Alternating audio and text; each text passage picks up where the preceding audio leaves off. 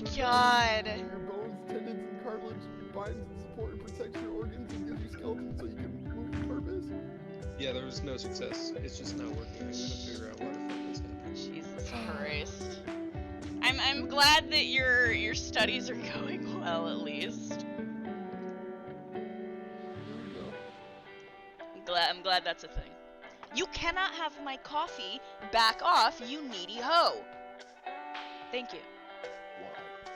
He's literally sitting here, like, with his head on my armrest, staring into my soul. And I'm like, dude, I just woke up. Like, I need you to give me a minute. Outside. No. He's already been out. And it's raining. He doesn't even want to be out there. He just wants my bread that I went to the fucking bakery for this morning. I thought I was going to have to fistfight Pyramid Head for my fucking pastries. It was so foggy, you could not see like 5 feet in front of the car while you were driving. It was crazy. Like, the video I posted on Snapchat does not do justice how fucking terrifying it was to drive in that. Figured it out. Oh! I did change what my fucking Your input was? for some reason it changed Mine does that at random, and I fucking hate it. Oh, right, because you have the new setup, don't you? I got the new setup. Hell yeah. Yeah. So I'm chilling L-shaped desk with my monitor and one screen there too. Nice. Anyway, I was telling them that, like, once I meet you and Liam, all of the players I will have officially met. Oh yeah. Which is exciting to me. So, fucking January. Yep. I cannot express how excited I am to get out of this godforsaken state for 2 weeks. Yeah, I feel that. I mean, you're just gonna be going from one godforsaken state to another. But here's the thing, like, I'm going from multiple godforsaken states to other godforsaken states. Cause I leave here. I go straight. Garcia was so worried about me. He's like, you're gonna be so fucking tired. And I was like, yeah. But I go from Kansas to Oklahoma, because we're right on the border. So Kansas, Oklahoma, that's 2. We don't count states that we do layovers in. You have to go outside of the airport. That's my family's rule. But it'll be Kansas, Oklahoma, and then Virginia, back to Oklahoma, to Kansas, to Missouri, to California. So 7 states in the span of 24 hours. Goddamn. That sounds rough. I think that will be my record, and then it'd be 9 if you count the places that I lay over in, because I'll be in, I have one layover in Vegas, and I don't know where the layover between Norfolk and Tulsa is. Yeah. I mean, yeah, after living in one house for so long, I guess going to another one would be a little refreshing. The only thing is I'm not excited about the fucking smoke, because California is just perpetually on fire, question mark. Well, right now California's going through a bit of a phase. It's called a fucking hurricane, so it's most likely going to be flooding here. I'd be fine with that.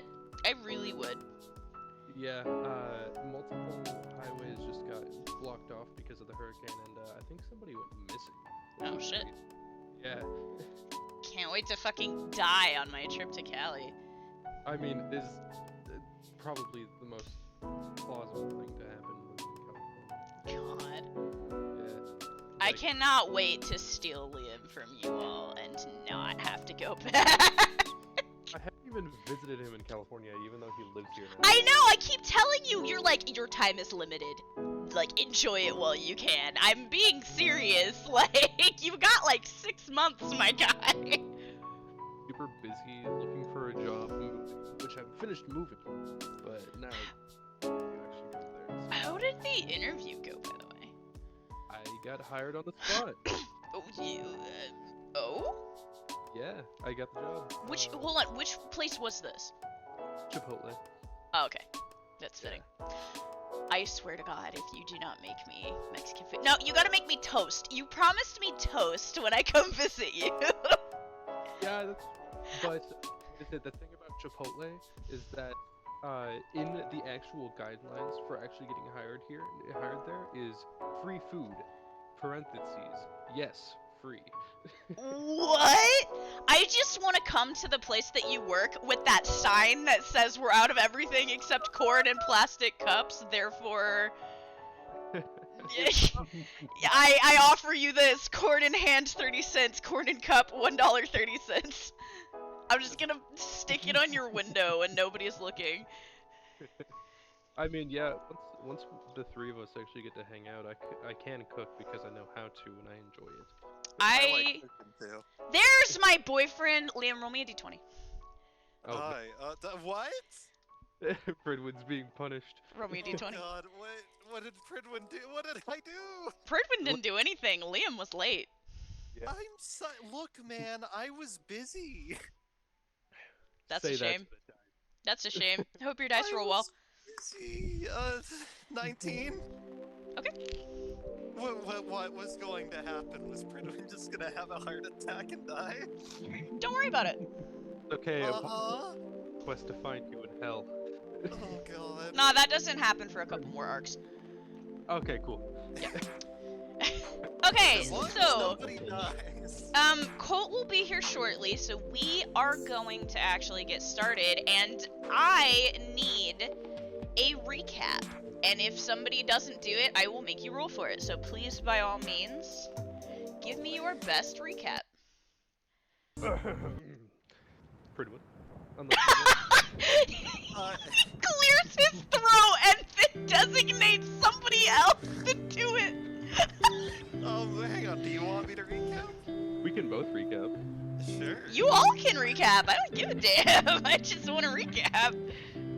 Let's start with Pridwin and then I'll... did a horrible job recapping last time, so you guys have fun. So, last time, On Dragon Ball Z.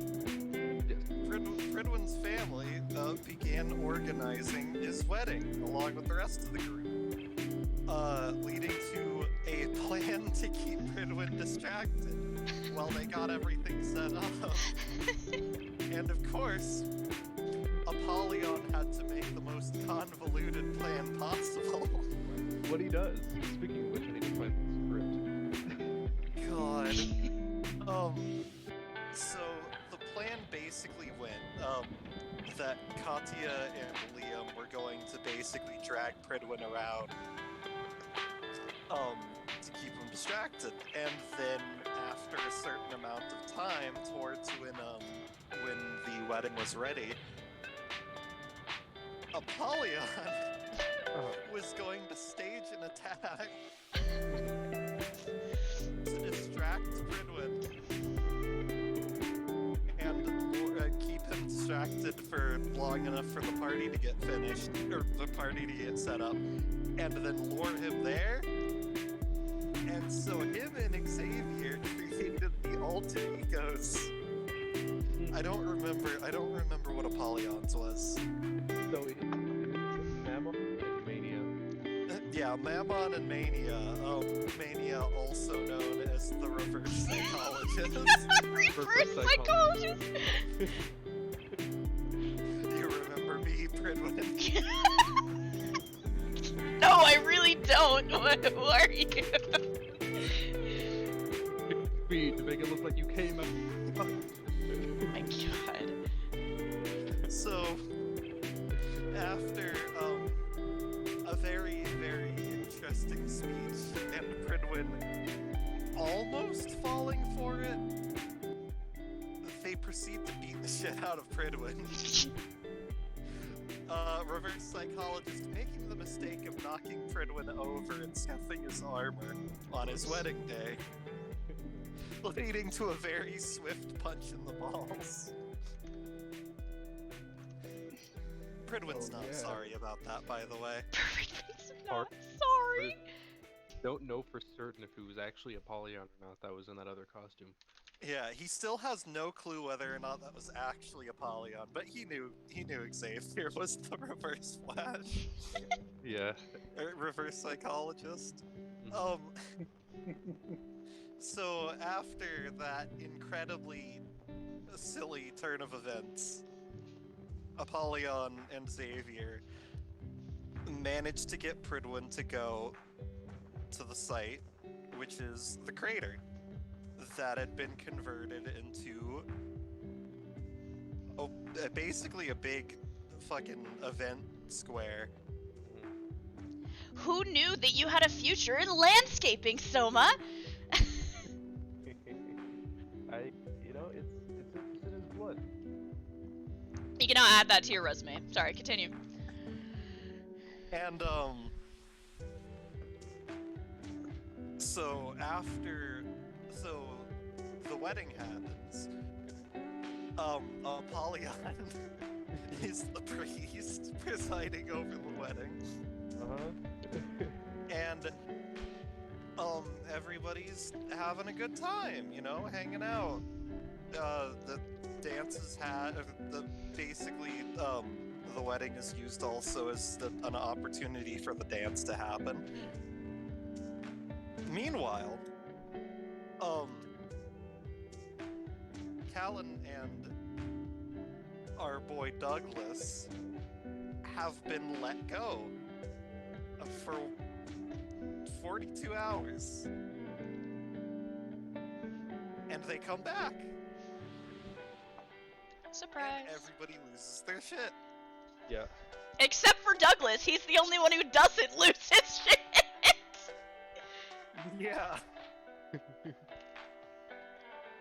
Oh yeah. I have some notes in my red movie for you to see at the end. Anyway, continue.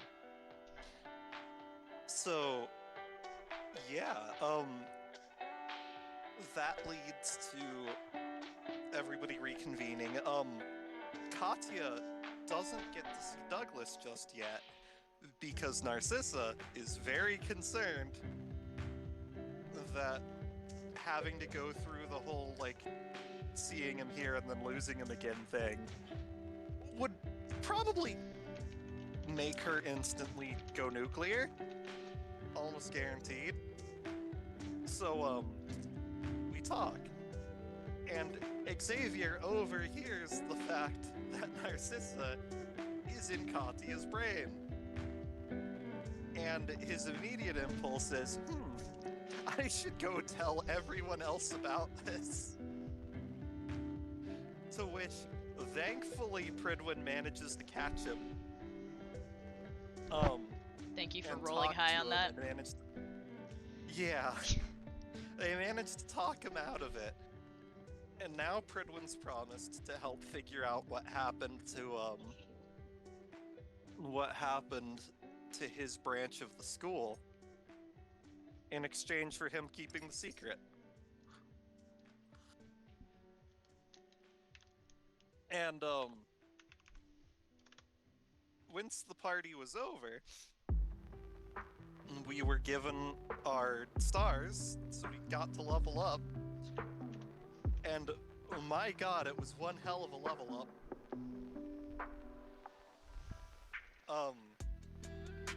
We can do almost all of our abilities now. That just means we need more, though. And now you're making more. Yeah. Pitch has a head start on all y'all, too. Yeah, I created a format for me to put request abilities, but then I got distracted playing Doom going forward. I noticed. Yeah. Please, by the way, side note, please all of you, on your sheets, instead of sending me random ability, I'm fine if y'all tell me, but like, especially if I'm at work, put them on your character sheet so I can go back through and read them, because I'm not gonna remember. Yeah, fair enough. You're gonna remember them all? No, you misheard me. You rolled a very low perception check. Oh.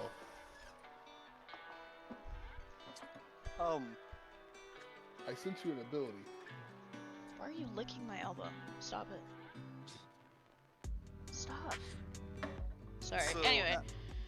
After that, Douglas and Soma decide, hey, you want to know what would be a great idea? Going out into the woods and blowing each other up. To be fair, it is kind of tradition. It is. Yeah, It is family tradition. but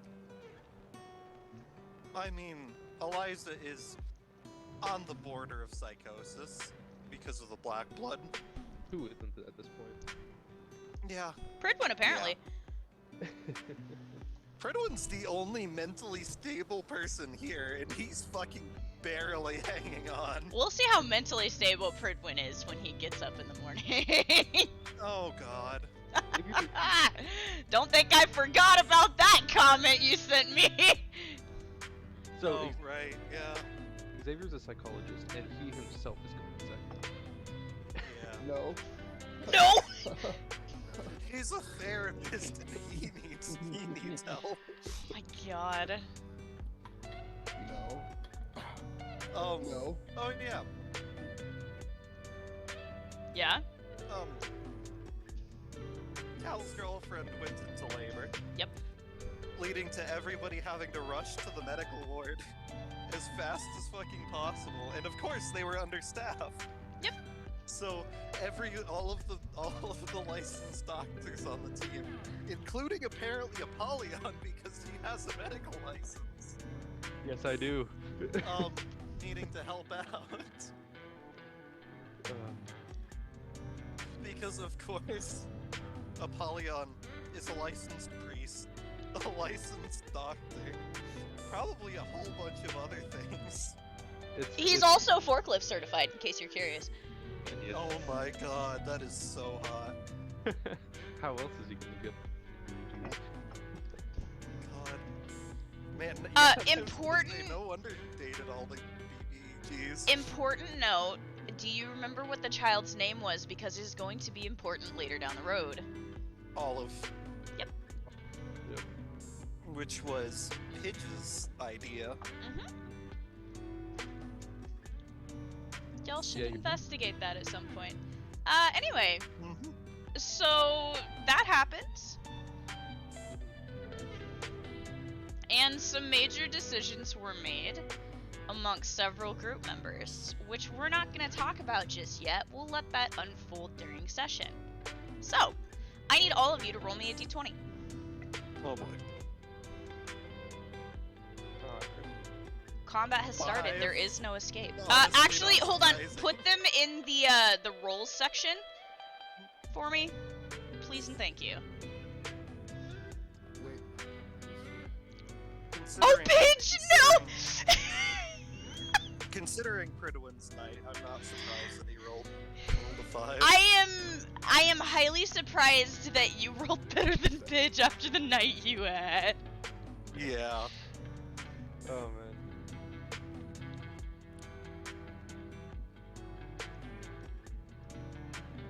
So I've got 3 people. 4. I'm missing 1. Colt, if you're here. Where's your roll, Colt? Where is your roll now?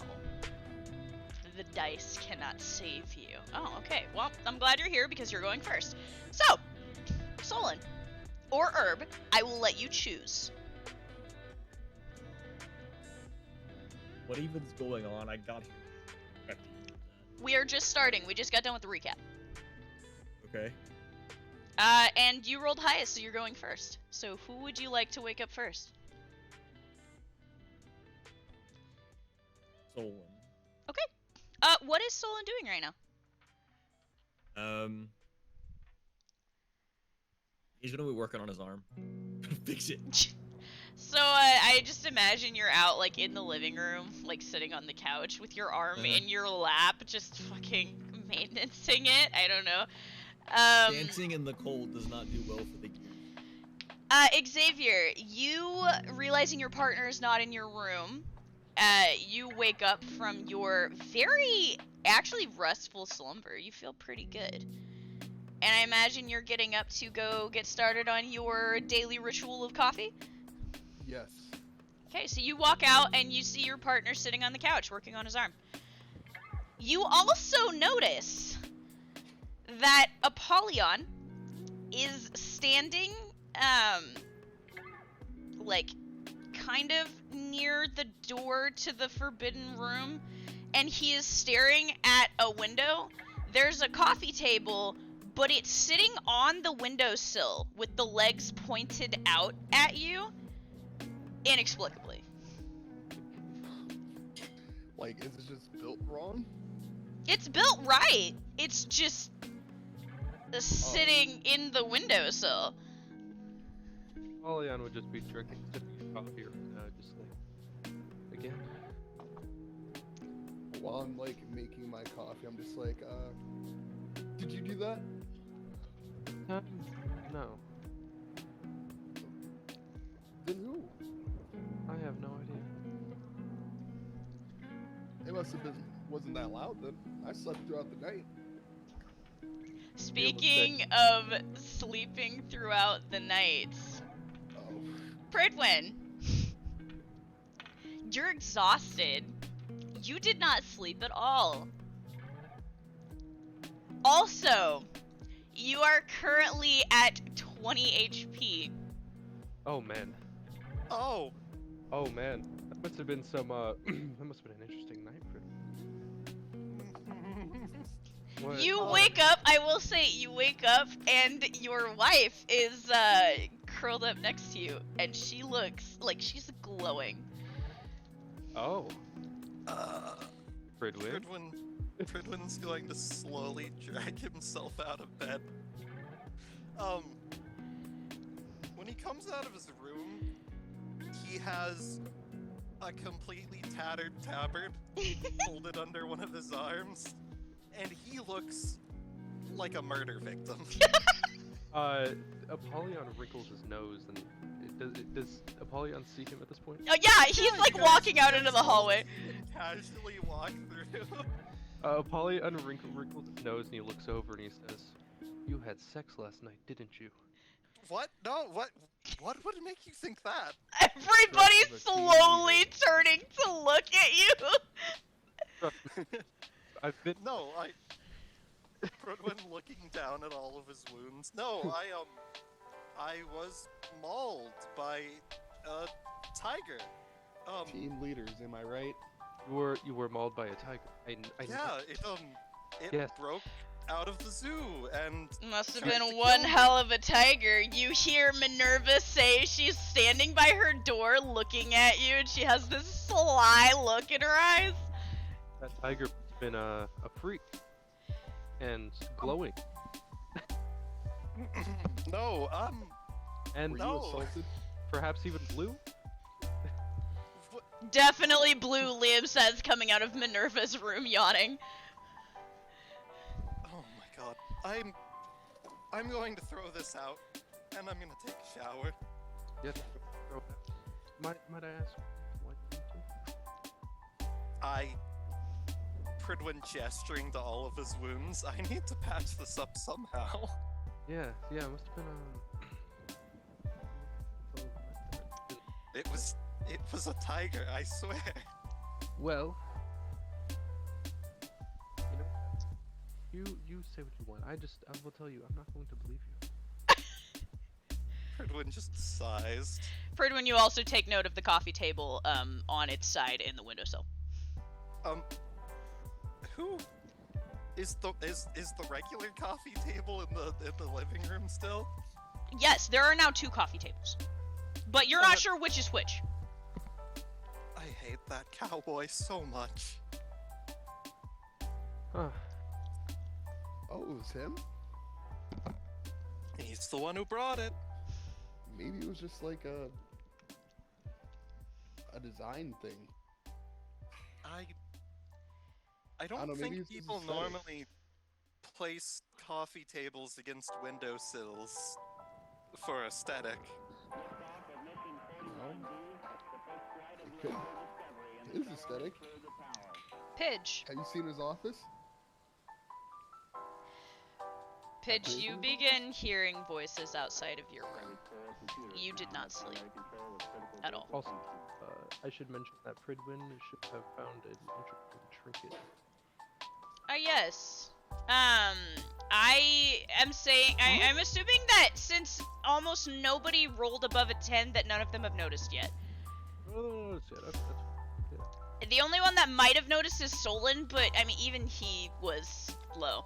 So, Um, Pidge, you didn't sleep. You are emotionally distraught, but trying to keep it together. As memories send you spiraling the rest of the night. You hear voices outside and you smell coffee. What would you like to do? I jump out and throw out my new grenade, Oh the grape grenade. no. No, not the This one is just a bunch of cherry bombs tied together like a grapevine. But with like grape jelly, right? Also in the middle. Sure. Oh. I needed it to be like the jam one. I needed that. My serotonin Yeah. needs this. It's a jar of grape jelly, like grape jelly, but it's got a grapevine of cherry bombs inside of it. So expect a couple of explosions. Gotcha.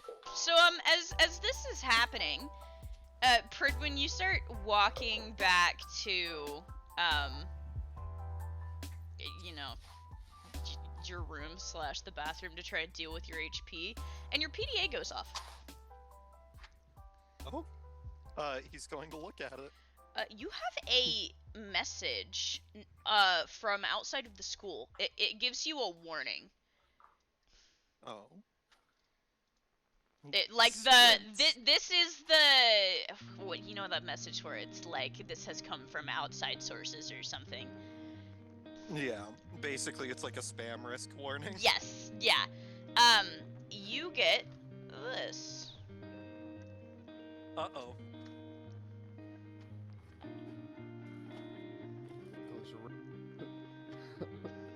Those warning ads. Roll me a memory check. Yeah. 18? Okay. When you left your last place of employment, somebody took your place as bartender. Mm-hmm. And you befriended that somebody. And you do remember asking them to keep tabs on things. And you have not heard from them since. And you kind of thought like maybe they forgot or they just... Actually, your first initial thought was they're not going to survive in this fast-paced environment. Yeah. But you have just gotten a message that sparks that memory.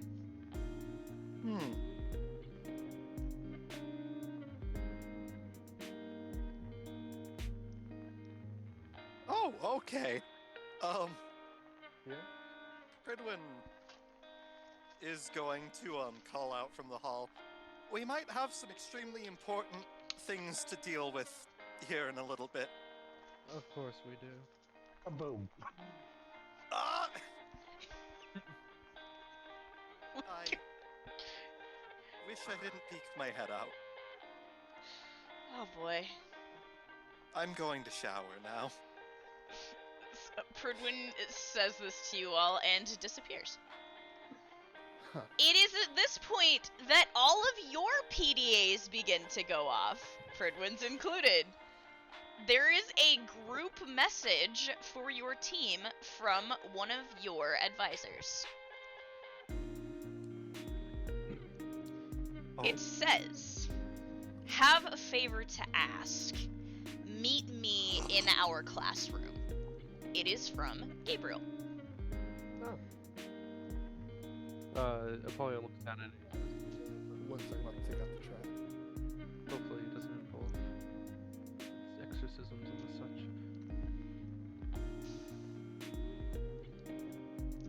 such. That's a fair response from all of that. So, all of you have gotten this message. What would you guys like to do? Apollyon is. Pridwin's gonna. Wait, what? Pridwin's just gonna shower until he's back up to full HP. I will allow you to do that over the course of however long this takes, so you don't have to change your HP. God. Yeah, Apollyon, he's going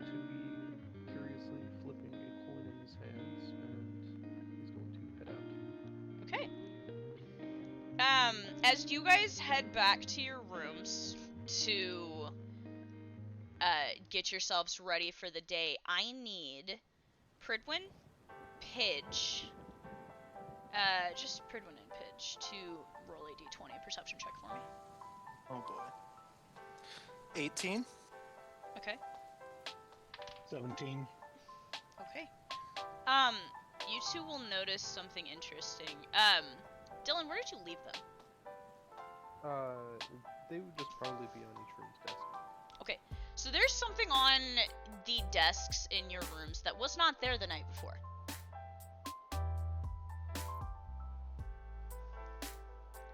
Goodwin's gonna step over and pick it up. Would you like to describe it?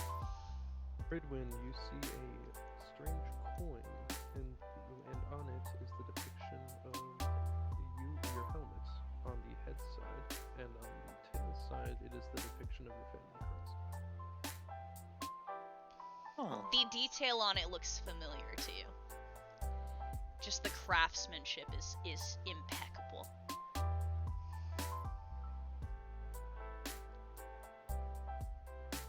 Is there a note or anything nearby? No. Just the coin.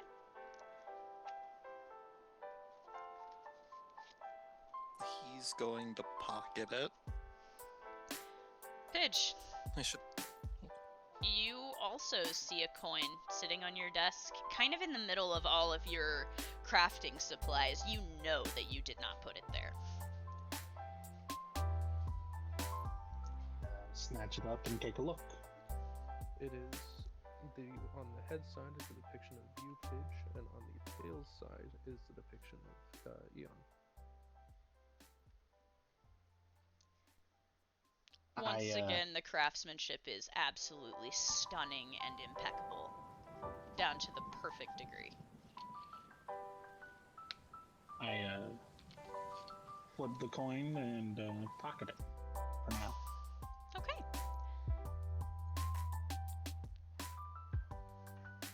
So, you guys reconvene out in the living room, and standing amongst you, you notice that it is Solon and Xavier. Pidge, you and Eon, of course. Pridwin, are you waking your wife? Yeah. Roll me a d20. Oh, While you're boy. doing that, Apollyon is also there. Liam and Minerva are also standing I'm back. amongst you. Oh, And as you guys are 14. grouping together, getting ready to walk to your establishment, I would like anybody who wants to roll a perception check, go ahead and roll one for me. You said you rolled what, Pridwin? I rolled a 14. Yeah, she's up. She's with you. Oh, really? Wearing her, hat kind of hood that, Rhett made her. Yeah. Looking very cute. let me see. Perception check. 11. I only need to know if your roll is above a 15. Should I roll too? Yeah, you can. Anybody who is getting ready to head out to this meeting is allowed to roll perception if they'd want to. Just, I only need to know if it's above a 15. Oh, 17. Okay. So Pidge and Pridwin, you guys are the only ones that notice this. There's a strange look on Liam's face. It's kind of like a distant mixture of thought and concern. He's lingering toward the back of the group as you guys start to walk towards the Academy's main building. I will also, with all of your perception checks being high enough, I will have you know that several people are missing from your group. Yeah, I'm assuming that my siblings are gone. You actually did see the twins and Avery. They came out Oh. to get coffee in the midst of everything, but they did not get the message on their PDAs. They are not part of your squad, technically, so they're still trying to settle in. So they went back to their rooms. who's I know with this Cat. right now? You know, nobody else does. Yeah. Fredwin is actually going to say, oh, right, I forgot to mention, Kat, Douglas, and, Eliza all, left. Left where? Fredwin shrugs. Douglas had to do something, and Katya insisted on going with him. I believe, Fredwin looks around. Soma's missing also. You look around and you see Katya is not with you. Neither is Soma or Sadie. Huh. They have somewhere to go after the dance? Kind of. I'm pretty sure you overheard most of their conversation. What Douglas. conversation?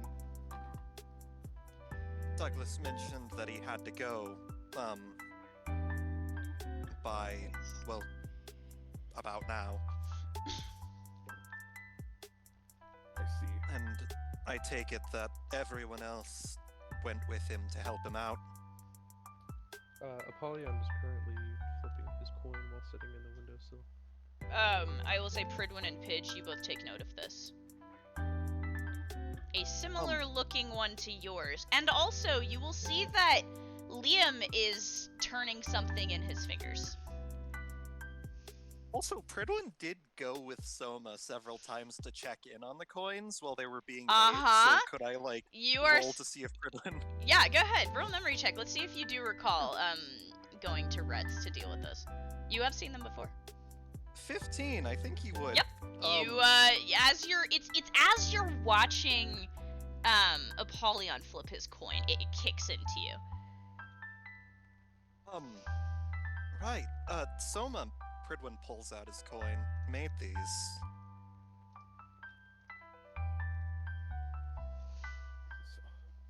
So, need coins?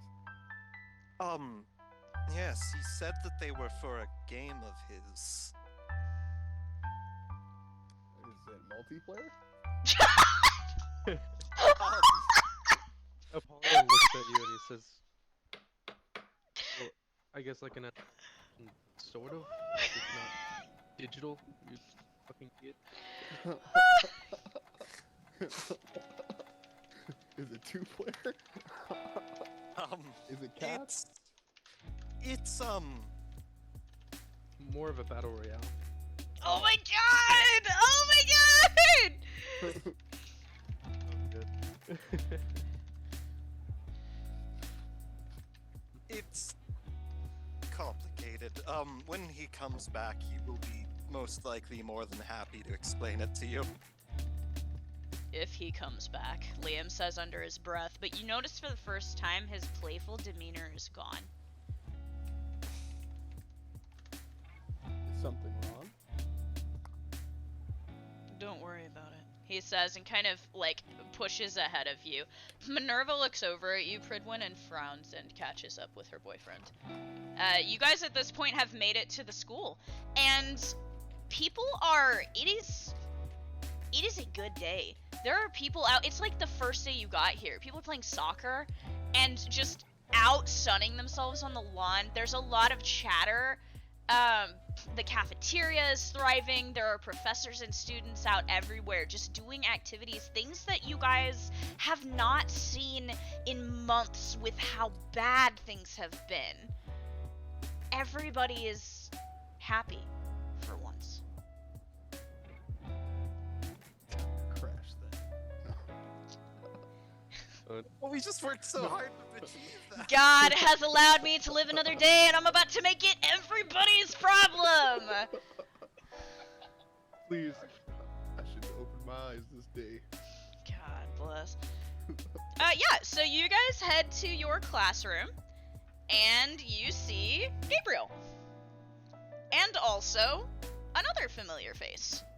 Kale, or Insight, as you may know him, is sitting with him. and they are murmuring about something. Kale's like leaning against the desk, and Gabriel's actually sitting on it, and they're flipping through some papers in a folder together. So you said you needed a favor from us. Not so much a favor. It's more of an official request. If you'll give me a moment, I do need to wait for the others to arrive. This is surprising to you because all of your group is now present. All present and accounted for. Others? Yes. He's like stammering for an explanation. It looks like he did not sleep. He's exhausted. As opposed to everybody else, there are lines of stress on his face. As he's stammering for this, you see a familiar face walk through the door. Actually, I'm not sure how many of you will remember these two. Give me a second and I will send their pictures in. These two walk in the door. The boy, he looks almost as bad as Pridwin did.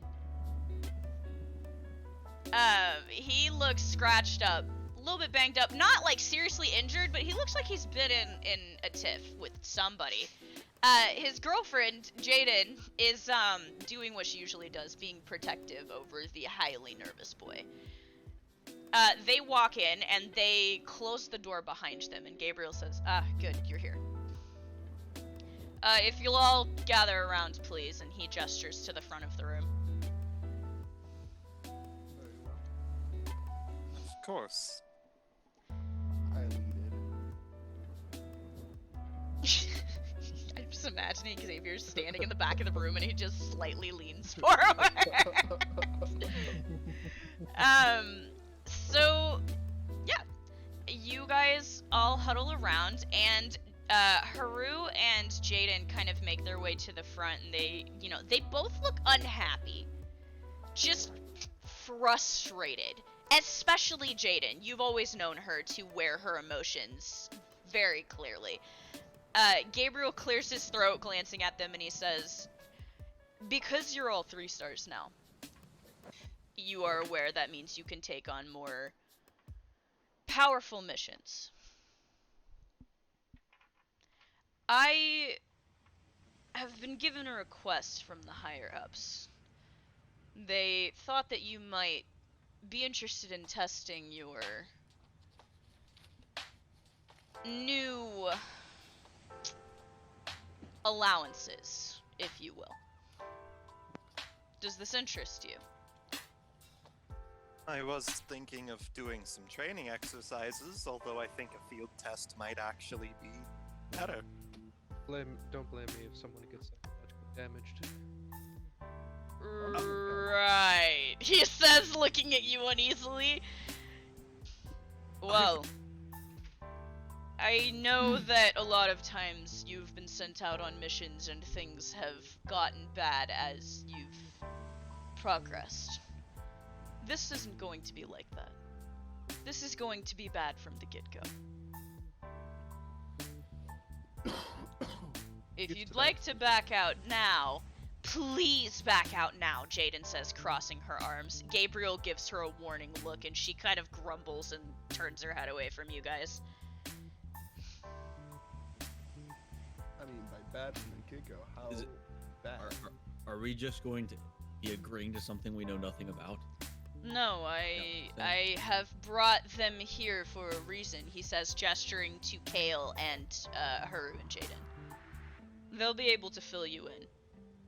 Don't know if we will, though. Jaden's still arguing under her breath, looking more and more irate. Well, I would like to know the details at the very least. Indeed. Kale pushes his glasses up and clears his throat. This team went out on what was supposed to be an easy mission. They were supposed to investigate some strange sightings in a town maybe deal with a low-ranking creature. However, once they arrived, I started getting strange soul readings. They are... He pauses, and there's a look that crosses his eyes that is unfamiliar to you in his usually emotionless mask. They are troublesome and extremely erratic. I do not know what is causing them. I only know, whatever it is, there are several, and they are strong. Haru and Jaden look extremely frustrated. Like, it's just getting worse and worse as Kale talks. Several powerful creatures. Kale nods. Um, It is unusual in the same way that your very first mission was unusual, he says, looking around the group and realizing pretty much nobody from the original group is still here. What might have been sadness on anybody else's face just passes by as nothing for him. You would not know, I suppose.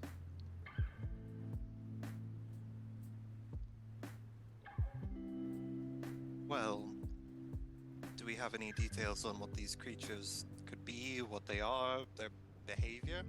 How I can kill them dead. I did my job, Kale says, starting to walk for the door. You have my findings in the folder. Good luck. He pauses as he's heading out the door and he says, don't die. And then he shuts the door behind him and leaves. Gabriel sighs and rubs at the bridge of his nose. Always dramatic, that one. So who am I beating the shit up first? That's the Someone's problem, gonna- Haru says, looking away. We don't know. Someone's gonna walk up and folder and open it. Gabriel hands it to you. You see kind of a piece of paper that doesn't make much sense to you. It's like a line chart, kind of, where it's like low level for a good portion, and then at random points it spikes in way higher than it should be on what this chart looks like normally. Like, it goes off the top of the page and then comes back down almost immediately, and then it's back down at this low level that it's at, and then it spikes again out of nowhere. Sheesh. That's interesting to look at. What exactly are these readings? Is this chart representing? Soul energy, Gabriel says, leaning over your shoulder and pointing. See, these are normal levels for 1 and 2 stars here. This is how Kale judges power ratings and labels missions as such initially. He can read the different soul energies coming from certain areas. However, during random times throughout their stay in Camden, he's gesturing to the spikes, there have been soul readings off the chart. We fear it could be a witch or something extremely powerful, or even multiple things. You notice there are little, like, colored, like, stars in certain areas that indicate there are multiple readings in the spikes. Either way, we didn't think it was safe for the 2 stars to be out there anymore, and we pulled them. If we can learn from our mistakes with your squad, we're trying to keep as many alive as possible.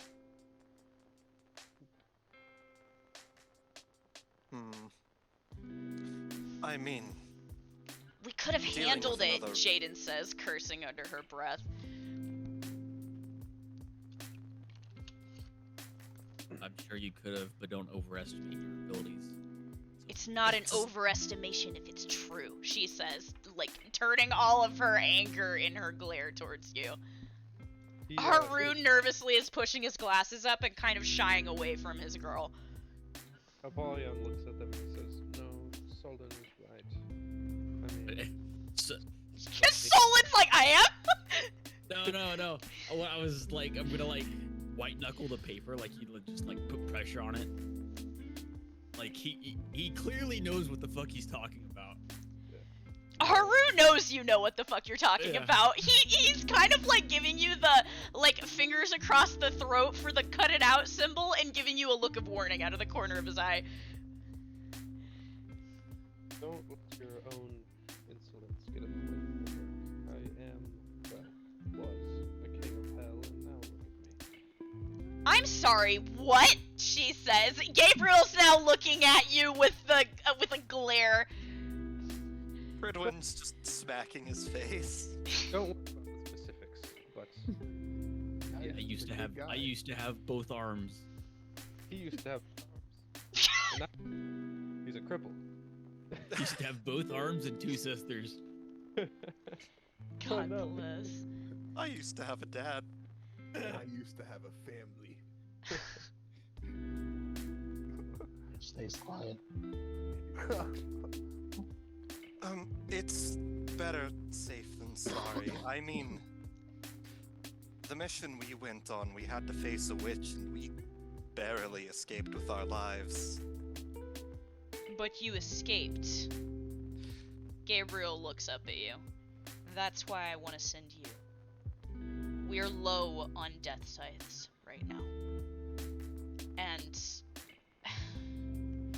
for lack of a better description, I think this is important. And I think it needs to be investigated, but I don't have time to wait around for one of us to be available. Doc, what's the Of prognosis? course. You have been diagnosed with plot armor. Well, considering everything, I think that we may be capable, at the very least, of getting more information.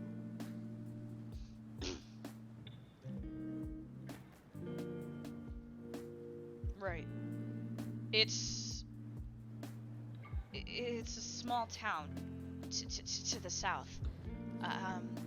Haru kind of comes over and like shakily puts a hand on your shoulder. It's going to be a little difficult, but if we can help, please let me know. There is one location I can recommend. It's a bar. That's where we were getting most of our information. That'd be a good place to start. The bar's name? You'll know it when you come to it. It's a really small town. There's only one. Of course. Pridwin's like basically writing in his notes right now. So go to the bar and speak to the people inside. Yeah. It's a lot of drifters and locals, so it'll be a little confusing, and some of them might not want to talk to you. They didn't really want to talk to us, but he kind of swallows hard and glances over toward Jaden. She can be very persuasive. That's to me. Have you ever heard of the Draconis? Are you saying this to Haru? Yeah. No, I can't say I have. It's, well, that place you're talking about, but honestly, probably worse. But I know my way around a drifter ball. Well, considering, I think we should. So, were you able to gather any information? Haru kind What of in- looks over at Jaden pleadingly, and she glares at all of you, and then she sighs. Alright, Listen, the only thing I'm gonna give you is that the sightings don't line up.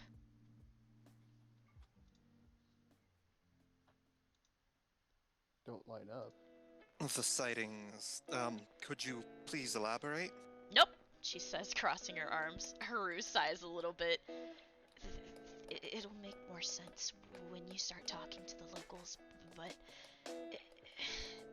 the sightings around town that people claim to have seen, they're strange. Like, not from one creature. Like, they don't match. So they're describing different creatures each time. He nods. I see. So that could be. I thought it was a It's, changeling, Jaden says under her breath. Yes, It's that the only thing that sounds makes like a sense. possibility. Which, if it is, she says, glaring over at Gabriel, we could have handled it. Gabriel just puts his hands up. Listen, I'm just following orders. You can be pissed all you want at me, but it's not gonna change the fact that they're stronger than you. I'm sorry. Solon like closes the folder in his hand. What if the spikes in soul energy is a creation of these creatures? I suppose that's possible, Haru says, his face kind of lighting up with thought. You can see, like, the numbers passing in front of his glasses. I have a couple theories. I doubt that it's a changeling, or if it is, it wouldn't be working alone to be creating such concerning disturbances. There are other kinds of shapeshifters that can be much more threatening. I But think at this you're levels of soul missing. energy, I think you're missing the bigger issue here, Gabriel says, acknowledging what you're saying, Solon. If No, you're there so- are witches and they have soul protect on, and this is their soul protect coming off while they're using their abilities, this could be extremely dangerous. That's why I don't want you to just charge in headlong and pick a fight. If anything, reconnaissance. Get the information you can and come back safe. Only engage if you have to. I hate to say this out loud, but I trust your judgment if you feel the need to intervene, but for the most part, I would just like you gathering data that we can use. Do you understand? Yes, if this He is. gives you all a look, knowing you're not just gonna gather data. Well, if this is a witch or multiple witches, we will absolutely not want to engage headfirst. Instead of responding, I want to roll a presence check. Oh no. Go ahead. I Uh, don't even need you to roll, but go ahead anyway. It's 39. Yep, so, yeah, that's, yeah. All of a sudden, Apollyon's just gone. Without a trace. Completely You don't even vanished. remember if Apollyon was there in the first place. So this is what Batman's. I swear Apollyon was in here just a moment ago. I really hate that guy, Jaden says under her breath. He's an acquired taste. He keeps things interesting. I don't In my want to head- taste him at all. in my head, canon, yarn and disappeared. God bless. The town's name is Camden. It's down south here, he says, handing you a piece of paper with coordinates on it. Thank you. Fridwin. Mhm. Your PDA goes off again. He's gonna check it. It's from your friend at the Draconis. Mhm. You get this message. Oh boy.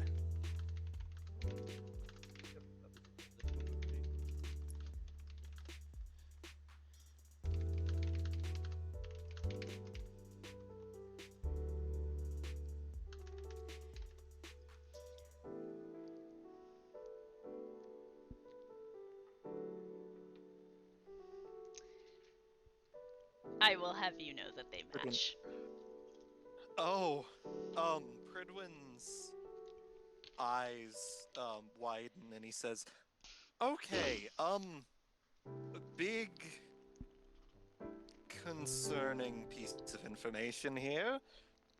So, I used to work at the Draconis, which Apollyon mentioned, which was a neutral territory bar for demons, witches, and weapons. And apparently, they've been talking about these coordinates.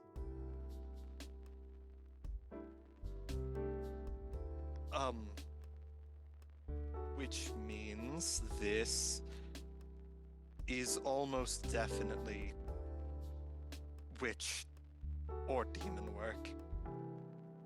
Or both. Apollyon is going to appear right behind Pridwin and he's gonna say, I really hate those guys. I hate it when you do that. I can't help it. I saw a ball of yarn and went to chase it. You saw a ball of yarn? Yeah. What? Interesting. Okay.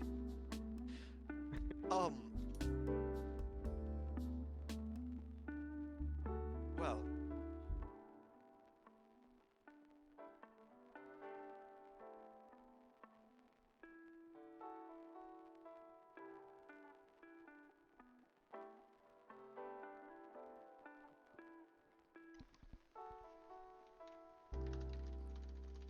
Did my mic out?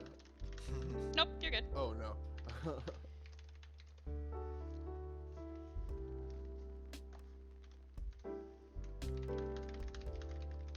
I was just it's finalizing the message that Pridwin's getting. What? Okay, he's like typing on his PDA, and then he just gets this really confused look on his face. Lunala is looking over your shoulder and she also looks confused? I step up behind trying to read the message too. Oh my god. By the two, the way that their, like, helmets are and how close they have it, you cannot see what is going on. So, apparently that location is currently off limits to pretty much all of the major factions. Wait, I'm sorry, Gabriel says, turning to look at you. Excuse me? Do you mean the factions actually, like, listen to each other? Like, they follow can. rules? That's some bullshit. They don't follow shit. It's complicated. as a demon, I completely agree with him. Well, sometimes under very specific circumstances, they will uphold agreements. It's the politics of... Well, politics in general are unreasonably complicated, but... My concern is if everybody's agreeing not to go there, that means something very serious is going on.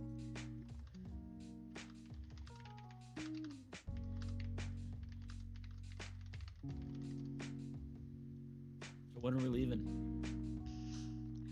I can, have one of the vehicles ready for you to go.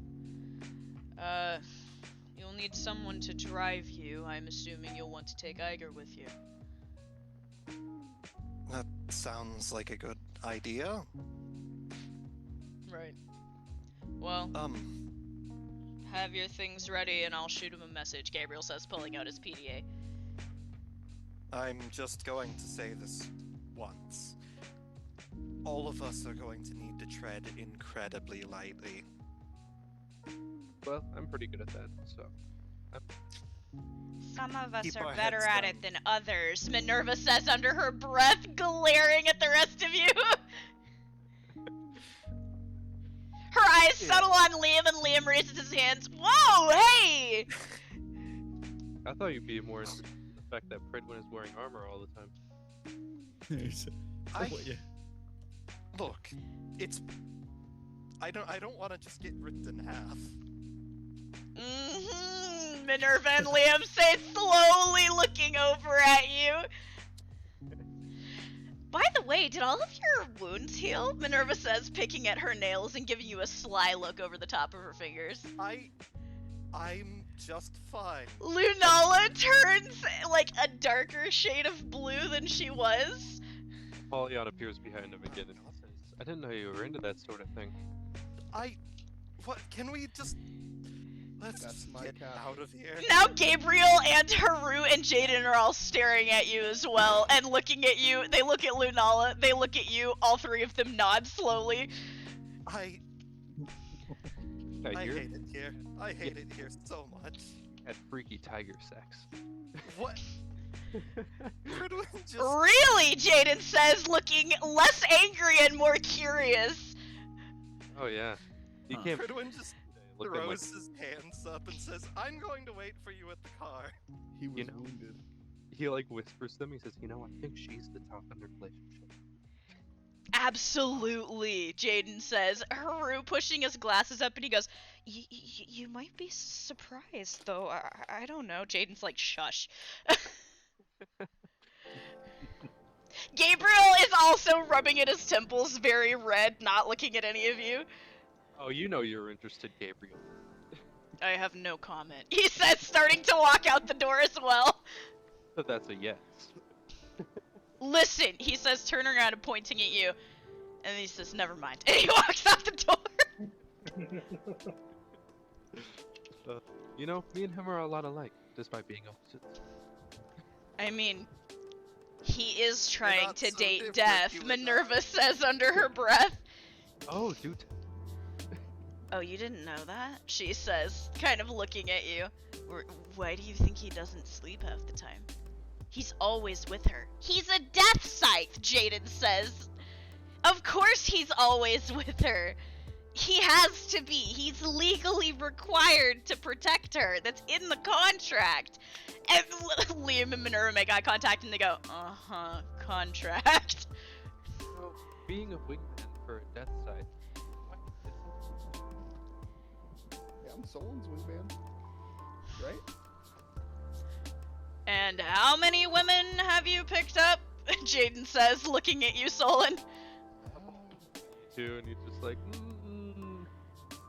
you did get your ass beat by Pridwin. Yeah. That wasn't me. I heard that was, Reverse Flash. Y'all are a bunch of fucking nerds. Jaden says, grabbing Haru's hand and walking towards the door. Haru gets pulled behind and gives you like a help me look before she pulls him outside. Apollyon is just going to disappear from Pridwin's shadow. Jesus Christ. I'm blowing him a raspberry. So, you guys are left to gather your things and meet at the garage. Is there anything anybody would like to do beforehand? Yes. Can I make extra coffee? Pridwin's gonna make sure that everybody knows that they're heading out. To everybody isn't who? He's gonna let his siblings know. Okay. Is there anything you want to talk to them about? Or are you just telling them, hey, heading out? Talk to you. I think Pridwin's probably just going to say, we're going on a mission. Hopefully we'll be back soon. Oh, okay. Well, be careful, Sophia says and hugs you. We We'd will be really mad if we put all that effort into getting you married and one of you dies, she says, punching you in the shoulder. I will try my best not to die.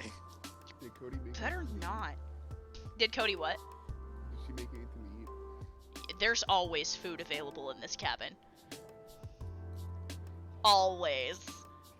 I'll just take some of the food and thank her. and leave. Well, be safe, she says, waving to you. Later. Right.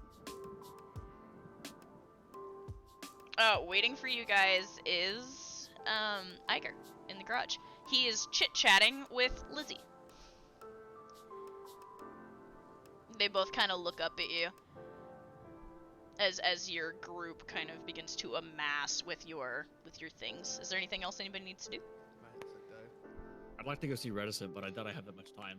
You do not. Okay. Yeah, then no. Okay. So you guys huddle up in the garage. Everybody is you got your like basic supplies. All of your bags are ready. You guys start throwing them in. It is the same vehicle that you guys took to the last major missions. Lizzie kind of slaps the hood a little bit and she goes, "Fix her up. Should ride a little smoother. Not that you guys care." Iger is rubbing his eyes. He looks exhausted. This really couldn't have waited. Unfortunately, I think it's urgent. How urgently do I need to bring Nikita? Well, I would really prefer not to, but like, you know. I will let you be the judge of that. Let me explain, the mission. So, apparently there have been...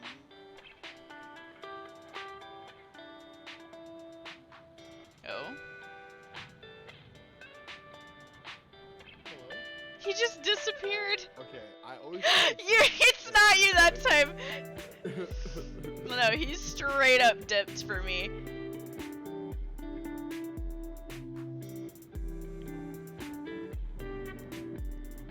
Holy shit, I can't believe Pridman's dead. So young. He was so young. He had so much to live for. We just got married.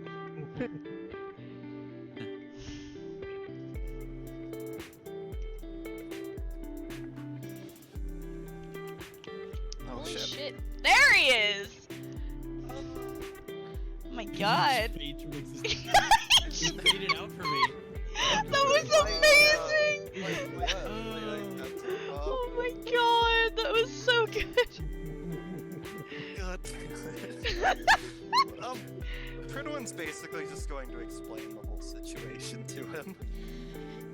Including the part where, he got intel from the Draconis that shit's bad. So as you're it's starting to explain, a voice from behind you guys interrupts you. Don't bother. I'm coming whether you like it or not. And Iger looks up and you see Xavier, your advisor, is standing there. She is in what looks to be some rather battle-hardened gear with a bag over her shoulder. She walks over and she tosses her bag up with the rest of them. "I'm riding shotgun," she says. She also looks exhausted, like she didn't sleep, and she walks over and hops into the passenger seat. Gabriel looks at you and just goes,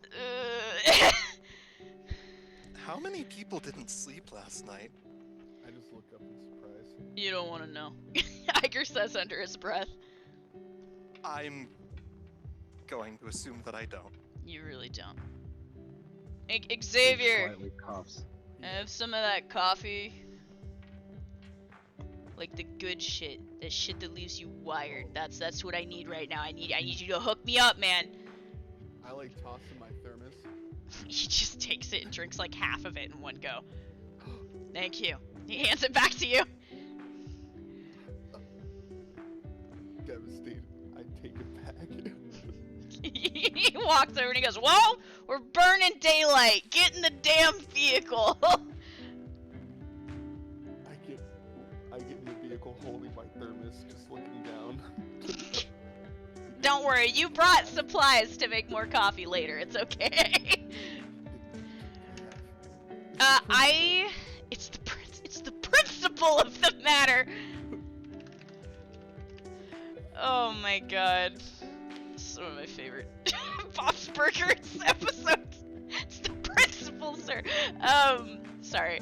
So you guys hop into the back of the vehicle, sitting loosely with all of your things. I will say, head count. Currently, there's Apollyon, Solon and Xavier, Pidge and Eon, Pridwin and Lunala, Iger and Nikita, and then Minerva and Liam. Were you guys wanting to bring anybody else with you on this?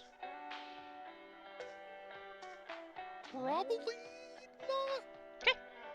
Just wanted to make the head count official. So, you guys hop into the vehicles, and Iger pulls out, and you are headed out of Death City. Roll me a perception check, any of you that are, if you're looking outside of the vehicle, out the back specifically, roll me a perception check. Alright. I don't actually like seeing the window seat. 15. That's high enough. Okay, so Pridwin, you and Lunala, you guys have settled in for your long ride, and as you're looking out the back, you're kind of driving past the warehouse district, and you see a whole bunch of kids running around and playing. There is a pickup soccer match that has started between a bunch of these kids, and these kids all look familiar to you. Standing over them, you see Ace and Rose. They are watching. Rose is actually playing with the kids. Edwin just smiles as he watches. Some of the younger ones look up from their match and they wave at you, and they start like chasing after the vehicle a little bit, waving at you guys. Edwin will wave back. There's like a resounding cheer as the kids like jump up and down and throw their like hands up in the air excitedly. Pridwin, do you know these little ones? You know these little ones, Xavier. Oh. You remember them, right? From the previous mission. They look different. These are, in fact, the children that survived on their own for years at Cell 8. I see. I just wave back as well. Okay. You guys have quite a long drive. What would you guys like to do? Can I play rock, paper, scissors with Pridwin? Oh my god. Wanna play rock, paper, scissors with Pridwin? Can I play rock paper scissors with myself? Yes, you can! I'll allow it. Yes, go! Okay, I need, if you're gonna do that, I need Pridwin and Xavier to make counter rolls, and I need you to make a roll against me, Cole. Let's do it! My first roll is 13. I got a 3. 16. Xavier, you have won your match. Solon, you have lost to your own hand. Oh, god damn it. Wait, but I got a 16.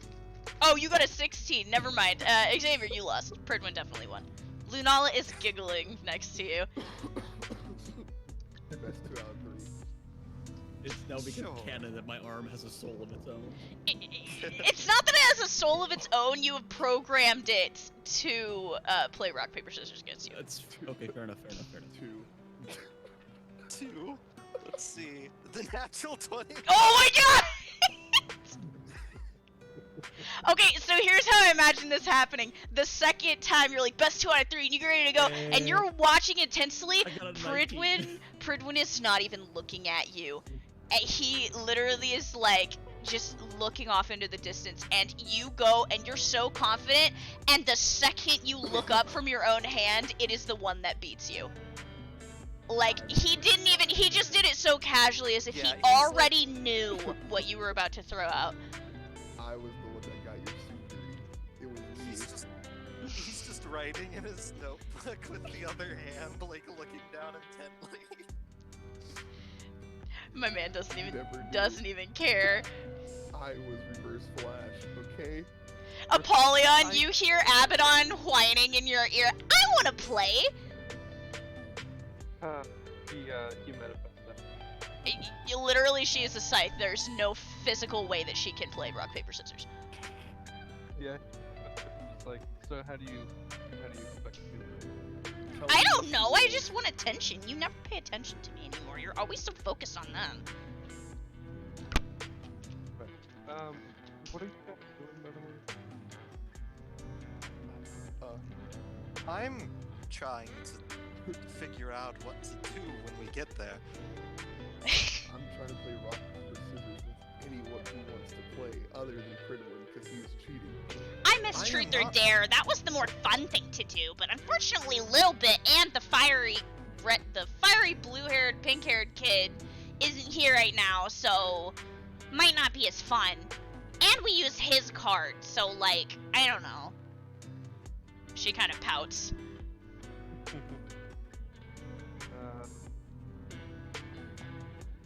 If you want to play rock, paper, scissors, how about you tell me what you want to do?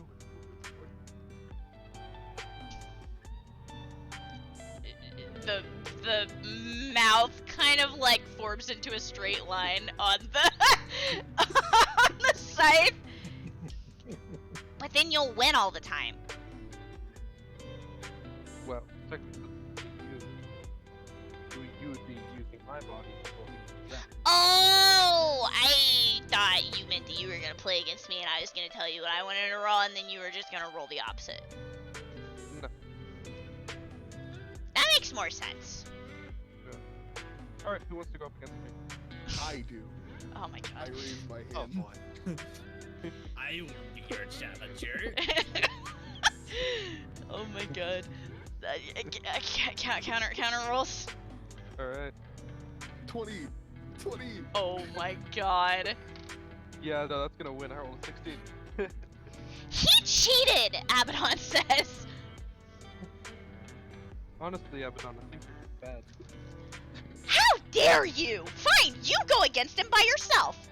My warrior code does not allow me to do best 2 out of 3. I'm sorry. You literally just did a best 2 out of 3 and lost! I'm playing.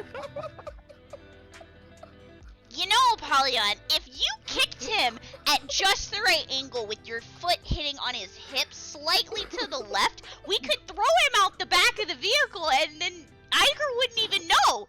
Like, we just keep going. And he'd just be there on the road, right? I'll probably be there before you would make it. You cannot hear Abaddon saying this, by the way. She's saying this just to dang. Apollyon. I forgot she's a scythe. Okay. Oh. What's everyone on your Would prefer if we don't throw any of our party members out of the back of a moving car. I think it'd be funny, Liam says. I survive? He definitely survived, Minerva says, musing at the topic. I would prefer to not throw him out of the back of a car. Yeah, well, I would prefer not picturing what you and your wife got up to last night, but some of us didn't have that luxury this morning, Minerva says under her breath. Lunala just puts her head on her knees. Fridwin just tips his hat down. Continues writing. Oh my god. So, yeah, you guys are, chilling in the vehicle. Is there anything else you guys want to talk about? Or I will pass the time. Did you want to go for that other rock, paper, scissors match? Oh my god. Lewis just wants to be able to say that he's beaten half of the team at rock, paper, scissors, that's all. I raised my fist. Hold on. You know, if we're gonna do this last one, Xavier messaged me in your inner room what you want to throw. Apollyon messaged me what you're gonna throw. I want to see who's gonna win this. The good old-fashioned way. Can Xavier say that he beat the Oh, King no, of Hell? You spelled it wrong! How do you spell it wrong? No! Bro! He was so confident! No! Oh my god! No! I was too confident. Pepper? My new favorite word. He literally just went like this. Like, as fast as possible. I typed it in too fast. No. I'm fucking crying. It was so funny. Oh god. Xavier, you beat him. He did it! He beat the former king of hell at rock, paper, scissors. Okay, so he said I thought he was gonna change his answer because he just said it out loud like a fucking dumbass. I haven't written mine down yet. Yeah, I didn't think you were actually. I really thought, like. Yeah, no, let's do a rematch because I got confused. Alright! One more time! Don't say your fucking answer out loud! Oh my god. Do it right this time and don't say it out loud. 3, 2, 1, go. I'm embarrassed. Papper. Holy shit, Paffer.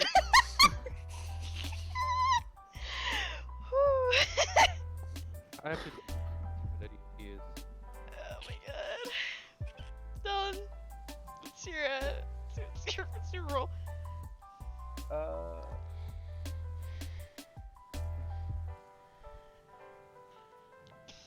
Dylan is psychoanalyzing his target.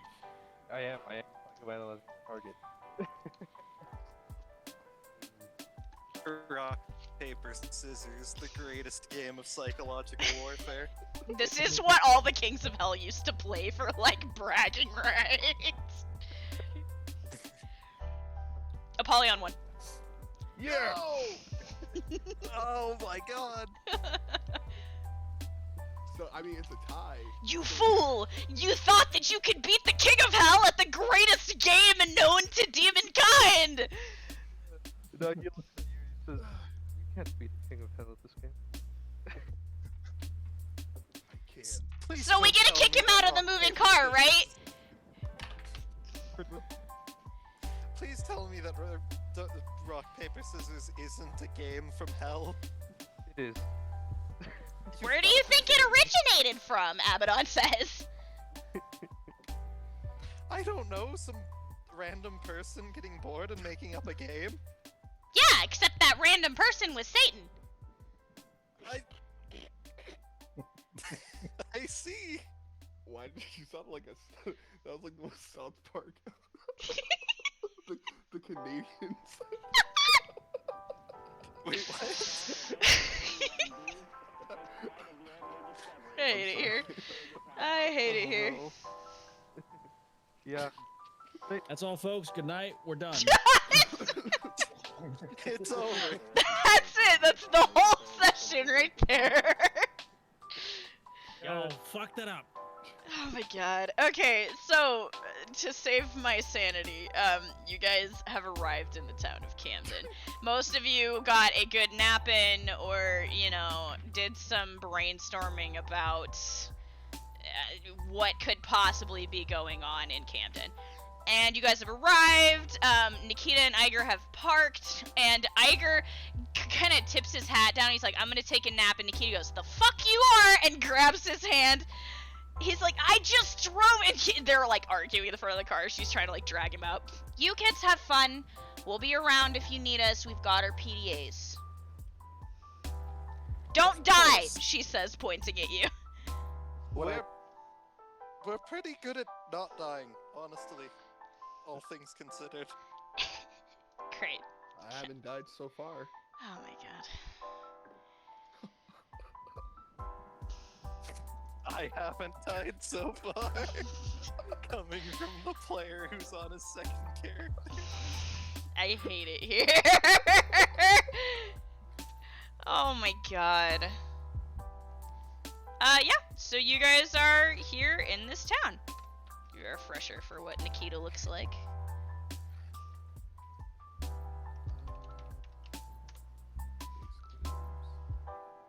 Alright.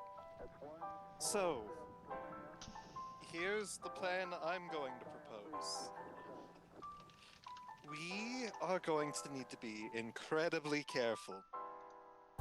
If some sort of witch faction is involved in this, then we could be in serious trouble if we let them know we're here. Hang on a moment. Didn't it say that this was a no-go? Which would mean that, as far as I know, all of them would be out. Well, if But- there's one thing we know about witches, it's that they don't like to play by the rules. No offense. Lunal is like, that's fair. Precisely. That means we could be dealing with multiple potentially snooping around. Fortunately, that means that they may be more preoccupied with each other than us. But if we draw their attention... Well, one witch was pretty bad. I think that fighting more than one would be I don't mind. a bad idea. So where do we start? I think we should go to the bar. They said that that would be the best place to get information. So you guys start looking around. This is a really small town. Like one of those blink and you'll miss it towns. There's one like shady looking motel. There's a convenience store. There's a couple like it's one of those like facing down one main street, a bunch of buildings like storefronts and everything. And kind of in the center on the right side, you do see a larger building that looks to be a bar. It is called the Arrowhead. Except it's spelled funny. It's spelled like that. God. Like Aerosmith? Yeah.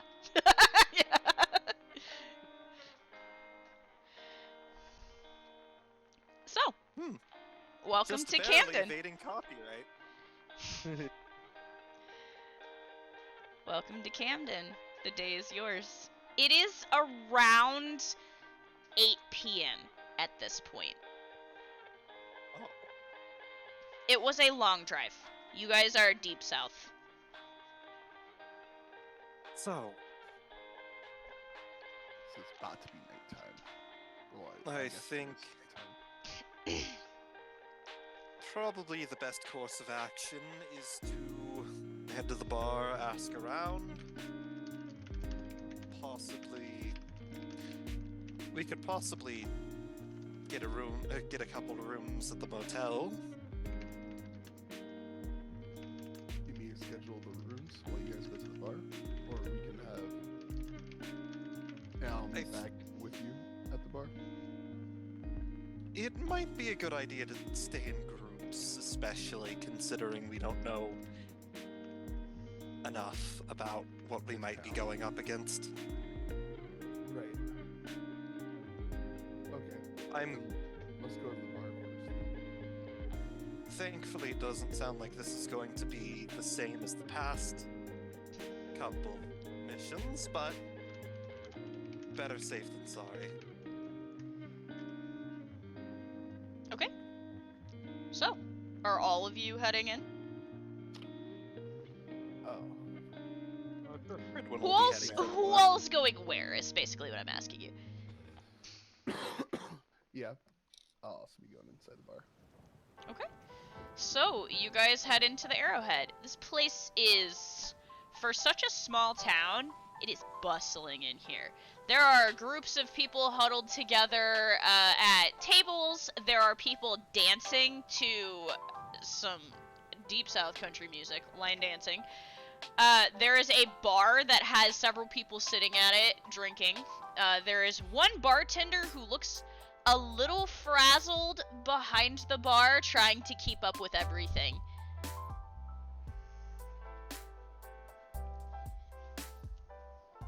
How frazzled. Very.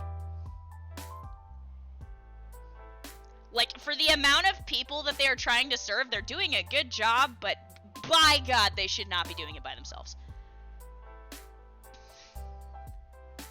Can I flash step and help them serve out the drinks? You're just gonna flash step behind the bar? and help them serve the drinks. Hold on. You just want to flash step behind the bar. No, not behind the bar. I thought she was like carrying the drinks. No, she is behind the bar, like making drinks. I see. Okay, I thought she was just out. No. Carrying drinks. It's so busy that people are like having to come to the bar to get their drinks. I see.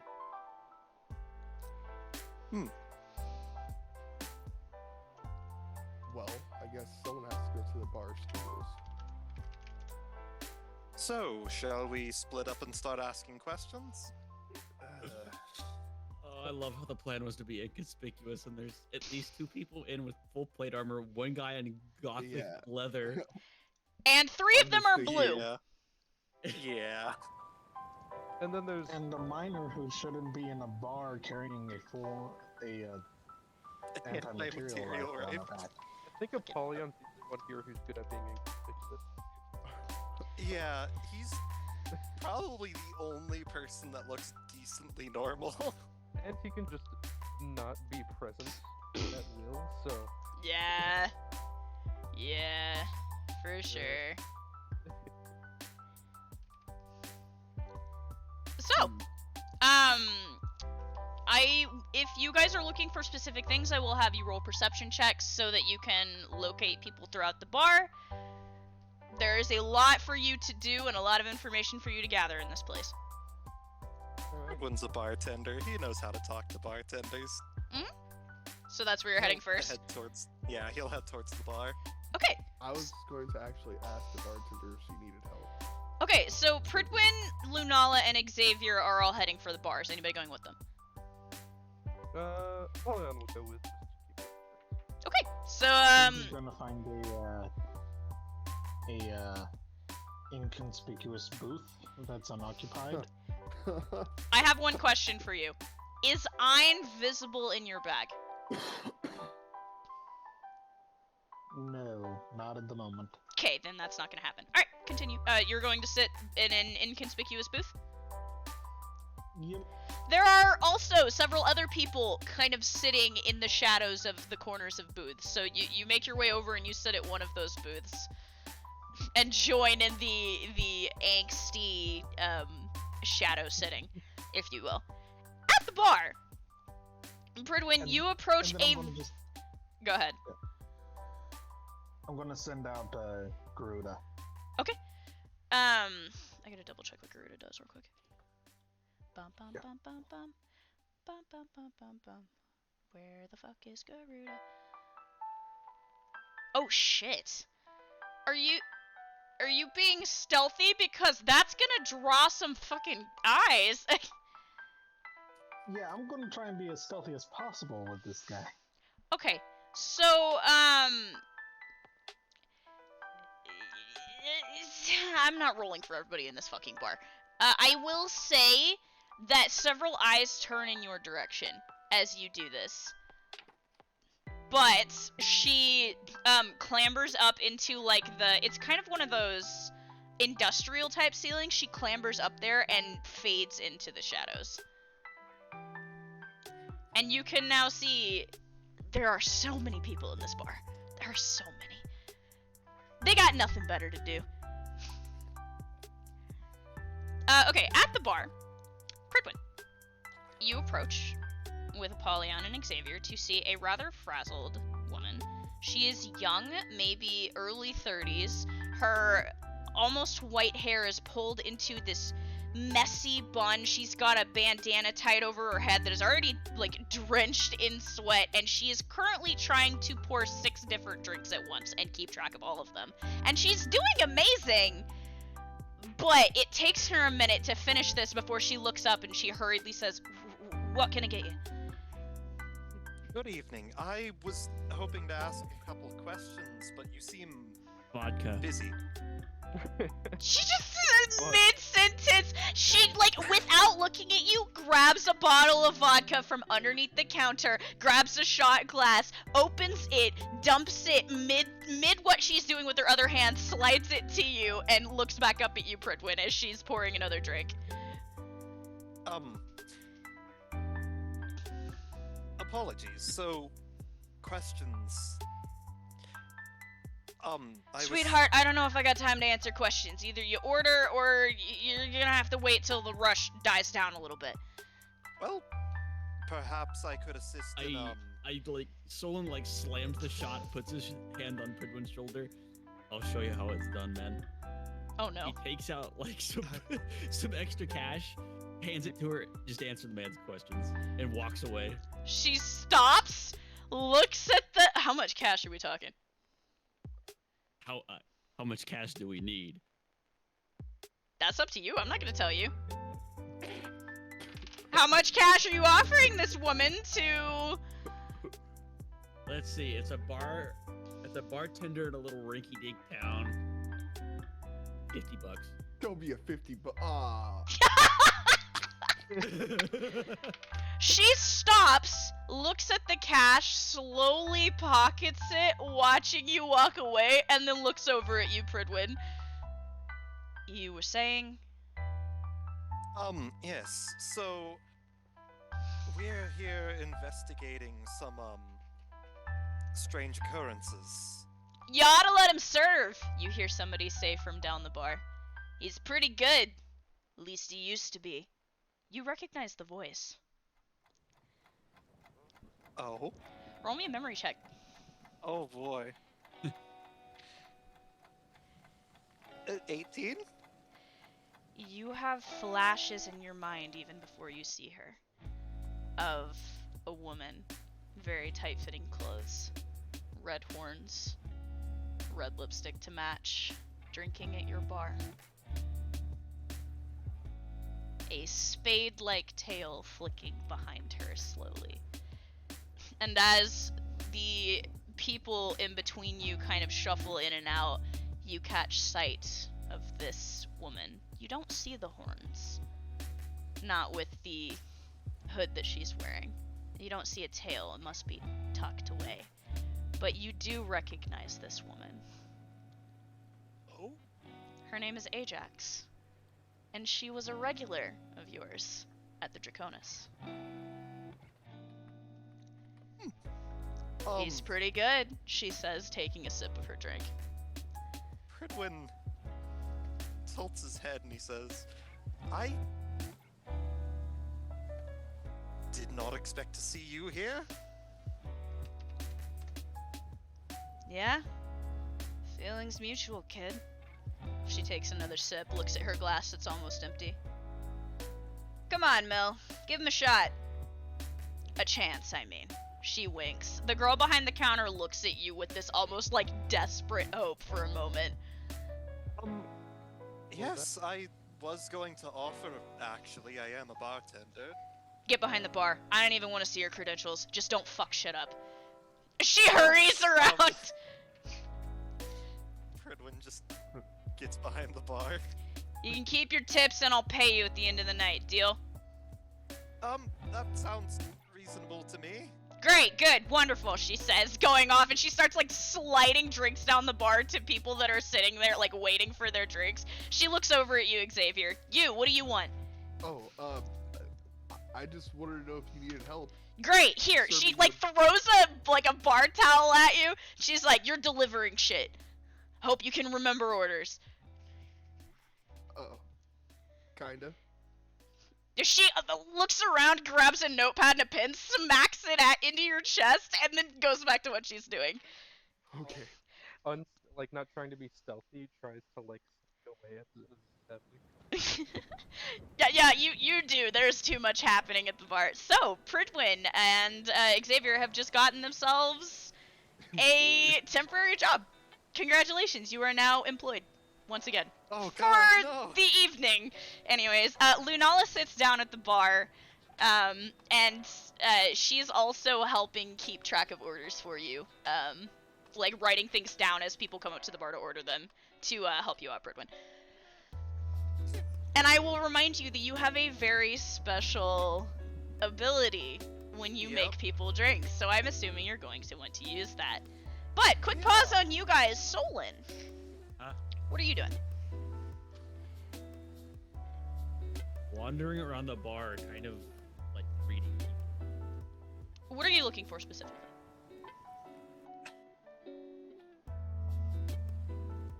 Can find out a lot based off of people's like, I basically like eavesdropping on conversations as I'm weaving through the crowd, just trying to pick out buzzwords. Roll me d20.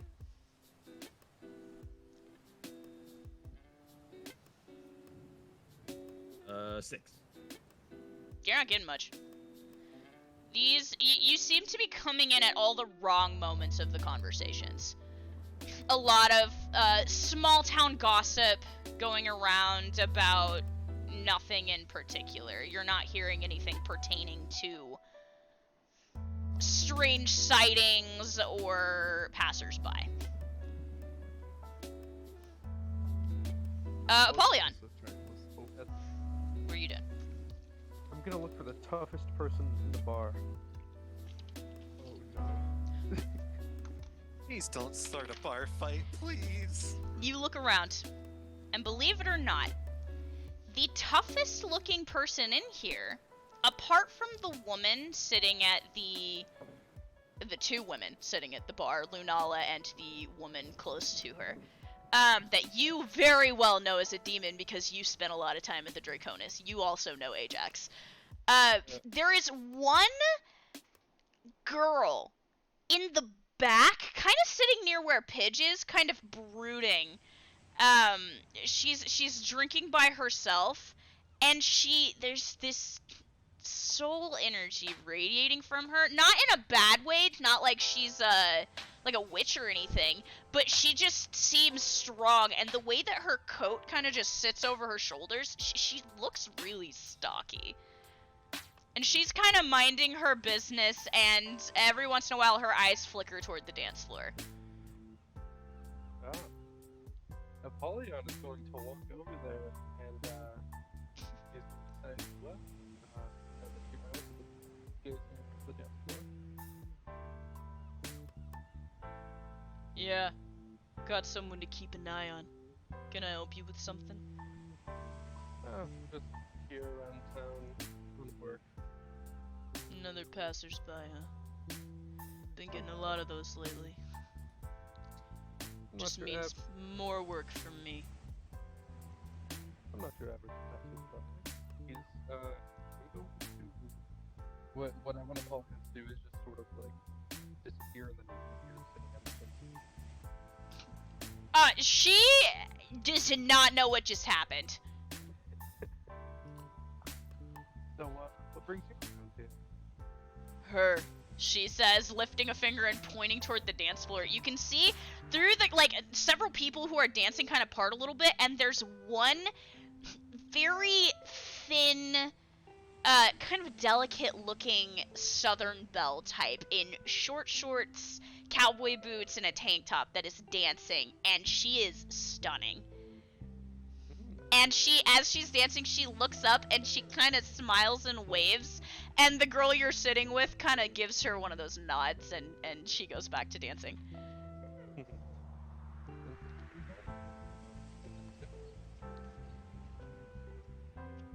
What's it to you?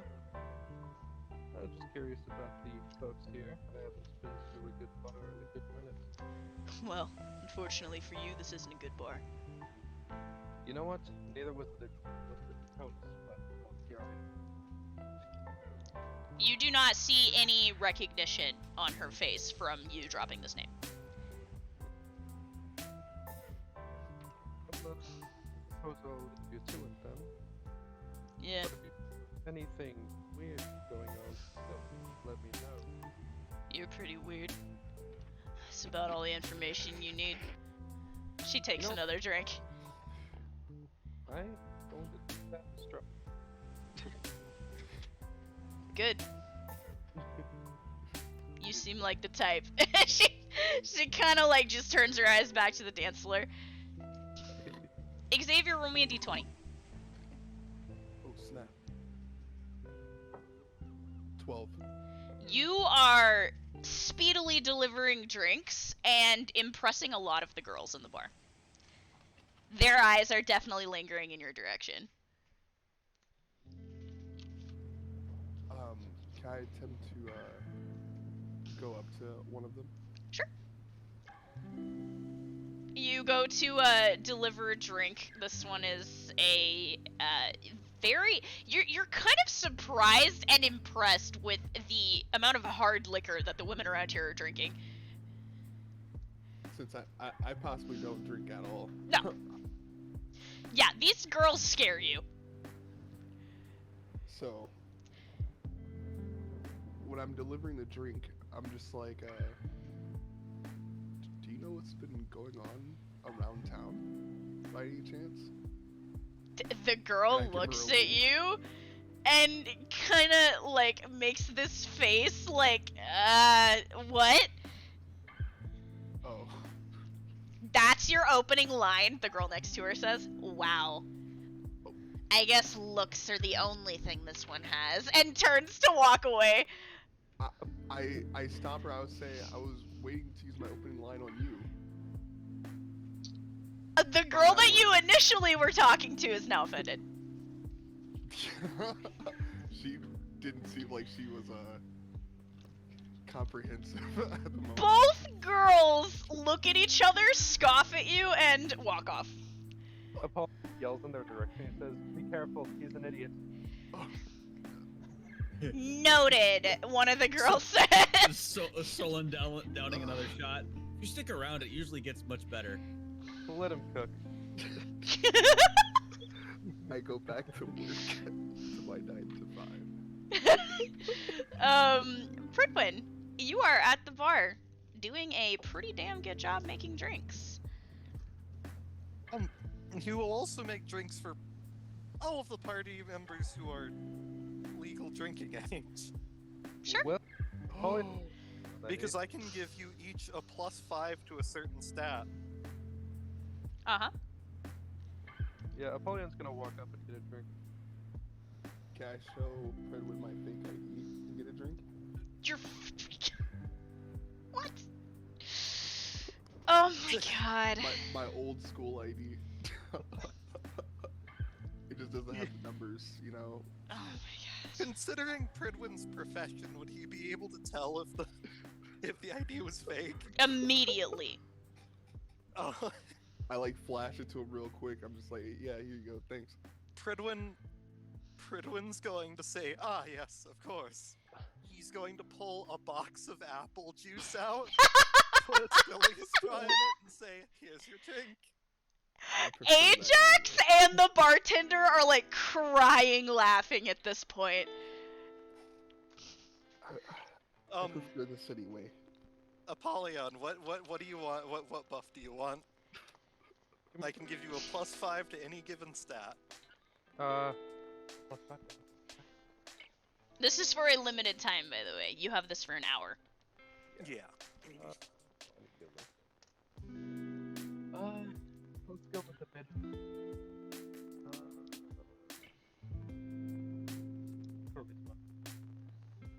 Charisma, alright. You get a +5 to charisma for an hour. Excellent. Not that you needed it, but...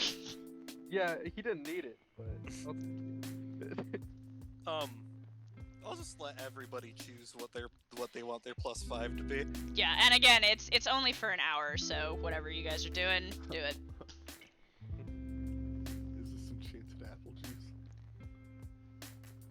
I mean, if I can use my ability on non-alcoholic drinks. No. It is only the drinks that you are making. Thanks a lot. I mean, can't I make a non-alcoholic cocktail? Not gonna count. Damn. What if I sprinkle in exactly 1 drop of beer? Nope, it's not gonna count. Ew, Damn. who puts beer in a cocktail? A lot of people do. Don't worry about it. What the hell? Are Yeah, Pidge's it's shots not great. Considered what? Would Pidge's shots work for them? For what specifically? The buff.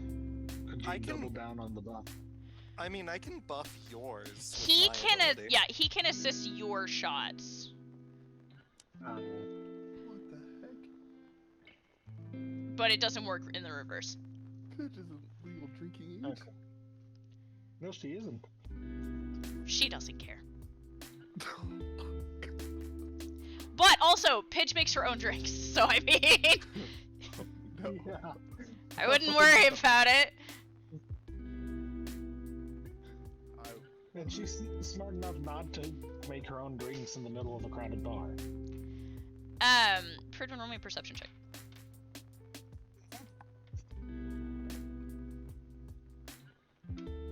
$17. Okay, so as you are bartending for people, you notice that they have all taken a liking to you. There's not a single person that you, I mean, you just pour on the charm when you're bartending and people seem to flock to you. In fact, people crowd around the bar a lot of times. You're getting hella tips. And you will also notice that Ajax is very frequently looking up at you with those bedroom eyes. Lunala is tolerating it for the moment. Yeah, Too- Pridwin's doing his best to avoid that. Too busy trying to keep track of orders for you, even though you don't completely need the help. Yeah. Should I roll for the drink making? Nope. Alright. Am I getting tips? You are getting a few when you don't open your mouth.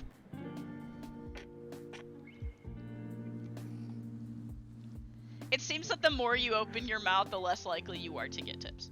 That's not fair. Look, man, it's not my fault you're bad at talking to people. It's not fair. Oh my god. Yeah, so.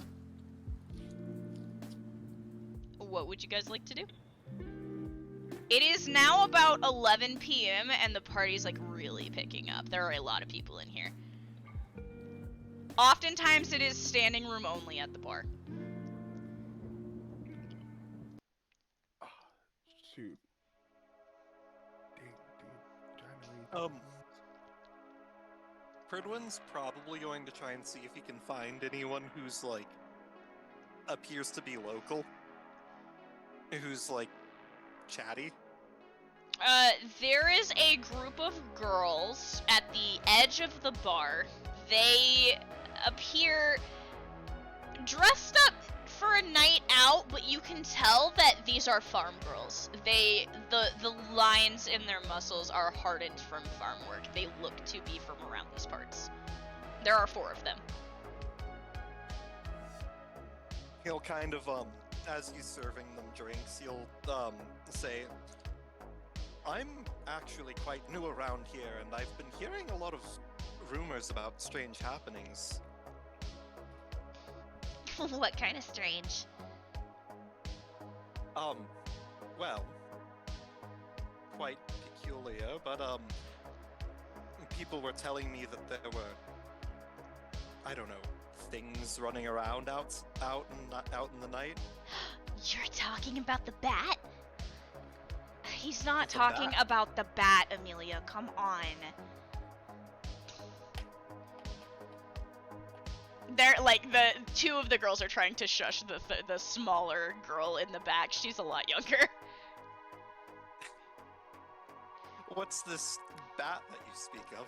Well, it's got really big wings, like big as this bar, and like it's really creepy, and it keeps to the shadows. Come on, the boys were just telling you that to get a rise out of you, and it worked.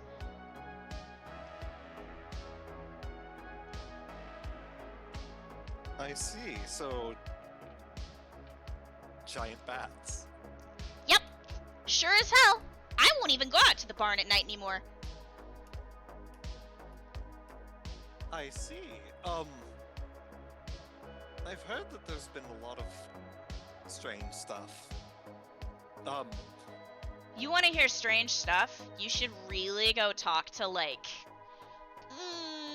the first girl kind of looks around a little bit.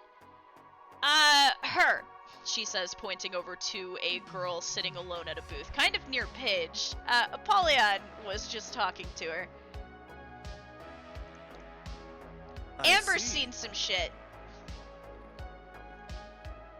Interesting. Or you I'll could be go sure- talk to her girlfriend, one of the other girls points toward the dance floor. Both of them have seen peculiar things. Well, they around. If they haven't seen it, they've definitely heard about it. Everybody loves Amber.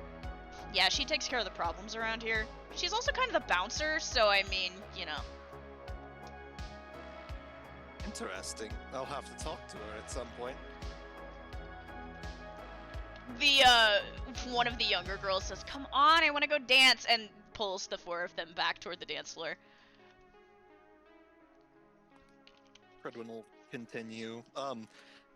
If anyone heads up to the bar, he'll probably talk to them about, like, any one of the party members, he'll probably talk about. mention Xavier... those two.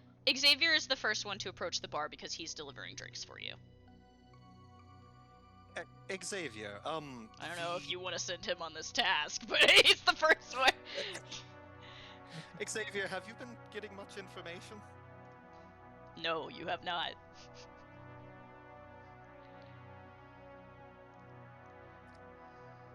Xavier hasn't been doing shit because he only gets tips when he keeps his mouth shut. I don't know if Xavier died or not. Do you have yourself muted? No. There we go. Oh. I was saying, yes, I learned a lot. Mm-hmm. What have you found? That, you get more money. Just do your job. Liam, who's standing by the bar, starts busting up laughing. Fredwin, like, Have you been getting any tips? looking over at the, like, Full tip jar, yeah. Are we splitting well, that at the end of the night? I worked at these jobs before. Is that... Are we splitting this? No, you're not. Fredwin just stops talking for a moment and says, "Oh, you weren't joking, were you?" Oh god. What were we Look. gonna say? You... So, you're telling me that you haven't been asking questions? I have been asking questions. It's just And most you're of the not- people who I ask are just very In the background, Liam is slowly shaking his head and mouthing the word no over his shoulder. intoxicated. Fredwin just glares at you and says, "I understand you're not very charming, but you could try striking up small talk. It's simple. You just you have to make it sound, when you're asking questions, you have to make it casual. You can't just go around asking, interrogating people." I'm just like stroking my one red hair, just like, oh, well, how do I Just talking to Western women is hard. What? It's too many words. what do you mean Words. too many words? I have to talk to them for too long.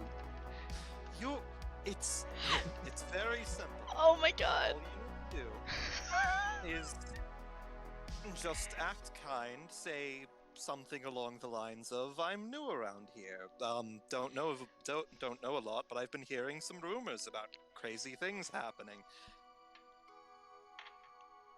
Watch. What? I turn around and I look for the closest group. There is a group of 3 guys dancing around a smaller girl. That's the closest group to you. Another group. Okay, you see the 4 girls dancing that were just talking to Pridwin a minute ago.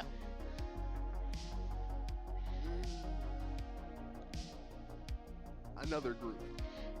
There is a boyfriend and girlfriend standing by a high-rise table, talking casually and smiling at one another. Okay.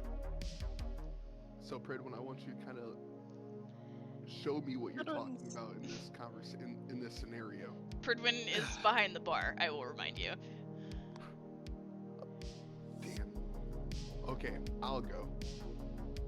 Just remember, Yeah, be but casual, be nice. Can you give me a drink so I can, you know, can you pay for it with some of your tip jar money? I'm Or do I have to do that part myself too? I mean, Liam is like sitting on a bar stool with his back to the bar and his arms leaned on it going, I gotta watch this. I can't miss this. you're asking me to give you alcohol I can't pay for out it. of my own pocket. I can't pay for it. I can't purchase alcohol. I'm not old enough. Because you're not old enough. So, I mean, how do you want me to get them talking? You know, you gotta loosen them up a bit, right? So you could take their order, and then when you bring them their drinks, you can chat them up. But it'll be more enticing if it's like a free drink. You're trying to give them free drinks. Yeah. I'm going to be honest with you, Xavier. Those two look like a couple. I think they might take it wrong. So, While this conversation is happening, Pridwin, you notice there's a guy staring at your wife. And she's taking orders, and she finally looks up, and he's squinting at her, looking her up and down. Ridwin's gonna squint at him. He says your favorite line to her. Your absolute favorite line. I had to use it once. Oh? What? What is wrong with you? Why are you blue? hey man, Before you can even do anything, Ajax stands up from the bar, turns, and slaps the shit out of this guy. Oh. Well, that settles that. He kind of scrambles off, looking like horrified of her. You should be. Apollyon walks up at this point and says, "Wow, I wasn't expecting that. What happened?" Good. Well, he made the mistake of asking why she was blue. Lunal is kind of glancing down, even darker shade of blue, kind of pulling her hood down a little bit. Alright. Xavier. What? Xavier's gone. Xavier has already gone to the couple at this point. You look up from this conversation, and it is you, Apollyon, Liam, Lunala, and Ajax, and all of you are staring at Xavier as he has walked over to the couple. Oh, What's your approach? Completely embarrass himself. Hey guys, can I, did someone already take your order? They look down at the drinks in their hands and look back up at you. I see, someone already did. How's everyone's day? It's good, man. Can we help you with something? Sorry, goodbye. Thank you. Yes. Look, I wasn't good at my other job as a server. Oh my god. Well, this is happening. Liam did. Yes. Yeah. Oh my god. Liam's like, you are absolutely hopeless. Give me that bar towel. I'm gonna take over. That, They didn't have that anything. is... They didn't You have any have... information. You have the charisma of a dying fish. They were just enjoying their night, actually, you know, and that was just the wrong target. Wrong target, So, what wrong group. Here, tell me what went wrong. Just give me. Everything, No. Liam says, taking the bar towel and putting it over his shoulder, picking up the drinks you've just made, and walking off. You know, just maybe. It was just the approach, really. I feel like. I think group, the you first know, mistake I is need a that you different approached them at all, says the bartender next to you. So, I should have approached that specific person, people. you know. Did you- Millie says, I think maybe you should just not approach anybody ever, as she No, pours wait, another drink. I can still do this. I can still do this. Pretty sure you just lost your job to that kid over there. You turn to look. Liam has put the drinks down. The girls that he has just delivered the drinks to are giggling and smiling and laughing, and you see Minerva clenching a fist at her side. Oh no. They do that for everyone. Oh, they did that to me too, but They liked you until you opened your mouth. You need to learn how to talk to people better. the other lady, I couldn't even understand her. I don't drink. I'm not a drinker, you know. So Liam walks back to the bar, pats his pocket, and he says, everybody at school hates me, and even I'm good at this. What does that tell you? Picks up another drink and walks to another table. it tells me that this is a team effort, and we're gonna split the tips at the end of the night. Something's I gonna am get not split, giving- Minerva says under her breath from where she's sitting at the bar. Oh. Walks up to Xavier and he says, sometimes you just need to learn what to accept defeat. I can never accept defeat. Well, then you'll probably die horribly like the last one. Ooh, Ajax says from down the bar. Moving on. Ayo Prid, Liam says, leaning over the bar. Do you know that Yes. girl's been staring at you this whole time, right? He's saying this low enough so that Ajax cannot hear you. Yes, we know each other. Well, like, fucking use it, man. Think she'd be pretty good to get some information out of, don't you? Yes, I'll talk to her in a moment. Apollyon. Apollyon, you've been summoned. Yes. Fredwin will gesture over to the two girls, the one that he just talked to and her girlfriend, and say, apparently those two know quite a bit about the local area. They might be good to ask questions. Damn it, you didn't tell me things before? Did you even ask? I did. I asked if there was anything weird going on. Well, anyway, I said to tell me if that's weird. But Maybe you should try not flirting with everyone that you talk to, Lunala says, trying to be helpful. defense, I didn't actually flirt with Maybe you're just not the right, she looks you up and down, type. Millie, the bartender says, definitely not the right type.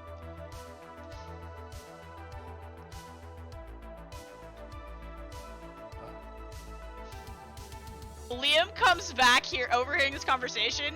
He looks at the girl drinking alone in the booth. He looks back at, like, you, Apollyon, and then he slowly looks at Minerva, and he slowly looks at Lunala, and he goes, well, we got two options. Lunala and Minerva both go, no, at the same time.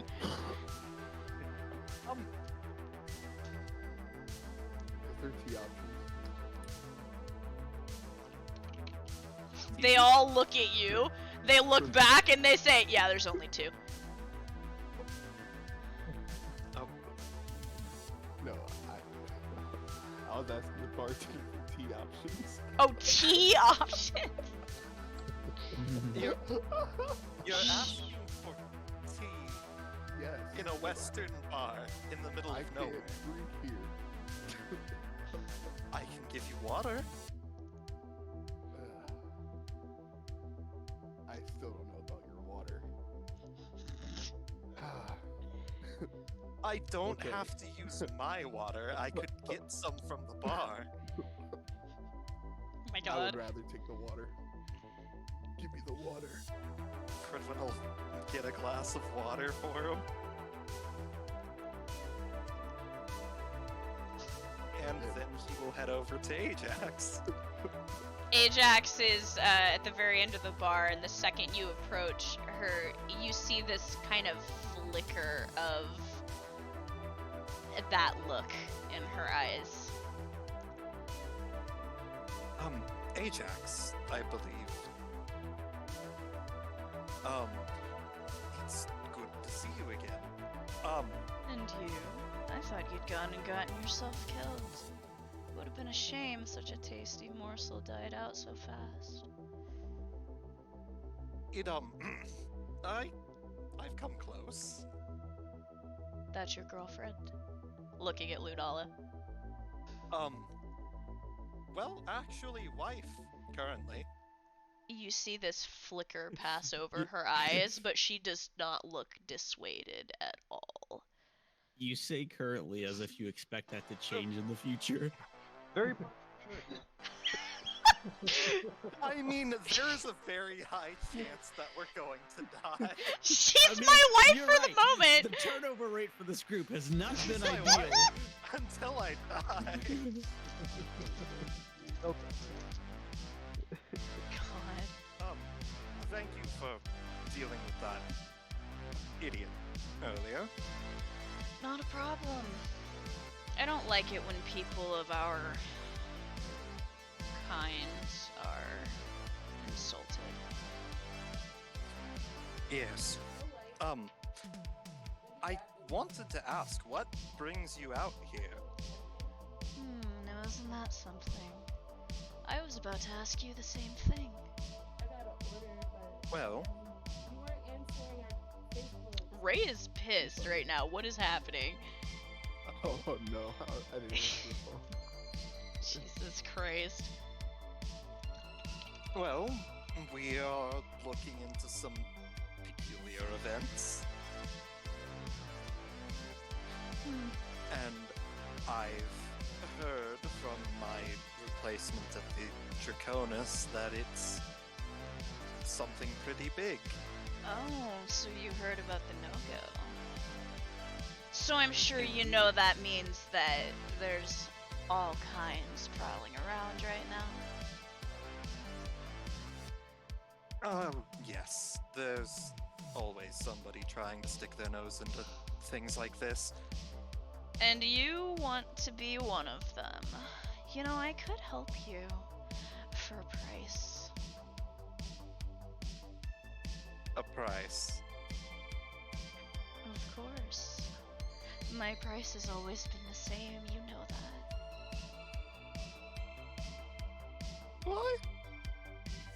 You have seen Ajax loves to make deals with people, but her deals always involve something spicy. Always. Apollyon!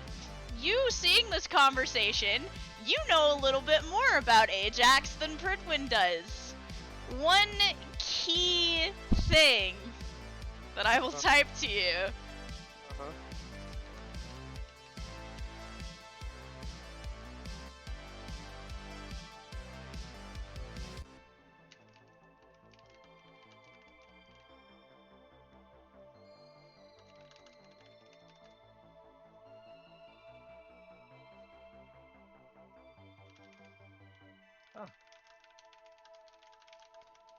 This is in general, by the way.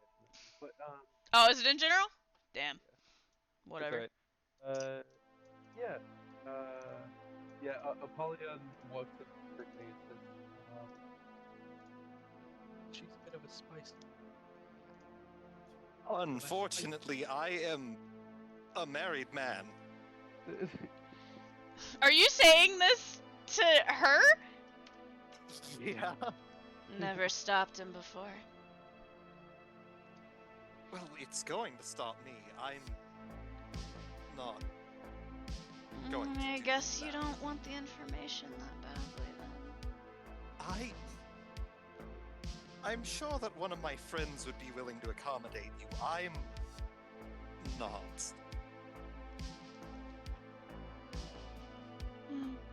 Shame. She looks back to her drink, not bothered. Don't tell me. Like you. Always throw up. Are you saying it loud enough for her to hear you? No. Someone walks up behind him. What? So you know those, steal your life.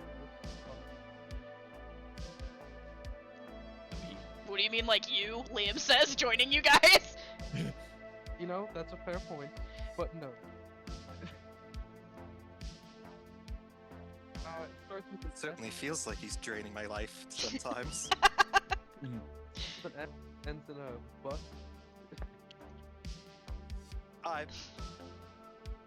Right. Uh-huh.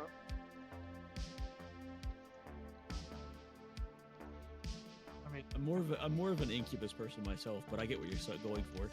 that's basically what I am. Anyway.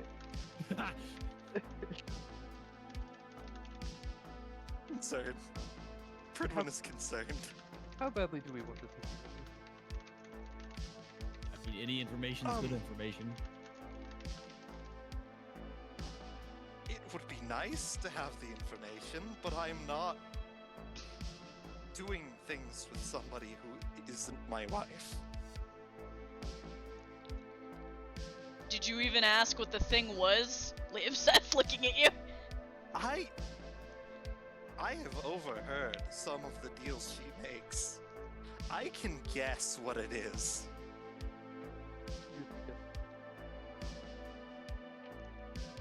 She, at this point, you see her eyes flicker up to you, looking at you over the rim of her glass. And she's just smiling coyly at all of you. This huddle of men at the other side of the bar all staring at her. My point is, I'm not going to be making deals with her. No, If one of you want to, that is your decision. I'm not expecting you to. So you're welcome.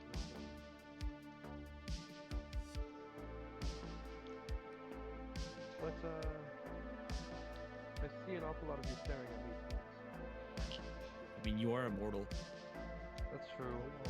I mean, you do have a history with people like that. Women! Women. Oh, women! Plural. Women. At the same time! Damn it! Whoa. Oh my god. Alright. I haven't done this in about a long time. He's gonna walk up to Ajax. She is, not looking at you, kind of stirring her drink. Alright. You wanted to make a deal? Not with you. My dear, don't you know? We don't really do the whole same species thing. Doesn't work out well for us. Oh, thank God, because I didn't really want to do this.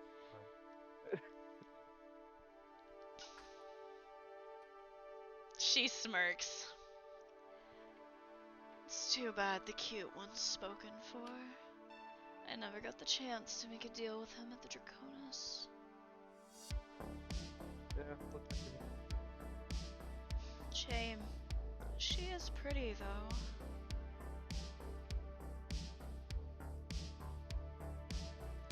Well, I'm gonna take my leave. My Riz is not there right now. So You do that. Damn it. What the heck? The man with the most game out of all of you instantly got rejected. Also, I will have you guys know, as Apollyon returns, you glance over at the dance floor and you all see Pidge is learning how to do the line dance, and there's a whole bunch of girls, like, pulling her along, and also Ein is being passed among them and enjoying all of the attention that he is getting. Hit the sturdy. I'm happy that she's happy. hit the what now? The sturdy. The sturdy. Do the sturdy. I don't understand. I don't think they're ready for this. I don't think they're ready for that here. Not. Apparently not. I don't think they came this far. I mean, I am quite sturdy when I'm required to be. Oh my god. Oh. Do y'all seriously not know what the sturdy is? I think he came to our school. I have never was. I mean, I got Oh my shot by God. a witch and I still didn't fall over. I am very sturdy. It's not the only thing you had done to you by a witch, Minerva says under her breath. Shoots her away. Whoa. Ladies and Are you gentlemen, going this to is a bring- rated PG-13 show. You have kids under Are you 13, going to please bring- leave. Kick them out now. They are not allowed. They shouldn't have been in the bar in the first place. We're almost up to rated R. I think we've been. We just I think we've been rated R. Every time I want you guys to know, side note, when I upload these sessions to YouTube, I have to click "This was not made for kids" at the bottom of the upload screen. every time I go live, I make sure this stream is for mature. It literally, yeah, I had to click a button that says, anytime you come onto my stream, it now says, the streamer wants to mention that this is intended for mature audiences, 18 and up. Oh shit, the conversations that we have in my other server are not meant for kids under the age of 24. Just the age of 24. Oh my god. Yeah, so, what are y'all doing? I'm Getting just another my drink. arms disappointed. Ajax I is was just waiting at this point. She's just waiting for something to happen. I'm gonna go to the bar and just grab the bottle of vodka. You approach the bar to grab the bottle of vodka, and both Minnie and Pridwin, like, grab it out of your reach before you can. Xavier, quick question. Yeah. What is your opinion on demon women? Not my particular show. Apollyon walks up and he says, Ah. "Only we had Lewis here." Oh my god. If only we had Lewis. Everyone just I moment heard of silence. deadly. Even everyone in the bar doesn't even know. Everybody, it's for like a solid 3 seconds that like the music just inexplicably stops. There's no talking, This and then it just picks back up out of nowhere. Nothing happened. Pridwin's just like thinking to himself, he says, "Man, if only we had Lewis here, he'd be able to help us out. I miss Lewis." Give me the bottle of vodka. The whole bottle, Minnie says to you. The bottle. Or Millie says to you. Millie looks at you, Pridwin, unsurely. Are you sure that that's a good idea? Look, I was born in Sevastopol. American vodka is like drinking bottled water for a Russian. She slowly slides the bottle to you. I like flick off the cap and just go bottoms up with it. Oh. Everybody is staring at you as you drink this. Just finish it. I can't wait till I. And I finish thought I 21. was a biological anomaly. And I roll a 15 to stay standing. All right. Oh. I slam the bottle back down on the bar and walk away like nothing happened. Did you like the video? I love that so much, and I will allow it. You will allow it? I will allow it. Yes! Oh? Huh? I'm scared. Uh-huh. It's amazing. You should be scared. Yeah, so, you've just downed a bottle of vodka and you're fine. All of you guys are kind of huddled together once again, and Ajax is once again coyly staring at all of you. Liam goes, somebody's gonna have to do this. She has information very clearly. Minerva, under her breath, goes, what if she doesn't have information? And she's just trying to get with one of us to, I don't know, steal our souls, maybe? Sounds like a win-win to me. Liam looks at you and then raises a hand and goes, I nominate him. I nominate him. Sure. as well. Send the Russian, Liam says. But I'm visibly intoxicated. Like I'm not Why- blasted, but I'm there. Have him Why roll- did you drink that entire bottle? We have a job to do. It'll be gone in a few minutes. To give it a second. Solon should roll an intelligence check to see how wasted he Okay. is. Yeah, I mean, you rolled your con save. Roll me a fucking intelligence check, sure. Yeah, that didn't go well. Oh my god. I got a- what is it? It's whatever I roll plus my intelligence, right? Yeah. 9. Oh, You didn't even beat the first dice roll, much less the second. Oh my god. I should also mention that at this point, Apollyon. Yeah, Pollyann's gone again. It's a good Yeah. time. But I'm gonna roll a check without my modifier. And we'll see Okay. yeah. Perception? Yes. Okay, so anybody who wants to roll a perception check against Apollyon, go ahead and make it. Oh boy. Throw it on. it's 2. 19. All right. Double 2s. I am intoxicated off my ass, but I am in the 5th dimension. Okay, right but now. here's the thing. There's a reason that you're the one that spots this, because it makes absolutely no fucking sense. He's Russian. When he drinks vodka, he's like, Yeah. Paige, you will also notice this. Apollyon, would you like to describe what they're seeing? You can describe what they're saying. Yeah, so, where are you exactly? I should add. Are you, like, He's on the counter. okay, so yeah, 1 second! Like, Apollyon was there, and he's gone, and you guys are all talking about, like, sending the Russian over to Ajax as a living sacrifice. And then you look over, there is a cat sitting on the bar, flicking its tail. It has adorable little nubs for horns, and it is wearing a collar. It also has not has, but is like sort of like grooming himself. Just casually, and Solon, you and Pidge are the only ones that notice this cat. Solon kind of squints his eyes and puts his hand up to his like forehead, kind of like when you're seeing something off in the distance, and then points with his other hand like, that cat looks suspicious. there's a cat in here? Fridwin's looking around. Are there animals allowed? I don't think that pets are allowed in the bar. Millie, who is looking at this cat, goes, "I'll allow it. Alright. Only because you're so cute!" The cat looks up and says, "Wait, you guys see me?" You Fridwin recognize doesn't the voice!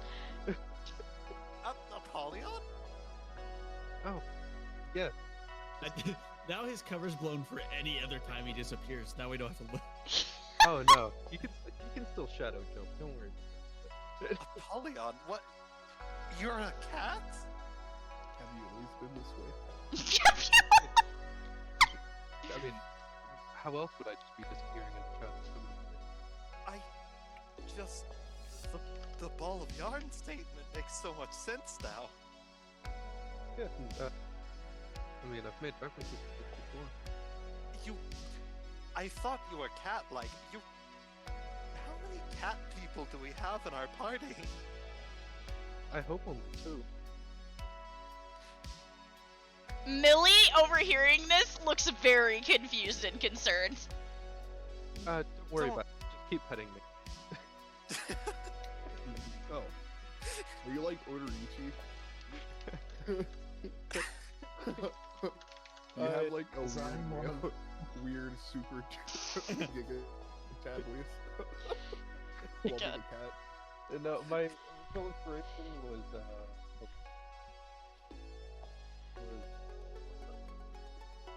God. Does Ein see the cat? Yes. Oh no. Ein definitely sees the cat. Even though there's no fur for him to have, you can definitely see that he's sort of in a defensive posture all of a sudden. And he's just watching. Is there any houses that have the bar, like the empty bar thing? Well, there's an empty stool next to Ajax. Oh boy. Yeah, you all have been standing at the corner of the bar huddled together looking at her. Xavier, how old are you? Where am Old enough, Liam says. I? I'm like looking at my hands. How old am I? Legal drinking age in Italy is 18.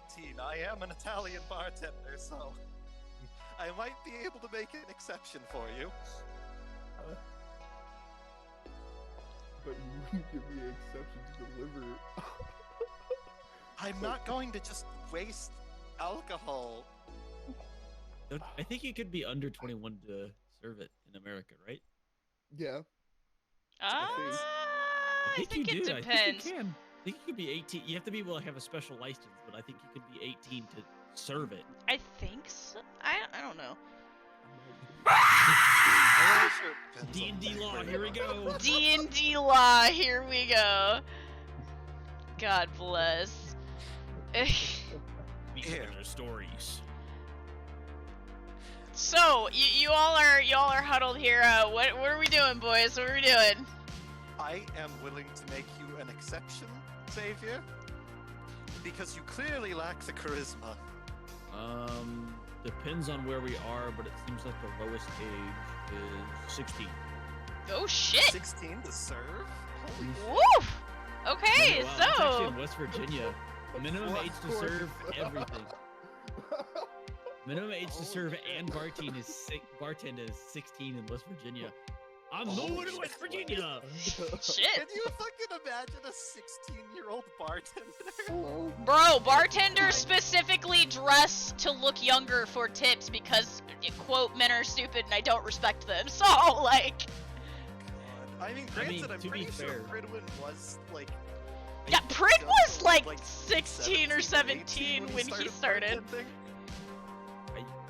Well, yeah, because Europe. I think the United States is the only country. No. that has, like, a No. age of 21. Prid started bartending in America at the Draconis when he was 16 or 17. But also, the Draconis doesn't really care about age so much because it's, a different kind of establishment. Nah. Oh, Jesus Christ. Sure. I should be old enough Gross. too. Gross. Jaeger bombs, So- drinking an oil slick. Ugh. Here's the plan. I'm gonna make him his drink for the +5 charisma, and then I'm going to make whatever Ajax's favorite is and offer it to him to give to her. Is that the plan? We're just gonna get Xavier drunk and send him over? So I will have you know, Pridwin, the things that Ajax prefers all have blood in them. Ah, You are going to have to roll some kind of stealth check to be able to add blood to a drink while Millie is behind the counter. Fridwin.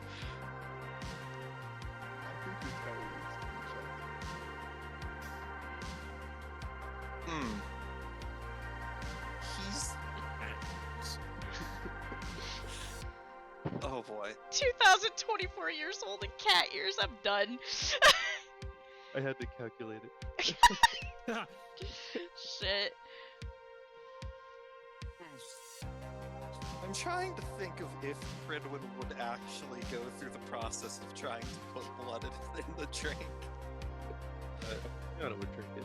You might as well rip it, man. You know, at the Draconis, you were very frequently putting, like, blood and other things humans would find horrifying into your drinks to please your customers. Yeah. Look at that We eyeball. don't have any blood in stock. Nope. So you're gonna have to improvise if you want to impress her. I can scratch you. I would prefer not. Just do that. I'm the bartender. I need to keep things sanitary. Blood and drink. So you know what, Xavier? Huh? Pridwin's going to sift through. Minerva, Yes. I know you have at least a couple daggers. Yes. Could you spare him one? Why would I need this? No. Why would I give him one of my babies? You think I'm going to trust that with one of my babies? Absolutely not. What is that supposed to mean? It means yeah. exactly what it sounds like. There's Apollyon. no need to be so rude. Apollyon respects his claws. You know what? I think, Apollyon, you could probably go with him and help him get the blood in the drink. Help me get the blood in the drink. Look, By the way, I will have you know, Xavier has no idea that this woman is a demon. What's happening? so, Who Zane, am I talking to? Oh Who my is god. she? that woman over there, she's a demon. Millie stops what she's doing. Edwin's being very quiet. Okay, never mind then. I was gonna say, like, he's not she's gonna lose her fucking shit when you say that out loud. Yeah. I just like why I mean, he could be metaphorically speaking. God. Why is she here? Why is she here? No, I'm assuming she's here for the same reason we are. That's the point, idiot. Liam says under his breath, we need to know why she's here and what she knows, but she won't tell us unless somebody makes a deal with her, and I don't want to be the one to do it because I don't want her to kill me. Points Is this at part of the Minerva. mission? Look, I'm in a all you need to complicated do- relationship. Oh god. you're in a relationship? Yes. Complicated. You're in a What? What do you mean complicated? She's missing. I think. Okay, then she won't know. Okay, let's do this. No, I think that's reasonable. Sounds to me like you're just making it up. Like she's from another school. You guys wouldn't know her, Liam says. She is from another school. You guys wouldn't- Shit. I'm from another school. Me and my family and her family would hang out together on vacation and it was very nice, okay? We did hang out. Can I insight him to see if he's lying Oh my- about this? Or Sure, go ahead. actually in a Roll relationship? an insight check. Xavier counter. 18? 18. Oh, match! He actually seems serious. Alright, I'm not going to make you be unfaithful. What about Solon? Where is he right now? Solon is on the dance floor doing that Russian dance that he was doing at the dance at school. I mean, I could just go to see what she wants. It might not be like complicated.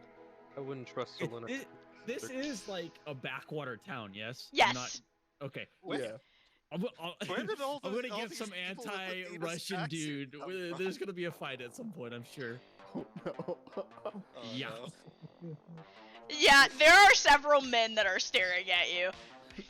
They smell a commie. There's like one guy wearing like the southern flag on a headband tied around his head that's like grumbling to two of his friends. Just make me the Jaeger bomb and I'll just see what she wants. Alright, here you go. Okay, and then I kind of just like slowly walk over. Are you drinking the Jaeger bomb yourself? Not yet. Okay, so you +5 to charisma. if you drink it. slowly walk toward Ajax. Ajax looks up at you over the rim of her glass again. Hey, I like toss my hand over to. Wait, you do what? I try to give a hand. Try to give her a handshake. You try to give her a handshake. Are you sure you want to do this?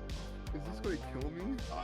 Shake a demon's hand for no reason. Are you sure you want to do this? Dan's going to appear on his shoulders and he's gonna like swat at his head. There's a cat on your shoulders now. Is he gonna do this like Ratatouille? Napoleon, hide under his hat. Oh no! I take back my hand and just like kind of casually sit down. So you sit at the bar next to Ajax. Ajax smiles to herself. So they sent you to me, did they? Yeah. I start to drink the Jaeger bomb. I just like one gulp it. Apollyon is gonna hop onto the table. Liquid No. courage.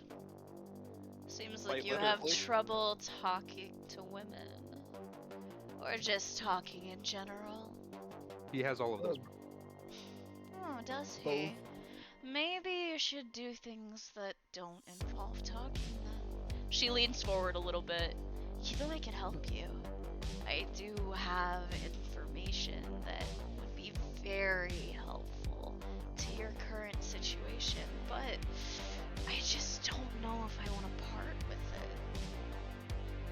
Please.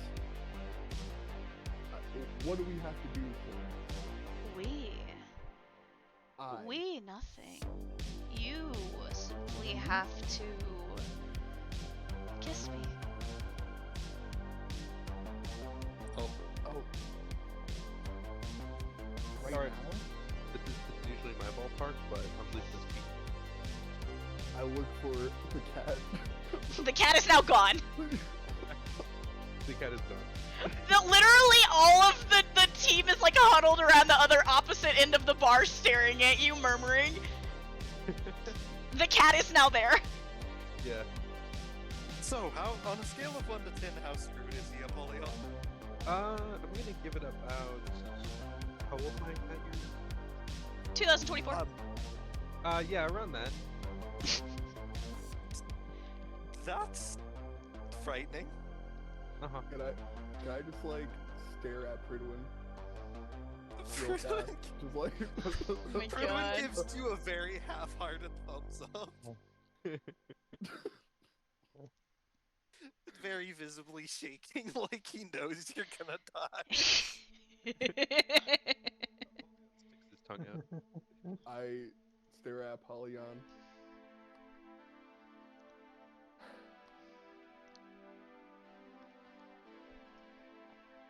Can I like lip to them?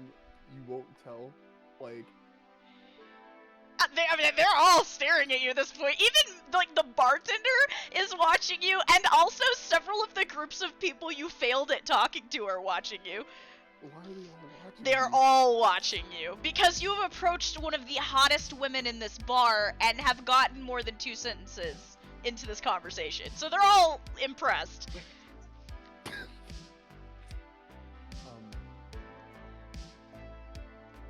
And you promise you'll give us the information?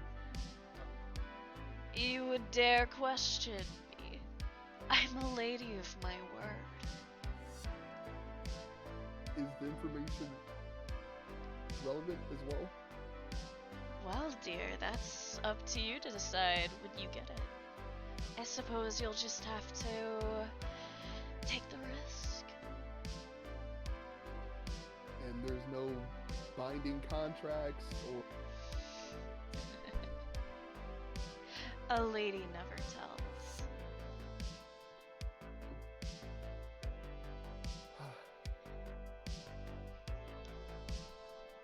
Apollyon speaks for it. Says, I think he's at the deep in the contract. What? That is the most stupid thing I think I've ever heard anyone ask. There's always a contract. I know. Especially with that no. one. I don't know, dude. I go Tick for the tock, kiss. boy. I go for the kiss. Oh, Oh. okay. Oh no. First off, I need you to roll me a con save. Roll me a check. 2. Oh. Wait. Oh! Wait, That was for the con save. Oh my god. Okay. What did he Wait. roll? Can I use my advantage? You can. If you can't do it after you've already rolled. Oh no. Okay. So you just rolled a 2 for your con save? Yes. Oh no. But how good of a kisser is he? Roll for the 19, kiss, I get. 19. Oh my god. Did you use your I'm a advantage good for that? kisser. No, I'm not using my advantage. 19. Hold on, but that's plus your charisma, which is +5 right now. Okay. 24. So you guys watch as before like there's this conversation that you can't hear, and then all of a sudden Xavier just leans in and kisses Ajax. Holy shit, you rizzed up. Oh. And he is a good kisser, believe it or not. Ajax reaches up and grips him under the bottom of his chin. However, Xavier, when you finally are able to pull away, you feel drained. Your head is spinning. It's difficult for you to breathe, and you now have a permanent -20 to your health. Whoa, you mama. Wait, permanent? Permanent -20. Whoa! God, there's so weird. My god, did he use tongue? I sure hope so. I did not expect that level of bravery from him. Seriously.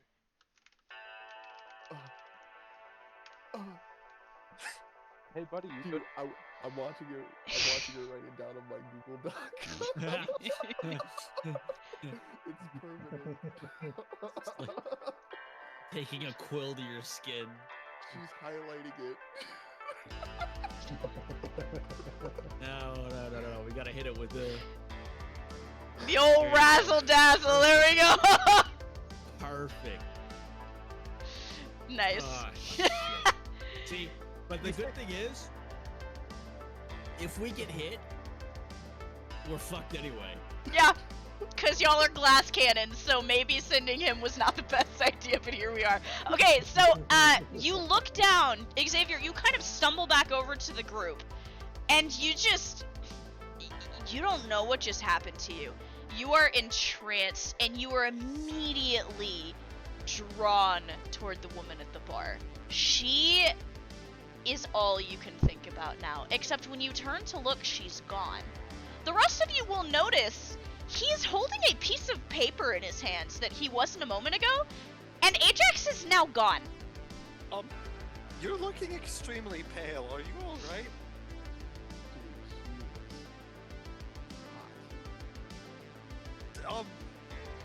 You're right. But I am Oh no. currently not feeling the best.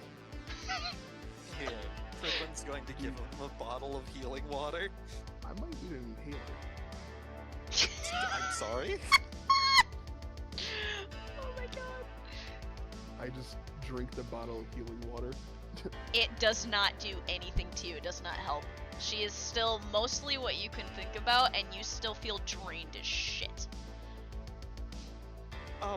Pridwin, you take the piece of paper out of his hands as he staggers over and sits down at a bar stool, and you are greeted with this. It is handwritten in very beautiful handwriting. Give that back when you're done, man. There's like X's and O's written out underneath of it. Little hearts.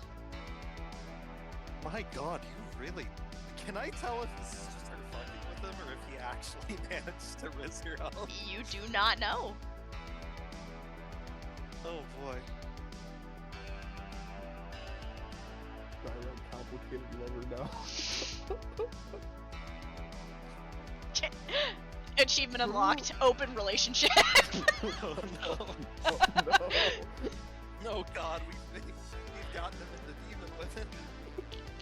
Not again! Why? Lined up just Just like Lewis. No. No. And Pridwin like opens it up and he reads it aloud to the group, quiet enough so that other people aren't hearing them, but so that the party can hear. Through the river and over the trees, when you stop looking, then you'll see. So full of light, but always in shade.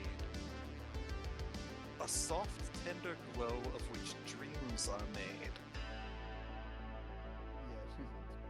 Yeah, That, I love it here. that was the information she gave us? She gave us a riddle. she's so I should have known it was going to be a riddle. She's a demon. It's always a riddle. What was it again? amazing. Here, I will post it in the important documents. He will pass it around for you guys to see. You should have expected this. I mean, all demons are very vague and cryptic. Slowly, precisely- Liam and Minerva just turn to look at you. If they just now realized that I'm a cat. Yes. No, it's like, hold on. It's the what is this? It's this. This is the look that they give you.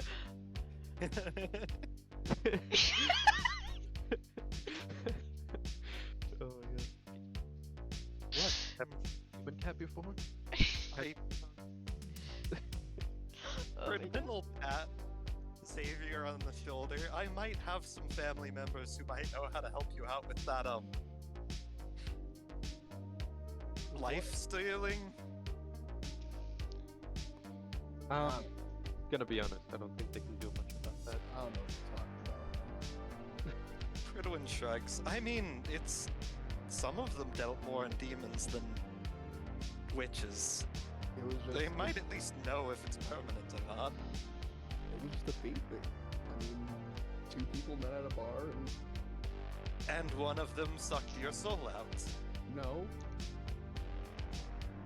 She's just holding it on for later. I mean, I- consensual two people doing consensual two people things. Yeah, he's fucked. Liam says under his breath. I know. Oh boy. I just. Fridwin's actually going to, like, the moment that he says that, he's going to grab him and start sifting through his medical bag and, like, shining a light in your eyes. His pupils are completely dilated. It's almost like same reactions that you've seen people on drugs having. He's been charmed. Oh, okay. Yeah, that makes sense. Succubus. That's going to take a while to wear off. As you are saying this, there is a loud sound, and suddenly Millie is standing on the bar. Alright! This is all call! I don't care where the fuck you go, but get out of my bar! Do you think she'll still be here? Apollyon Ridge. I think... What about me? Are you saying that to Millie? Yeah. She squints at you. You can stay.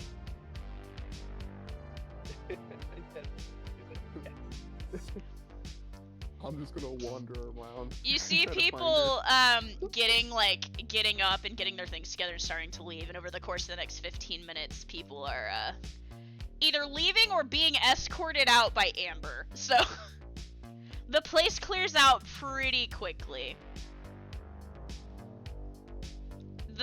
The team is the only ones eventually left, along with Millie and Amber. And Amber's girlfriend. She's not here. Are you Fridwin's really that going to surprised? pat him on the shoulder. That curl in the This ball is and play with pretty my hair. par for the course. You literally kissed a demon and expected her to stick around. I wanted her to at least get my number or something. Oh no, he's just like Lewis. God. Trust me, if she... Believe me. If she wants to come back to you, she'll find you. Usually most people don't come back after they leave with her, though. Alright, well, Millie claps her Appreciate hands you. together. Appreciate the help. You made that night go by as painless as possible. Tips are yours, she says, shoving the tip jar towards you playfully, Pridwin. And, you ever need another, night of work, be my guest. Well, I might take you up on that, depending on how much longer we remain here. Right. I was hoping to ask you some questions. Ah, right, you did have questions, didn't you? Amber is, leaning against the bar. She finally is, drinking something much stronger than she was when she had to be conscious enough to deal with people as a bouncer.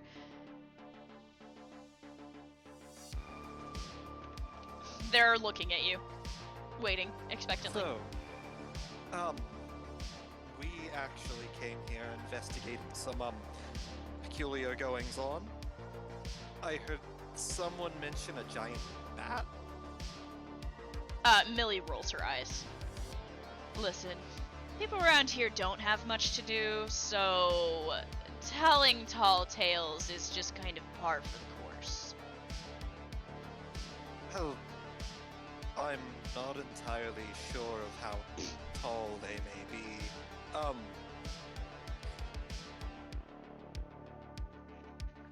Look, we're, would I know if it's a good idea to tell them that we're with the Academy? You would not. But you do know there was a previous team here investigating. Yeah. Also, quick pause. Solon, did you go outside? Or did you stay inside with the group? You're still inside? Okay, you get the feeling that you were being watched. Yes. Okay, I guess I'll roll perception. Am I still influenced? Yes. A little bit. Okay. It's not as bad. Like, it's not, like, derpy, but... It's wearing off, but I'll give you the bonus if that's why you're asking. Yeah, 13. You glancing around, the window at the front, you notice a figure that, upon realizing you're looking at it, shifts out of view. I kind of yell, "Hey, stop!" and run out the door. Oh, I was hoping what you on would earth? do this. So, yeah, literally all of you just hear, "Hey, stop!" and drunk Solon dead sprints out the door. I think Do we I might hear- need to ask you those questions later. Damn it, I told him not to run off on his own. Solon, I need you to roll me 3 d20s. Okay. Oh my god. What? The rolls I just made to counter are not great for you.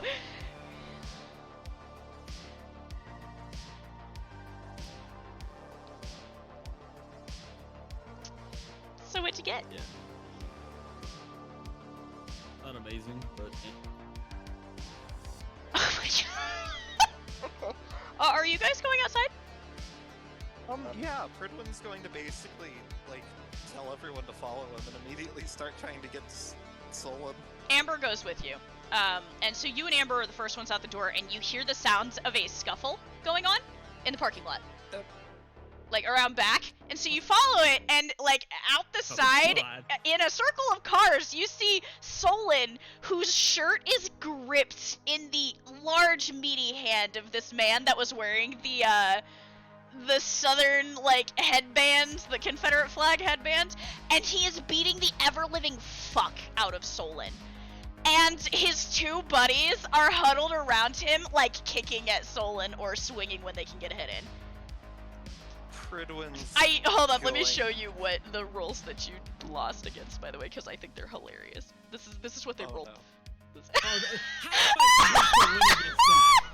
Come on. I was hoping you'd have like some kind of nat 20 or even a Oh 19. my No, nothing. fucking You're getting the God. absolute fuck beat out of you. God damn it. Pridwin's just going to, like, shake his head. His finger's going to turn into a nozzle, and he's going to start blasting. Amber starts cracking her knuckles and goes, "You want me to deal with this?"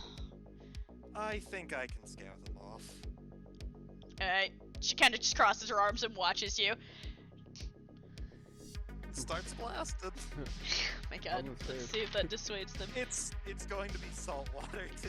Okay, so, two of the guys, immediately the two book it. They want nothing to do with this. They are soaking wet now and they are upset. Upsetty spaghetti. The guy that's beating the shit out of him does not seem phased in the least. They are both soaked with salt water and they are still fighting. Solon, roll me another d20. Okay, I think I might have to do this. Alright, 20 this time. I don't even know what's going on. Who's he being attacked by? The guy with the Confederate flag. He's getting jumped by a bunch of pigs. Getting beat up by some good old boys. Yep. Alright, where's Liam at? 'Cause I'm inside of his shadow. Liam is standing next to Amber, watching, trying not to laugh. Oh, okay.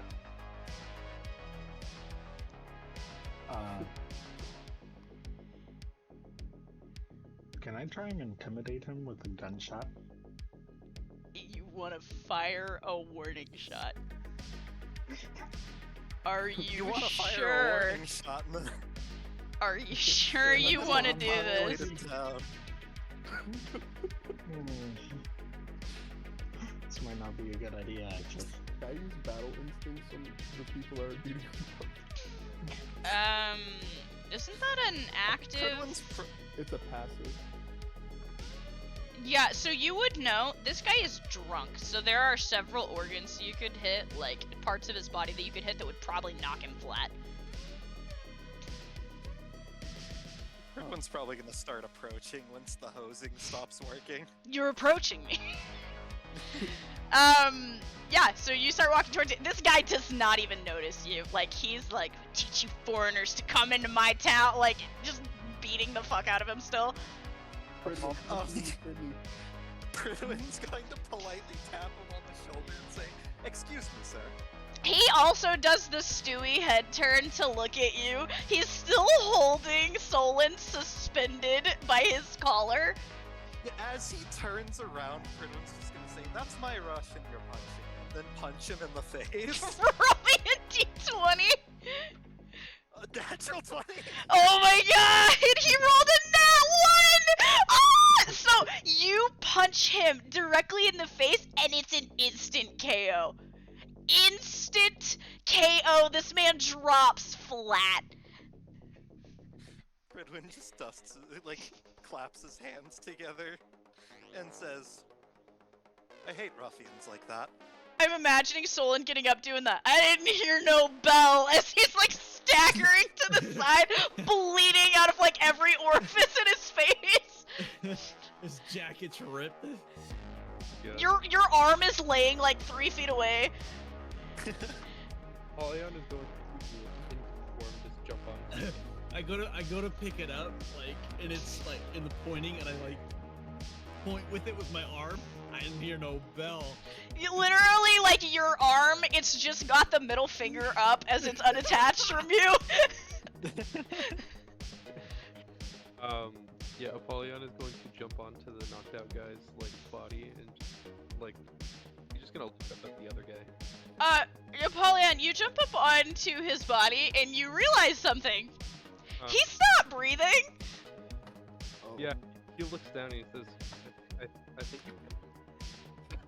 Oh no! Pridwin's going to go into doctor mode, trying to make sure he's alive. Pridwin, he's not breathing.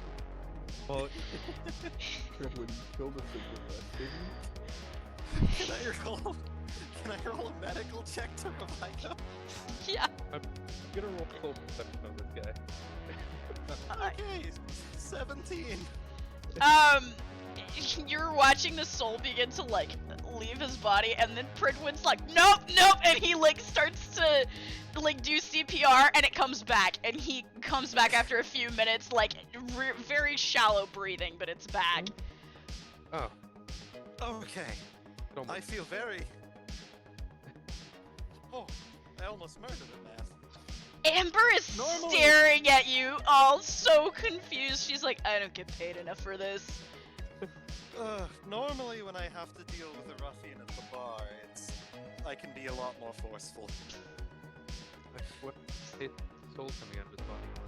Liam kind of uncrosses his arms and approaches you guys and he says, if you're done beating the shit and trying to murder locals, can we, like, get on with this? What did the paper say again? Murder him.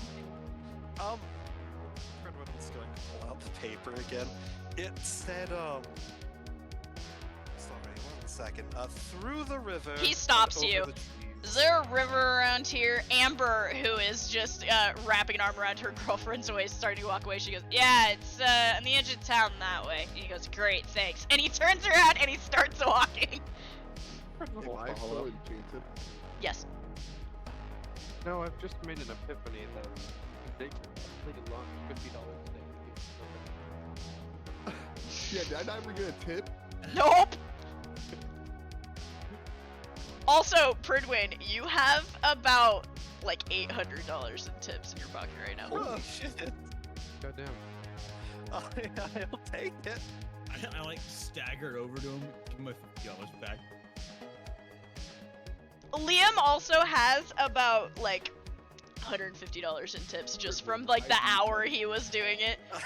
I need money. Hold on. I put a lot on the line for you. Pridwin will look over to. Pridwin will look over. And he'll hand $50 to Don't say. He'll hand $50 over to Solon to pay him back. To Solon? You gave it to Solon. Give the soul. He's the one who paid the bartender. No, that You was know what? Jake. You're right. That's fair. Solon, you've been given $50. That's fair. Literally, Xavier's like, I need money, and he just hands money to Solon. Pridwin looks over to Xavier and he says, You didn't. You tongue-kissed a succubus. Well, no. You guys told me it was for the mission. For the band? For the band! Did you? You don't seem to be regretting it. No, not one bit. But So why should I pay you for it? I will add, Liam, Minerva, and Lunala are all way ahead of you by now, heading into the trees. Pridwin's trying to keep up with them as he's talking to everyone. Holy chase him down. I was serving tonight. I was literally serving.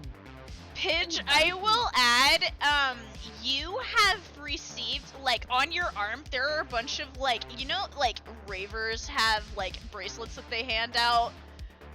Like, your arm is now covered in, like, bracelets that these girls have given you from the dance. And Ein is in a great mood. I will throw that out there as well. That's good. Also, Just I smiling will and- say Garuda is still active, and you do not have any heat signatures at the moment. Okay, I'll keep that flying above us, just scanning. So you guys see a strange figure flying above you, by the way. You've never seen this figure before. It looks I'm like sorry. a snake with wings. Why is there a flying snake? Lewis, is that you? Oh my god! No! No. No! He's come back to life! It's a Christmas miracle! Is he back? Is Did that he what find out? He found out about the demon women! He heard there were hot demon singles in this area! That was Lewis was Yeah, I didn't. No. He was in the afterlife and he saw the pop-up. There were popsicle demons in his area. No.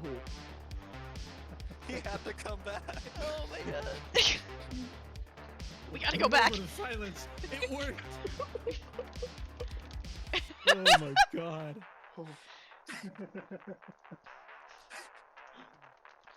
But that demon back there, do you know her?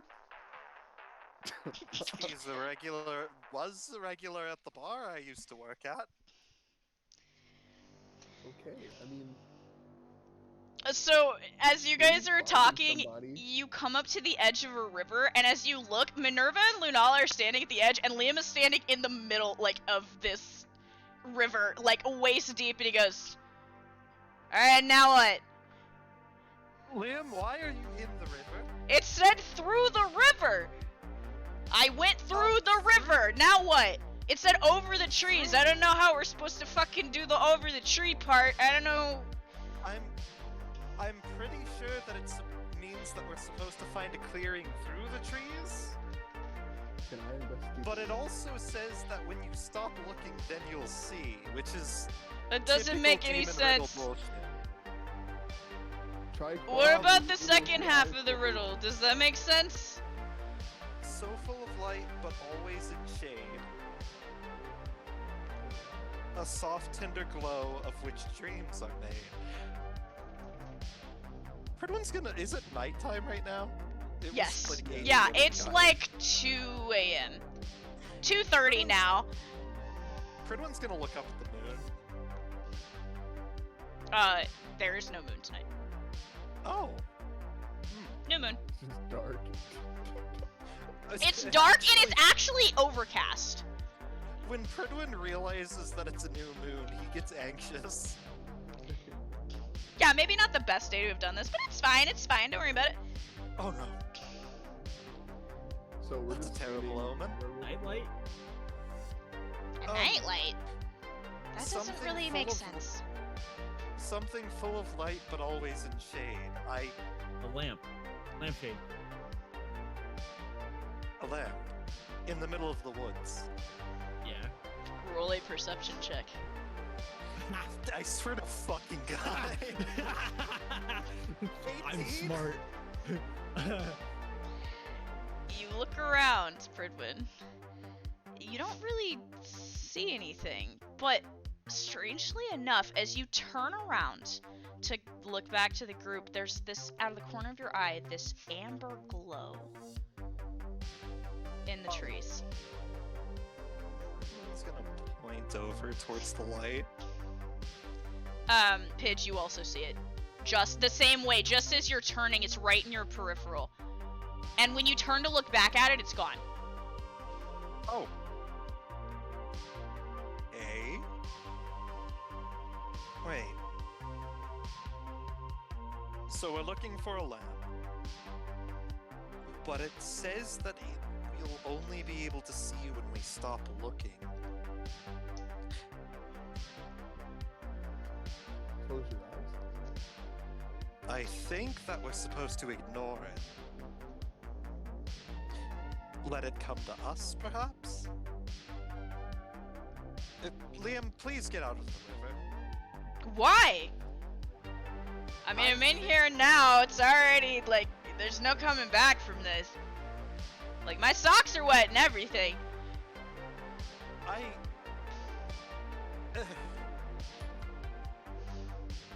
Hey, you guys are seeing that weird glowy light out of the corner of your eyes, right? Or is that just me? I didn't smoke anything, but I Yes. kind of feel like I did. Wait, you're seeing it right now? It's only in the corner of my eye, but, like, if you look at it, it's not there. So I kind of thought I was tripping. Yes, that's what we're looking for. So I'm thinking we're supposed to not acknowledge it. It doesn't make any sense. I But mean, it's that's not what like the it's riddle's- moving. Precisely. If all He of us are stops seeing and it- he's like, you see him like spinning in a circle slowly, and then he spins in the other direction, and then he goes, he stops at a certain point and he lifts his hand and he points to his side. It doesn't move, it's that way. Oh. Why does it keep disappearing? It's on our peripheral. We can only see it on our peripheral. That I makes see. sense, Lunala says. Well, let us get going then. So the direction he pointed is on the other side of the river. Yeah, Pridwin will start crossing the river. Okay, you start crossing the river, and the water invigorates you. Your wife is not keen on He this. would probably actually offer to carry her across. Yeah, she, is not about to walk across this river. She's uncomfy with the idea. You actually see fear in her eyes for a moment. Oh. Big cat. Big cat, no like water.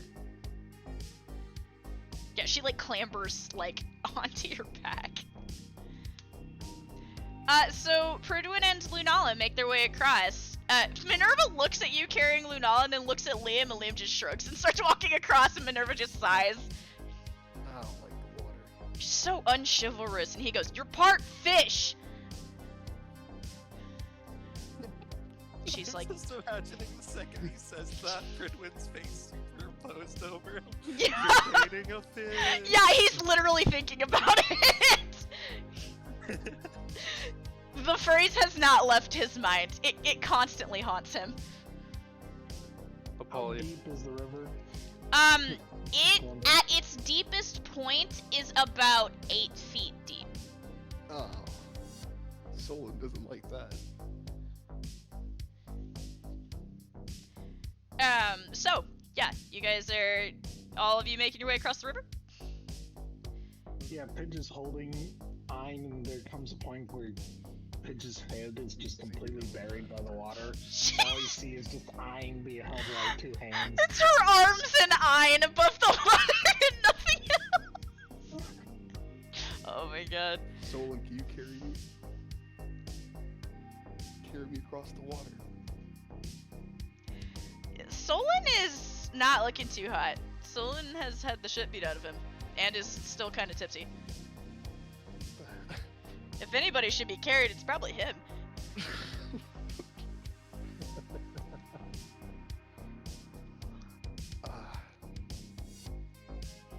My legs don't work right in the water. But I'll try to carry him to the water.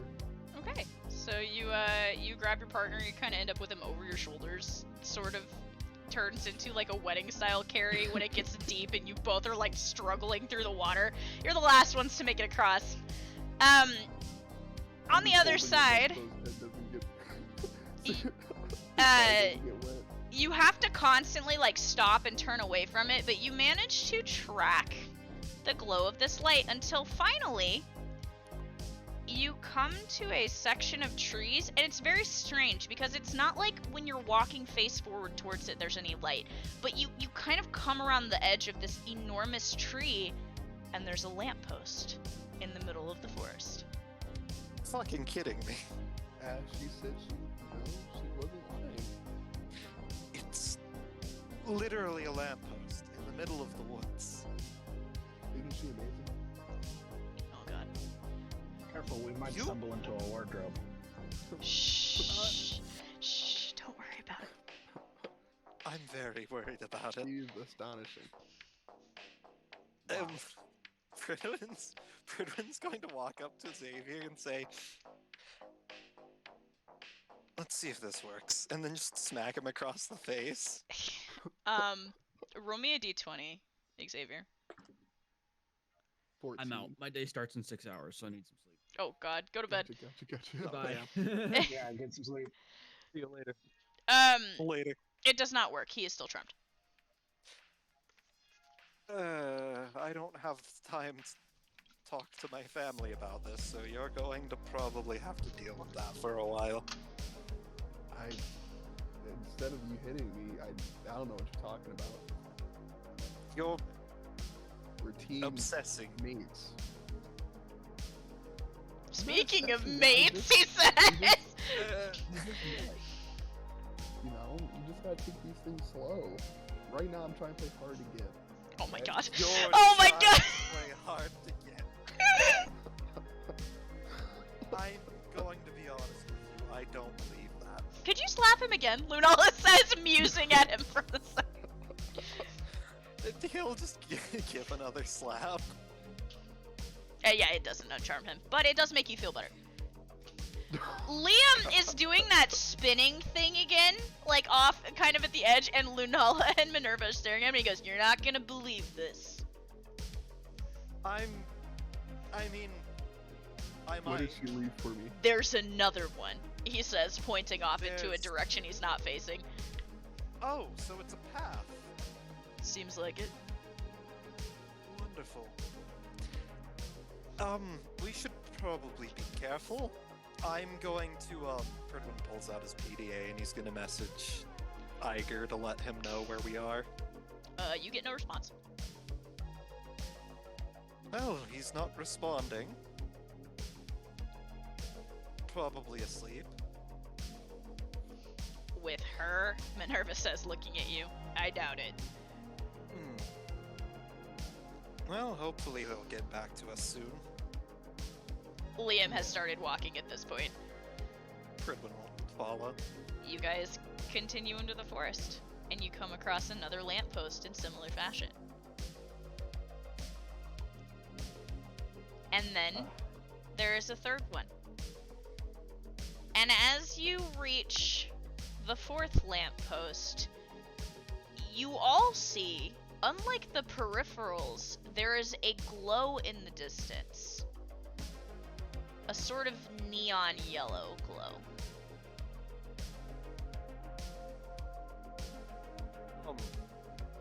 Is that neon? Is this? Must be your favorite color.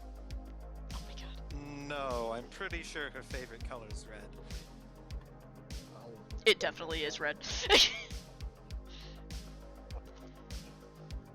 So are we just gonna follow this trail that a demon left for us into a place that's probably gonna be full of bad people, or are we gonna make a plan first? Lunala says to you. I think we should take a stealthier approach. She's not a demon, guys. She's How? an underworlder. Okay, we'll just say that. Oh my god. A I don't- different being. She is quite literally a demon. I'm- Apollyon can I'm back me up gonna on this. slap him myself. Is that okay? Minerva says. Yes. by Minerva all- slaps you. It also does not uncharm you. So, are you guys approaching it, or are you gonna roll for stealth? What are you doing? How Can I about? send Gerudo over? So here's an interesting thing. You are trying to use Garuda to get an, like a image of the place, and Garuda just can't see in that direction. It's almost like there's a wall. You can't Yeah. see past the trees. How about this? A completely blacked out space. Apollyon, you're probably the sneakiest of all of us. Perhaps you should go ahead and scout to make sure that it's safe for us to continue. Is Apollyon here? Oh no. I was gonna say, do I roll negatives since I'm charmed? Only if it involves her. Like, you can't aggress against her currently, and, like, if you were trying to, go against something she was doing, you would have to roll a disadvantage for them. Okay. Then, Prid, I can flash step there. But how That sneaky seems like are a you? terrible idea, Liam says under his breath. I mean, I can make, It's- Horrible. more of decoys, if that makes sense. Here's the thing. Dylan, come back. Preferably,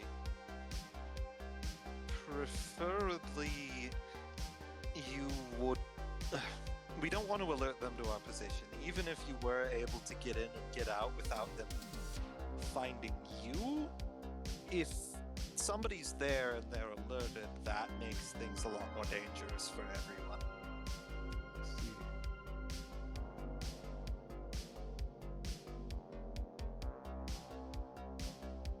Also, I'll be right back. I'm, like, since we're waiting on Dylan, I'm gonna BRB2 real quick. Let's take a quick break, because it's 10. Gotcha. A little 5-minute break. Oh my god, Dylan came back right at the last second. Yeah, I know, right? Dylan, you're being sent as a sacrifice. Oh, okay. They asked you, Polyon, to go investigate the neon glow since you're the stealthiest. But we're gonna take like a 5 to 10 minute break real quick. Go get yourselves a drink, go to the bathroom, do whatever you need, and we'll be back in, I don't know, 5 to 10, whenever y'all come back. Why am I the sacrifice? Don't worry about it. It's fine. For... It's fine. Don't worry about it. Okay, alright. 20%. I lost 20%, people. Hear this stream? 20%. 20, not 20%, 20 HP. And I don't even get paid. Pridwood doesn't even pay me. I was yelling at stream while everyone was gone. He gets paid $800. 800 smacks. It seems that I lose part of my health, 20%, 20 HP permanently. And he gives Solon $50? I paid that person $50. That was me. I didn't want that. I looked back at you two, and I said, basically with my eyes locked on you, should I do this? And you guys gave me the thumbs up and watched me get zucked.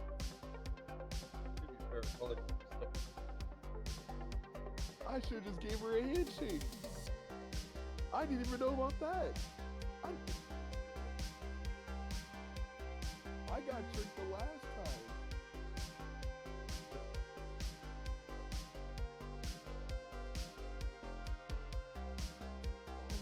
Chat, I don't even get $50? Pridwin is literally rich in the camp. He's rich.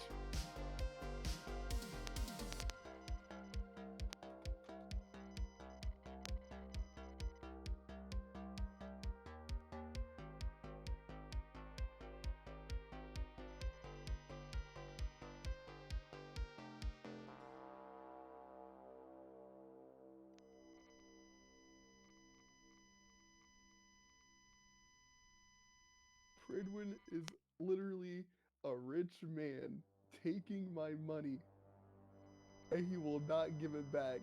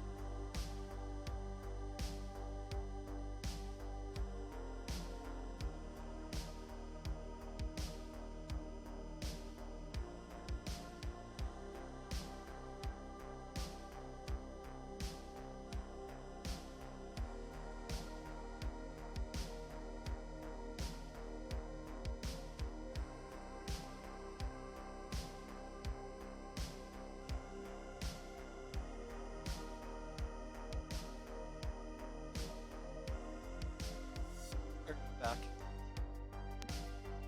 Pridwin, Yeah? you come from a prestigious family. And you won't give me any money. I'm the one that paid that person $50. I'm the one that got my soul sucked. No, you were not. Well, the soul... You're telling me that you're still upset about the soul sucking thing. Yeah, and I think Here. You made the wrong person. Are you trying to gaslight me right now? No. I just think that we should split the tip jar at the end of the night like I was usually done. And we worked as a team there. Did I really just come back to this? We Are they worked as a seriously team, Kristen. bitching about this? I was delivering and you was making the drinks. Oh my god, they are. Okay. And I just didn't get, I feel like, I just didn't get the... Same. Oh my god. Yeah. When I worked at the Iota Draconis, I kept all tips that I received. Granted, I didn't get very many, considering my family lineage. I didn't get any tips. Did I just come back to you bitching about the tips still? This is your fault. Oh my god. My fault? No, not you. Oh, I was about to say, like, As Bridwin the Savior. I was like, wait a minute, hold on, you did not just... No. Jesus Christ. Alright, is everybody back? I know you two are. As a doctor. As a doctor. As a doctor, I will do my best to fix the whole soul stealing thing. I'm not paying you the money that I earned. We earned. You didn't get any tips. Literally Lunala doing the finger quote for the we. Because they put the tips that they thought that was going to me in the tip jar. Oh my god. This is a regular bar, so they think the tips just go in the tip jar. Xavier, I'm going What to do be you know completely about honest. a regular bar? You're such a child. Like, you've never even been in a bar before, have you? Minerva says. No, Xavier, I wasn't supposed to I'm be in going- that one. you do realize every single person you served did not go anywhere near the tip jar. As a matter of fact, You I'm know- pretty sure several of them even made a point of not putting any money in the tip jar. Not true. There was that one lady who kissed me.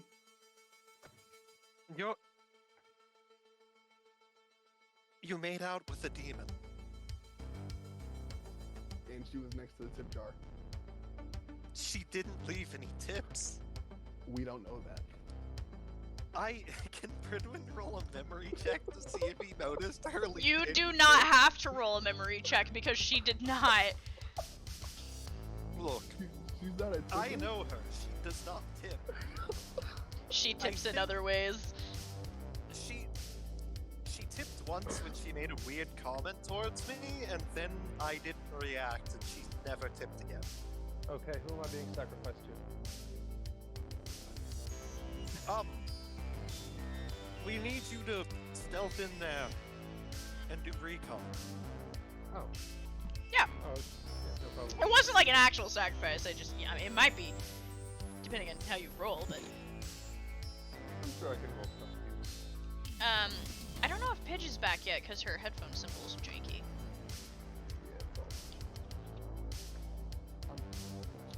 Phil, come back. Come back to us. So while I'm waiting, well, I guess we could just continue to hop in because he's doing reconnaissance. So,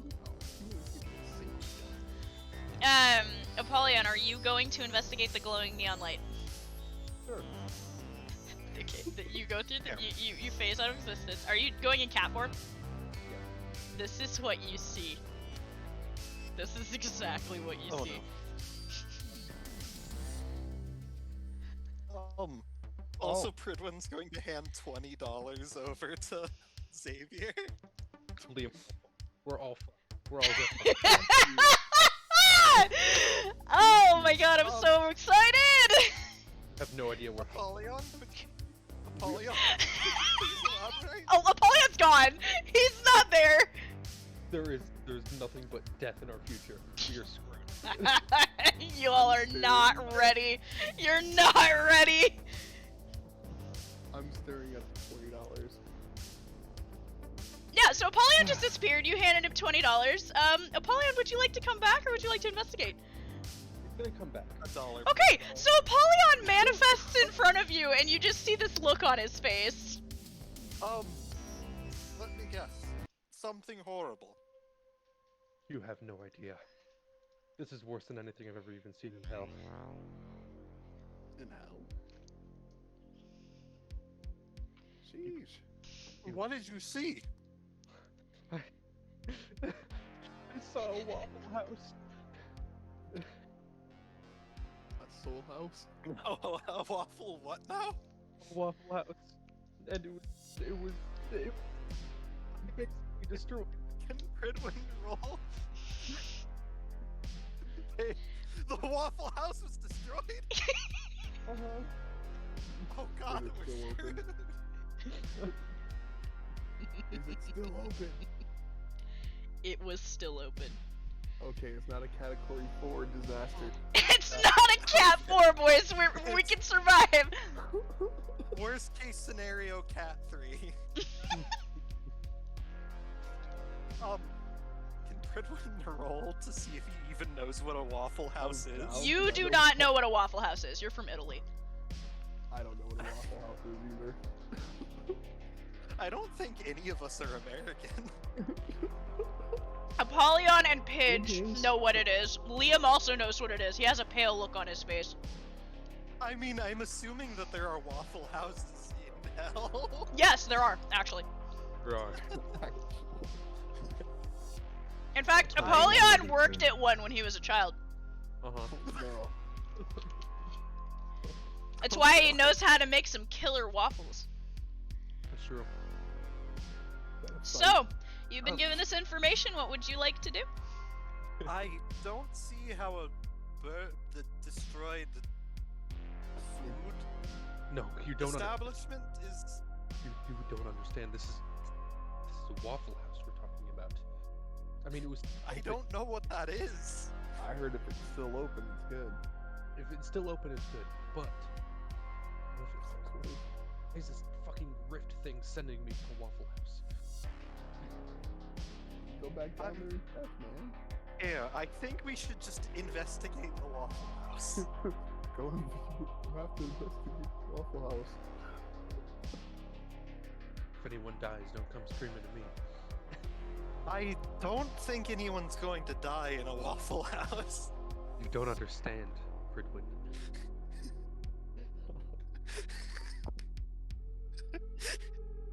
So what are you guys doing? Pridwin doesn't know what a Waffle House is, so he's just kind of marching forward. He's gonna learn. So you guys come around the, through the trees, kind of around the corner, and all of you see this. It's there, but it looks strange. I'm sorry, is it just me, or does that look like somebody's vague interpretation of what a Waffle House is supposed to look like? I don't know, man, but I don't trust it. I don't trust it one bit. Wow. I It looks mean, like a computer took a bunch of images and rearranged them to make it look like a Waffle House. Wow. computers can't do that. I can't believe Liam and Pidge make eye contact in the background.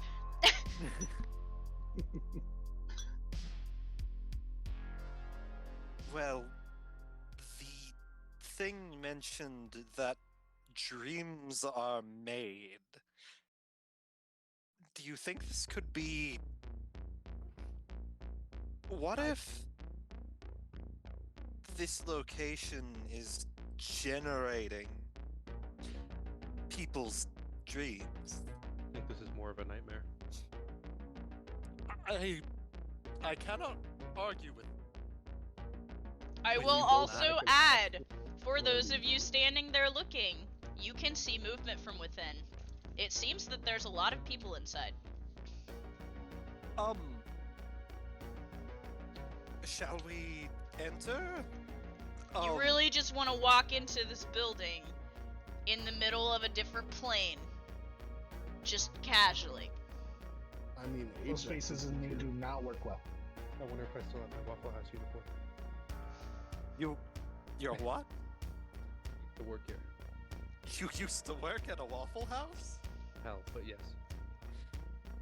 There's Waffle Houses in hell? Hell, of course they would have Waffle Houses there. The rest of the location doesn't look like hell, does it?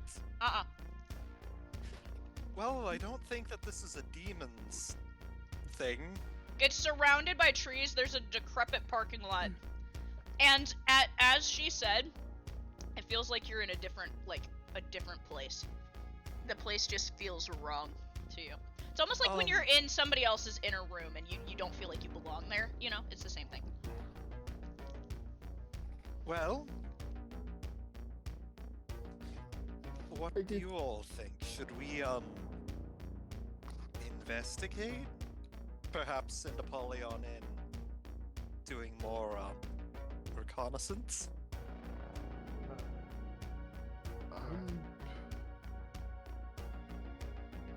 Apollyon, do you need company, or would you rather do this by yourself? I'll do this by myself. He transforms back. You're just gonna walk into a Waffle House like a cat? How do you I propose mean, you're to gonna be open the door? Oh, he's gonna look for something.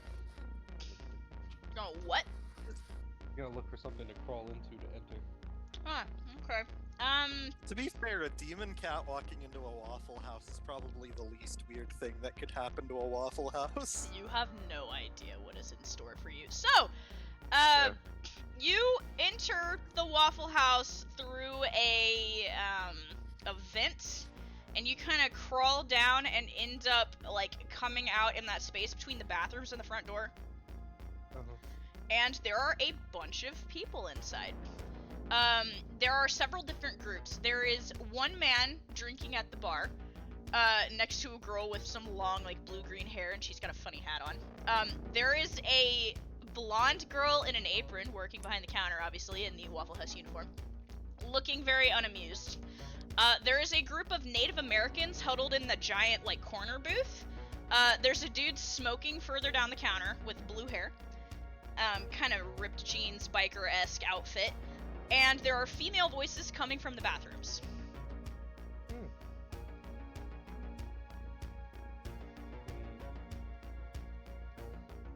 He's just going to take a stroll down the aisle. You start walking.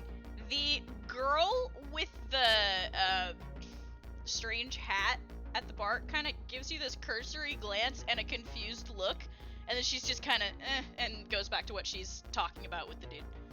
Oh, nice. Yeah, I'm just gonna look around, see if there's anything of particular interest. All of these people are very strange to you. Alright, the girl with the funny hat. Girl with the funny hat, you watch as she is sitting at the counter, and all of a sudden there's like this fly buzzing around one of the lights, and a long tongue shoots out of her mouth, hits the fly, and retracts back into her mouth. Apollyon looking at that, he says, nope, nope, nope, nope, and he's gonna walk away. As you're walking away, you hear the man beside her that's drinking say, Jesus fucking Christ, Elle, can you be normal for 2 minutes? What? I was hungry. Haley's taking a long time to make the food. Come on. I resent that, the woman behind the counter says. He's going to look at whoever else is closest to him. There is the guy with blue hair that is smoking. I'm gonna look at him. You notice something sticking out of the back of his pants, the hint of a tail that has been tucked away but is just barely peeking out. It is spade-shaped. They're all. Oh my god, the Waffle House is neutral ground. Oh no. Apollyon is gonna go back into demon form, or I guess human form, and then look around in confusion. So you're standing there, and the dude with blue hair looks up at you and he goes, Apollyon? Wait, do I know him? Roll me a memory check. Holy shit. Oh god. Oh no. I rolled a 17. You do know him. He is a person that actually is very common around the Draconis. He is a demon ambassador. he typically is sent out for Nimue, who is one of the triad that runs the Draconis. Holy yeah. shit, what are you doing here? I thought only one of us was allowed to show up. I honestly have no idea. I went through a rift, and then suddenly I'm in a Waffle House. Hey, I don't like this. The dude standing next to the girl with the funny hat kind of pushes himself up. I don't fucking like this. I thought we were only supposed to have one from each faction show up. Why are there two of them? I kind of showed up on here on accident. I have no idea. Get the fuck out then! The girl behind the counter turns around waving a spatula and she says, if you don't sit the fuck down, Jersey, I've had it up to here with you, alright? I really have. And he's like, shut the fuck up! And he yeets a chair at her and she catches it and tosses it aside. Well, whatever the case, I'm Apollyon. She looks at you and she goes, just sit down, I'll get you something in a minute. He's gonna sit for the guy who's smoking. Haley sighs. The dude that's smoking, he kind of just puts his head down a little and he goes, just be cool, man. This ain't the place to start shit. Yeah, I kind of figured. Well, I've been to my fair share of meetings as the old King of Hell, but I don't quite recall them ever being at a Waffle House. You don't know much about this place, do you? I really don't. Just keep your head down and it'll be fine, alright? Alright. Should I just turn into a cat so I'm less suspicious? Hey, I don't like animals in my freaking Waffle House, man, Haley says from behind the counter. Noted. Okay. Demon form it is. Well, that's unfortunate, you hear one of the Native Americans say from behind you, because he got a bunch of them. She just kind of squints in their direction. There are 5 natives, 3 guys and 2 girls, sitting in the large corner booth. You can look out the window and see if you can see the rest of the party. You can! Ah, They're huddled kind of in the distance, and all of them are staring at you as you sit down at the bar. The rest of you watched, like, as Apollyon just manifested in the middle of this Waffle House. There was a girl in the center who had a chair thrown at her, and she completely deflected it. Is this typical Waffle House behavior? Yes, Liam says. Polyon I is see. he's going to nod yes. Just suddenly his eyes snap over to us and he nods. And he's going to just gesture to stay outside. Oh. Okay. I need those of you outside to roll me a perception check. Yep. 17. 20. Oh my You god. rolled a 20? Oh, you're the one. You're the one. Look. You were the chosen one. That's Okay, right. doesn't even matter what any of the rest of you order. The chosen one. I did it. It's not a good thing. Xavier, you're Oh. standing there, kind of a little off from the group, when all of a sudden, there is a presence behind you. Right up behind you, you feel so close, the breath on the back of your neck as he speaks to you. You I wanna quickly buy say- a squirrel? Oh fuck, we're in No! No! You turn around, and this man It's is not standing possible. there. It's a, Rip, guys. do I want to buy a what? But Do squirrel. you wanna buy a squirrel? You all turn around and this man is just standing in your huddle like he's one of you. He opens his trench coat. There are all different shapes, sizes, and colors of squirrels tucked into pockets. Are they alive? God's name. Yes, they are all alive. Who are you? I'm the squirrel dealer. So do you wanna buy a squirrel or not? We got red ones, we got black ones, we How got big much and are they? small ones. Come on, I'll give you a good price. You wanna buy one? like back down. How much are they? A lot, but I'll make you a good deal. Is it $800 exactly? I wish you were out here. I wish to God you were out here, Ophelia. Oh my god. I have $20. I waived the $20. How much of a scroll do I get with this? I give you a third of it, a tail or a head. Third? I would prefer not. Not to be purchasing squirrel parts. Oh, so you What- want to buy them wholesale? You like to do it yourself? You want to keep it as a pet of some freaky like that? I got it. No gophers though. I ain't giving you a gopher, little bastards. For you though, I could get my hands on a nice raccoon, maybe. Maybe you name a good price, I could get you one of them. A really clear a jarble. I could probably find a jarble, but mostly I deal in squirrels. Oh.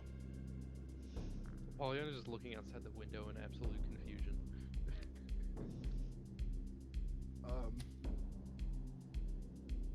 How about if I get a whole squirrel for $2? You ain't getting a whole squirrel for 20. Come on, man. I give you a whole squirrel for like 100, maybe. If you're nice to me. Do you do 4 payments? We don't do payment plans around these parts. You give me the money and I give you the whole squirrel, nothing but the whole squirrel. Fred. Capital $80.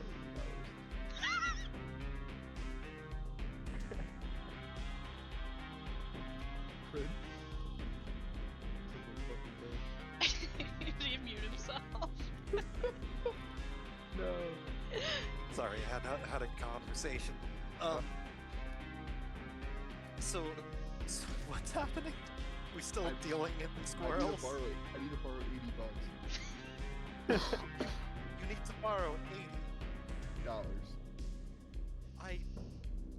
You just made He's gonna look 800. over to the He's going to look over to the squirrel dealer and say, "Do you accept trades?" For you, I might consider it. I could make you a very good drink. Drink for a squirrel. Maybe huh? knock the price down a little bit at the very least. How much we talking here? Well, so the price of an entire squirrel is how On much? it even for the whole squirrel. I give you parts and you give me any less. 100 even. I think I could mix you a drink that is easily worth that much. A drink that's worth 100. You fucking with me. I am one of the best bartenders ever. And believe me, I have been to many a bar that sells cocktails for far more. I think you're pulling my leg. I think you should be the judge after I make it for you. Because I think I know exactly what you'd like. Is that so? Alright, Indeed. let's see what you got, armor boy. Ridwin. You bring up trash. Oh. Ridwin's going to begin mixing. And he's going to make a cocktail called the Salty Raccoon. Oh my god. Roll me a long is it d20 gonna with be? advantage. Oh I've been my dealing in God. squirrels my whole life, boy, my whole life. That's how you know that all of my property is good. Is it lucrative? 14. It went from a 14 to a natural 20. Jesus fucking Christ. Oh, You hand him the drink. He takes the drink. He smells it. His nose wrinkles. And then he downs it in one go. well, hate it when they're right. Alright, what you want? You want a red one? You want a gray one? I could throw in the raccoon. If you really wanted the raccoon, I could manage it. Get the red one. Get the red one. There are like 40 Sure, red I'll squirrels in his trench coat. I'll take, I'll let you pick, Xavier. I like walk up to the raccoon. I choose, well, can I investigate the squirrels? The Sure. red squirrels? What are you looking Investigate for? the quality of the squirrel. What qualities are you looking for in a squirrel? Like, if they're, I don't want an evil squirrel, you know what I mean? Like, Of course you want to eat. like, I don't know, man. You're just gonna grab us fucking madness forest from live mission. I want to see if, the squirrel I pick is a wolf. You're looking through these squirrels. There is one squirrel, like in the picture, that just has its butt and its legs and its tail out of the pocket. It's very fat.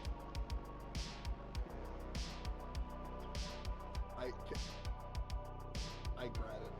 I just attempt to pick it up, You pick it up by the tail. and I just look at Fridwin. This If that's the one you want, just promise to take care of it. I will. I promise. Can I name it?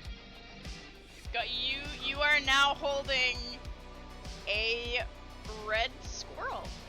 It looks at you, and it looks at the raccoon and scrambles up your arm and tucks into your neck, as far away from the raccoon as possible. Ajax. You named the squirrel Ajax. I hate it here. I don't think that she's going to find that as a very flattering gesture. So what about the rest of yous? Can I interest you in some squirrels? I got a lot of good choices here.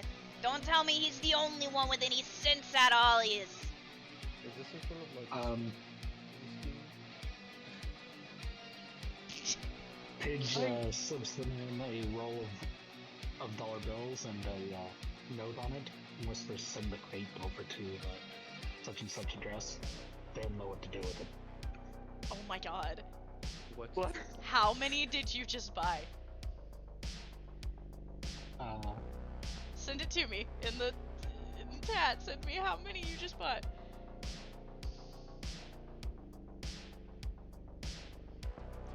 Oh my god. Okay, so 1 second he opens the note, reads it. His eyes widen and he slowly closes one flap of his trench coat. I can still get you the raccoon if you want, but I'm out of stock currently.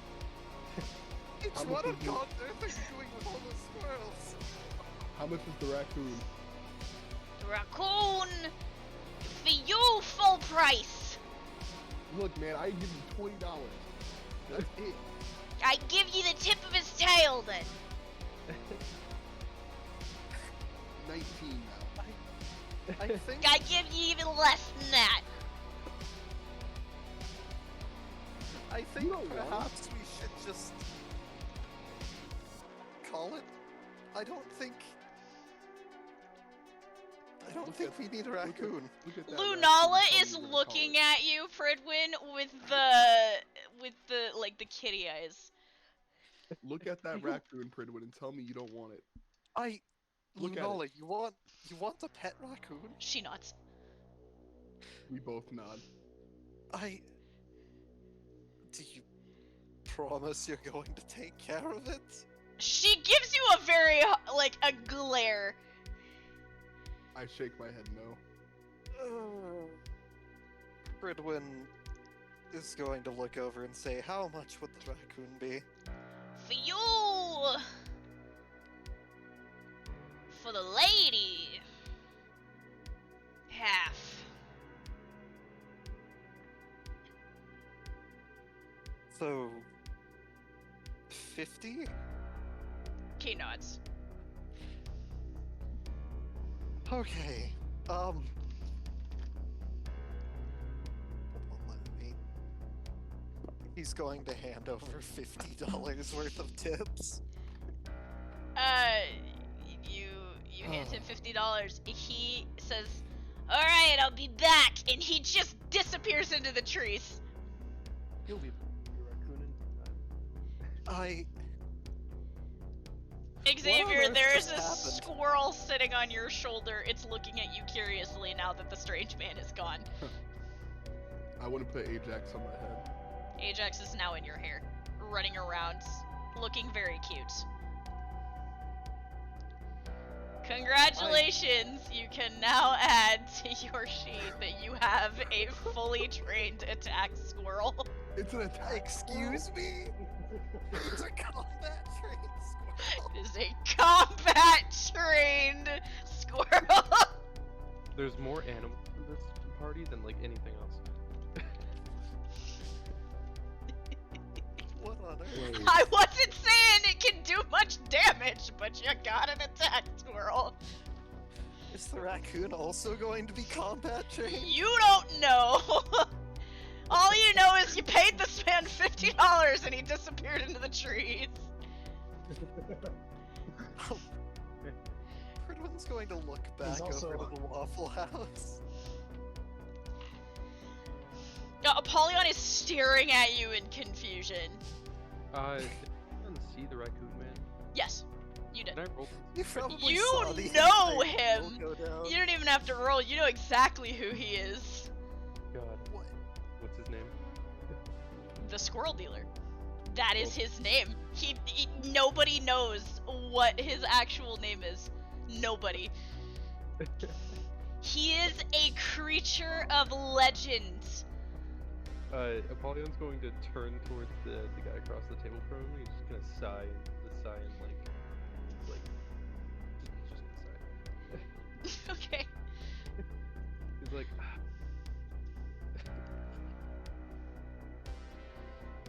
So, you guys gonna go inside the Waffle House? oh god. I mean, I'm Apollyon going told with us Ajax. not to. So, Okay, but like Let's I roll. really want you to go inside the Waffle I, Oh god. but it's full of demons, and I'm pretty sure that those are witches. Yeah, there's witches in here. A rhizostoma. 2 rhizostomas walking into a waffle house full of witches. So a demon walked into his waffle house. Wait, I've heard this joke before. Oh, Oh, oh god. god. Technically, there's 3 rhizostomas if Liam is here. I mean, if Minerva, Luna- yeah, so there's 3. Lunala, Minerva, and Pridwin. Yeah. Yeah. I'm gonna try to finger fight my squirrel. Excuse me. Finger Don't- fighting your squirrel. No. I'm just playing with He's it. just boxing with your squirrel. Finger boxing with your squirrel. You come to realize that your squirrel knows how to box. So, Holy I'd shit. like to ask you, David, to not word it that way.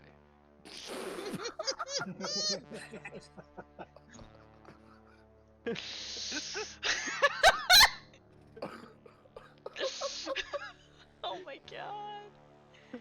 Swear, we're a PG-13 stream, I swear. Not anymore.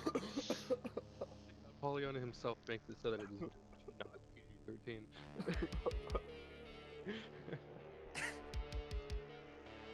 Oh god, Pridwin's probably just going to gesture to Apollyon, like, thumbs up, thumbs down, whether or not we should go in. He's just gonna shrug.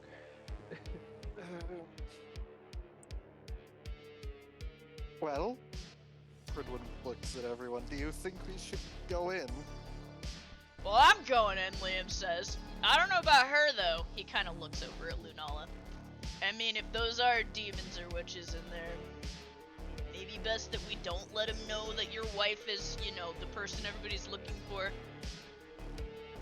Probably a good idea. I don't feel good about leaving her outside either, though, Minerva says. I could stay out here, but I mean, I was planning on staying out. I mean, They if all that's- slowly look at Xavier. I'm still playing with the squirrel. Xavier, I mean no disrespect, but I don't think you're going to be safe out here on your own. I'm not on my own. I have agent. Why did you name the squirrel after that demon? What demon? You've already forgotten about her because of the squirrel. Got it. Actually, he is not charmed anymore. So yeah, he did. The squirrel cured his charm condition. It did.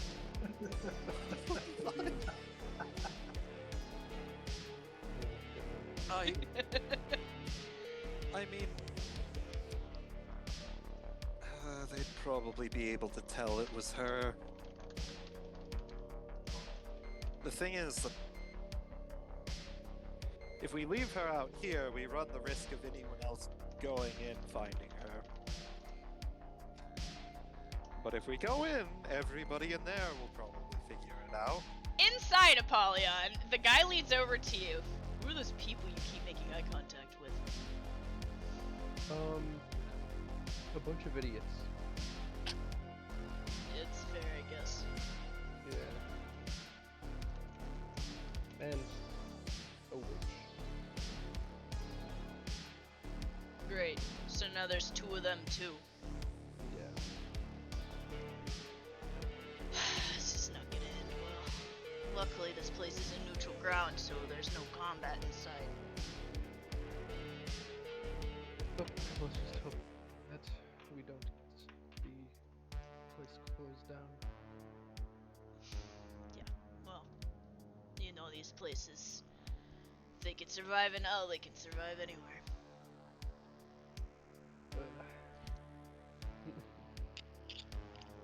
So, why? The Waffle House will be the only thing standing during the reckoning. So, why are we here exactly? He Or why- squints at you. You don't know. You don't know about the Force EM. No, I don't. The cross-continental cryptid contingency meeting. It's only like the biggest thing everybody's been talking about for the last 4 months. Oh, wasn't so. Who? Don't worry about it. Just a Wendigo demon friend I know. Oh, we got plenty of those here too. Cool. His eyes flicker over toward the booth of Native Americans. Ah, for fuck's sake. Don't cross them. You do not want to fuck with them. Trust me. Yeah, well, let's just hope there's no skinwalkers either. His eyes flicker back over to the booth. Oh, and You really don't know about everybody that's here. I've sort of been stuck on an odd job for the last 2. Ah, well, I guess you're gonna find out. He looks at his watch. It's about to start here in about 5 minutes. L is nothing if not punctual, he says, his eyes flickering over to the girl with the extraordinarily long tongue. Who is that? L? Alright, so you ever been to Ohio? Oh god, don't tell me. Oh, oh God! You don't even say anymore. I already don't need it. Where but Ohio? Where are we right now? Florida? You don't know. What? I was asking. He doesn't know. Oh, fuck. I don't really know where we are. These, like, extra plane pocket dimension things freak me the hell out if I'm being honest with you. So, definitely Florida. Got it. I would not put it past them to house the Force EM in Florida somewhere.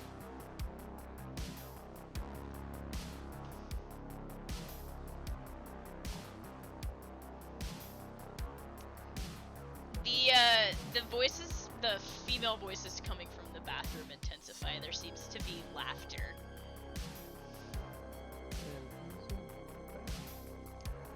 You don't want to know. He says, kind of tucking his head down into his shoulders. Noted. Okay. Seems like you're the only. Look, I am here as an ambassador. Means I don't start shit. I am here to listen and explain my stake in the matters. You know what happens if we fuck that shit up, man. Right. I cannot afford another mistake. So what's been going on, by the way? I don't know. Nimue keeps me on a short leash. Fair enough. I've been trying to track down Mephisto for a little while. Oh, that bastard. Yeah, He came into the Draconis a couple months ago. you don't say. Said he was looking for someone. Did he give a description? Some rat with pink hair. Fuck if I know. Oh shit. Of course.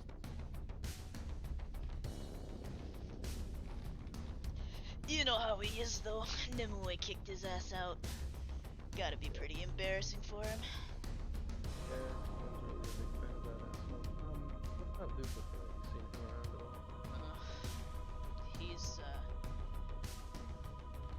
He's been around.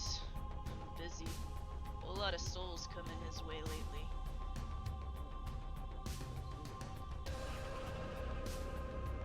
Like I said, I don't get downtown much, if you catch my drift.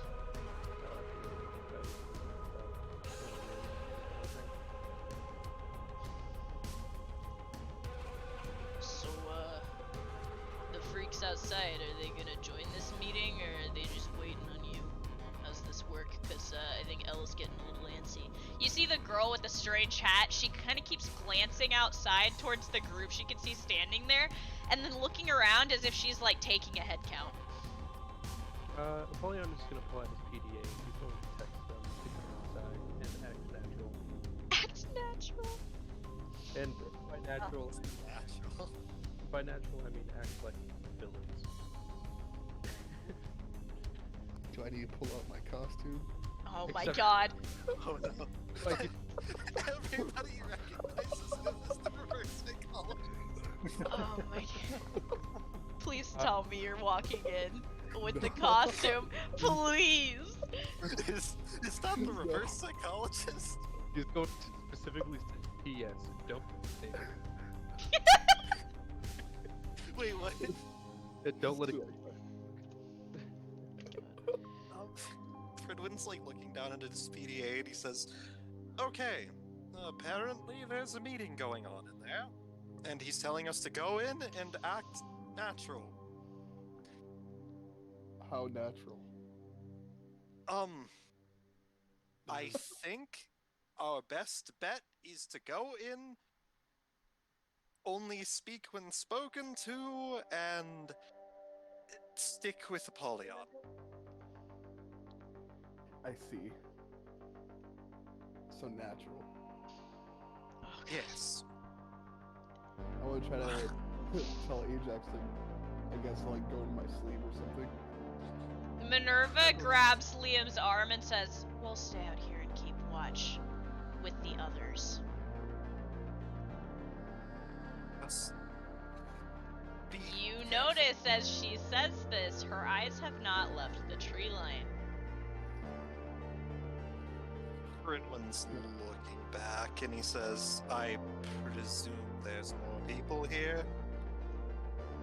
This place isn't as secluded as we thought it was, she says under her breath. Well, I guess if there's a meeting, then they'd probably want to bring all of their backup with them. Just let us know if anything goes on out here. Yeah, we'll signal you. Liam is complaining the whole time as she's talking. Why the fuck do we have to stay outside? I want to go inside to the cursed Waffle House.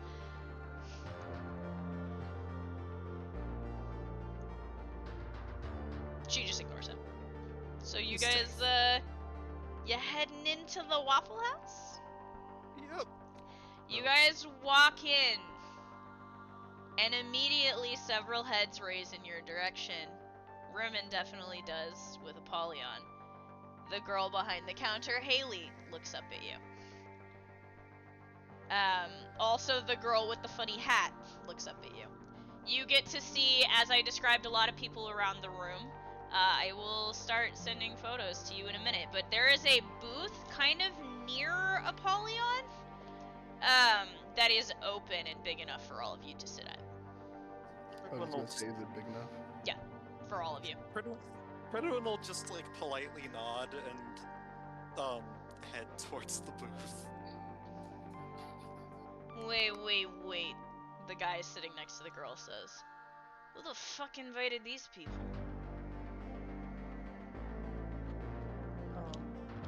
Don't worry about that. Who the fuck are you? You ain't even supposed to be here. Why are you talking? Al kind of puts a hand on his shoulder and says, "Jersey, sit the fuck down." "Don't make me tell you again," Haley says, pointing the spatula at him.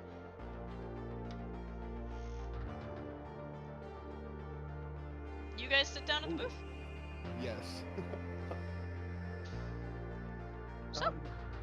I'll be right back. Apollyon says to the guy.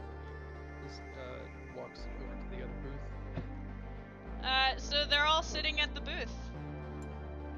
Apollyon, Yes. what the hell is going on? Okay, so this is a top secret meeting between all of the factions, and we just got caught up in it. So you guys just need to keep your asses. As you're saying this, the clock strikes 3 and there is a chime, and as you look around the room, these human-looking people begin to shift. I'm going to send you some pictures while you have this conversation. Apollyon is going to very quickly go back to his booth. The first ones you see will be these guys. Pridwin's gonna place a protective hand on Lunala. They are all sitting at the booth where these Native Americans were sitting previously. Also, this girl is sitting with them.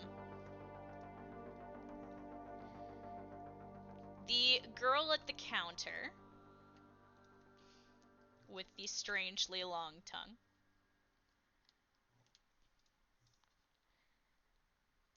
And Wait. the man next to her, who has not set the bottle down once, and somehow it seems to be magically refilling.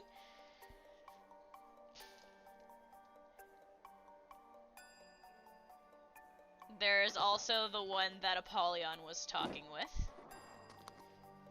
You watch as horns strike out from his head and his tail becomes fully visible. Apollon's thinking like, oh, are we going into our demon forms now? He just kind of nods at you. He goes to his half step to the table. He just kind of tilts his head and looks very confused. Coming out of the bathroom, you see 3 more women. This one, trying to make sure I get everybody. This one, and this one.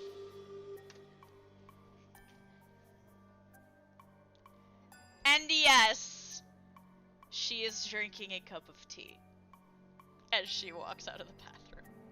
Oh my god. Man, Toma would be at home here. He actually would be pretty Yeah. at home here. So yeah, all of these people are huddled around the room, and of course you saw the picture of Haley, who is behind the counter, the legend herself. Oh, and then there's also a figure in the corner who has been shrouded in shadow this whole time, and his eyes have not left the light above him. Mothman? Mothman! Yes, it's the Mothman!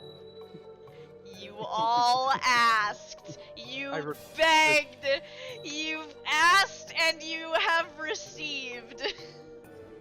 Is there wait, are there changelings in here too? You do not know. This is everybody that is currently present for you. The man with the infinite cup.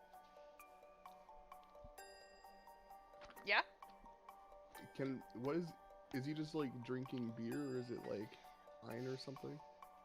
It looks like beer. You're not sure. Okay. And Go with he it. has been addressed as, so everybody that's been addressed, I will give you names for, they have not said their names yet. There's a German out here, isn't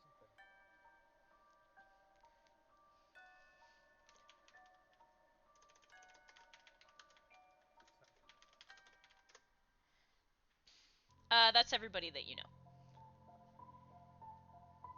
So far.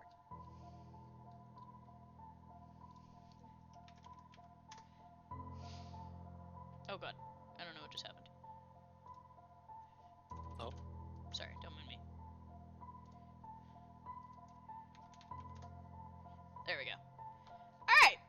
So, you watch as all of these people, a good portion of them appear in their more legendary forms. And the girl, Elle, stands up in front of everybody and she says, "Are we missing anybody?" Jersey, standing up next to her, goes, "Alright, you fucking degenerates! Let's get this shit started already!" One of the Native Americans is like as crude as ever. He says, "Would you want to go beanstalk?" And Elle says, "You can have your little pissing contest later. I want to know who we're missing." "Well, little Footy ain't one of them." "Oh, don't tell me." And he pulls out a letter and kind of hands it to one of the Native Americans who's walked up. "We regret to inform you that due to unforeseen circumstances, the Foots will not be present at the cross-continental meet." Unforeseen my ass, Jersey starts.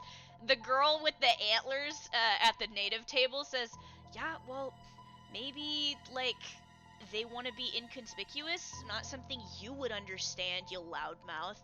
They start, like, getting into a little tiff as you guys are all watching this.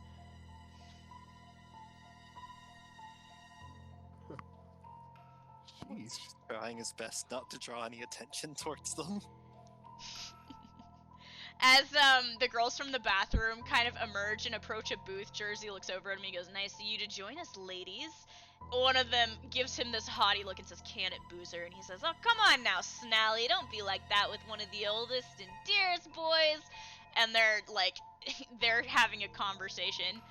Roll me a perception check to listen in on some of the other conversations happening in the room while this is going on. 17. Okay. 7. 12. So 17 is high enough for that conversation.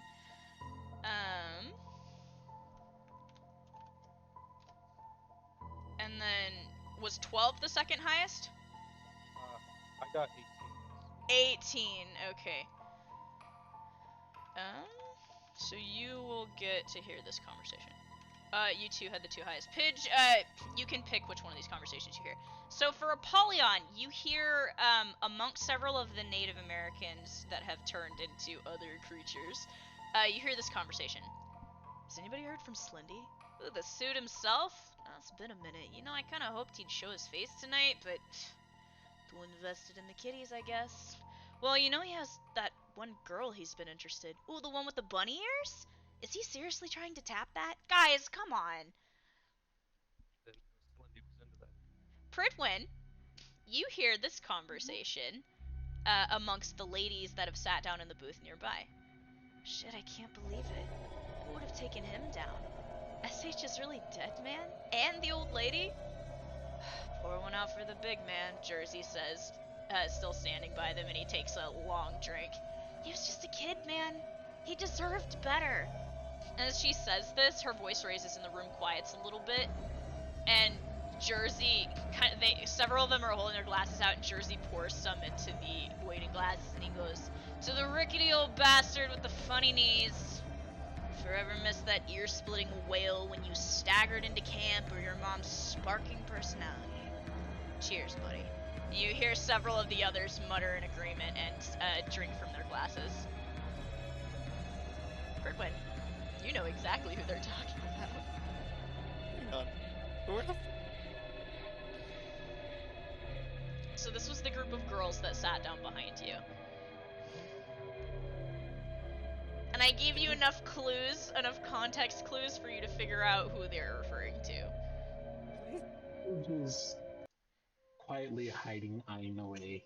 Uh-huh. And Eon.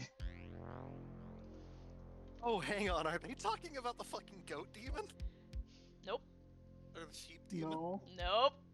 Mm. Wait, Paige is then pulling up her hood. hold on. Was it Siren Head or was it... Uh-huh. Yeah. Man. Tucking away. Yeah, Pridwin just kind of shrinks in. Yeah. You're I'd hearing these conversations, and Jersey kind of slams his hand down on the table, gripping his body, and he says, if I could find the motherfuckers responsible for killing that kid, I'd fucking let him have it, man.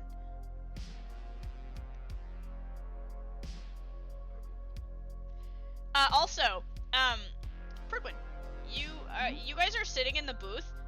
Suddenly, beside you, the inside of the booth, on the far side, so it was like Lunala and then you. On Lunala's other side, the squirrel dealer has reappeared. Oh. Just in the booth, sitting. He's double taking. He's sitting there like he's been there the whole time. When did you get here? What do you mean? I ain't gonna miss the goddamn meeting. I ain't gonna be late again. You don't know what Elle does. She's punctual as hell. She don't put up with shit. So you're someone who attends this meeting also? Well, yeah. It's the 4CM, man. Everybody who's anybody sends somebody to represent. Even the rats in the walls represent people from, around who couldn't make it. You look up and you see there are, eyes in the shadows of the, ceiling and the vents. I see.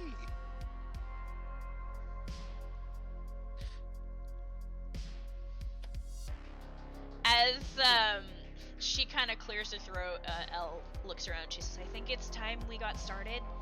If there's no further chit-chat you'd like to get out of the way, then I hereby call this here Cross-Continental Cryptid Contingency Meeting to order. Now, I see several faces I don't recognize, so either your camouflage is getting better, or cut to the chase, Elle. It's not safe having us all here in one place. Alright. Well, we all agreed to meet to discuss the current events and where we stand on the matters. Now, present are ambassadors from both the demons and the witches. One of the Native Americans stands up immediately. You brought a fucking witch in here? We don't trust their kind. The woman sitting at the booth behind you with the pointed witch hat has said nothing, but her eyes have met with the natives. Several others of the Native Americans have risen in anger. We want nothing to do with you. We want nothing to do with your kind. We're gonna take our leave. There's nothing here for us. Elle is flustered. She says, would you just sit down and listen? No, we're not gonna hear him out. We'll be outside if you need us. And 4 of them have arisen and walk out, making eye contact with the woman in the booth behind you guys the whole time. They disappear outside. Jersey goes, well, that went well.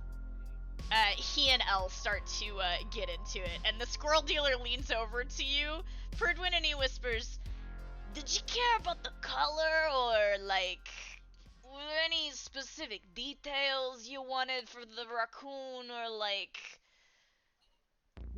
think Lunala just wants a raccoon. She nods. Wait a minute. It gets quiet around your table. Did you just say... The girls in the booth behind you, their eyes have all moved in your direction. I apologize, I must have misspoke. I don't think he misspoke, the reptilian woman says, leaning a bit. Lunala has tucked down into the booth a little bit, trying to pull her hood down further. The woman in the hat and Elle are staring now too. Even the figure in the corner begins to buzz quietly. All eyes have moved in your direction. Oh, for God's sake. I didn't know that we were bringing our own snacks. Jersey stands up and says, Haley, put a pause on my order. I think I just found myself an appetizer.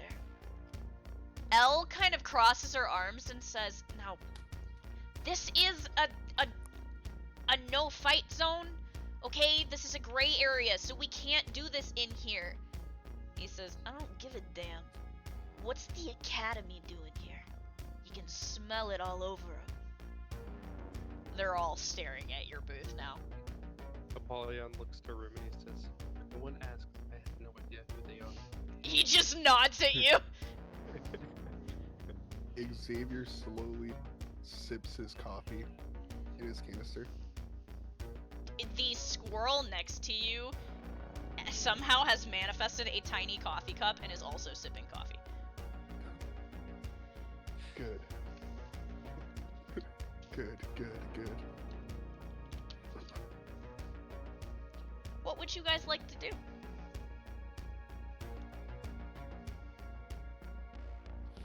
Apollyon's grooming himself. Music I am not here to start trouble. None of us are. So why are you here? Because the only thing the Academy brings is trouble, Jersey says. Well, At this point, he's at your booth and has gripped the edge of it. You can see his fingers digging into the table, leaving scratch marks. Fridwin just kind of rests his hands on the table and says, I do not represent the Academy. That kind of throws him off a little bit. I understand, as someone who has been a member of the Academy, that there are things that I find disagreeable with them and with many other individuals. So currently, my interests are my own. Yeah? What about your little buddies over there? He says, starting to look at the rest. I hope you know, one of the women behind you says, that you're not getting out of here in one piece. A Is lot that of a us threat? have scores to settle. Oh, believe me, it most certainly is. If I recall, this is neutral territory. That would be breaching the agreement of this territory. Oh, but of course. But when you step outside, all bets are off. She Furthermore- casually sips her drink. Furthermore, I don't believe that I've done anything personally to wrong you. Anyone connected with the Academy dies. That's the way I see it. Unless they're infiltrating the academy. They turn to look at the cat on the counter. Is that what you've been doing? Rimmon says. Not by choice, particularly, but I've seen a few cryptid coming into the academy, infiltrating it. It's nothing new. Yeah, I got some questions, Jersey says. His eyes have not left Lunala. So, they let a witch walk around on campus. Are they stupid? Exceptions have been made. Oh, really?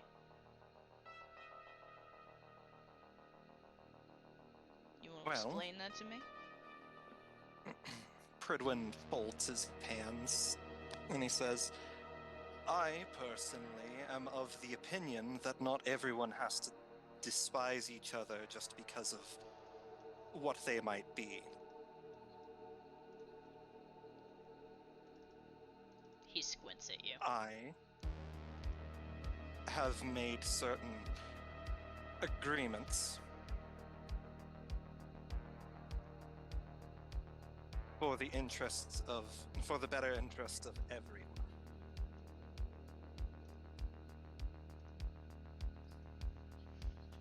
He's just They're all staring at you, some of them in confusion, some of them with interest. Do any of them seem to recognize Pridwin? Like, his They're- family crest or so- anything? Let's see, out of everybody present, I'd imagine all the witches would be able to recognize Rhizostoma. The witch in the booth behind you absolutely recognizes you. Denali, has taken, interest in your group, the Wendigo. The older Wendigo. Let's see. The squirrel dealer definitely knows who you are. Ravine also knows who you are. The, lizard bird looking lady.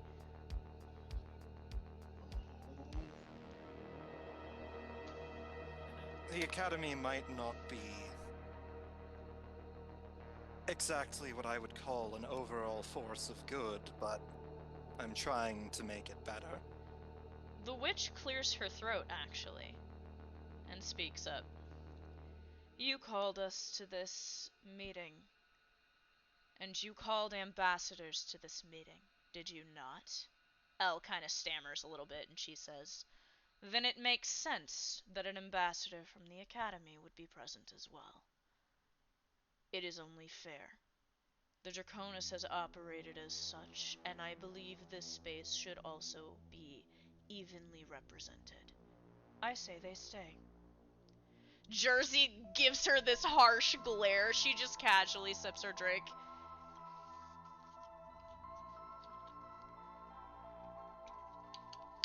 I also vote the same.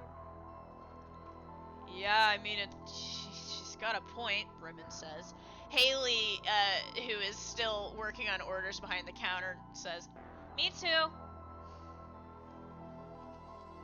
Fine, Elle says. You can stay, but no funny business, she points at you guys. I can assure you we have no intentions of causing any trouble. Well, if you want to make sure there is no trouble, you might want to restrain the guy with the silly uniform. Who are you referring to I- in this comment? Xavier? Oh my gosh. Not very good. I'm not very good. Xavier's sipping coffee with his squirrel, don't worry about it. He's not a threat, just a bit of an idiot. I'm not very good. You hear, muttering from the side, Jersey takes his, drink back to the bar and he says, I knew we shouldn't let Mothman make the fucking riddle that leads to this place. I swear to God. Of course, Mothman's the one who made the riddle. Did you not? The last two lines? It was It's about fucking a lamp! lamps. It was He's literally. talking about lamps. I knew it. I fucking knew it. So, does Apollyon know Mothman that he exists? Yeah, you actually have met Mothman before. And you would know that Mothman is really derpy. Yeah. Apollyon is going to wave his Mothman lifts an appendage and waves back. His eyes never once leaving the glowing orb of light hanging over the table. Does the rest of the party see that? Yes. Yeah, so you guys get the feeling Apollyon's right at home with this group. Yeah, Do you know Mothman? I do. You know Mothman. I do. Would you take me over to talk to him? Oh my god, nobody cares about that idiot. He can't even talk, Jersey says, taking another drink. Okay. Can we get back to the business at hand, Elle says. That is something. Right. So, before we were so rudely interrupted by all of this, she clears her throat.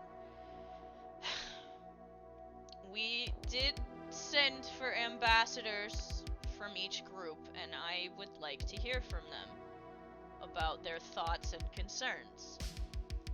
So, Rem, you have the floor. Remick kind of looks at you with a "ah shit" look on his face. feel like giving a speech, he says in your ear, Apollyon. Me? You want me to do it? What am I God, I don't know. Just forget I said anything, he says. He kind of clears his throat and spins, leaning back against the bar. Alright, well, I don't know what you expect me to say. I'm just here to observe and report, really. But, lot going on downtown, if you catch my drift. And the big men down there don't exactly like what they're seeing up here. And some of them really like what they're seeing. So, yeah. He kind of just nods. Elle looks at him so confused. Well, I suppose if it's alright, may I speak out?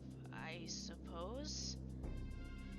I have sort of noticed that a lot of people have a particularly keen eye on a pink-haired demon family.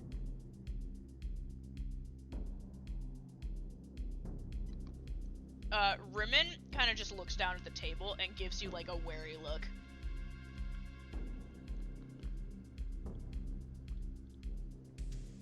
No, Nope. anyone? Nobody's saying anything, they're all just looking at you.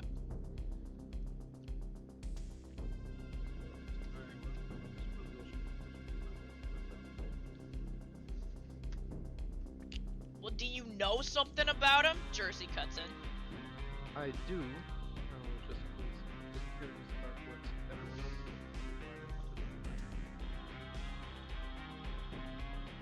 There's kind of this shared glance, and then the girl with the antlers that was in the corner booth with the other Native Americans, she speaks up and she says, well, I don't know about the rest of you, but I got a score to settle with that brat.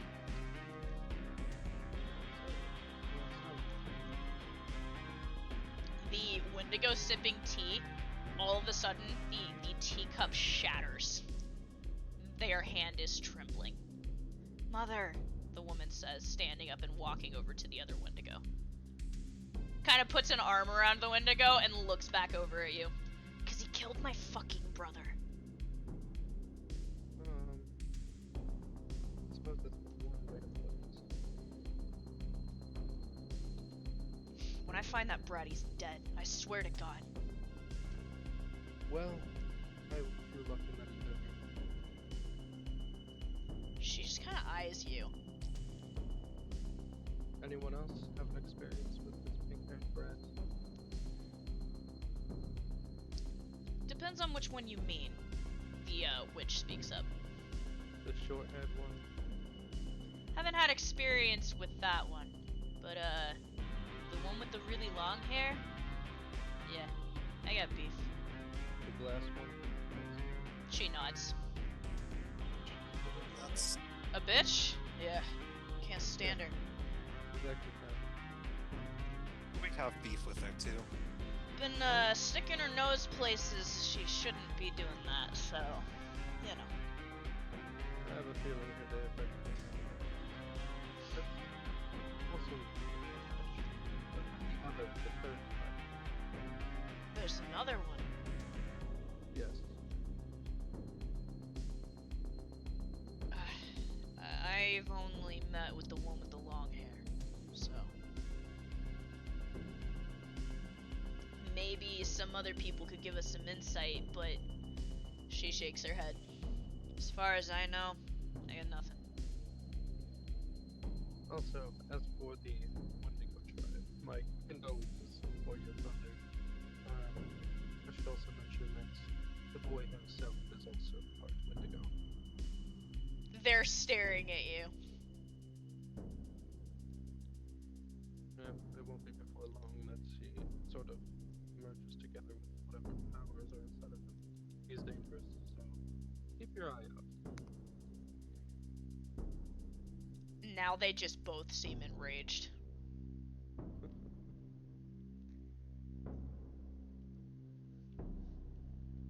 I suppose that's it for me. Just keep an eye on the pink-haired kid if you can. And try not to fight him. I recommend it.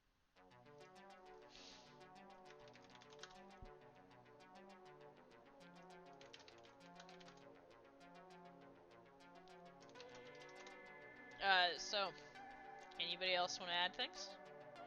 Actually, I do have one. Fridwin's, I want- Fridwin's waiting for everyone else to go, but he looks like he's ready to speak. yeah, I'm gonna say one more thing, and then I'll let Fred speak. One final thing. The asshole Victor.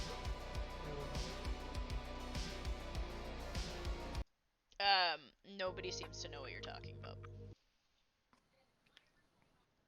You know, the usurper.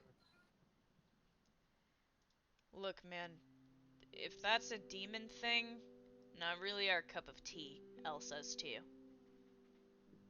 Fair enough. Can I whisper something to Pridwin? Sure.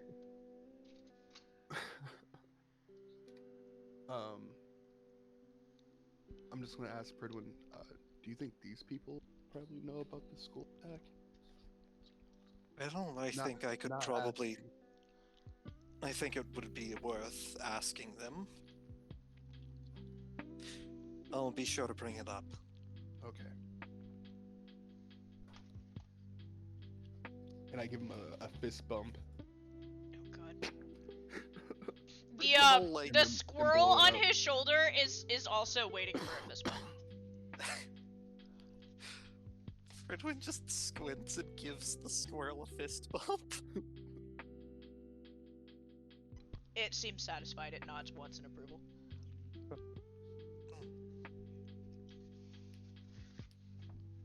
Okay. Elle looks around and she says, Caster, do you have anything you'd like to add? Caster just kind of shakes her head. No. There are a lot of covens, and a lot of them have different interests. Many of them are warring against each other. As someone who has no allegiance, I was sent in their stead to give a fair assessment and relay what I learn. I have nothing to give you.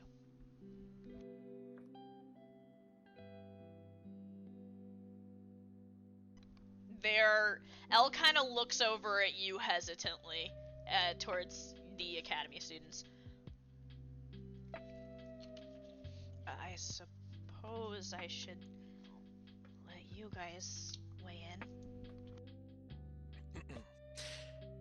Well, I will tell you what I know and what my current goals are.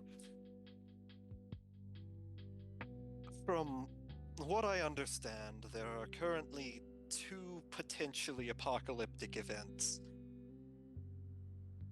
that several factions are currently working towards. Both of them appear to have the ultimate goal of breaching hell. I will say, Which- as you're saying this, you do not see looks of surprise from anyone in this room. Yeah. Now,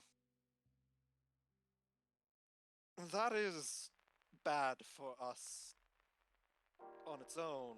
However, I think that there are some things that are a major concern to reality as we know it. Specifically, that there are covens that I believe are trying to resurrect the Witch Twins. Now you see surprise on everyone's face but Caster and Rimmon. Now, why they might want to do this, I'm not sure. Because, ultimately, the way I see it, it's a terrible idea. Not only for humanity, but for demon and witch kind.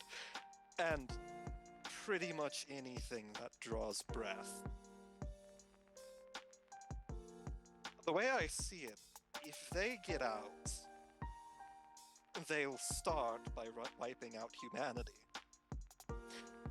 But they are powerful, dangerous, mad beings.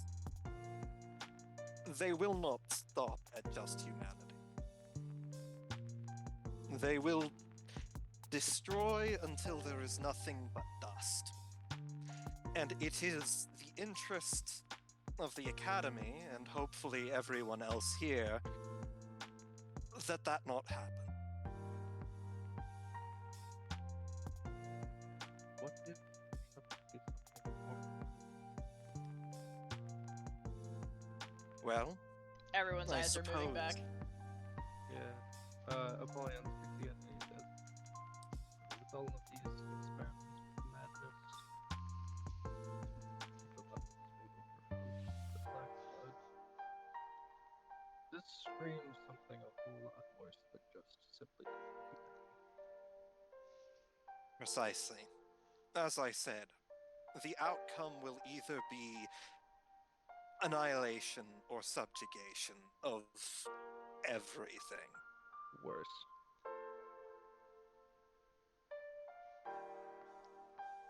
If What do you mean worse? Elle says, looking over at you. What of Keisha? You hear murmurs from several of the cryptids around the room.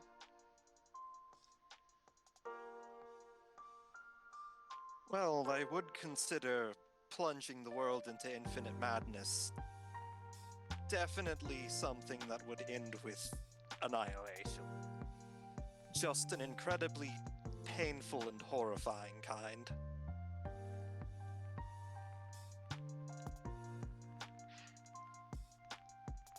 Continue. I know that the Academy has been enemies of all of you for a long, long time. About 1,000 years or longer. And, well, the way I see it, it's not entirely fair. The Academy was founded on the foundation of protecting humanity, but fanaticism can bring about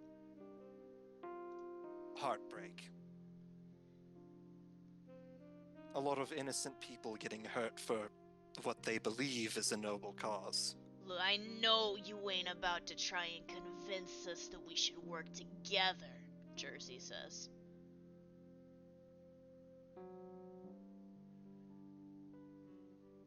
What I'm suggesting is perhaps talks should be made. We're not listening to this, right? You see several of the cryptids looking around the room make eye contact with Jersey and then look away. He kind of scoffs. You're kidding me! As next king of hell myself, I think that is not such a horrible idea. Death is sort of untouchable as she is. Best to work with than against. Furthermore, what I want personally, I and my family have pledged ourselves to protecting the innocent. I see that does not mean simply protecting humans. Furthermore, it does not mean simply protecting humans from other creatures. Everyone is capable of doing good and evil. So, what I propose, if not, I understand that it is incredibly difficult to set aside our grudges. Many good people have died on both sides, and that fuels a need for vengeance. But if we keep tearing at each other, nothing's going to change. War is just two people throwing innocent lives at each other until one of them gives up. What I'm looking for is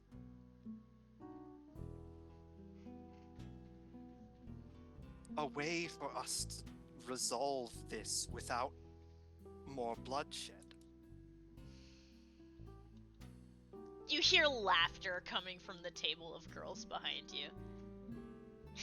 And I know that that is quite possibly impossible, but if I could at the very least reduce the death toll, at least reduce the number of innocent lives lost, it's worth trying.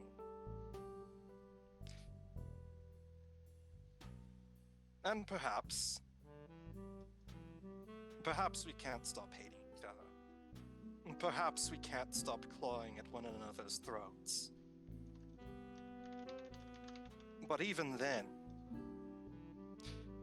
we have a common enemy, common threats that will affect us all.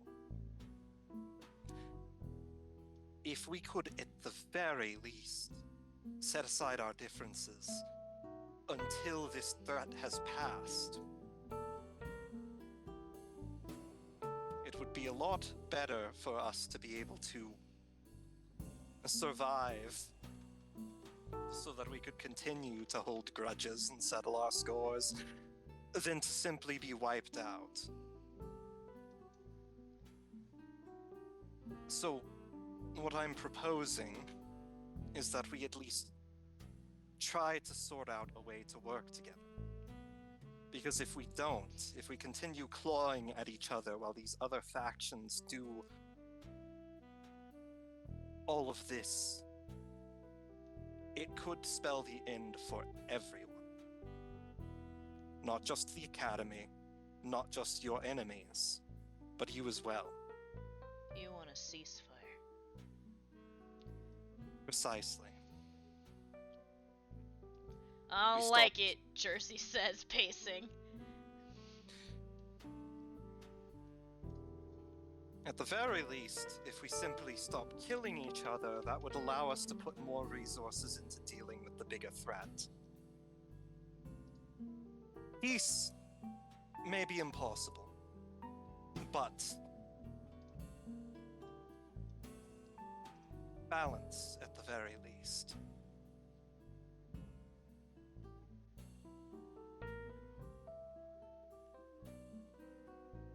Because our enemies are strong.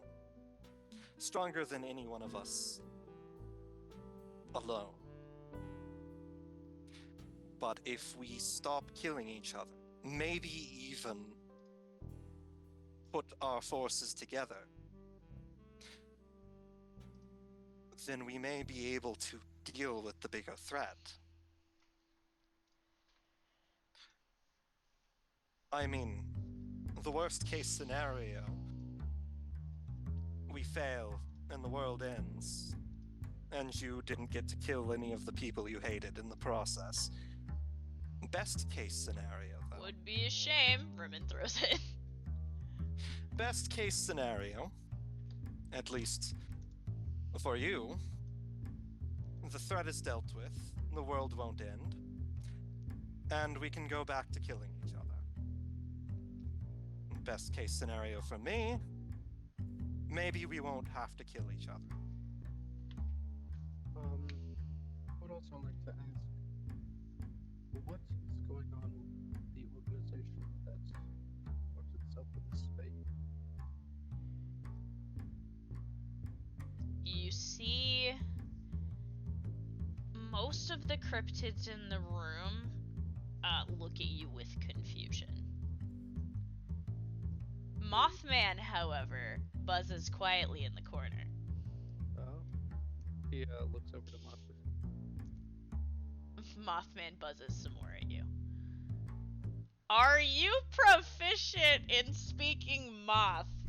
I feel like he could be. You speak moth?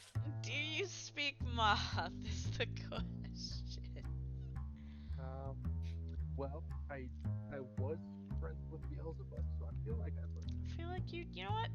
I'll allow I it. know a little Yeah, bit. so you literally hear this conversation between Apollyon and Mothman, but it's just inconclusive buzzing coming from Mothman. Is Apollyon speaking in like English, or is Yes. he making buzzing He's noises? speaking or in does English. Yeah. Okay. I was afraid I'm- that he was just gonna open his mouth and moth noises were gonna come out. Paige doesn't understand Flapping. how this happened, but Ein seems to be joining in on the conversation. Ein having is a- also buzzing, like electrically buzzing. and for some reason can comprehend, and Paige doesn't understand how he knows any of this.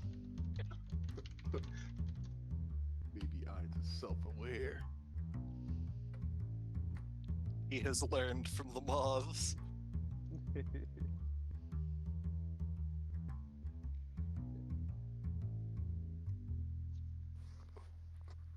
By nudge, Pridwin. Mm. You forgot the other part. Right. There is a question that I would like to ask. Do any of you happen to know about the attack on? I'm drawing a blank. What was the The South Amalgam American from branch. The South South American American. branch. How do any of you know any details on the attack against the South American branch of the Academy? Once again, Rimmon and Caster look away. The other cryptids do not seem to know what you're talking about. He looks over to them and I says, don't know if you've noticed, Elle says to you. We're kind of all North American based. Like, we don't leave our homes very often. In fact, most of us don't even want to be here, she says. Jersey goes, ain't that the fucking truth? "That's fair enough." I wouldn't even be here in the first place if it wasn't for Mephisto. Rimmon We- rolling his eyes beside you. We didn't exactly plan on coming here either. You said that there were two people who specifically looked away when he mentioned that. Yeah, the two ambassadors, the demon ambassador and the witch ambassador.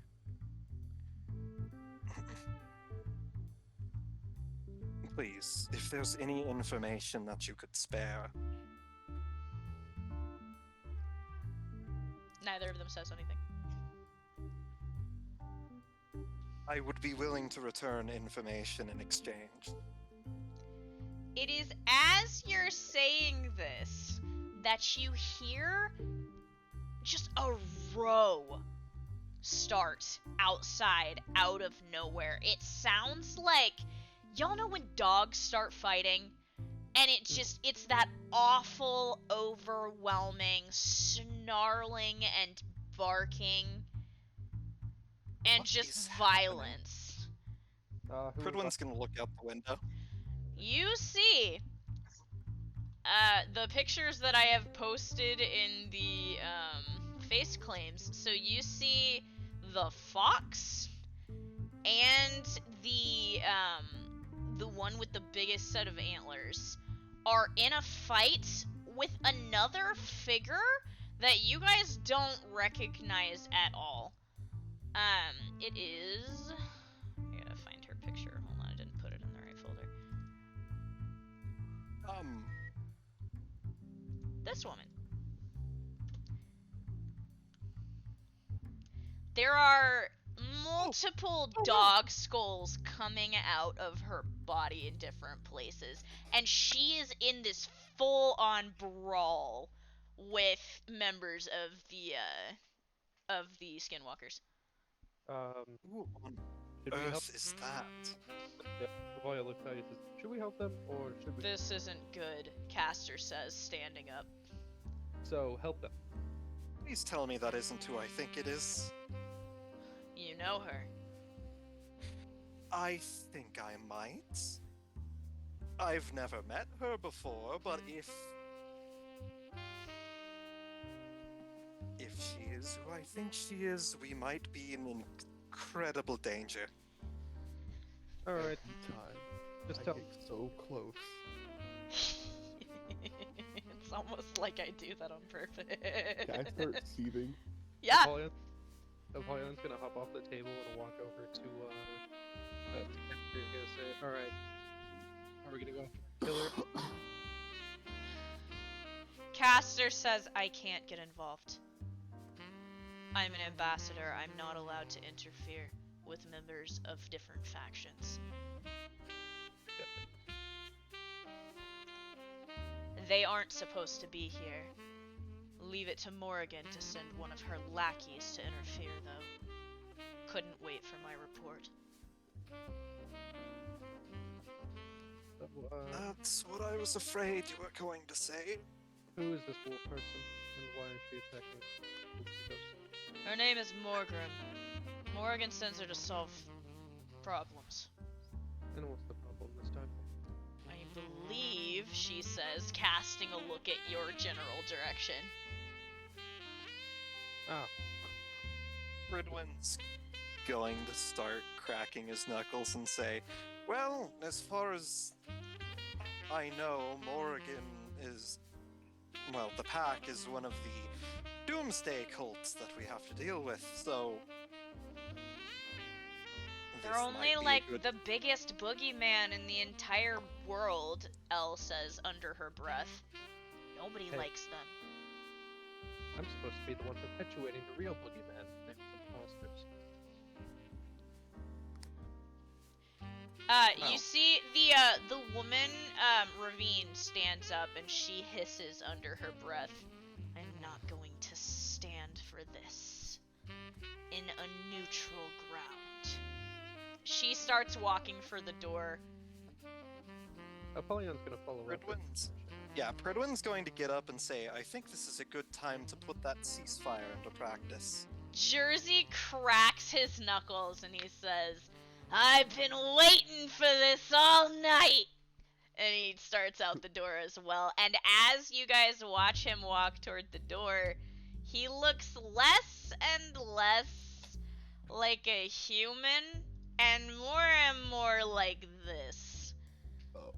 As the Jersey Wow, he is- Devil transforms into his full splendor.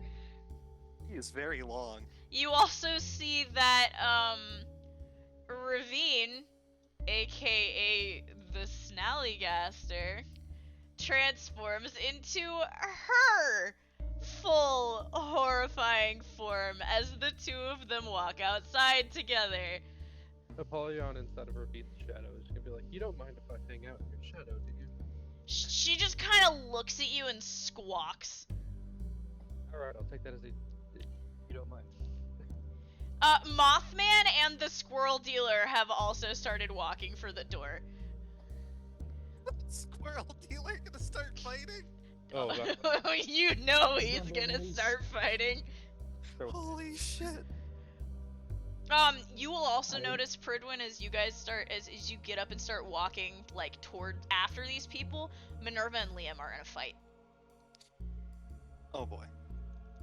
With a different Liam person? or- is currently wielding Minerva, and there are a bunch of wolves that they are in a scrap with. Oh boy. You also Pridwin's- see, as you guys are, are all of you going outside? Yes. Fridwin definitely is. You will Yeah. also see... Hold on, I gotta find him. Where is she? Where is she?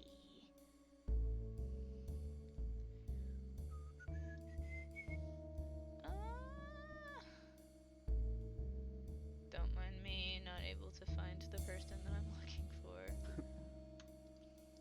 You will also see these two people walk out of the shadows. They both have an emblazoned wolf symbol that you recognize on their armor. Oh, great. And they walk out surrounded by wolves. I had hoped it wouldn't have come to this, the redhead says quietly. You shouldn't have come at all, Jersey says, cracking his knuckles and then dragging his claws on the asphalt.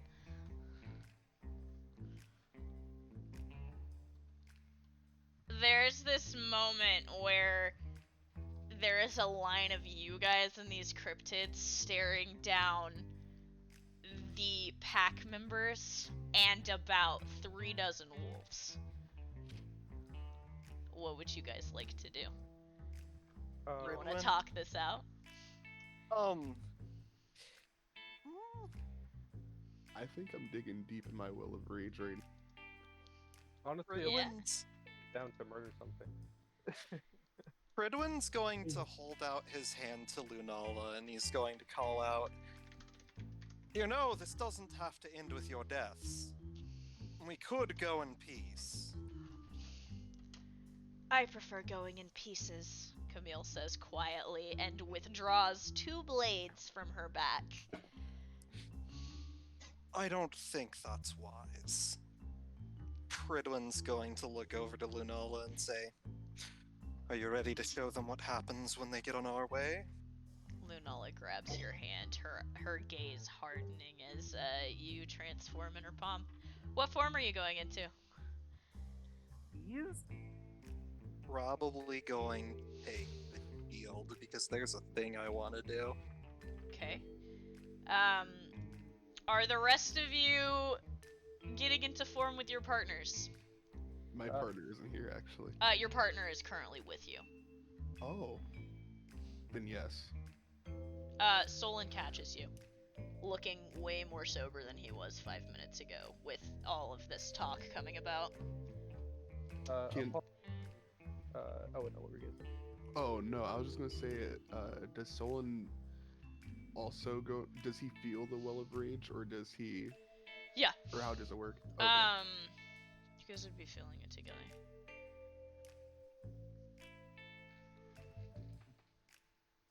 And remember, it's a minus 30 to your base HP for both of you. I know. I'm negative 50. Yeah, negative 50 health for you. How you feeling right now, buddy? That's why I'm coughing. He's dying already. He's already dying. He has a permanent negative 50 that cannot be healed right now. So, question: how far away are these guys from us? They are about, like, 30 feet away from you. Perfect. Because I am could gonna send make- this behind them. I'm gonna make all of you roll initiative. I just wondered if anybody was gonna do some fuck shit before we got into it. Natural The only 20. thing that I'm really 9. only thing I'm really doing is sending out Garuda up into the sky. Oh, wait. Add the lines for me. Well, Pridwin got a 20. Yep. Pitch got an 18, Pretty good at 20. Polly got a 13. Xavier. Oh, sorry, 9. Okay, so it's Let me gonna put it be on the thing. I would say that. I'll probably shed it right now. Prud and Lunala. And then Pidge.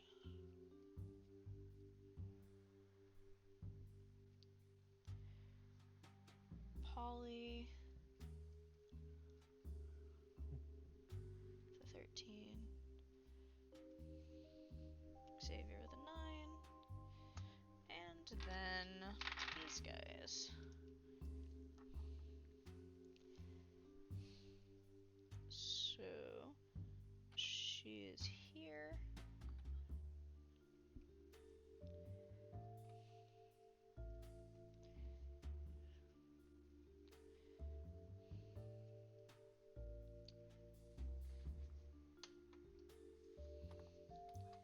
One, two, three, four, five, six. Okay.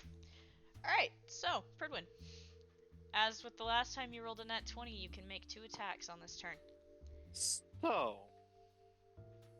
Pridwin's going to say, "I will give you one chance to surrender.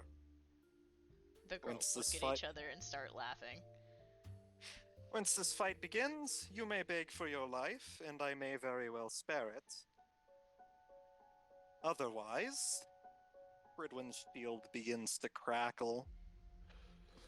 And suddenly, and this is going to be specifically targeting basically it's going to be. So I'm using Deafening Roar, Of course you are. and there is going to be. So 50 feet. I'm going to basically try to position the boom so that it hits all of them and none of the friendlies. So I don't think it'll be hitting the wolf head lady, because I don't want to hit the Wendigos. Gotcha. Okay. Yeah, they're not, like, they're off to the side. Like, Liam and Minerva and all of those guys, they're kind of, like, off over here. I will also add that Snally and Jersey they are also now engaging, Boardroom. Yeah. So they're not with you guys, so they're out of the way. You will not hit them. Yeah, so Pridwin, as the shield crackles with electricity, like a fucking Tesla coil, suddenly there's this deafening boom as Pridwin cries out, "By the light of the moon, I smite you." And that phrase just roars across them. So I need you to roll me 1d6. I need you to roll me another d6. 6. Did you roll a 6? Double sixes? Oh my Double god! Off to a good fucking start, boys. Double sixes, and now I do the d20 damage. Yeah. 14. Okay, hold on. So, 17. So hold on, that's 14 times 6 and 17 times 6? no, hold on. So, it's your 14 times 6, which is 84, so you're gonna do 84 initial damage. Mm-hmm. And This is why I then, gave them an opportunity the to give second, up. the second d6 is for how many turns, Oh, they're how many deafened. turns they're deafened. Yes, so they are both deafened for 6 turns, and all of the wolves in the vicinity cannot hear shit. I'm surprised that all the wolves survived 84 damage.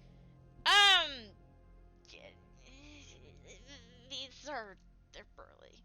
They're burly. So you said I had 2 attacks, right? Yes, so you have a second attack because you critted. Pridwin's going to, do any of them, apart from clutching their ears, do anything? Well, they really can't because it's not their turn. Yeah. Well, I'm giving them the opportunity to I mean, give up. they're not giving up if that's what you're asking. Yeah, I didn't think so. I hoped they would for their sake, but I didn't think so. Nope. Hold on 1 second. I've got to calculate my loss. These guys are deaf now, so that's gonna be fun. Uh-huh. Hold on 1 second. I gotta grab multiple versions of the sheet so that I can do the math properly. Me trying to keep my math right on this piece of paper that I'm writing on. Yeah. Okay. 42. Yeah, don't forget that all of you have to keep track of your AP points and your health, so. Yeah.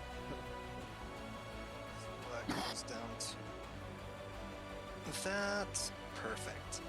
Alright, and then immediately, Lunala's going to go for a stab on. So hold on, the two leaders, There's Camille and there's Crow. Camille and Crow, probably going to go for. Camille's the blonde, Oh. Crow's the redhead. They both have Yeah. double swords. Yeah, I'm just gonna go for Crow. Might as well. Okay. So roll hit. Whoop. 15. Yeah, you're gonna fucking hit because she she rolled really bad. Oh, this is So gonna be roll your very damage. bad. D20 This is gonna plus be your very bad for her. combined strength. 16 plus 20, that's 36 points of damage. What are you aiming for? just going straight for the heart. So you managed to catch that piece of metal where the feathers kind of conjoin at the front. You catch on that and don't manage to get in very far because of that piece of metal. But as you like rip the sword back from the attack, Lunala manages to tear that off of her with a spray of blood accompanied. Damn. Alright, yeah, Pitch. that's Pridwin's turn. Pitch. Your first move. What would you like to do? So I've got Garuda in the air, correct? Correct. Garuda is still active. Cool. And I that wish I means had you have invested- advantage on all rolls to hit any targeted creatures. Yep.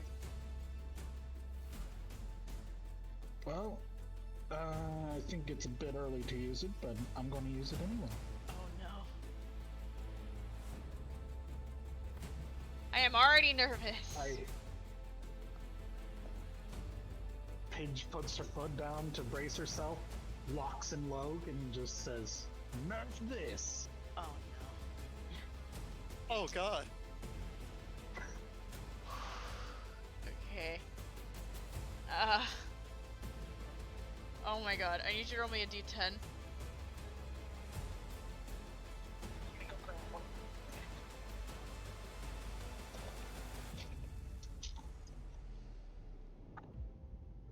That's 7. 7. Okay. So for the next 7 turns, all damage that you do to opponents will be given to Ein, and you can choose to heal anyone with that damage at any point during this battle. You will have to track it though, so. Yep. You also have a plus 20 to all damage that you now do for those 7 turns. Yep. So, that was your turn. Apollyon! Here you go. Yeah, here, let me-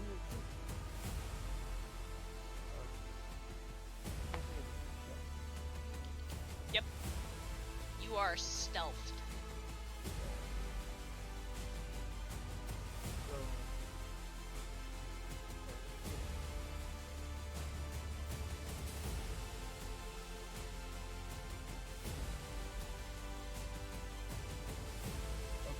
So, okay, so as he, what's the reaction? Where he? So in front of you, Camille and Crow are kind of close to each other, and Pridwin is in melee combat with Crow. They are surrounded by several dozen wolves who are like in the process of arching to go towards the either you guys or the combatants beyond you. Uh-huh. And then your party is around you currently still. Also, So- the squirrel dealer and Mothman are behind you guys. Mhm. So he's going to get close enough to Camille, and as he emerges from the shadows, he's going to say, "You guys are the boogeyman." And he's going to fully emerge, and I'm going to cast a spine check. Okay. Yeah. The failed wisdom save. That's wisdom saving throw. You said 15. Okay. Yeah, she failed that shit. And is she also within my terror radius? Oh yeah. Okay, cool. Sending unnatural shivers down their spine on a failed wisdom saving throw for 1d4. D4? Yeah.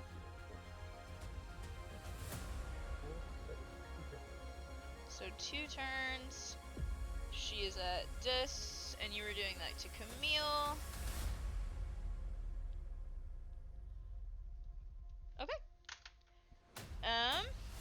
And it is now her turn, so she's gonna try and take a swing at you. However, this is probably gonna go horribly. Yeah. Oh my god, yeah, she rolled a nat Was one. she- A nat one! Take a swing of opportunity on this bitch. Yes, I absolutely will. They made a terrible mistake coming here. That is an 18. Yeah, you're gonna hit. Roll me damage. Basic melee attack damage. Yeah. Never should have come here. That is a natural 20 of damage. Oh my god. So roll it again. Yeah. Oh god. Then there's a 5, and then hold on. So and then I have strength, which I'm gonna add next turn. 16. Oh good god. 16 is your total between the two of you. So 16 twice is 32 plus 25 is 57 total damage as you do one slice to the left and bring it right back and you cleave into Camille's arm and it's so strong that you actually drop one of she drops one of the swords. Oh shit. Yeah, he looks at her and he's sort of like chuckling to himself with this wide grin, and I'm sure that Abaddon was doing so. Yes. Oh, Abaddon's the smile in her scythe is crazed.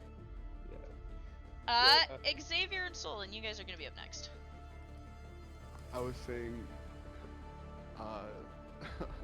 Solon was going to do laugh since Yeah. he's Yeah, you guys are starting to go a little bit mad.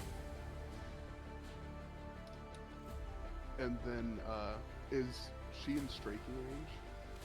She can be. You have enough movement to get there. Okay. Yes. So yeah, I'm just gonna do a basic melee. Okay. On whom? Camille or Crow? Camille. You're going for Camille? Okay, she's having a bad day. Roll to hit. 20. Yeah, you. Oh my god. And then I have to roll a 20 on the roll. Oh my god. Oh, hold on.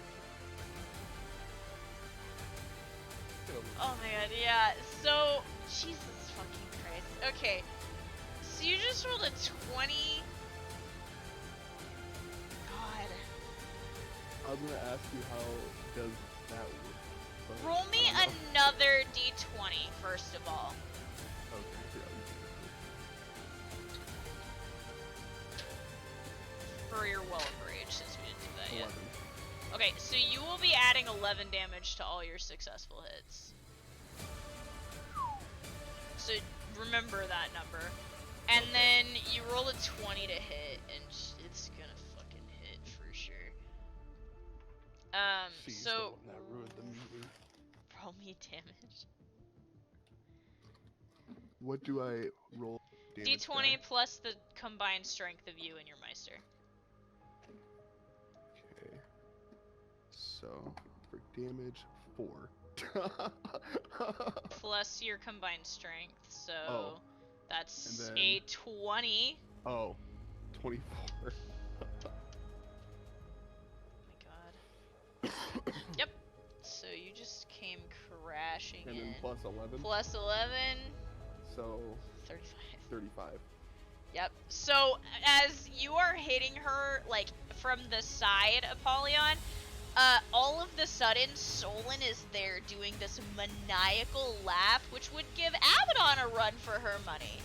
And you slice into, she manages to pull her arm up, and it just, Xavier cleaves straight into Camille's side.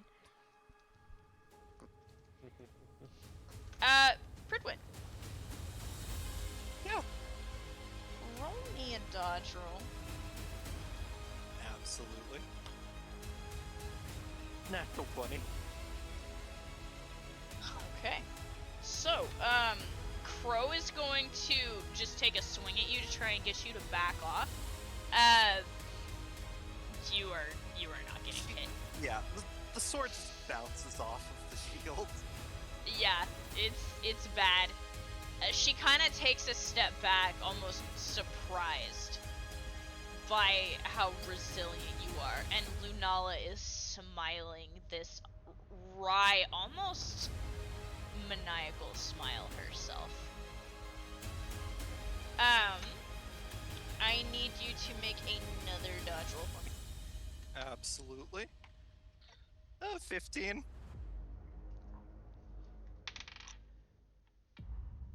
I wish that was enough. Damn.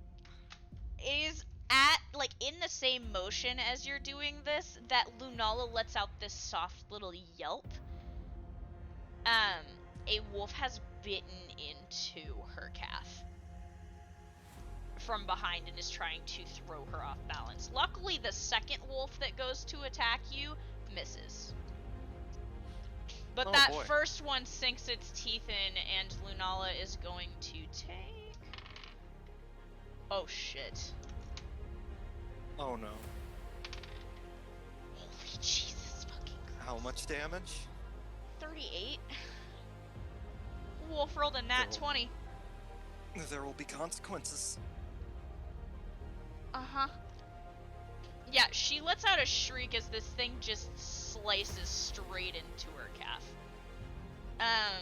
Also, I would say, Pidge, you're the only one who would notice this because you're still standing there. You see the squirrel dealer is standing there with his hands in his trench coat pockets. Mothman is also standing there with his, like, appendages in what looks to be, like, where pockets should be, but it's just his wings. And they're both kind of, like, looking around back and forth. And the squirrel dealer looks at him and Mothman looks back. And they both just kind of shrug a little.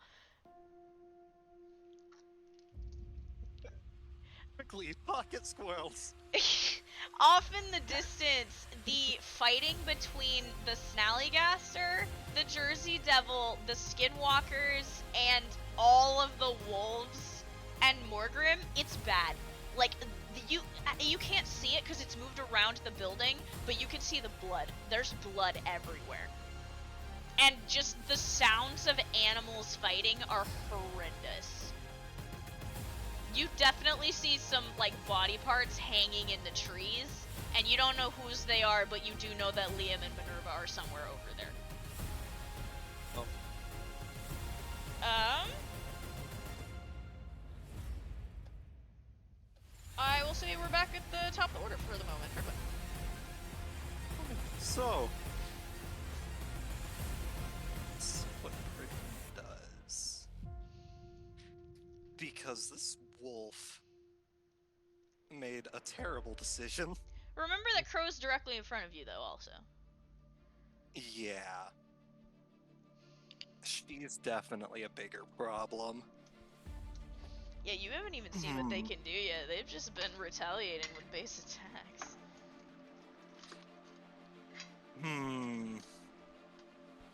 We're a bit outnumbered.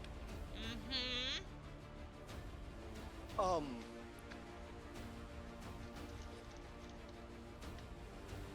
Okay. I think it's time. Mhm. So, how do I work this? I think I have an idea. So, Lunala begins to hear almost what sounds like an agreement in the shield. A lot of voices. And they all sound very agitated. Just a cacophony. And suddenly, the shield begins to just start pouring water. And that water begins to swirl and churn and glow. And hands begin to start waving just beneath the surface. And oh, Who did you roll? Suddenly, they all retract. And a hand slowly pulls itself through the surface. An armored gauntlet made of coral. And as it pulls itself up, it is a woman Oh? in... It's Pridlin's mom. Fuck! No, you did not summon Aegis the first time! I rolled a 3! Oh my god. Oh my god. Shit. Shit. made entirely out of coral. But it's definitely your mom. And this is the Yeah. first time, Fredwin, that you have seen her since that day. I need you to make a wisdom saving throw. 18? I wish that was enough. I wish that was Oh. enough for you. Luckily for you, your coral construct is going to be able to make an attack for you because you can no longer focus. As you were Yeah. remembering that day, you were remembering everything, and now you're hearing the wail of pain from your wife, just making those memories so much worse. Fridwin's flabbergasted right now. You didn't even know you could do this. Yeah. Aegis looks back over her shoulder at you, brushes the coral fingertips along the shield for a moment, and then says, I'll take care of this.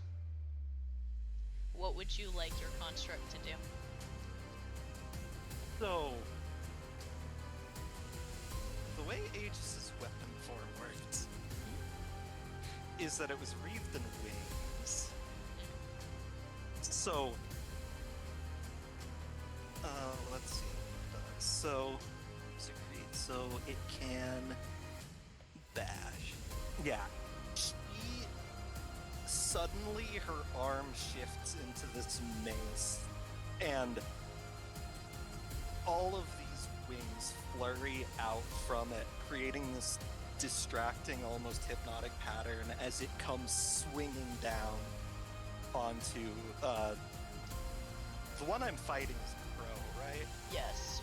And you're gonna hit her because she's rolling at disadvantage still and she's suffering. Yeah, 18, Yeah, you're gonna hit her. and it inflicts bleed. So, was 18 your 1d10. damage roll? Yes. Add your strength to that. Oh, Add your strength to that. Like your my combined strength strength. goes. Yes. Wait, combined strength.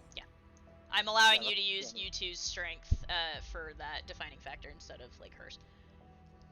Oh, so that's 18 plus 20, 38.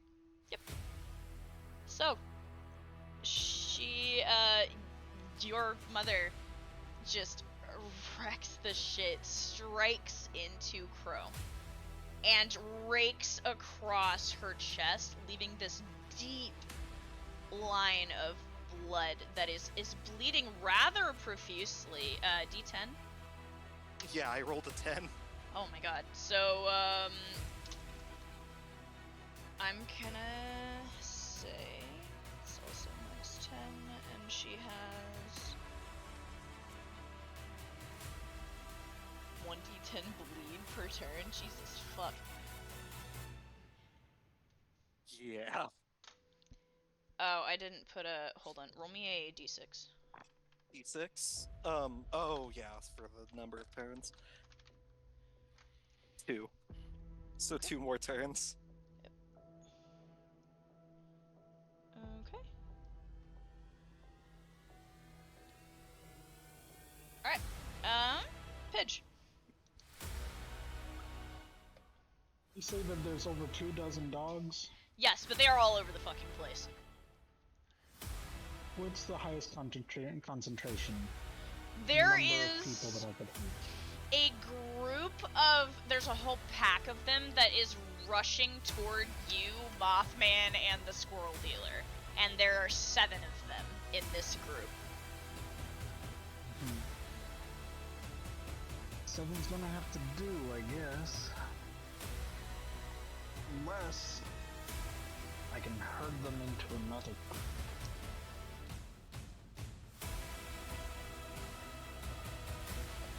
No, I'm just gonna do it 7. 7 should be good. I'm going to launch the Felicia Angry Pants at the 7 again. Okay.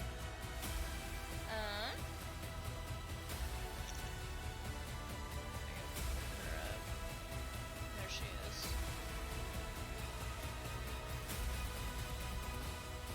So roll me 2d20.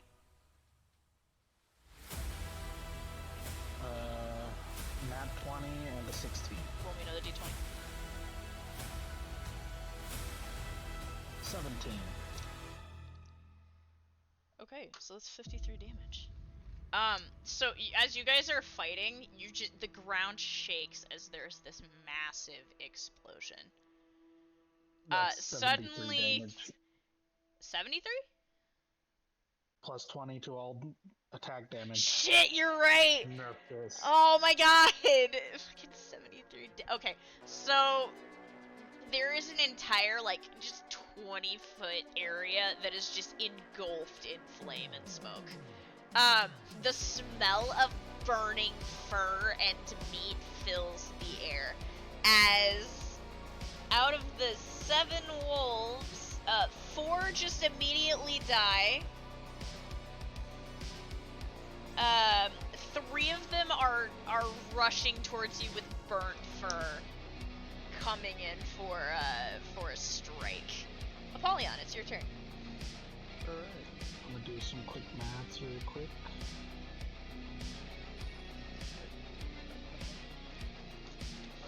I've got 511 healing available. Holy Jesus.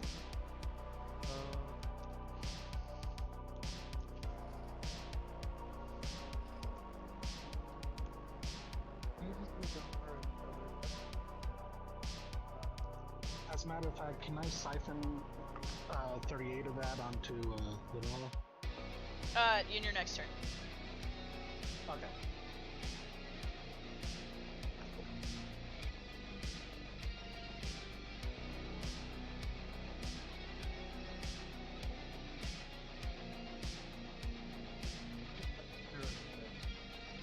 Okay. I gotta look it up.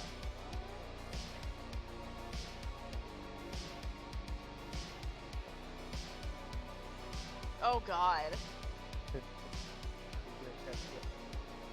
Oh, poor Camille.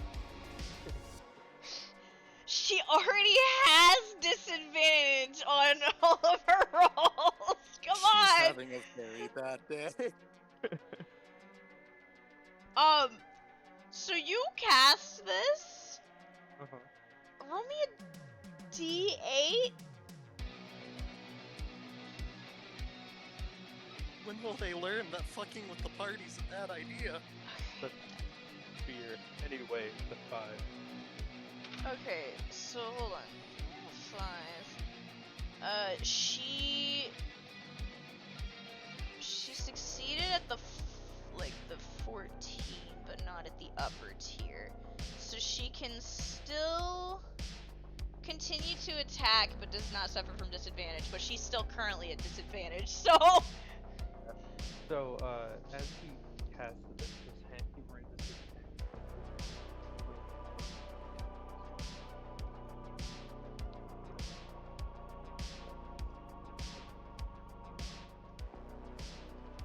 God.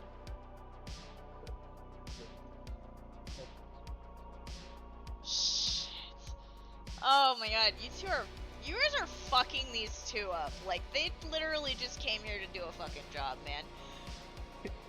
Well, their job involved fucking with us, and that's a mistake. God bless. Yeah, so Camille is now horrified of you. She can still see the image, but she is, so she can still attack. Her focus is definitely not on anything else, though, at the moment. And it's her turn. You know what? I'm gonna say, because of the paranoia, she can't even do anything this turn. She is so just horrified by what you have done to her that she misses her turn this time. Xavier!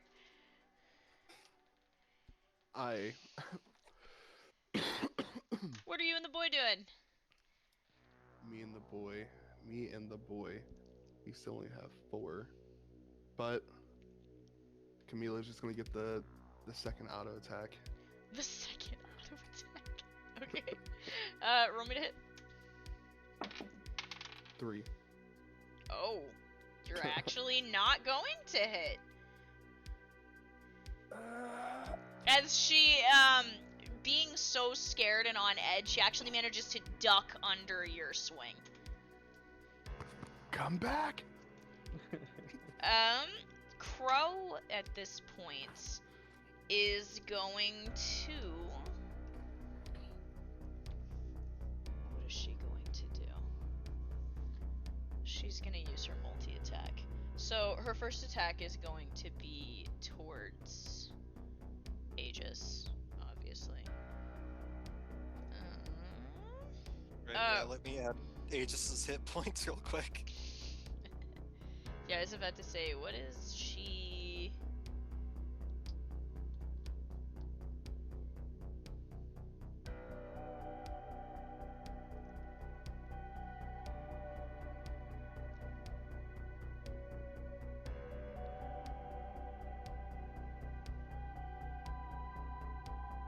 Oh, I was gonna say, she has 200 hit points. Yeah. Okay, so, roll to dodge for, I guess, Alright. 15. not enough. She's gonna get hit. Let's see how much damage she does. She's enraged, so that is going to help.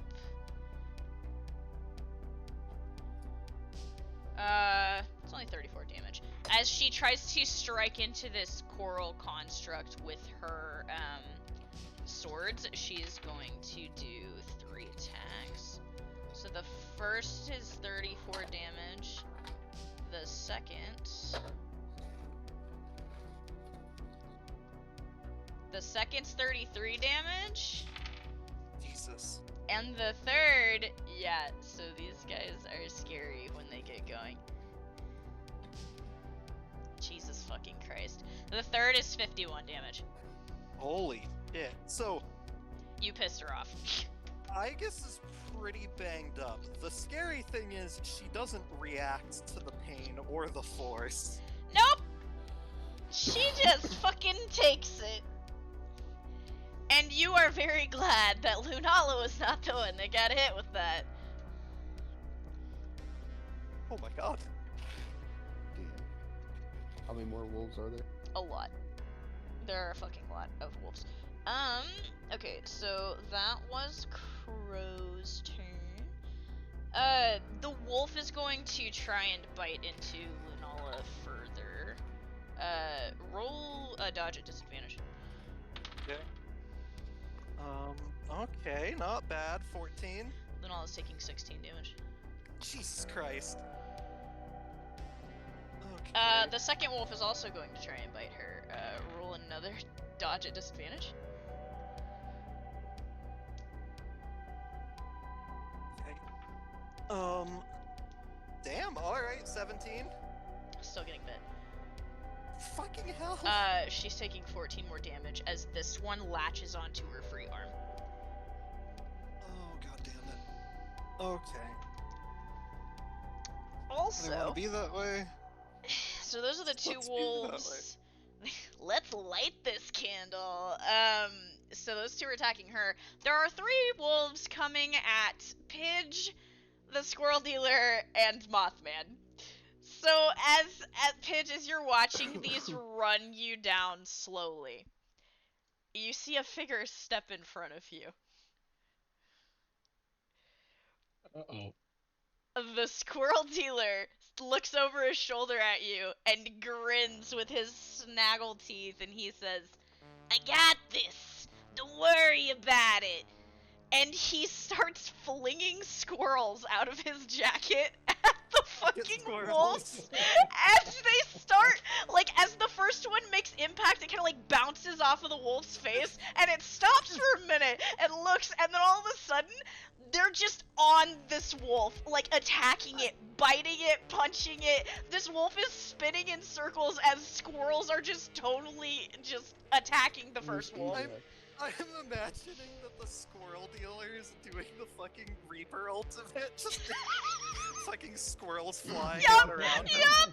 Yeah, so like all of these wolves, he's just flinging squirrels at them, and you feel something behind you, Pidge, as these wings spread around you and encircle you. And Mothman is shielding you from any attacks behind or from the sides.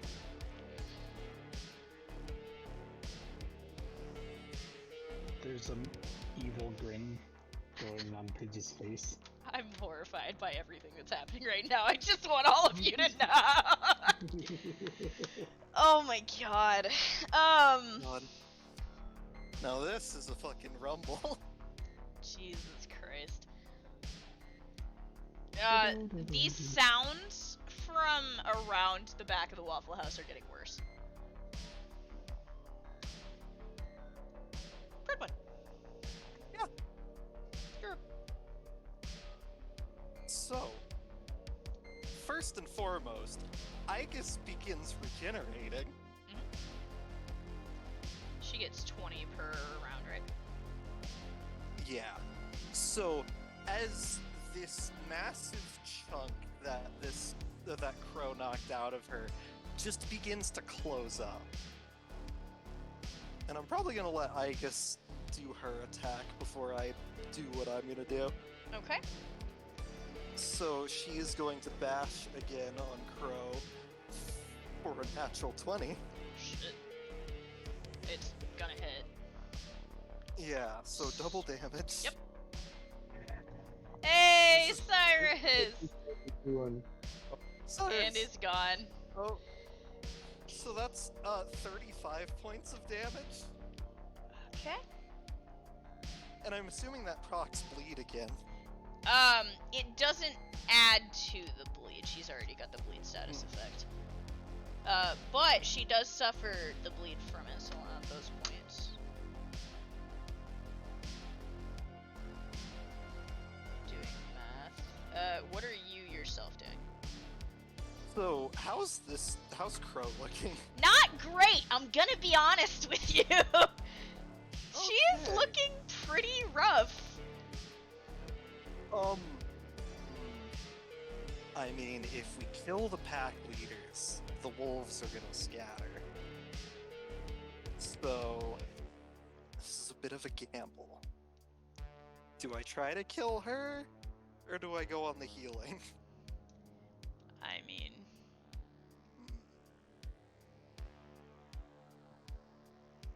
I think I'm gonna try to kill her, okay. because she's still 18? Gonna hit. You doing base attack? Yeah. Okay. That's 35 points of damage as Pridwin, like, almost instinctively just fucking stabs into her. So you catch her in the side, and Lunala actually gets your blade into, like, up into her ribs, and she lets out this, like, wet exhale as she actually grips at your shoulder, at Lunala's shoulder, with one shaking hand.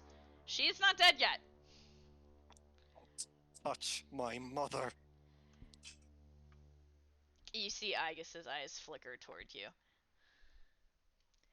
That's going to be Pridwin's turn. Pidge, you are nestled safely in Mothman's wings. I never thought I would say that sentence out loud. What would you like to do?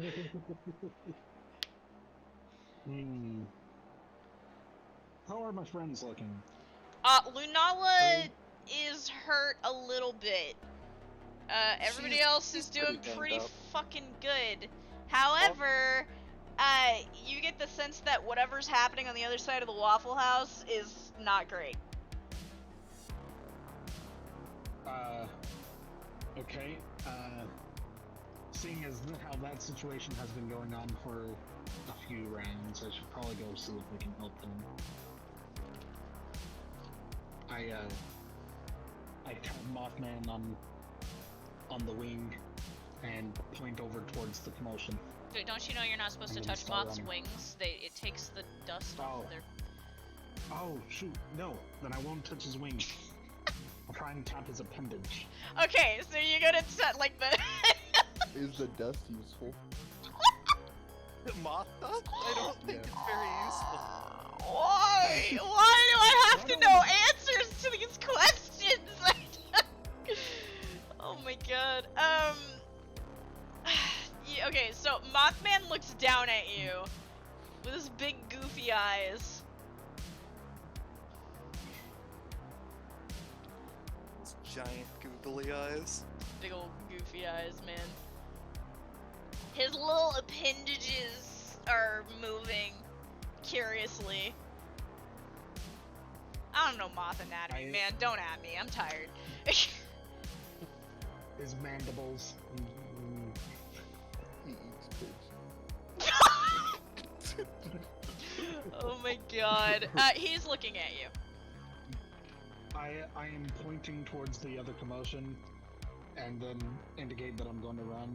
If he wants to follow, he can. If he doesn't, So you point, he has no idea what you want, but for a moment he lights in the air this burst of wind as his wings spread, and then all of a sudden there are little little hooky feet on your shoulders, and he picks you up and like soars over and sets you down on the roof of the Waffle House.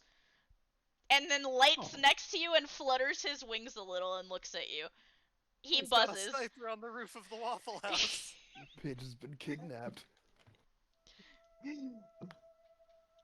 she gets her best thumbs up, like, yeah.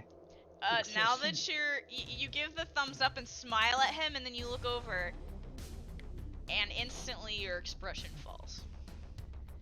You That see expression. a trail of bodies. Pieces of what you recognize to be the skinwalkers are scattered all across the parking lot and the trees nearby. Minerva is not moving. Liam's weapon form is beside her. And you see Snally is currently in a fight with Morgrim.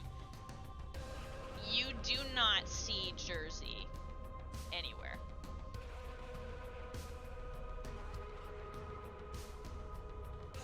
How is Snally looking, and is Minerva moving at all? Minerva's not moving at all. Snally is looking. You can't tell because you don't know what the fuck to even look for on a giant half bird, half lizard creature with tentacles coming out of its mouth. There are tentacles missing that have been cut off. I don't know if that helps.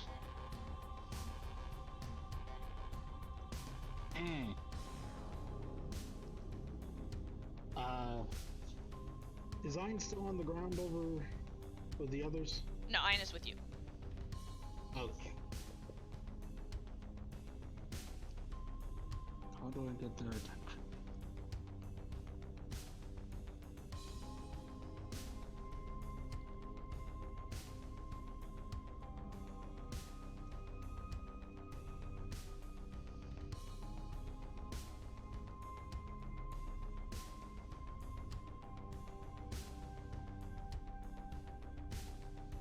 Yes, they're all busy. Can I try and heal Minerva? Uh-huh. Just give her like 50. You want to give her just 50? Yeah. Okay. So, you send 50. You send 50 health, and you watch as ever so slowly Minerva's fingers start to move, and they coil around the center guard of Liam's weapon form, and she begins to stagger herself to her feet. You can see blood coming out from beneath her helmet, the holes around her eyes, and she staggers using his sword to her feet, and then she tries to move in again on Morgrim. Paige rolls her eyes at this and whistles over to Pridwin. Pridwin, you hear a whistle. You have no idea He's from gonna where. He's going to look up in the general direction of the whistle. The first thing you see is the squirrel dealer yeeting squirrels like fucking throwing stars.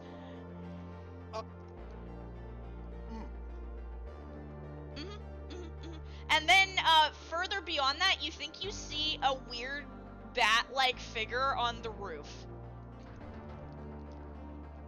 That's about it. Squints at it. Mothman is not paying attention to you. His eyes are focused on whatever's happening on the far side of the Waffle House. Can I see Pidge, or? Pidge is on the other side of Mothman, so... Oh. Might be a barrel sticking out, but that's about it. Yeah, you can see the tip of Eon. I think he'll get the idea when he sees the barrel pointing in that direction. Yeah. Okay. So, yeah, you know that now. But first, it's Apollyon's turn. Yeah. Right, what's going on with the lady right now? Camille is terrified of you. And also, Yeah, she you keeps just- glancing around like she sees something out of the corner of her eye. Solon and Xavier are currently trying to stab her. And she's traumatized that poor girl. doing her best just to not die, honestly. She hasn't even got a chance to use any of her abilities. Like, y'all are just fucking these two's day up. Yeah. Good job. This is what happens when people fuck with the party. He is going to disappear into the depths. Okay. I'm not even gonna make you roll a stealth check. That's correct. I don't want to know. I don't want to know. Okay. So you're disappearing into the chat. Where are you going specifically? He's just gonna stalk the man. Oh, okay. Yeah. Alright. So you stealth yourself. It's her turn. Oh no. Okay. She's gonna try and take a swing at Xavier and Solon, I guess. Xavier, roll me a counter for Solon. Is that D20? Yeah. 9. You're gonna get hit. Let's see. She is going to take a swing. And I am going to say Solon is going to use you to block. So you are taking 29 damage. What's the bright idea? And then she is going to, out of desperation, what is she going to do? She's scared right now. She's feared, so... She does have the opportunity to surrender. Yeah, actually, after striking Xavier, yeah, she's gonna try and back away from the fight, like get out of the immediate combat and get away from the figure. So she's gonna try and disengage. Yeah, she's gonna take off running. Attacks of opportunity? Yeah. Only from Apollyon. Oh yeah. So. Can't believe that Apollyon's gang stalking one of our enemies.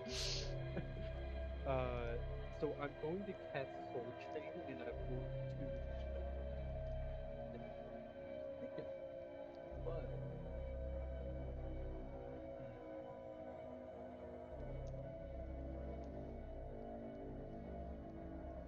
Or I'm going to ask you this. Are you sure you want to cast Soul Chain on her? no, that's why I'm not sure. That's why. Okay. Mine, Apollyon. Don't do it. No, she's mine. She stepped up into my crib, and I'm gonna fuck with her. Stepped up into my crib. So he's gonna go for an attack, and he's gonna try to like stab her in the back and knock her over. Okay. Roll to hit. So that would be a 16. Oh, you're so lucky she's at disadvantage. You're gonna hit. Roll me damage. Okay. That is 18? 16 16. plus 8 plus another 16. That's correct. Yep. That would be 32. Yeah, you're gonna like stab her in the shoulder blade and try to. Yeah, so the way I picture this is she kind of has turned looking for the creature and she just backs straight into you.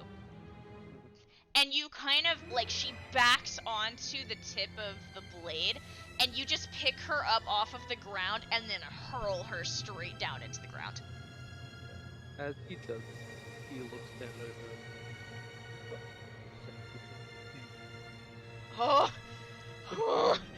Okay. Oh my god. Fuck me, dude. Xavier. It's you and Solon's turn.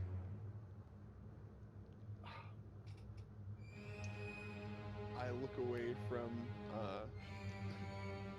that target, and I'm going to try to help Pridwin with, what's the guy's name? To be fair, Crow is looking even worse than Camille, so...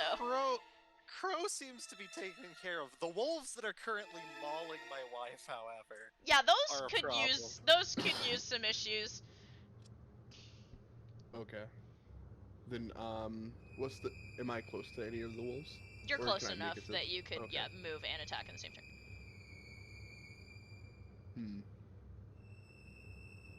What was that thing that gives me advantage?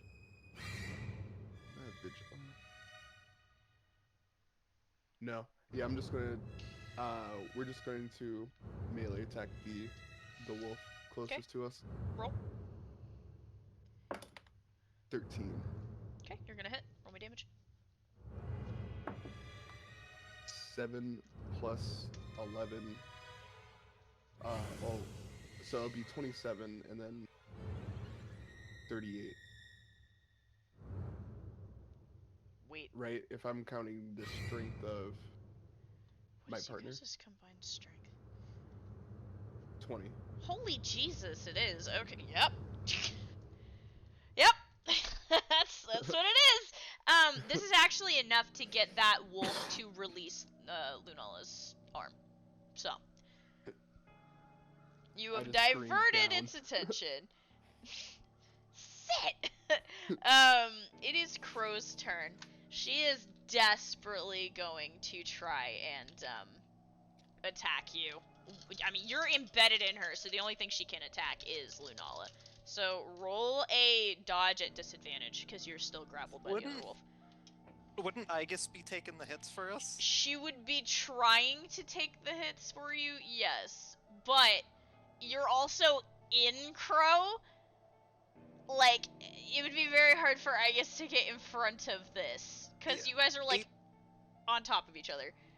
I got an 18 and a 19, so I'm hoping an 18's Jesus enough. Christ! Yeah, it is. You can tell that she's going in to try and attack you.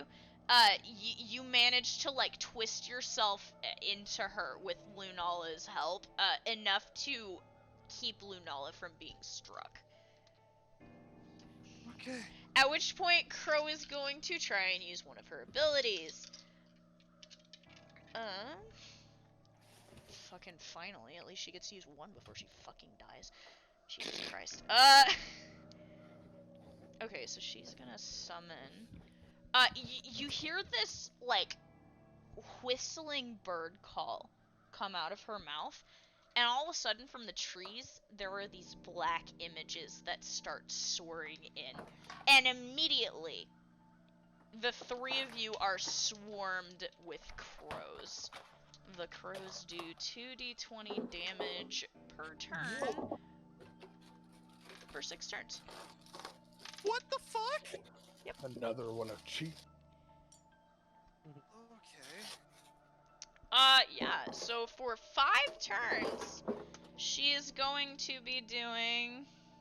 Oh shit, she critted. Are you kidding me? Oh no! Okay, so that's 20... 14. Oh my god. So, Pridwin, Lunala, and, Aegis. Also, you're in the vicinity too.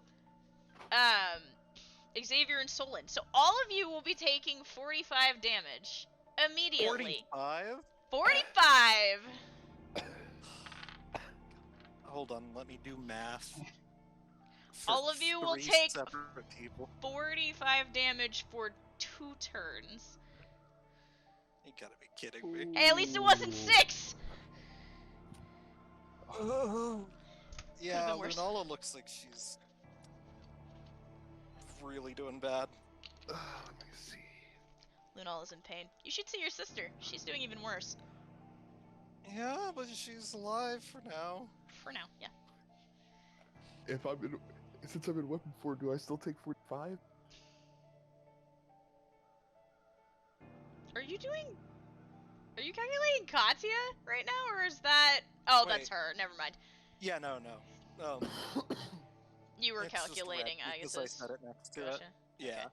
I was like, why are you doing Katya's health right now? Don't give me ideas. God. Yeah, so, did all of you get that damage down? Is Igus is still standing, okay. She's still standing.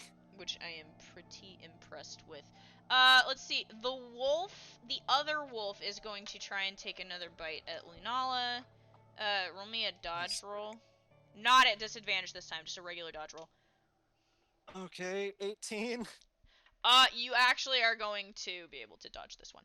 So Oh my God. it does not manage to bite her, and the other wolf is currently engaged with Xavier and Solon. Let's see. The squirrel dealer is dealing with all of those wolves currently. So that's 6. All of those are over there, and the bullshit that's happening over there is still going pretty bad. Pridwin. So, top. Igus is gonna do a bit more of the old regeneration.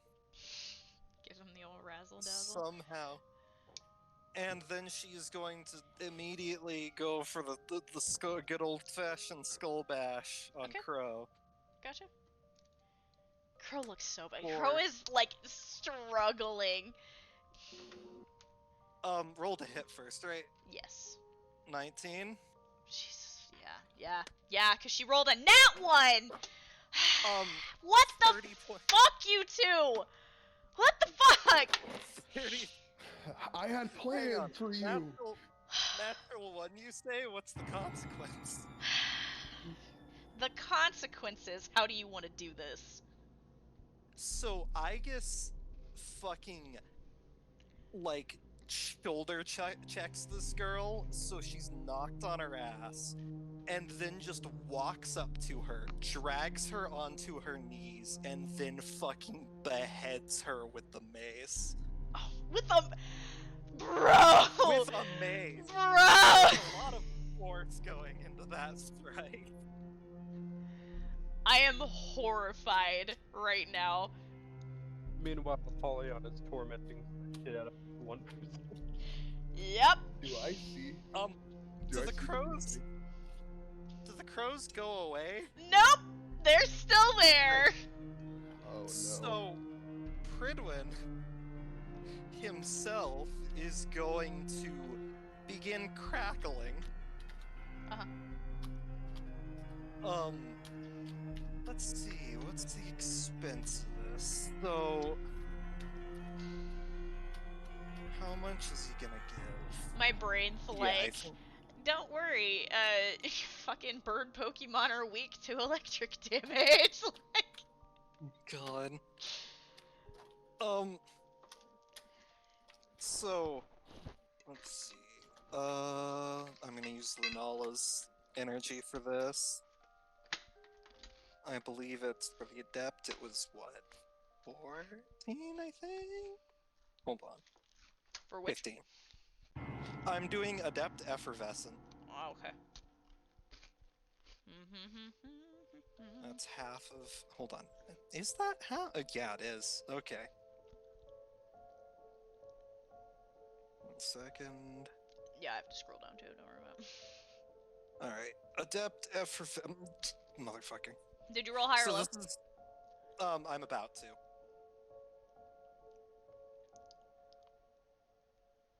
Okay. Whew, please be a natural one. I really want that crit heal. Not a natural one, but it's a 3. Well, we going So low? it's going to be healing. Oh Wait, wait, fuck. No, Hold it's on. not. It's gonna be an attack. Right. Okay. Okay. Okay, so you're gonna have to roll me a d4. Yep. 4. Roll me 2d20. Yep. 19 Jesus Christ. and 12. Hold on. So that's 19 plus 12 is 31 times 4. mm-hmm. So you have a total of 124 damage that you can use. Yeah. So what's all causing me problems right now? There is a wolf currently still mauling your wife. There are a bunch of birds that are threatening to do some serious damage to all of you. And you have 4 beams that you can utilize. 31 was the total damage per beam?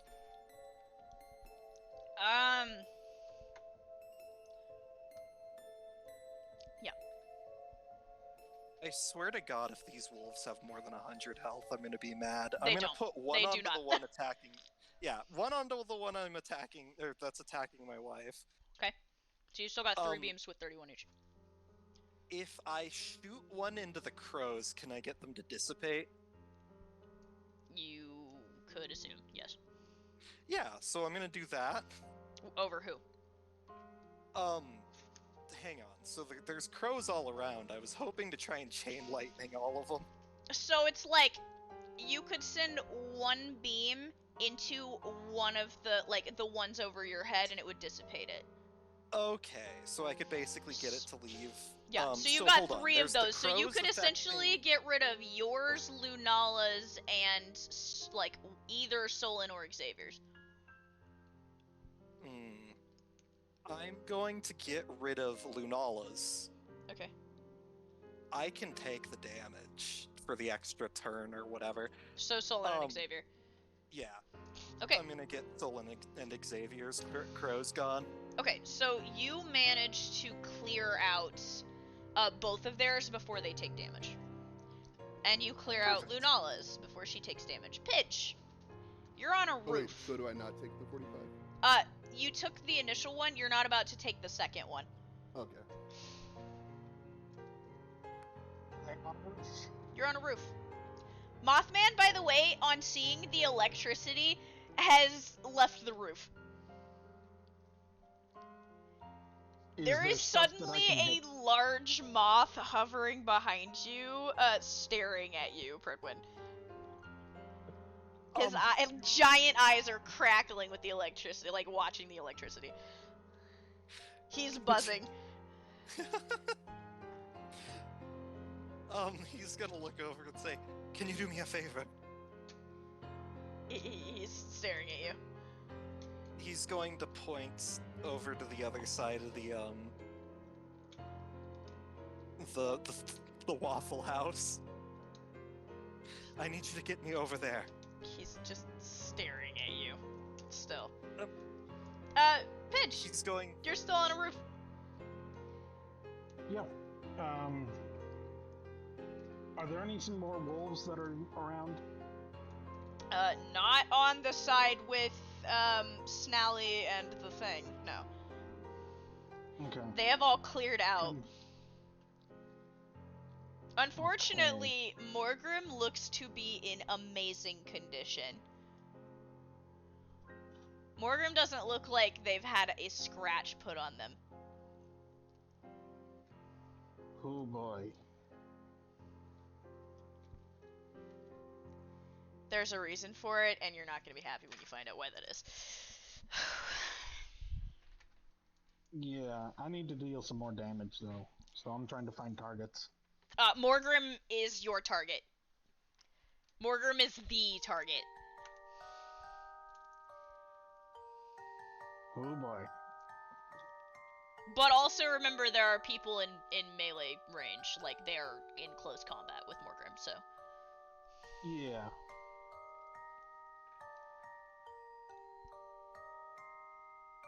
I've still got 461 healing I could use. Too bad I don't know everyone's health values. Mm-hmm. Well, it's time to throw 100 points of healing into Snaggle. Okay. Whatever it is. Snallygaster. Snallygaster. Okay, so you added 100 to her. And I can only do one person per use, so. Okay. Can I still shoot? Yeah, I'll let you shoot. Alright. I will try shooting. Still with advantage because Garuda's still up there. Yep. Right? Yeah, Garuda's up there, so. Well, that's. Sorry, Dinksy, you're gonna be dropped. That's a nat 20. Oh my god. Roll me double damage. Oh boy.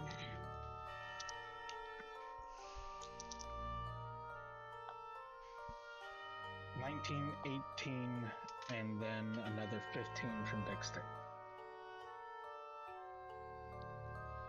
Okay. Unless, is it doubled even on the dexterity No. Just on the, Okay. the damage roll. rolls? Yeah.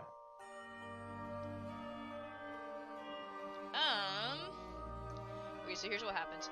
You fire at Morgrim, and one of the wolf heads manifests on her side where it should be, like where the bullet should penetrate her, and it goes into the wolf head, and the wolf looks like it dies. And it dissipates and fades back down into her skin, and her skin looks unharmed. Except for the smallest scratch, which appears to be leaking a dark substance. Oh, great. She's got black blood. And I told you you weren't gonna like it. Okay. Well, we do have a way to and deal then- with this. Doing the math. Wait, Pidge. Pidge, do you have the thing? Do you have the thing? Which thing? A certain hand grenade of a particularly I don't think she's It's still- completed the holy hand grenade yet. No, it's still in its prototype phase. Yeah, that's a prototype. Would you have any of my bottles of holy water? Nope. Fuck. I only steal Okay. those when I'm at the house. Oh boy. So 45. 53. So I'll get out.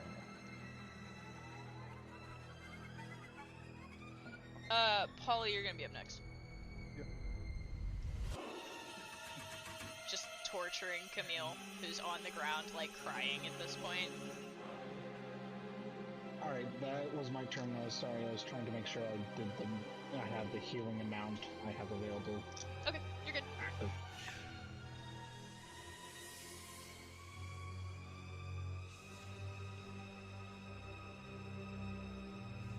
Pollyanna, what do you want to do?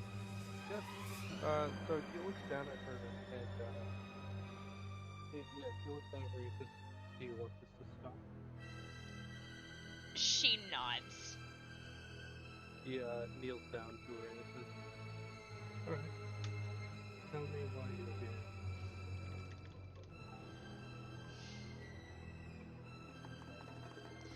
Literally her right now. She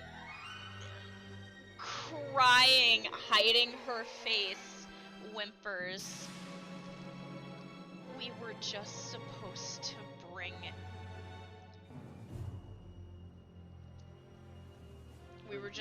to bring her back. Castor. We were just supposed to get Castor and bring her back. And then Morgrim saw her. Her eyes flicker over in Lunala's direction.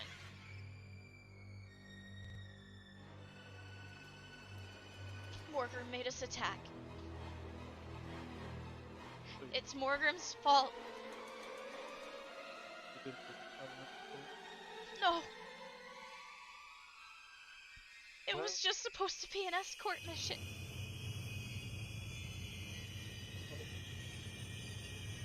I can't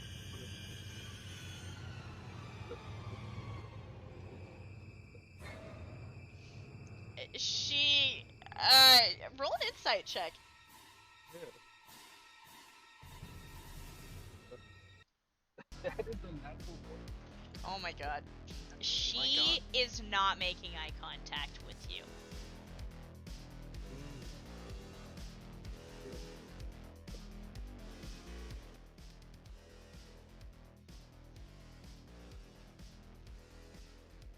Sensible. Oh, Huh? oh, I said, you are innocent, are you not? She tries to nod again. She is so scared of you at this point. She just wants it to stop. I will let you go on one. She's listening. Make sure all in this room give the love, and that he is back. She nods vigorously. Now go. Fridwin's gonna call over and say, should we not take her prisoner?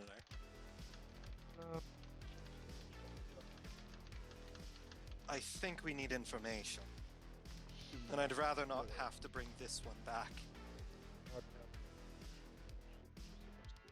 She's a caster. I'm sure caster knows something. I don't want to leave that one alive. He's innocent.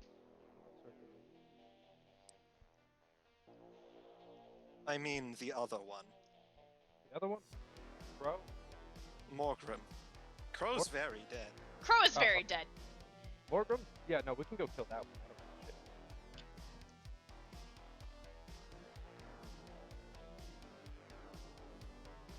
I have the perfect defense against my dog incessantly begging me these days.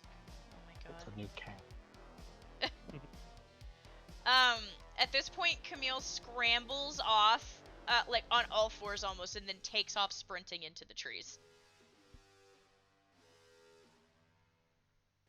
You know, she's probably going to tell her masters about us. That was the plan. More specifically about But I mean Lunala. They're going to know now that she's at the academy.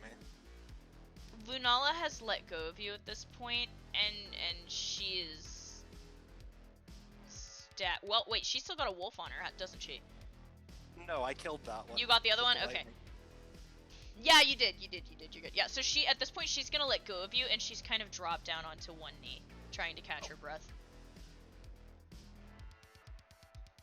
One's gonna transform into his human form. Lunala, are you okay? She nods a little. You don't look okay. I'm fine. Where's Minerva and Liam? We'll have to go get them, but here, please. Pridwin's going to... Can't do that. Yes, he can. He's going to make regenerating water, Okay. and it's going to last for 4 turns, and he's going to offer it to her.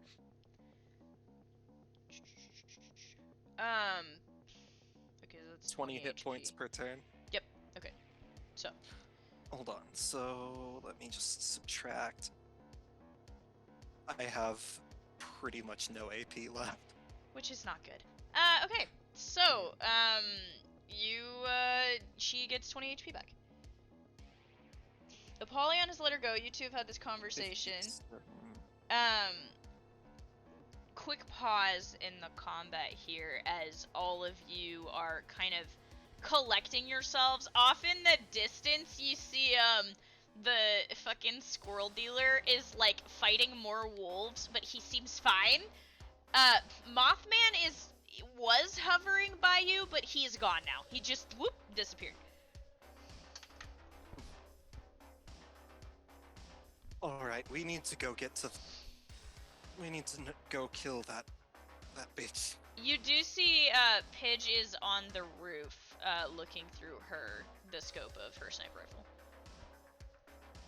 Yeah, Pridwin's going to hold out his hand to Lunala and say, "We ready for round 2? She nods a little and takes your hand. He's gonna try to form into Athena's spear. Okay, so here's the thing. You've never done that before. Yeah, he's just going to try. Also, I haven't even built your ability tree yet for the I spear. just want to do holy damage. I wasn't gonna let you transform into it until I built the tree, damn it. Shit.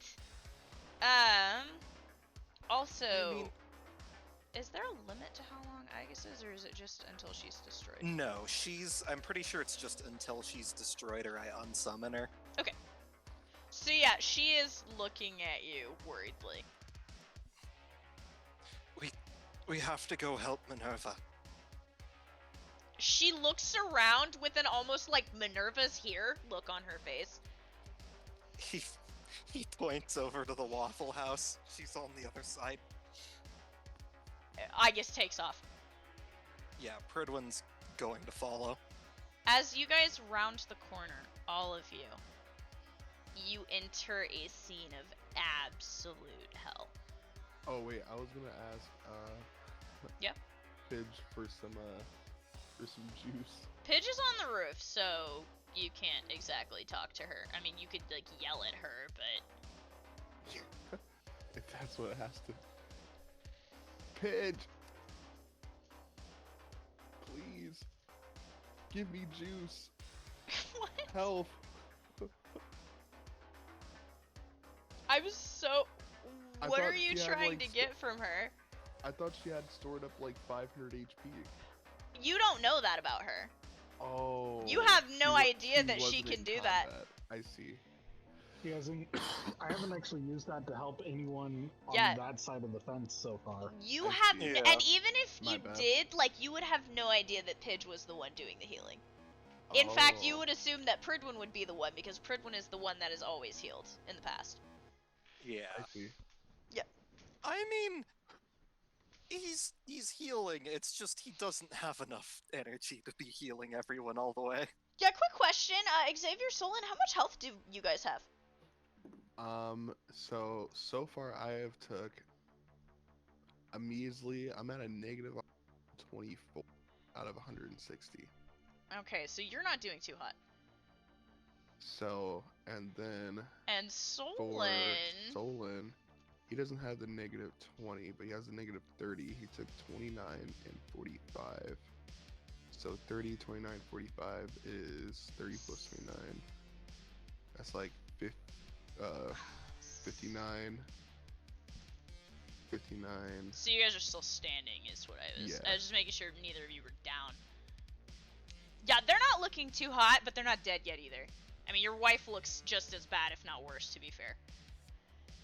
Yeah. So, like I said, you go around the corner, and it's bad. There are just body parts strewn everywhere. There are, like, sections in that broken asphalt where you can see, like, residual magics and, like, the remnants of abilities that have happened. Maybe some lightning, maybe some earth elemental type stuff. All of it just, there's stuff everywhere. You can hardly piece together what's happened, but what you do see is Morgrim gripping with one clawed hand Snallygaster's jaw and gripping the top of it with it and beginning to tear her mouth open, like full, like King Kong style. Pridwin has one thing he can do. If Lunal is willing to give him the energy. I'm listening.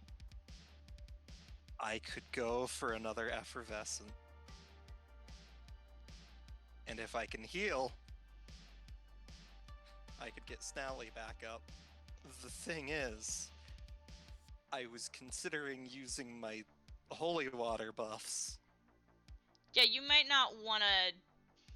You're really low on AP. I would consider using that wisely. I'm just going to say that right now. Yeah. So you guys have come around the corner, and you see this all happening as this thing is starting to tear into Snally. Behind Snallygaster, you can see Minerva is, like, Liam is stabbed into the ground. You see blood dripping from his weapon form. Minerva looks really bad. She's leaning heavily against the, like, gripping the sword just for support and trying to breathe. Halt. Just saying halt. Yeah, he's calling out to her. Morgrim? Yeah.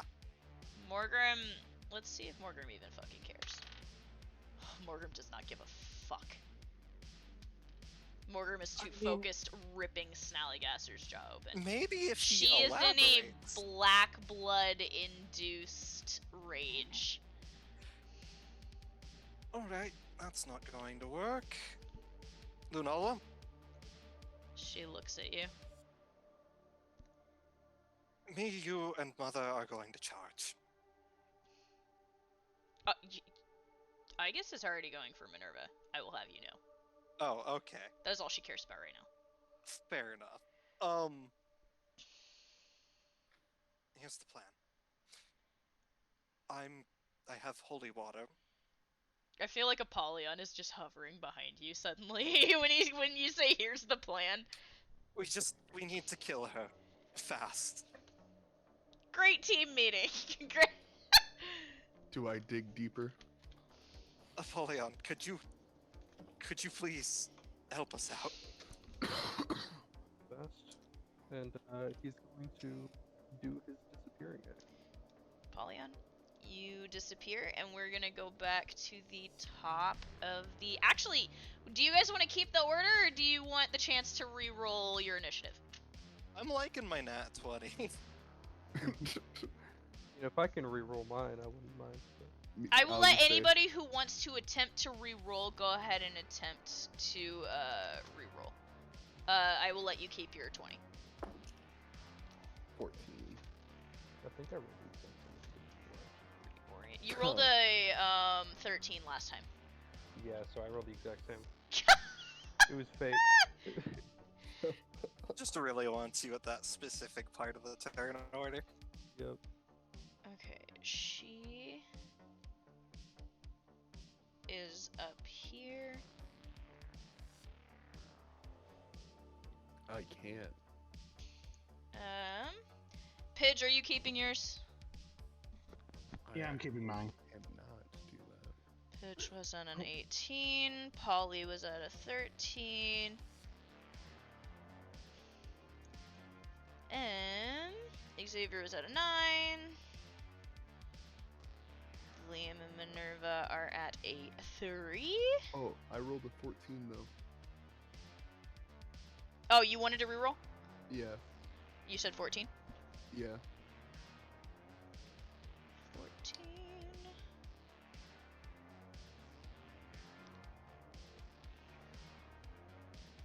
Okay, so you two.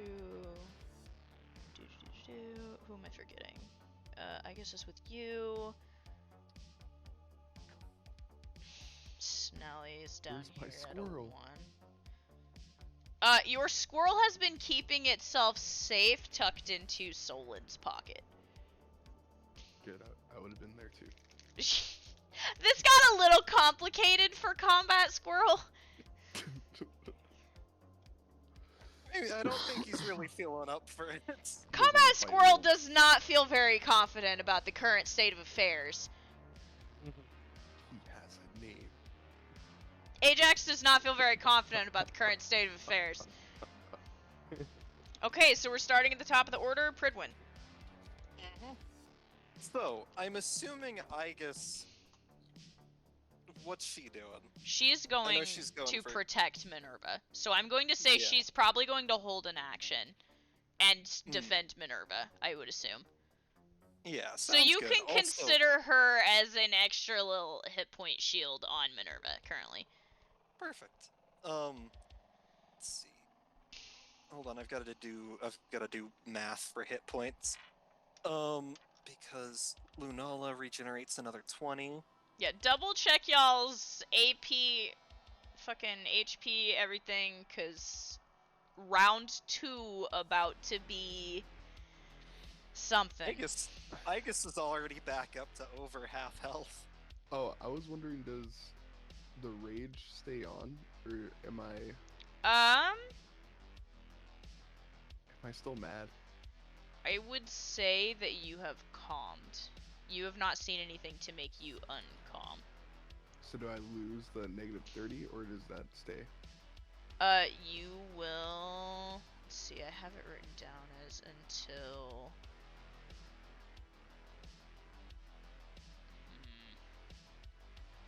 Technically, combat ended initially, so I'll say that you've got your base, your 30 points back. You're still at your minus 20, but yeah, you guys have got the 30 back.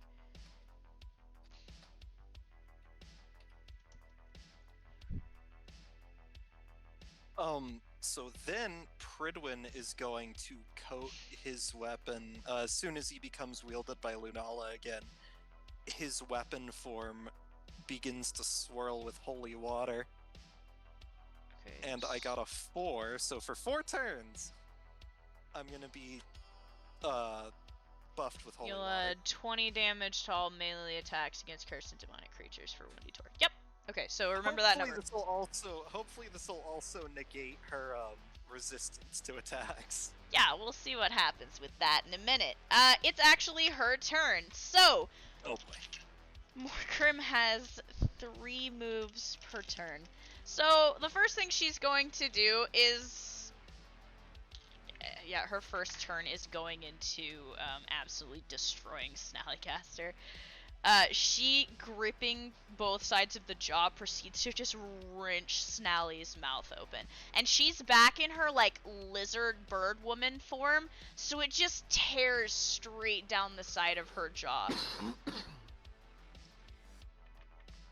There is little you can do, as she literally just drops Snally's body, careless as to whether she's alive or not, turning slowly to look at the people who have just shown up on her side of the Waffle House. The second thing she's going to do is attack. Who are we gonna go for? Actually, she is going to howl. That's going to be her second move. So she's gonna howl, which is going to summon 3 more wolves out of the trees. Fantastic. And the third thing she's going to do, they'll be at the bottom of the turn order, is take a strike at the closest person, which is either Pridwin or Apollyon, I'm assuming. Apollyon is stealth. Apollyon stealth, so it'll be Pridwin. Oh boy. Roll dodge. Oh my god, natural 20! Oh my god, okay, luckily for you, Lunala is quick on her feet. Because Morgrim, one second she's standing there snarling, looking at you, and the next she's directly behind you, taking a swing at you. Luckily, Lunala, like, tuck and rolls forward out of the way and comes up in a spin, bringing your shield in front of her. Pidge, is your turn.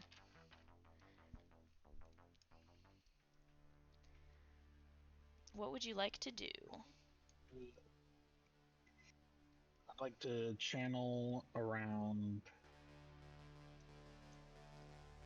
50 healing. Who seems to be the most beat up out of us? Well, to be fair, you aren't sure if Snallygaster's alive anymore. You getting a look, Minerva looks to be in awful condition, Lunala looks to be in pretty bad condition, Xavier and Solon don't look great. Ooh, Yeah, boy. Lunala's about below. She's a little around half health.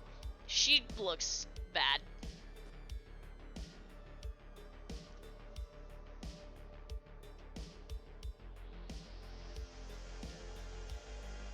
fact that I can only target one at a time is kind of I a know, point. I'm sorry. Maybe for people in the most immediate danger? Yeah, I'm thinking of just getting Lunala for now with 100 HP heal. So, That brings her back up to full. no overhealing, I'm hoping.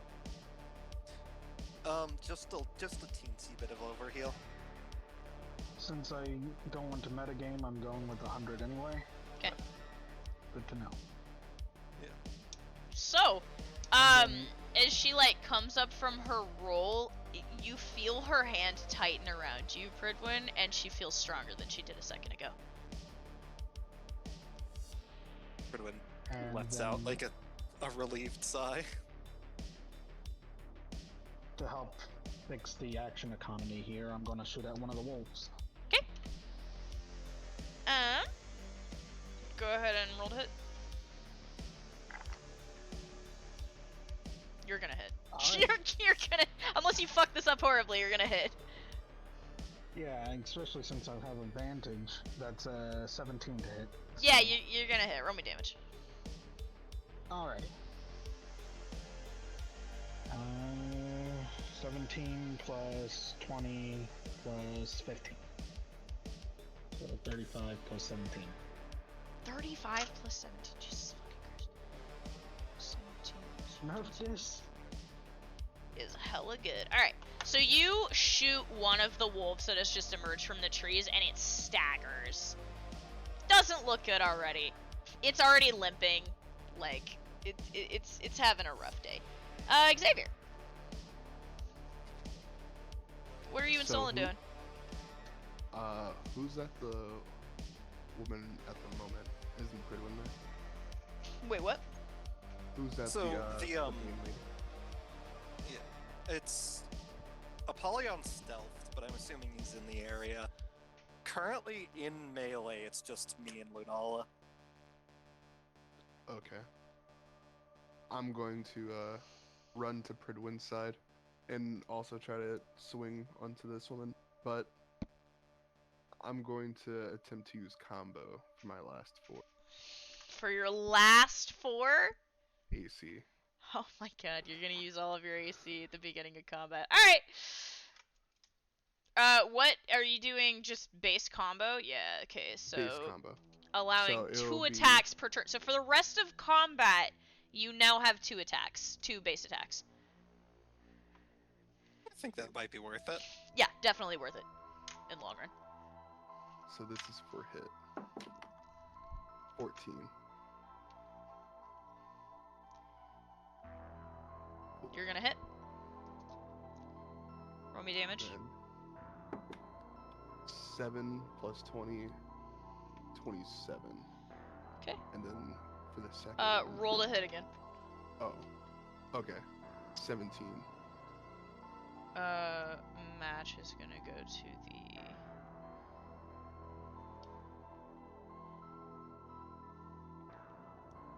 you're gonna hit again. So roll damage again. 18. Plus your... Oh, plus 20, Strength? so 38. Nice. Okay. Apollyon. Yes. Push the enemy. So, where is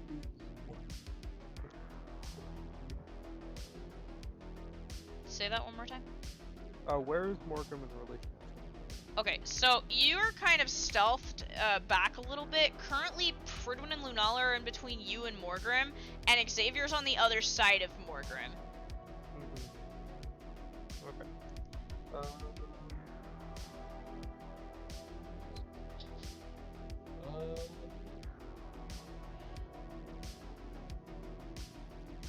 How many feet away?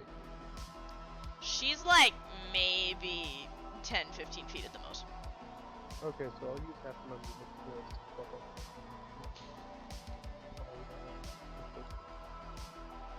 to Yo, what? Sorry, your voice keeps coming in and out. Oh, I'm gonna go for a strike. Okay. Roll hit.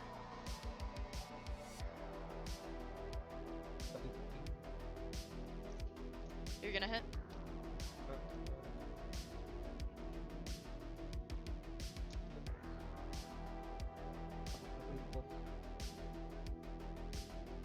Uh, 20. 27. Yep.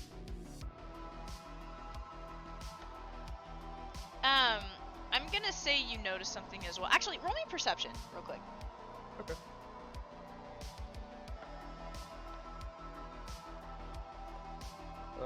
Is an Okay. You notice something as you swing to hit with Abnon. Mhm. Your blade is only going a little bit in before the black blood stops it.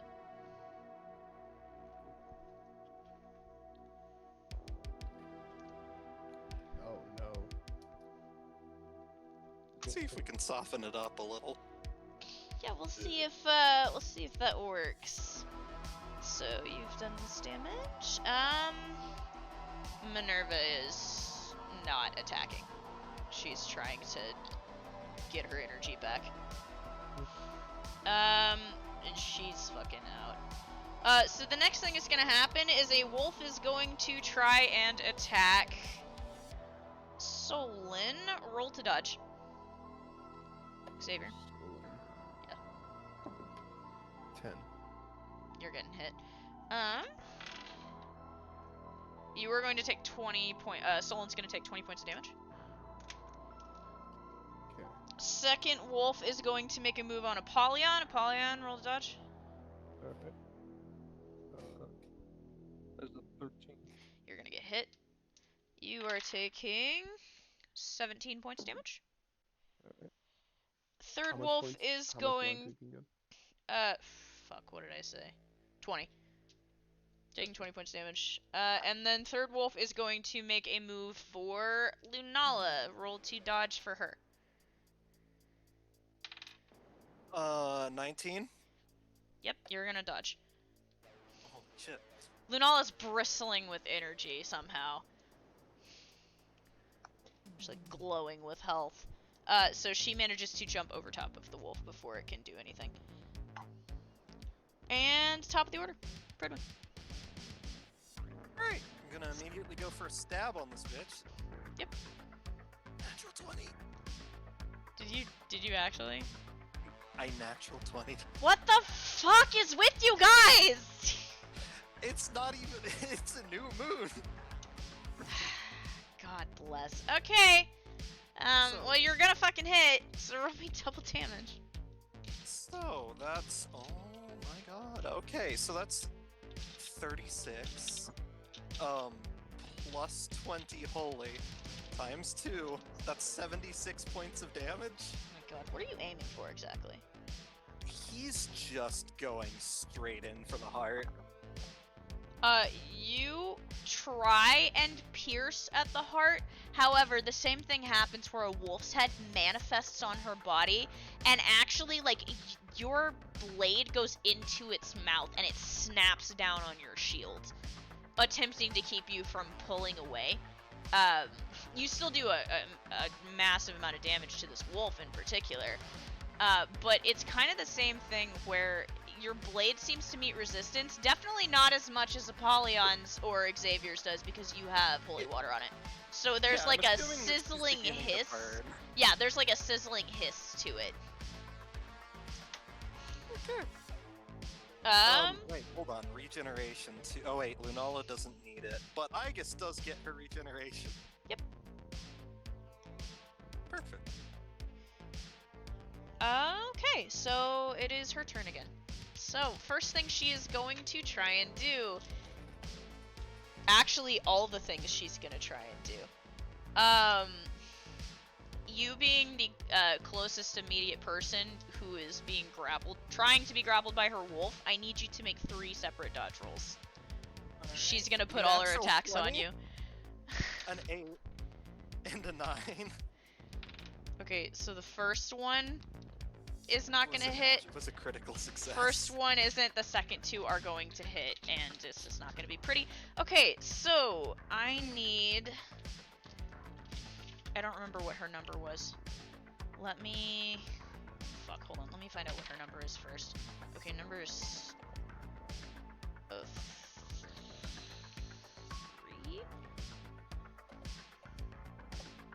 Sorry, she has exploding dice, so.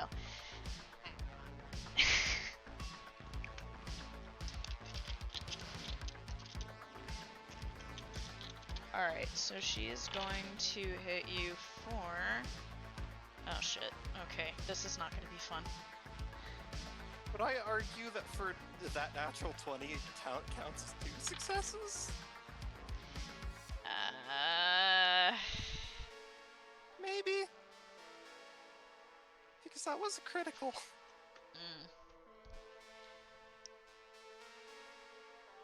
You know what? I'll let you take half damage on the second one. How does that sound? Okay, I'll take So it. instead of, for the second attack, instead of taking 45, Lunala is gonna take 22.5 damage. Wouldn't Pridwin be taking the hits? Yeah, you can have Prid take him. Yeah. I would So much Prid's rather gonna me take those. 22.5 damage on the second hit. The third hit is gonna be at full damage. So 22 damage on the first hit. Yes. And Okay. 24 damage on the second. You got lucky. Holy fuck, yeah, okay. Pridwin's looking rough, but not too rough. Yeah, I need you to understand how scary these exploding dice are. It's exploding dice, of course they're scary. It's not good. Okay, so that is her turn. Pitch. I will add, she looks fine, by the way. Yeah.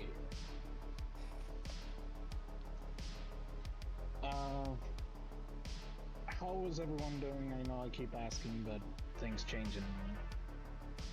Pridwin looks roughed up. The shield's definitely got some dents in it.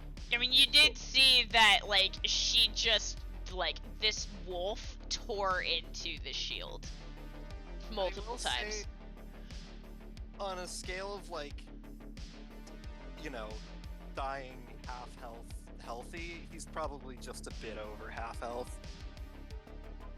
Someone's hurt. So you're saying there's a Someone's looking chance. real bad. He's at 26. Oh my god. That's Solon is struggling. If he takes any more damage, he's either gonna go down or he's gonna have to start making con saves. Alright, I'm going to do the classic 100 healing towards Solon. So. And then I'm going to fire another shot at another one of the wolves. Alright. Are you 15 firing at to the same hit. wolf? Might as well if it's still up. You're gonna hit. Okay. And damage. 16 plus 35. So. here. I'll be right 51. back while you guys are going through those. Did you say 51? 51. What do you want to aim for? Or rather, I should say, how do you want to do this?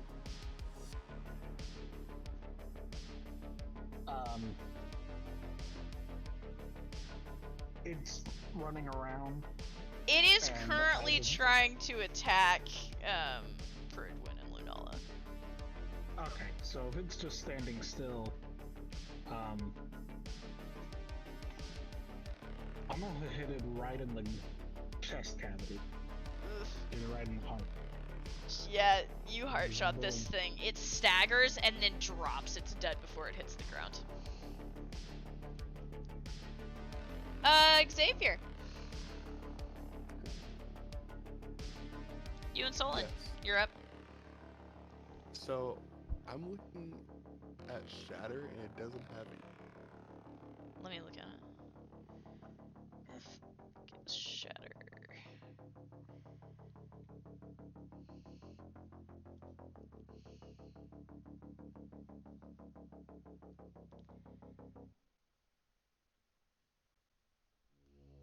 It doesn't have any what? It doesn't have an AP cost or AC cost on my list. Did I not put one on the original? Hold on. Maybe I missed it. Holy shit. How It did was I on miss both. that? It's Oh, an just like- adept ability, so okay. hold on. I gotta figure math fucking things. Cost is going to be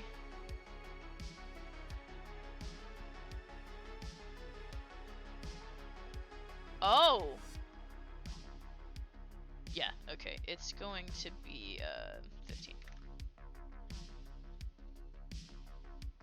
Shoot. Does a literal fuck ton of damage, so like No, yeah, I understand. Now that Solon's basically fully HP, actually, he's missing a little bit, but it's actually perfect. So he's gonna give a thumbs up to Pidge. well, Smiling again, widely. you don't know that Pidge is healing you. Oh wait.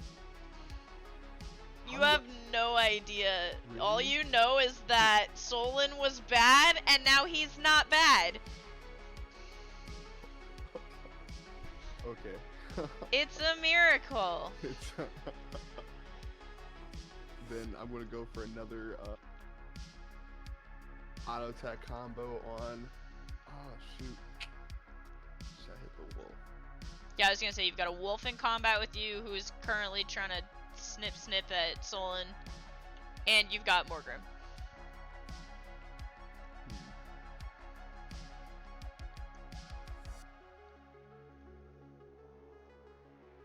It looks like what? How does she look? Does she look like she's kind of?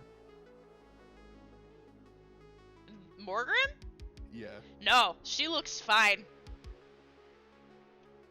She doesn't look like y'all have put the hurt on her much at all.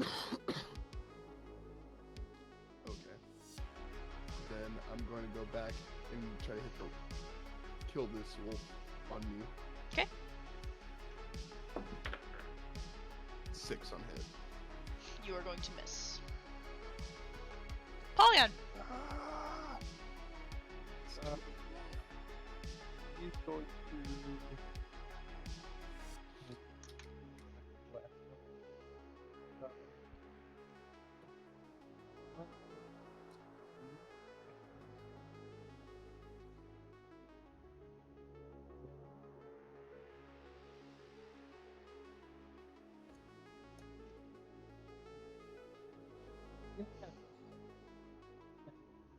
Okay.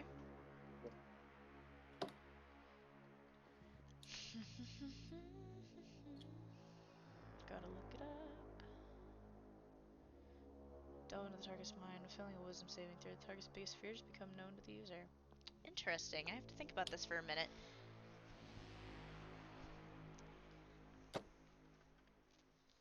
I am going to type to you her fears real quick.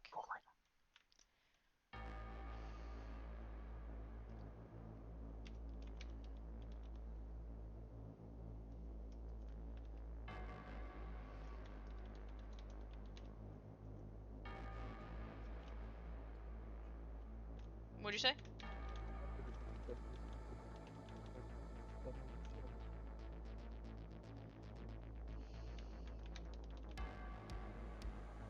Those are her 2 biggest fears.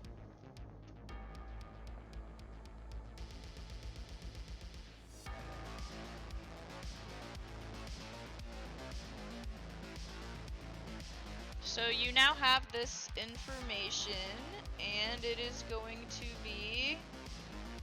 Both of them are out. Wolf number 1 is gonna take a snap at Solon, so roll me to dodge.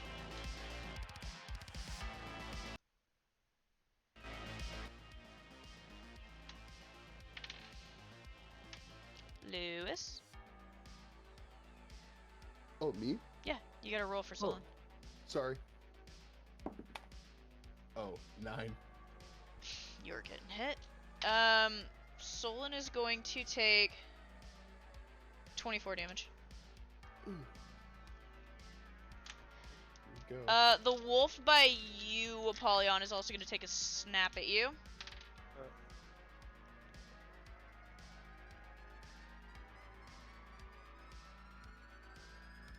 That is a.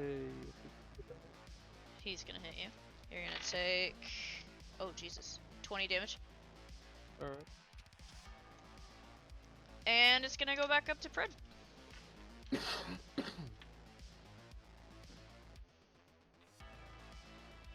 If he's here, he might have muted himself.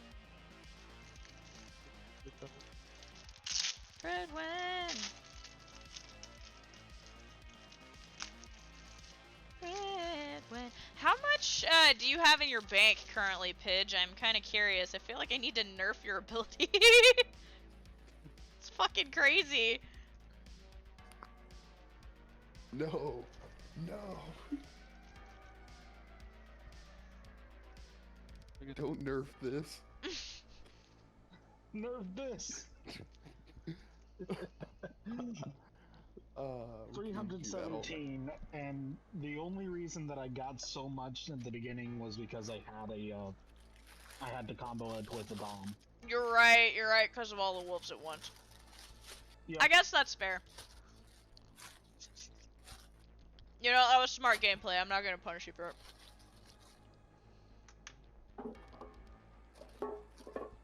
Damn, I just need a Liam to come back.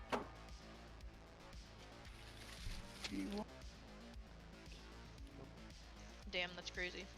No. It does ask itself to be nerfed, so. Yeah.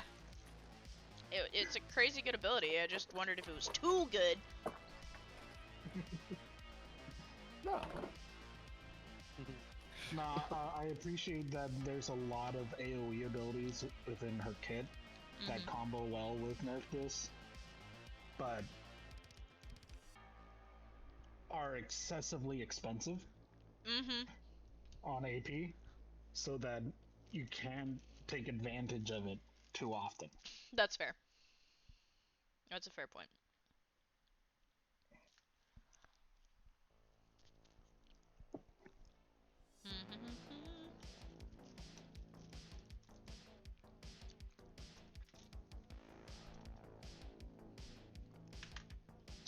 I'm tempted. No! I'm tempted to just move for Liam. What do you think Liam would do in this situation? He'll.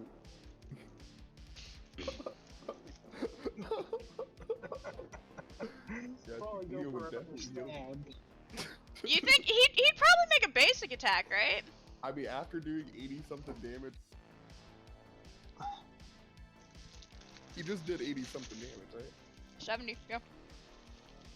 Yeah. Yeah, he'll probably keep the spree going. God. Should I just roll for it? Fuck it.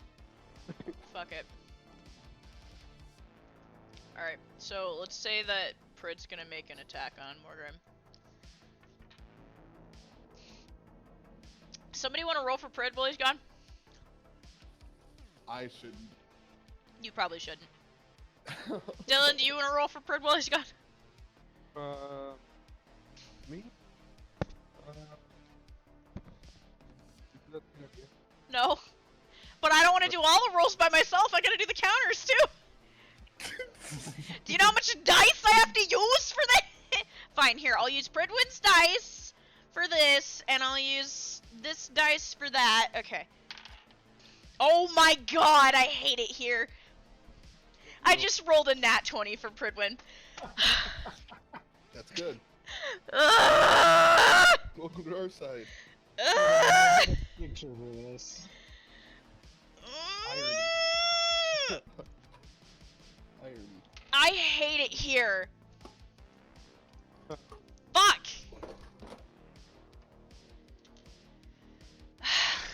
Yep. Okay, so he's gonna do damage, and he's got the 10 damage from that, plus... Oh my god. Now I gotta do math. Hold on. That's 20 damage for 1d4 turns, and it was for 2 turns, so... Oh my god. so he should have it for this one. So he's gonna have a 20 damage on top of that. He's gonna roll plus strength. I hate doing all of this. Yes. Yes. So he's going to be doing 46 damage to her as he slices into her. And it's Morgrim's turn. So she is going to take a snap actually at Solon. No. Shoot. Roll to dodge. I'm breaking apart the frosting thing. I'm on my way upstairs. Oh my god. Okay. The frosting thing. Oh, it's too dark. I can't see. Oh my god. My headphones are lighting my way.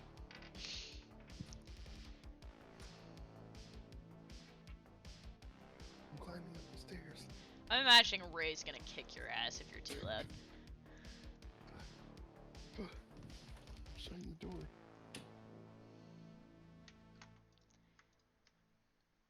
And I rolled a 18.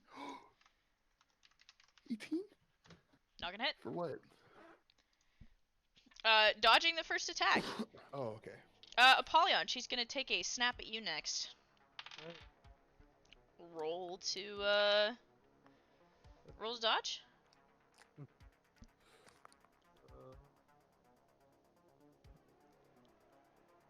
Was it 12?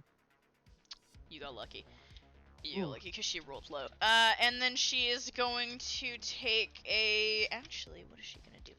Okay, so frustrated because she has missed these two attacks.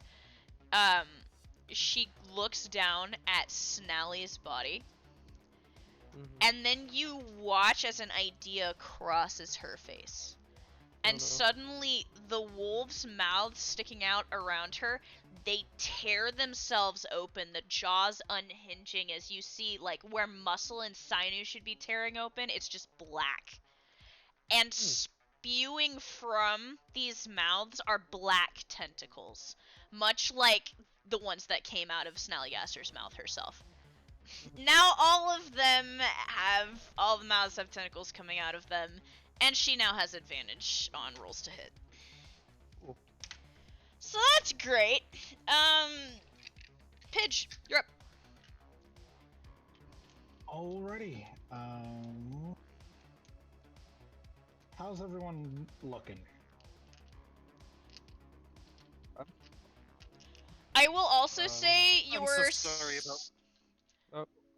Jesus Christ, your 7 turns are up, so you wouldn't be adding to Iron anymore if you didn't know that. Okay. Because I've been counting it down and it looked like 2 rounds, but I can say that that was during that pause in combat. Yeah. Liam, are you good? Yeah, I'm back. I rolled for you, and I rolled a nat 20 for you, so I hope you're happy. Oh, God. So you're fucking welcome. Pidge, what were you gonna do? I've still got the pool. Yep, you do. I have That's good. 74 collective damage on me. Myself. Yeah, you're looking the worst so far. Anyone else looking bad? Not you. Have taken care of a lot of people. The only one that still looks rough is them and Minerva and Liam. And they need to get attention too, but so far they've been protected by Aegis. Yeah, Aegis is keeping them at bay. Oh yeah, so my turn passed, right? So Yes. I guess gets more health. Yeah, she got her regen. Okay, I'm actually removing those 2 rounds left. But I am going to shoot at another one of the wolves to try and thin out the herd. Okay. 14 to hit. You're gonna hit. Okay. 6 plus 15, 21 points of damage. Okay. It's going to be And yes, I'm going to throw 100 healing onto Xavier. Okay, Xavier. Ooh. Got Thank you, buffed, and it's also your turn, Xavier. Huh. You and Solon. What do you want to do? There's still that wolf, right? Yes. I mean, it just got shot, but it's still fine. I feel like I should help Pridwin over there, but the stupid wolf. I'm gonna try attack one more time. Okay. Good. 5. You're not gonna hit. Oh my god. Polyon. Polyon, you're That's up. my last time. And as a proposed nerf, maybe setting a cap to the stored health pool. Yeah, I'm considering Because that. Because I just realized is that once I unlock my master ability, damage is gonna get ridiculous. You're right. So, I will consider the cap. That's a good idea. But I'm not gonna worry about it right this second. Alrighty. Better.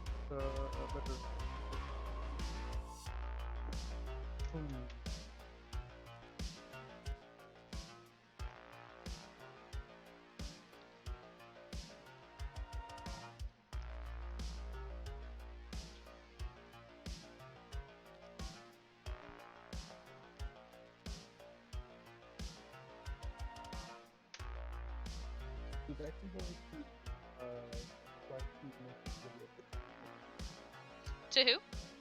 Prid. Okay. You're not too far from him, so you can do that.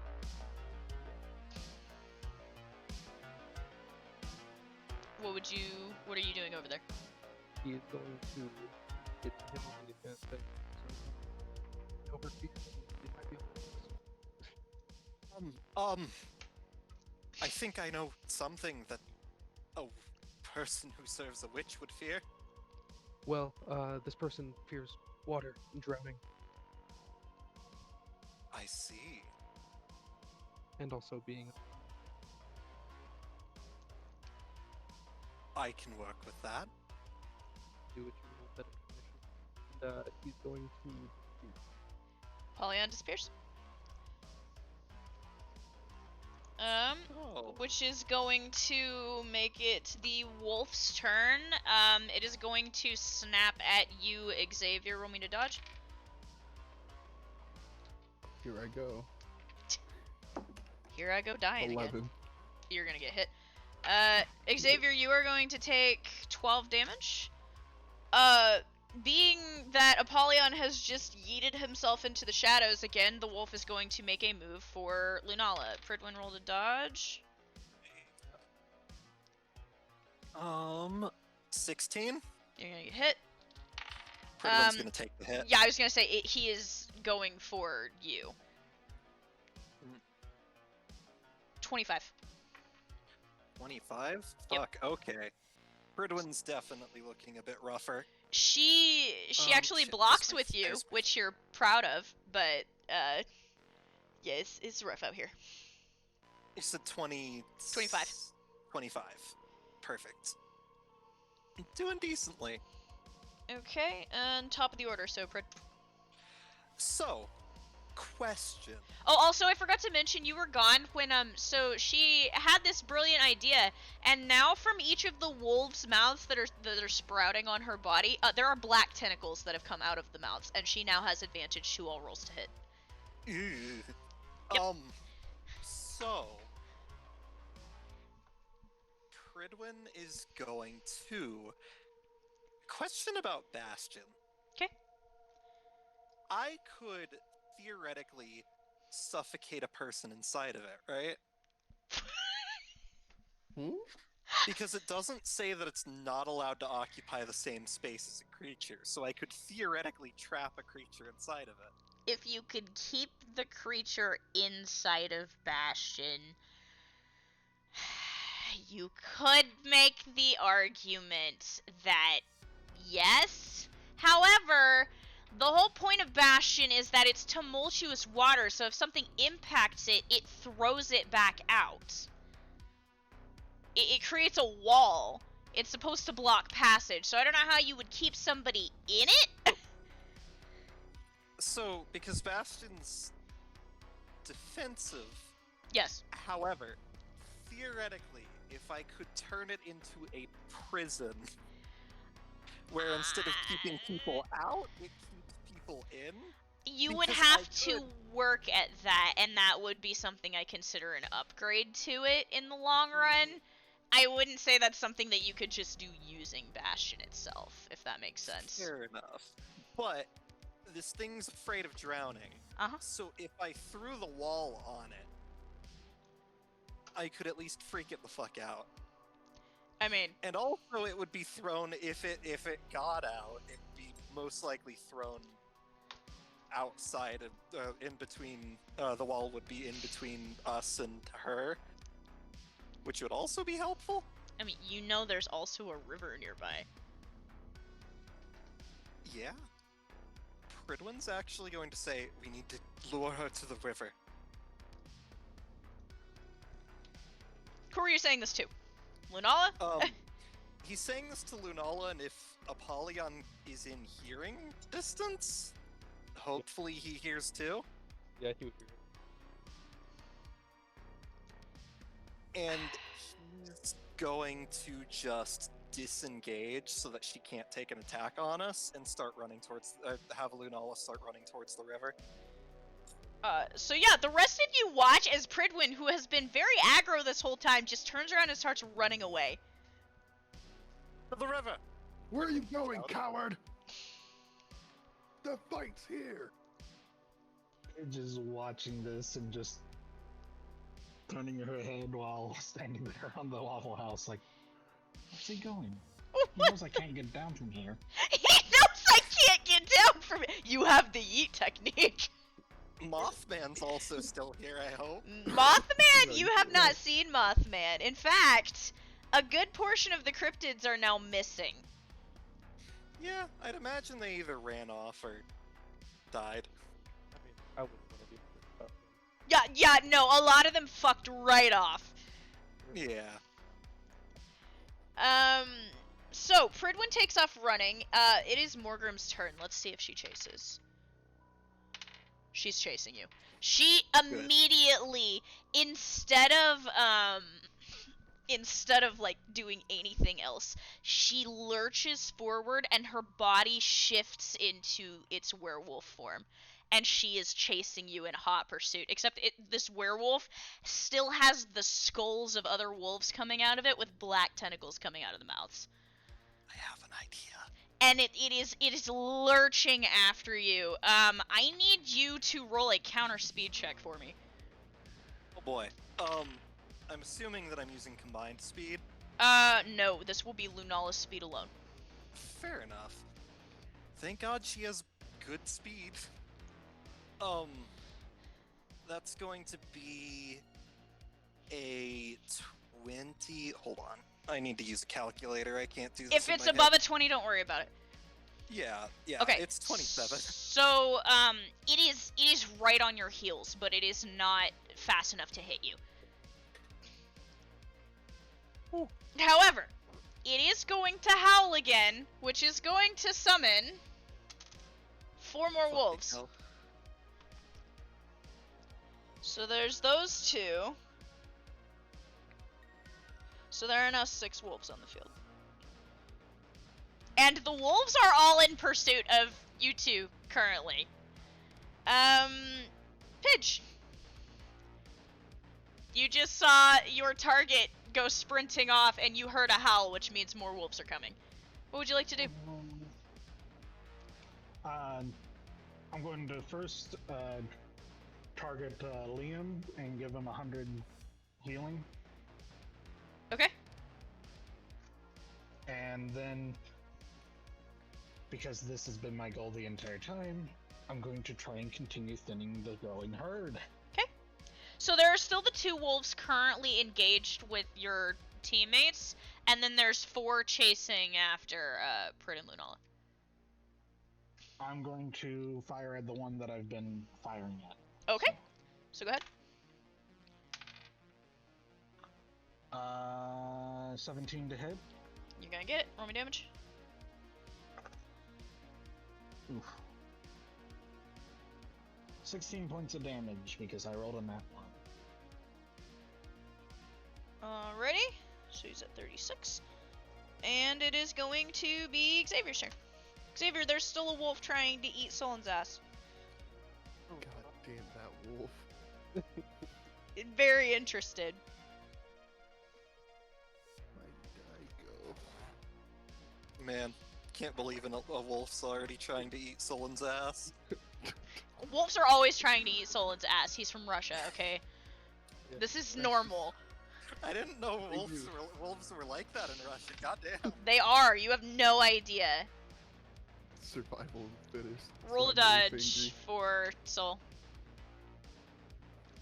Oh, am I No, rolling a wolves are dodge? freaky Yes. like that. Goddamn. Didn't know you were chill like that. Am I rolling a dodge? Yes. 16. You're gonna get hit.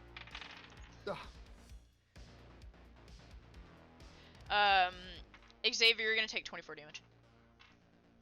Oh my god.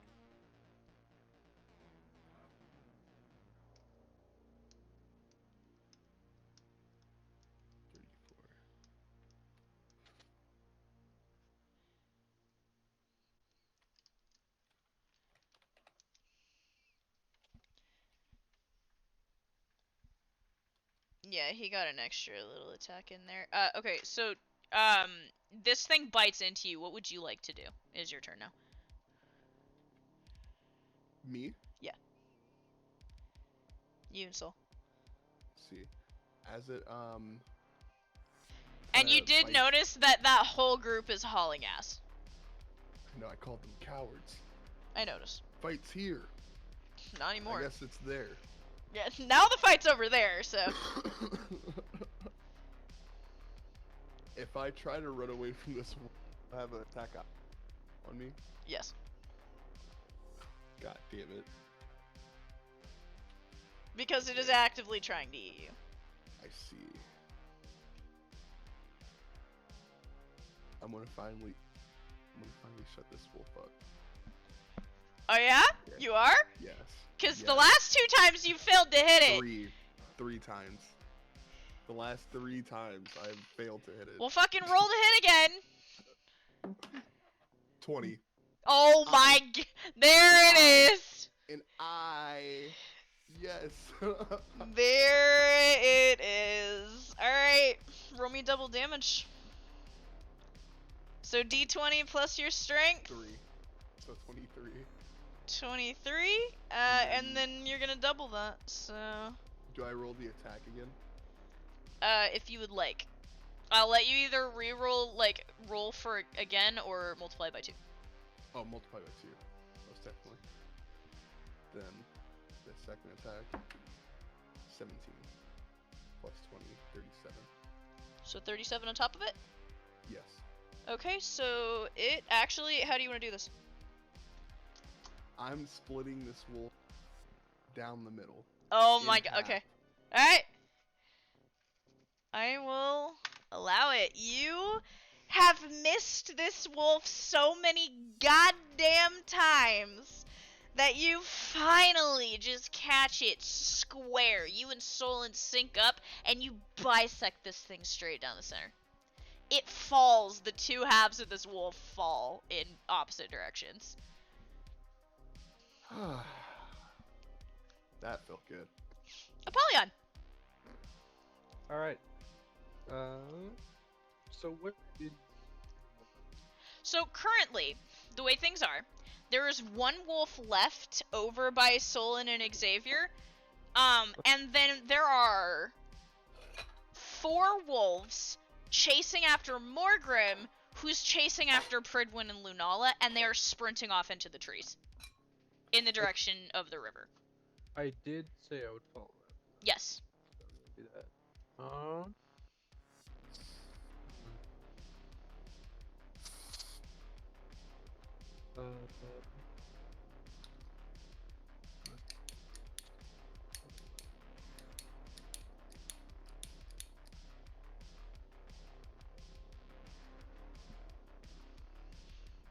massive lighter clicking.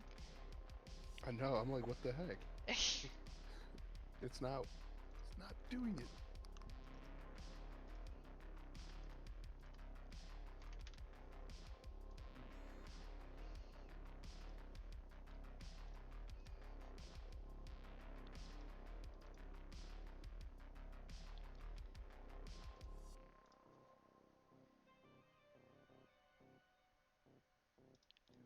Find an ability on these.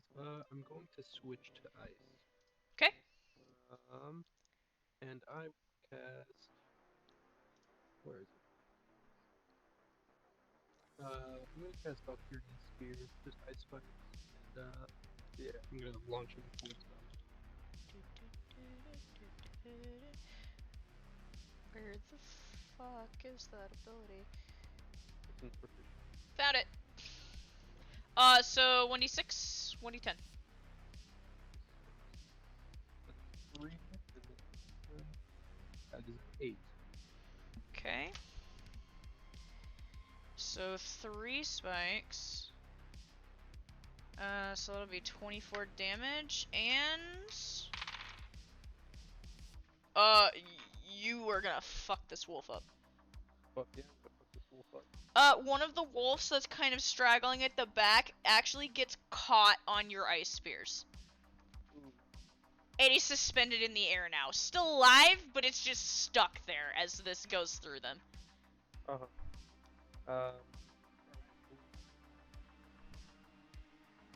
And now I gotta figure out where the fuck we're at. Okay, so wolf that is still back there is also going to take a snap at Solon and Xavier. So roll the dodge.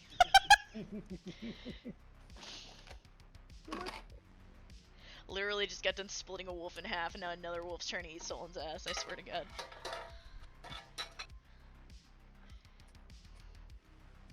Here it is.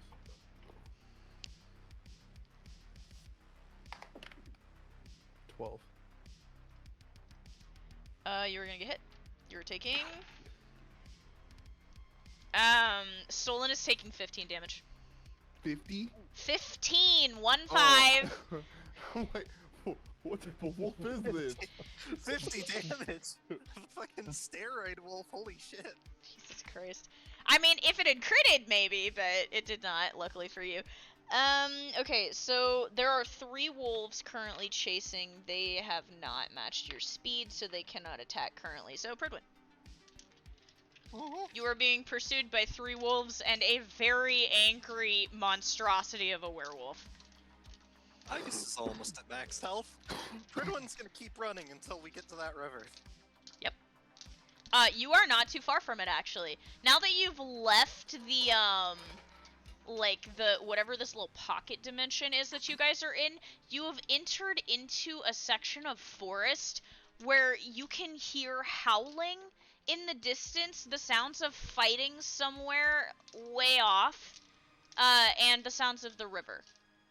And you sprint towards that river. You are getting very close to it. Okay. Just gonna keep going. Just keep running. Morgrim is gonna try and match your speed again, so roll me another speed check for Lunala. Woo. Fuck. Oh, Alright, shit. Oh. Crit. Uh-oh. Morgrim's gonna attack. I'm assuming that it doesn't matter. It's not gonna matter because she critted. Unless you critted as well. Yeah. Yeah, because it was a 17 plus 9, 26, but that was a crit. Yep, nope, crit. So, Morgrim is going to attack. She's going to leap midair and come crashing down on Lunala's back. Can I just try and take the hit? Yeah, you can take the hit for this if you want. 17? 17 to hit you. 17 to hit me? Yes. Or damage? To hit. Against my ace. Oh, wait, hold on. Roll a dodge. 19. Okay, so she's not gonna hit you with the first one. Roll again. Natural 20? Oh my god, okay. Do you want to counter? I mean, I do have holy water for this turn, so yeah, I'm gonna do... I mean... Will countering prevent me from making distance? No. Okay, yeah, so I might as well. You because will I reach have the holy river the water next for turn one more. regardless. Yeah. Alright, so, do I have to roll to hit, or... No, you're gonna hit. Just roll me damage. Fuck, okay, so that's 39 plus 10, Nice. or plus 20. 39 plus 20, 59 points of damage, and that is holy. Hell yeah. So, you, as this wolf snaps at you, you manage to cut it just right along its jaw. And there is a satisfying sizzling as the holy water just singes into its skin. That dog. And Pidge. Pidge, there's one more wolf.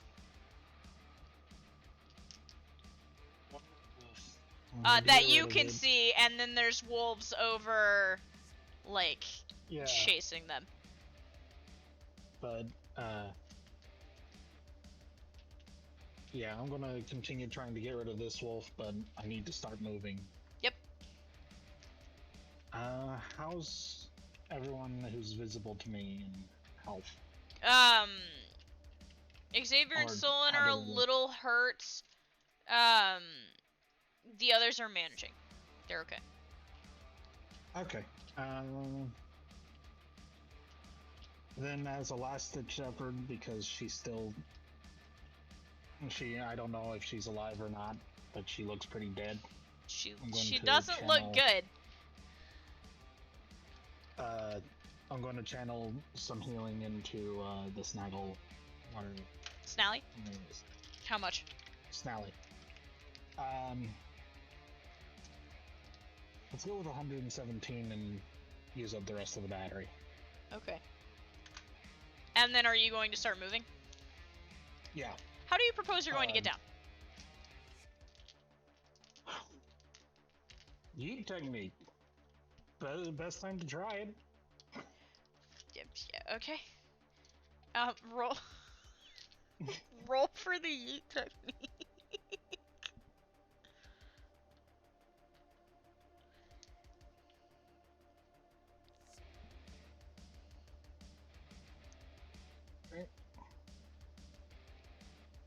Yeet technique. That is a 13. Holy shit, it's enough. You... How do you want to do this first successful yeet technique? Oh, The first time you have ever succeeded, it's ever gone just the way you wanted it to, how do you want to do this yeet technique? oh. Do I have a high enough vantage point to see someone all the way down there? I mean, you When can I'm at the see top them of all my arc? running. Yeah. So, I angle that trash can lid just right. I plant myself just right, and I get that explosive to go off. Uh-huh. And I hurl myself into the air. Okay. And then at the top of my angle, Uh-huh. I'm gonna shoot at one of the dogs. Oh my god. Are you shooting at the one that's still back with everybody else, or one of the ones that's up with the others? At the one that's back with Solon, because it's going to keep me going. Oh my god, you're gonna use it to propel yourself. Oh my god, okay. Going to propel yourself with the rifle blast? What are they doing? They're trying to fly the tank. Roll a hit. Never mind, you're gonna hit because you rolled a fucking nat 1. Just roll me damage. I rolled so many nat 1s for these guys. 29 points of damage. Fucking Jesus. Oh. Okay.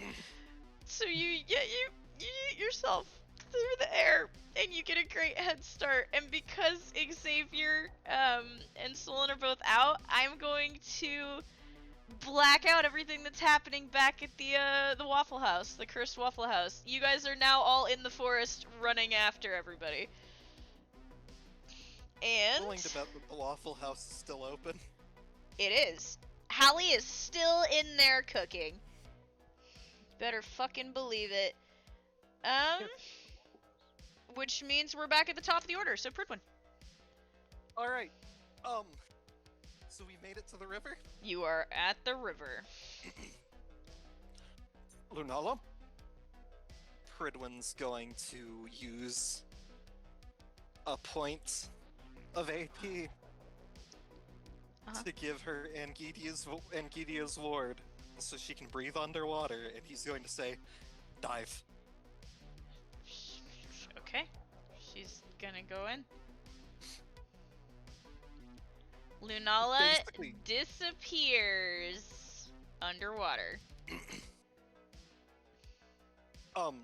Ideally, what I'm trying to do is I'm trying to basically grab onto the, the riverbed. Okay.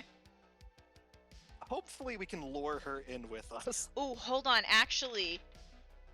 Oh my god. Roll a dodge roll for me? Sure thing. 16. Be glad you activated Angidius, because she's going to dive into the water. Morgrim leaps and catches you, and both of you go into the water. Like, all of you. Morgrim, like, tackles you into the water. However, you two can breathe underwater. Morgrim cannot. Furthermore, can I do one more thing? Depends on what the thing is. So, my water wall. So anyway, here's water wall. 10 foot by 10 foot cube. Bastion. I can turn it into a dome, right? Stop trying to turn Bastion into a fucking cage! I mean, I can turn it into a dome, right? It just doesn't allow people to go through it. So It's a wall! if I can't yeah, it's a wall. You're trying to keep her from being able to come up for air. I know exactly what you're doing. Yeah, because I can't drown her on land, which Do you seems have fair to me. enough AP? You better fucking believe it, baby. You know, Lunala you don't has have to make it a 12, and I dome. only need 8. I You don't mean, I need to don't make want it her a being able to dome. get up to the surface. You can also give And her, I also don't want her going downriver. you would give her a fate worse than death. So, I'm can make it a intrigued in what Apollyon was about to say. sure, what do you propose? Do you want to give? There's another way to keep her from coming back up for air. And it involves a funny ability that Apollyon has. I mean, if Apollyon can get here and do it. Where is Apollyon? Apollyon, you are like right behind the wolves that are chasing after. The wolves are now standing at the edge of the river, I will say. Like, yeah, quick pause in the combat, because the wolves are standing there and you're coming up behind these 3 wolves who are all staring into the water where these guys have disappeared. He's gonna go stealth mode and he's gonna jump into the water. There is a splash. The wolves look at it in confusion. And if I can get to Morgrim, so I want to cast Domain of Horror Oh my fucking god. on Morgrim.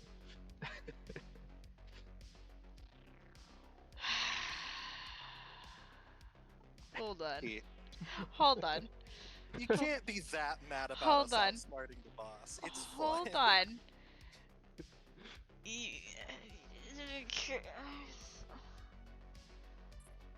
This is the drawback of You're Blackfoot. using the domain to create. Because the thing is, she's alone. She's underwater. And she can't get out. I'll allow it. Yes. So I sent her to the fucking lament configuration dimension, and I want to know what I see, actually. So you create an orb around her. 1 second you're being tackled into the water, and the next second you're surrounded by blackness. Mm-hmm. All around there is. It's like being in the deepest parts of the sea, except there's no surface. There's no seabed. She's just adrift in the water, struggling because she can't swim and she doesn't know where to swim to. And just at the edge of perception, there's something writhing within the darkness. She is currently trapped in your domain. Mm-hmm. And he'll probably wait there until that. So, Pridwin, you and Lunala look around, and you're at the bottom of a riverbed, and there is a wall of black in front of you. Well, I think that settles that. Do I see Apollyon? Apollyon, are you visible? No. Because you go into the domain with them, so no, Apollyon is not visible. Yeah. Oh boy. Let's just get up to the surface. Lunala surfaces. There are still wolves on the river bank, but they look like unsure. They look very unsure. Pridwin's gonna transform back and just try and look as menacing as possible. Are these regular wolves or werewolves? They are regular wolves with glowing purple eyes, and all three of them scatter immediately. Ah, good. They are just gone. Alright. Pridwin's going to look off into the forest the way they came. Is everybody else coming? Yes. Good. I assume the Morgrim is dead by now. No. No. She has a lot of health, so basically it's gonna she's just take a in minute. hell. It's gonna take a minute. Yeah. Yeah. I'll just stay here in this domain. We'll watch her suffer. Yeah. Napoleon hasn't had something like this in a while, anyway. You're thriving on this suffering, and Abaddon even more so. Well, that's happening. Pridwin and Lunala, you guys have like crawled out onto the bank, and Lunala just kind of collapses beside you and takes a breath. Pidge, you have finally caught up, and you see all of the targets are now missing. Hello, Pidge. It waves and it's like, what happened? I tricked her into when me and Lunala tricked her into going into the river, and then Apollyon, dragged her straight down to hell. They're still down there. It might take a couple minutes. This is what I need to study on demons and witches. The whole... It is at this I point don't that know what's going. Aegis and Minerva have caught up with you as well. Igus is also back up to full health, like nothing happened. Yes. But she looks tired. Her spirit has been outside of the shield for way too long. Mother. Pridwin's going to rush over. She looks at you.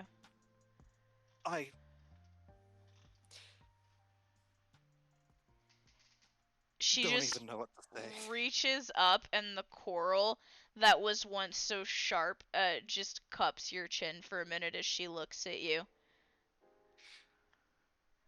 Thank you. And on contact with you, she begins to deconstruct.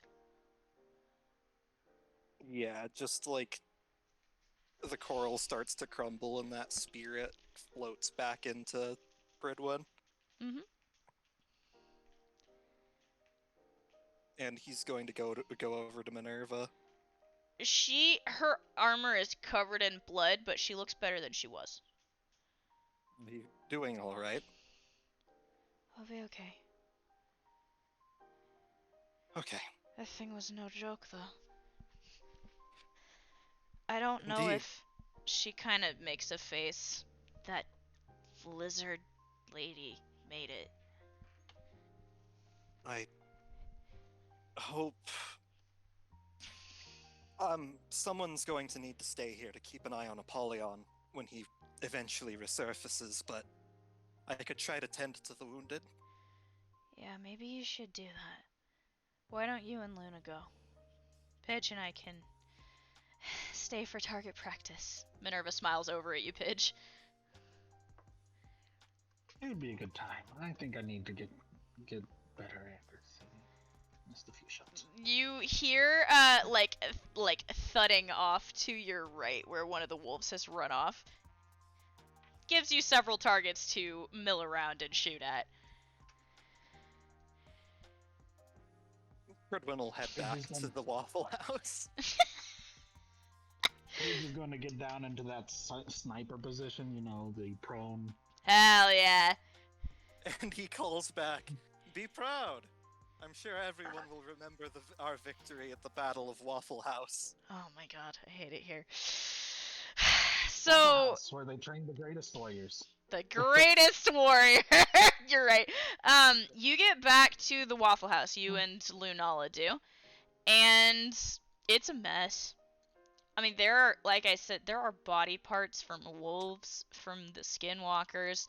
You look inside, and the inside is empty. In fact, as you open the door and the place is empty and it seems like the lights are off. And then as you close the door, you're walking out to look at the carnage around you, and you turn back and the whole Waffle House is gone. And it's just forest. And the body parts are all over the forest. Oh no, the Waffle House closed. Oh god. You look over, and the ravine, the bird lizard lady, Snelly, there is a figure crouched over them. He's going to approach. It is the squirrel dealer. Is she okay? He just looks up at you solemnly. I should be able to do something. He just gives you this even more somber look. Fridwin's gonna crouch down and try to assess the situation. There is a tear from the side of her beak all the way down. Her jaw has been ripped open and down into her throat. It's completely torn in half. She's not moving. Lunala. Lunala looks over at you somberly. If I were to Fredwin kind of clasps his hands together and says, "If we were to do the thing, do you think I could regenerate some of your energy?" She looks at you worriedly. I need only a little bit. If I can restore the body and then revive her, I might be able to bring her back. She doesn't look very sure, but she nods anyway, seeing how important this is to you. He's going to hold out his hand. She takes it.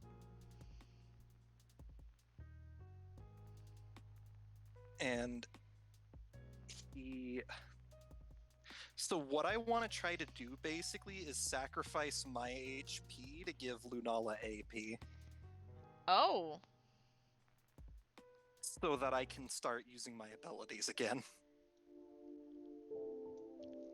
You want to sacrifice your HP To For regain AP. Mm-hmm. Hmm.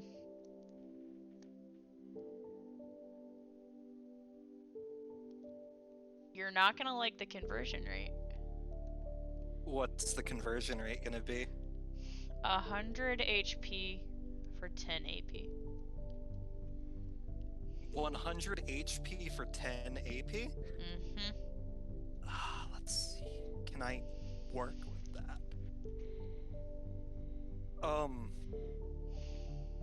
I need to write the conversion rate down. 10. Can I hold on? Because what I need to do, basically what I'm planning on doing is trying to use my healing to basically put the body back together and then defibrillate. I'm trying to figure out what the cost would be. Well, So, how about this? About how much healing would I need to do in order to put the body back together?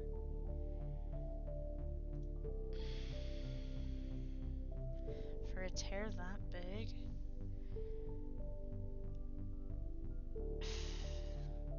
I'm gonna say like 75 at least. I mean, like, let's it see. ripped her Yeah. throat open. Uh-huh. Is that before or after? This my is after you 117? healed. So, she had taken a literal fuck ton of damage. Yeah, I had healed her for 100 before, and in one turn she went from that to jaw. Okay, so let me tell you something about Snally outside of meta. Snally has 750 HP, right? Yeah. Okay, she was down to like 45 HP when they tore her throat open, right? Mhm. You healed her for 217. So she's still below half. And she's not like it's just like the type of wound. Can he Okay. try to stitch it back up before he does the revive? Because the revive does heal. Does it? It'd have to be one hell of a medical check, but I mean, yeah. could I try to put her back together using just my medical expertise? Jesus fucking Christ. At least in a state where she would be able to survive when she's been revived. It better be a hell of a medical check. 19? Jesus fucking Christ. Yeah, I'll allow it. So he stitches her back up, and I am going to drop the 100 hit points for the 10 because all I need is 9. And I am going to use defibrillate. Okay. Don't I?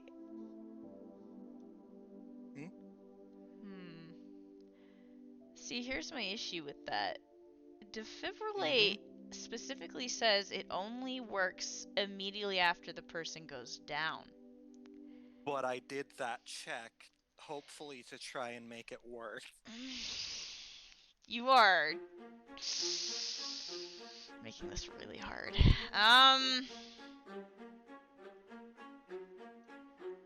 Fuck. Roll a d20 at disadvantage. Okay, oh my god, alright. Well, it was a 19 and then a 17. Let's see. Let's see. Come on. Please. You got it by 1 point. Oh my god. You got it by 1 fucking point. Hope you're proud of yourself. Very. Fridwin is the best doctor. Holy shit. Well, she starts to move a little bit underneath your fingers after this massive discharge. By the way, the second your defibrillation goes off, there is a large shadowy figure hovering behind you with wide eyes. Oh. Mothman. He is buzzing curiously. Fridwin is giving Tex a run for his money with all these resurrections. On fucking God. I mean, that's why he has the resurrection ability. On God! Keep us from fucking dying every time we do a mission. Apollyon is the only one who never comes that close to death. Only once he's got that close. Yeah. You are the king of hell. It makes sense. Yeah, that's true. Paige has only gotten close to death because she did it to herself. Yeah. Pridwin got shot to death. To be fair, I'm liking how survivable you guys are right now at tier 3. I'm liking it a lot. Yeah. My God. So- that the ability to That use just so many opens up the abilities DM's ability to try and murder us. Yep. Okay. So yeah, she you see the fingers of one claw move slightly and some of the feathers ruffle a bit around her head and face. He's like examining and says, what, does she seem to be stabilized? Yeah. She's better. She's definitely alive. Oh. Okay. I think... Is there anyone else around, like any of the other cryptids? Mothman is right fucking behind Yeah. you, staring There's- at you intensely. There's Mothman, but is there anyone else? The squirrel dealer is also there. Squirrel dealer, do you think you could help me out? He looks at you. I don't know, man. It's gonna cost you. I'm just kidding. Thank you. If we can get her to our group, I should be able to... I'm too tired to do any more medical assistance, but I can probably get her to a facility. He looks at you kind of funny. Lunala also looks at you funny. Mothman starts buzzing. Probably... That's a terrible idea, love. You want to I take don't this thing mean- to a facility. I don't mean like a normal hospital. I mean maybe we could either get the academy You or- want to take her to the academy, Lunala says, looking at you. They let you walk around. Yeah, I don't want to push our luck. Fair enough. Maybe at least we could get help from Tiger. I'm sure he knows something about stitching people up. Aren't you supposed to be a doctor or something? I'm doing all that I can, but I'm going to need help. Look, she ain't gonna be real happy if you try and take her someplace, you know what I mean? Well, fair enough. Perhaps we can get Iger over here. Pridwin's going to check his PDA. Iger has still not responded. Pridwin's going to try... Can he call them? I guess you could theoretically make phone calls or like video calls from your PDA. Yeah, he's going to try and call them. There's no answer.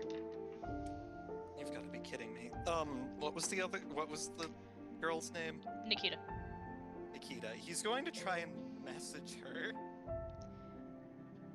You just get a one-word response. Busy. I think that they're dealing with the wolves also.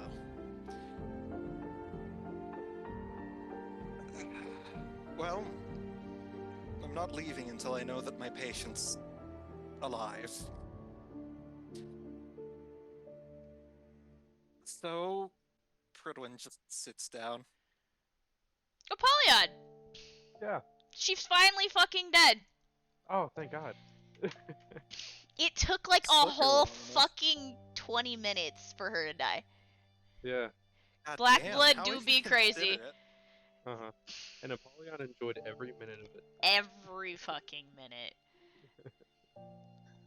I like to imagine he manifests a little throne within the nightmare world and sits on it. Yeah, so after all of that goes down, you finally crawl back out onto the surface, and you are holding a angry red soul.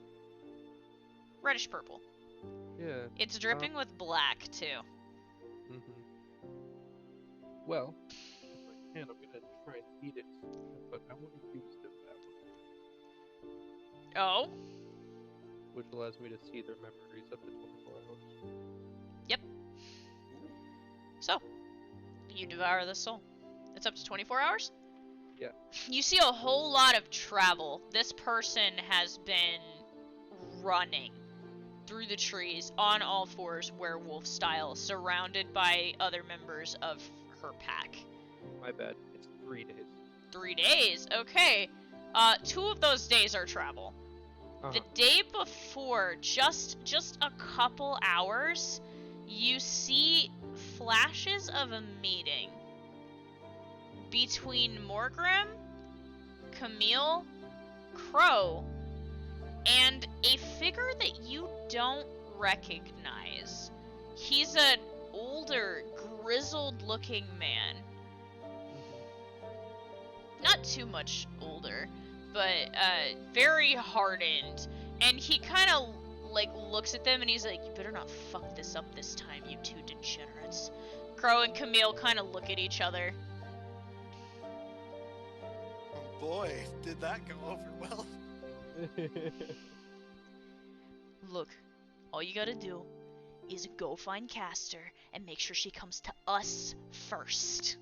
You get her, you bring her here, you're done, alright? It's not that difficult.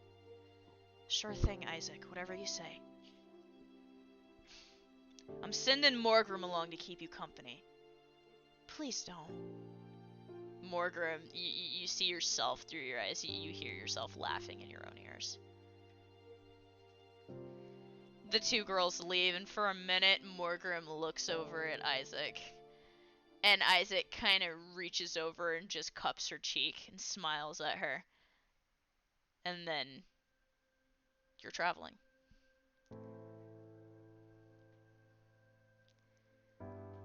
Alright. He's going to grab her body from the water, and he is going to just lay it down at the edge of the riverbank. You do so. And he's going to walk back to the man.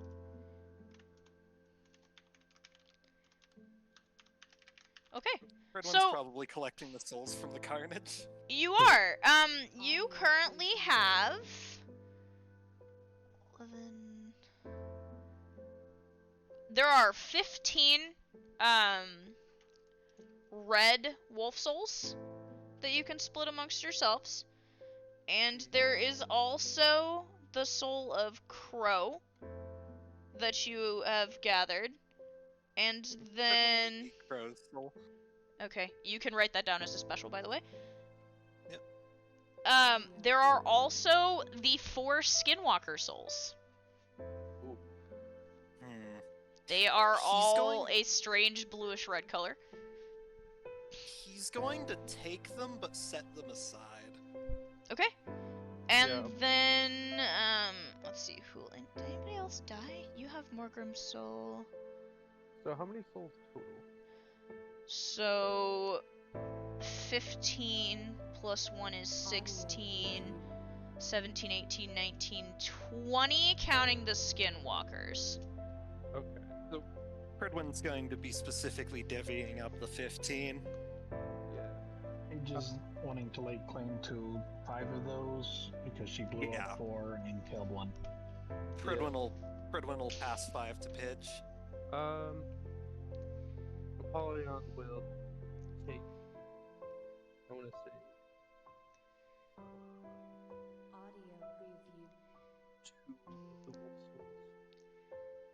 Okay, hang on. So 15 minus 5 minus 2, that's 8 left.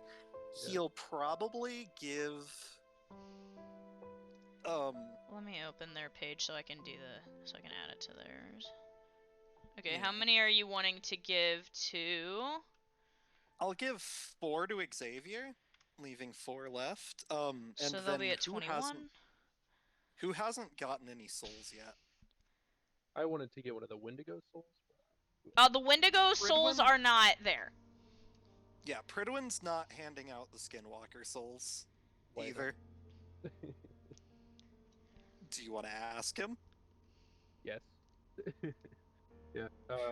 He's gonna walk up to you and says, "What about the Skinwalker souls?" They weren't our enemies, and you see how they look, right? They're still blue-ish. Oh, I'm aware. I never wanted to eat one. I just wanted to know what was going on with them.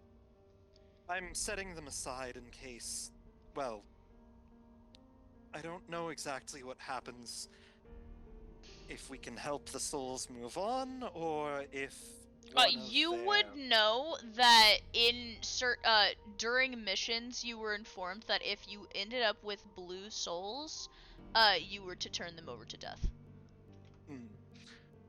I think we should either bring these to death or hand them over to their any family members that might come to claim them. Mm-hmm. Well, I'll be honest. I don't really think there's much of a family left to stone, so suppose we should bring it back. I don't believe that Pridwin's looking around at the bodies. I'm assuming that the big one, the lady, isn't there. Wait, which one? There were the Skinwalkers, and Uh-huh. then there was the Wendigo, and The trying to see Wendigos if there did were- not join the fight. The Wendigos Yeah. dipped. Castor is missing, the witch. You have Yeah. not seen Elle. You also know that Jersey came out for the fight, but he is now missing as well. Oh, what about Ramon? Huh? Rin? Rimmon is also missing. If I were to guess, everybody fled. Do I know if any of the Skinwalkers survived? Like, if there's one unaccounted for? There were 4 Skinwalkers, and then the other one sitting with them was a Wendigo. You have not seen either of the Wendigos.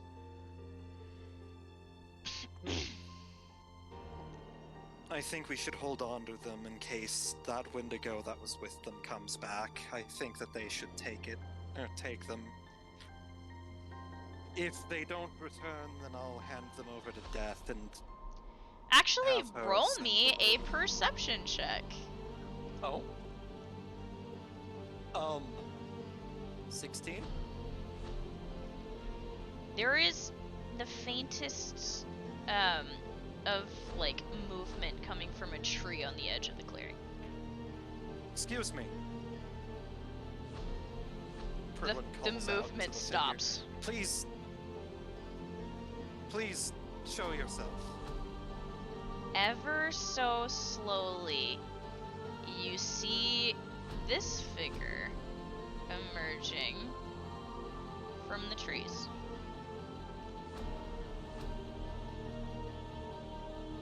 Is that the witch? Probably not love. Might I ask who you are? I think that's out. The figure stares for a long time, looking around the clearing, and then ever so slowly its body shifts back into Elle. Yes. Oh, thank goodness, it's just you. Ever so slowly, she's kind of like half behind a tree, and she kind of steps out nervously, looking around. We dealt with everything. She looks scared of you. Should She looks scared of all of you. Almost like a little girl staring up at monsters. He's going to hold up his hands and say, "We're not your enemy." She takes a step back nervously.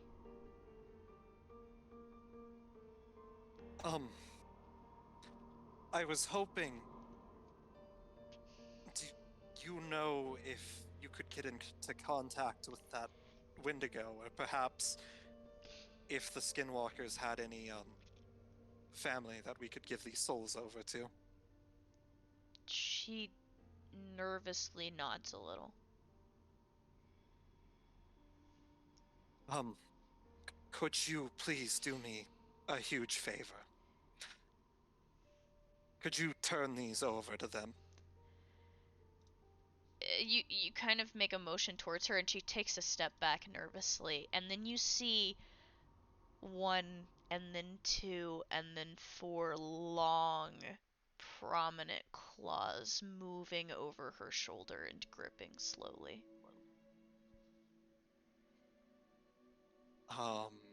Jersey Are manifests they behind her and pulls her close. Sorry, darling, I got you. She is shaking, staring at all of you. The Jersey Devil is staring over her shoulder, except one of his horns is completely cracked off and bleeding. His face is covered in blood. Part of the bone of his face is broken off from his skull. Two of his fingers appear to be broken. Apollyon? May I offer you some medical assistance? Apollyon actually, I wanted him to step forward real quick, and he's going to cast Life Force Manipulation and heal Jersey. For how much? I'm gonna heal him for 50. So you see his fingers straighten out a little bit. The thick, heavy bleeding coming from his horn ebbs off. He looks at you warily. You can see that there's a hint of appreciation, but he's trying not to show it. His fingers tighten on Elle's shoulder as he starts to pull her behind him a little bit. We aren't your enemies, plus I like the idea of our innocence. Redwin's going to gather up the souls, and he's gonna say, we want to return these to their proper owners. She said that she could. Would you mind if I set these, halfway between each of us? Jersey nods slowly. He will slowly walk forward out to about like halfway between where the two groups are and set them down and then back away.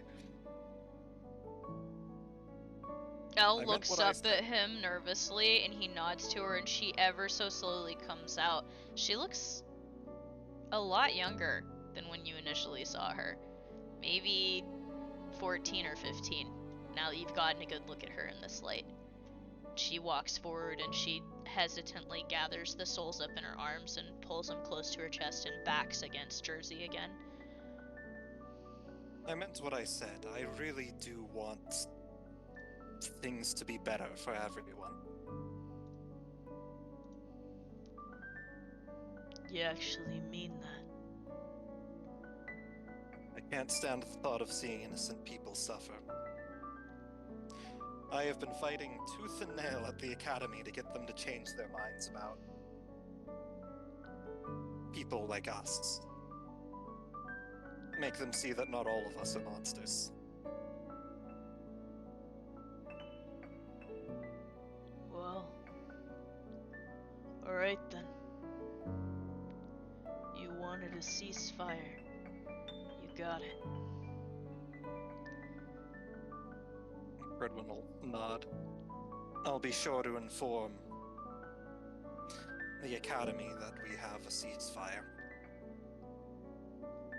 I can't speak for the others, but as far as me and the girls, he looks down at Elle. You won't have any trouble from us. We'll do what we And can will to not- help, but you know, can only do so much. Of course. And if you ever need any assistance from us, I'm sure we can find a way to contact each other. By the way, have you guys seen Ruin? That bastard ran off when the combat started. That sounds like it. As for the girl, what was her name? I don't know. Last I saw, she got grabbed by a couple people. Wait, Caster? He nods. Grabbed by who? Well, you thought I- these three were the only ones that came with them? They travel in packs, man. I presume that the pack wanted her for something. They did. Not sure why, but some man named Isaac was quite fond of her. Wonderful. This is going to cause problems. Perhaps we might be able to get some way to rescue her, but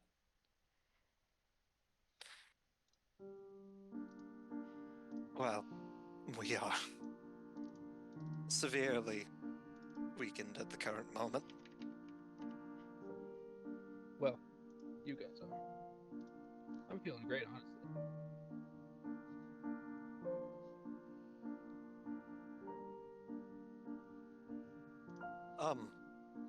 Fredwin's going to look back.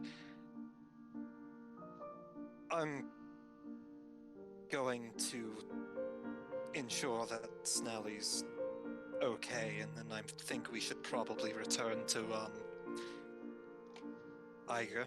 Is she alive? Jersey says, taking a step forward.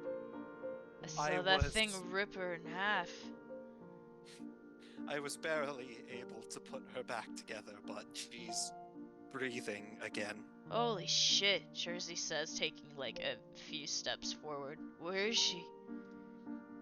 Pridwin's going to gesture over to, I'm assuming Squirrel Dealer's still over there. Yes, and actually as you turn to look, Snally is sitting up. She's just over there.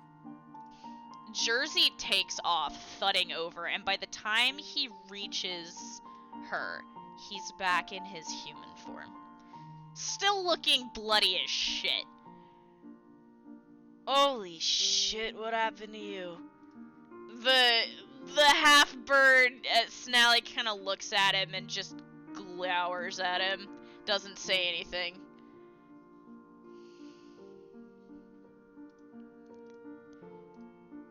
Pridwin's gonna be walking over also, considering that the person he's been healing's finally back up. She looks around, kind of confused at first, and then begins, like, remembering and putting things together. Goes through, like, all the 4 seasons on her face at once. Thank the gods you were alright. I was afraid I wasn't gonna be able to bring you back. Why would you do that? She says, looking you up and down suspiciously. I'm a doctor. It's my purpose to assist people. What do you want? What do you mean, what do I want? What do you want? People don't just do that unless they want something. From you, I don't want anything aside from, well, the ceasefire. You... Stack of waffles and some syrup with apple juice. It's too bad I hope- the place is gone then. She offers you a weak smile. It looks funny on her beak. And besides, I feel like I owe you. If you weren't there fighting her, I fear my sister might have died. The little armored girl. Yeah, she put up a hell of a fight. If anything, I feel like I owed you. And besides, I feel like it would be a shame to see a good person die. She squints at you. Very disbelievingly.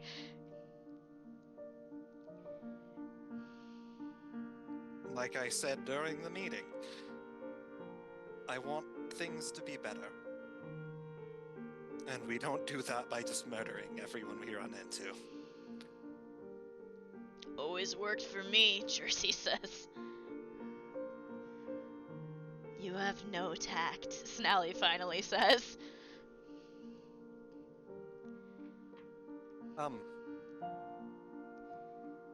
I can provide a bit more assistance. I have a little bit more energy left, but Save it, Snally says, holding up a hand to you. I'll manage. alright. Just want to go home, man. I hate it here. Yes, you should, get out of here. I don't know how many more of those things are going to be here, but since they've taken what they wanted, they should be clearing out.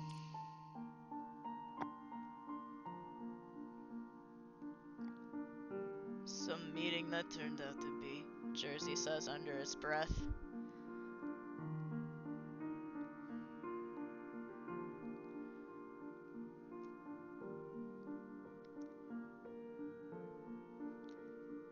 Jersey kind of gets up and helps Snally up, and they go back over by Elle. They kind of all nod to you. Fridwin will do a polite bow.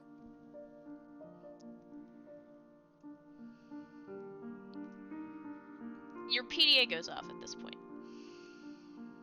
He's going to check it. All caps. Are you alive? Fridwin will respond, alive and made some friends. You just get question mark, question mark, question mark in response. We'll elaborate soon on our way back. Town's that way, Jersey says, nodding in the opposite direction of the river. Also, Pridwin hasn't finished divvying up souls. There's still 4, so I'm gonna give,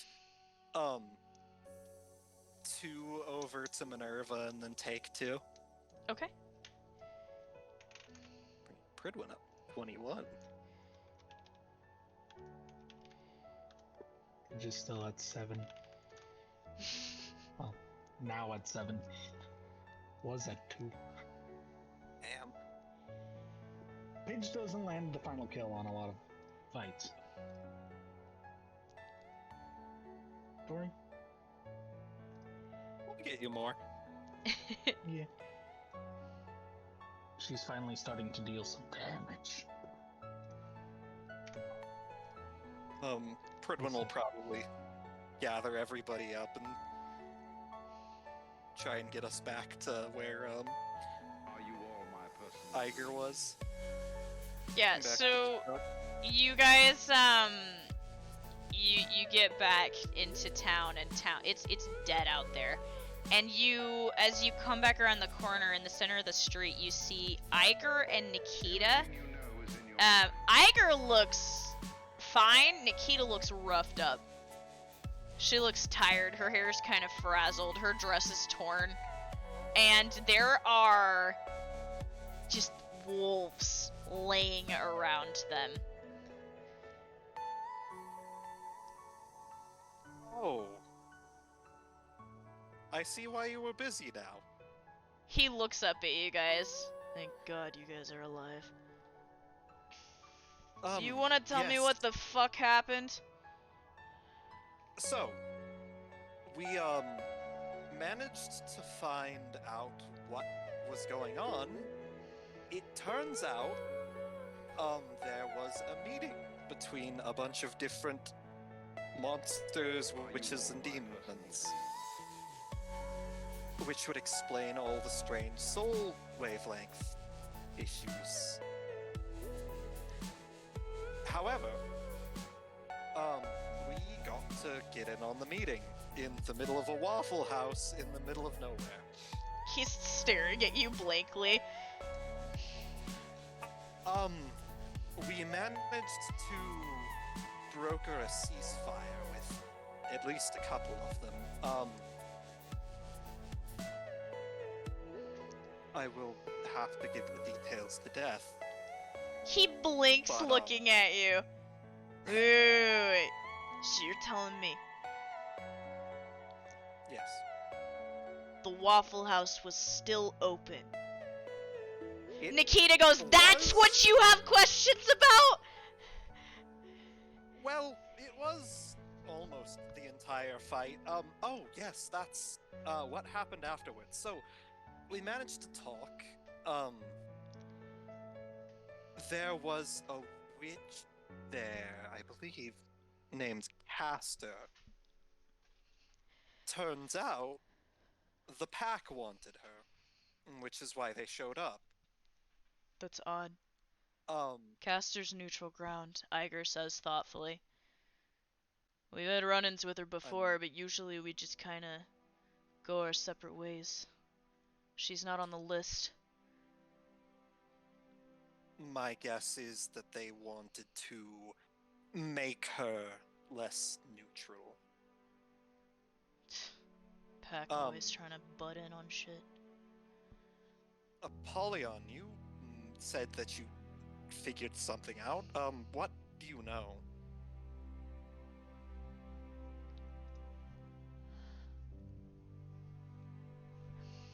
Apollyon? If Apollyon's still here.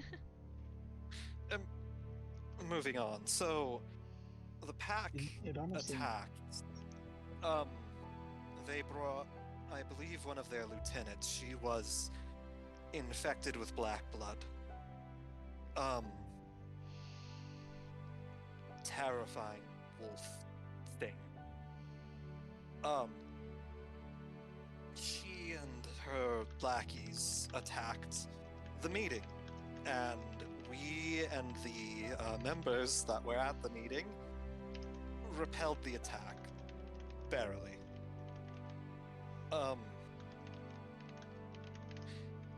But, like I said, fighting alongside them definitely improved their opinions of us in the academy.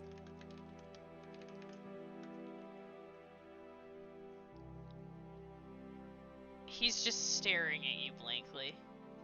Holy shit.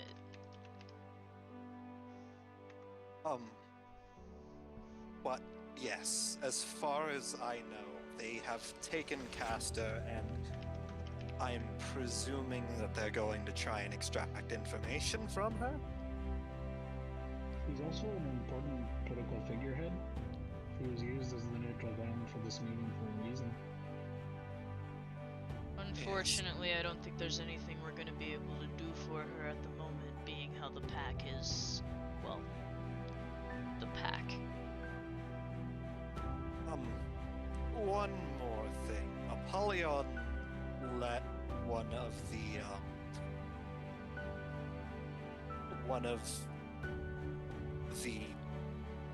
more prominent individuals go after we defeated her.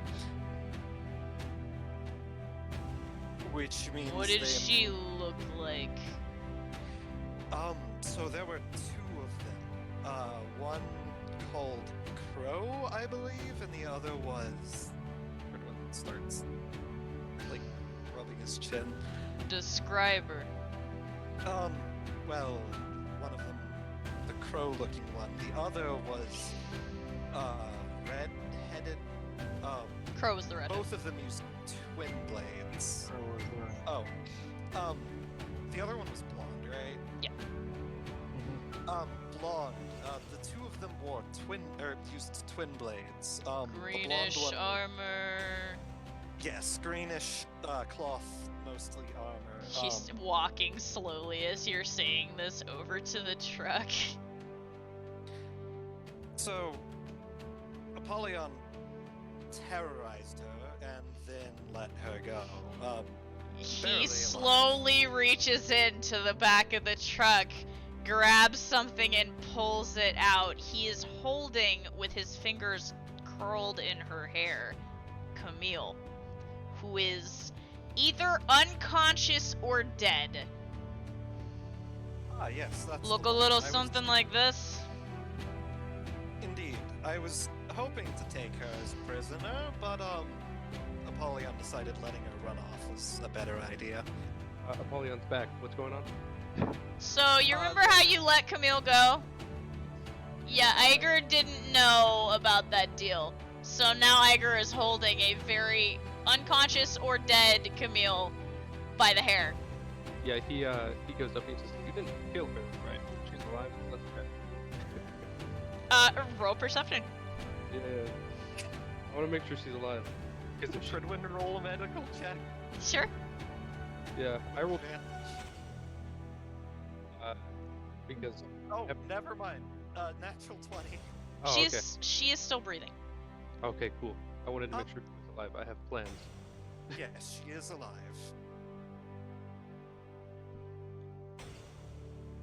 He shrugs at you.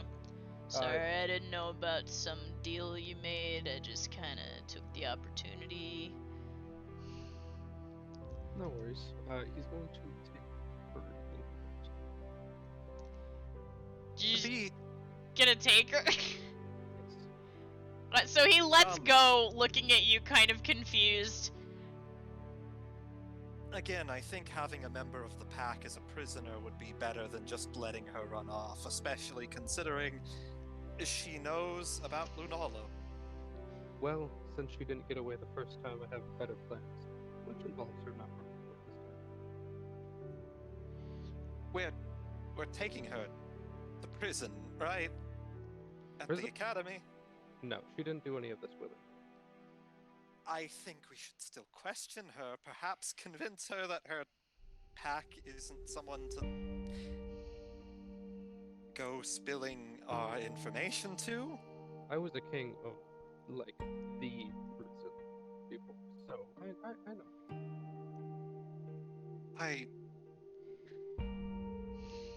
I do not trust your judgment in this situation, but I'm not going to do anything.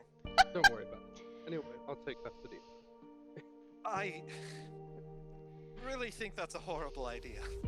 Don't worry about it. I'm going to worry about it. Fridwin, you turn around as you're having this conversation, and suddenly on the ground, in front of your feet, there is a giant, like, present. Like a gift that is, like, wrapped.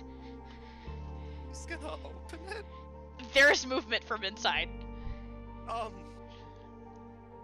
Very cautiously open it. You open it, and inside is this thing. There's a raccoon wearing a full set of metal armor. What on Minus the helmet. It's sitting there, and it looks like a young raccoon, and it's looking up at you. He's going to gently pull the raccoon from the box. You are now holding a little raccoon in a full set of metal armor. He's going to look over to Lunala. Lunala is having a conversation and doesn't see you. She's talking with Minerva. Should name Fridwin the second. No. He's going to basically sneak up behind Lunala. Yeah, she's oblivious to you. Lunala. She turns I have a around and gift looks for at you. you. Her face lights up. She's just staring at the raccoon. So. Is it?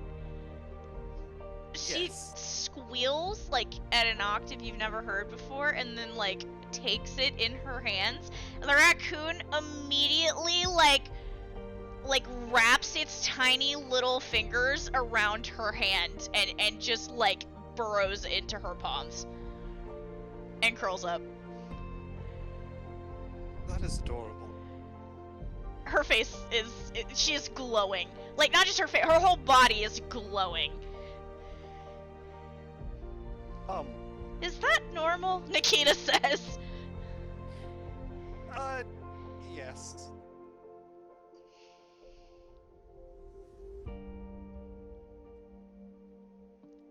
Don't worry about it. What are we gonna name it?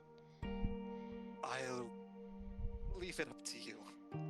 She nods a little, contemplating, looking at it. Just don't name it after me, please. Okay. She looks confused.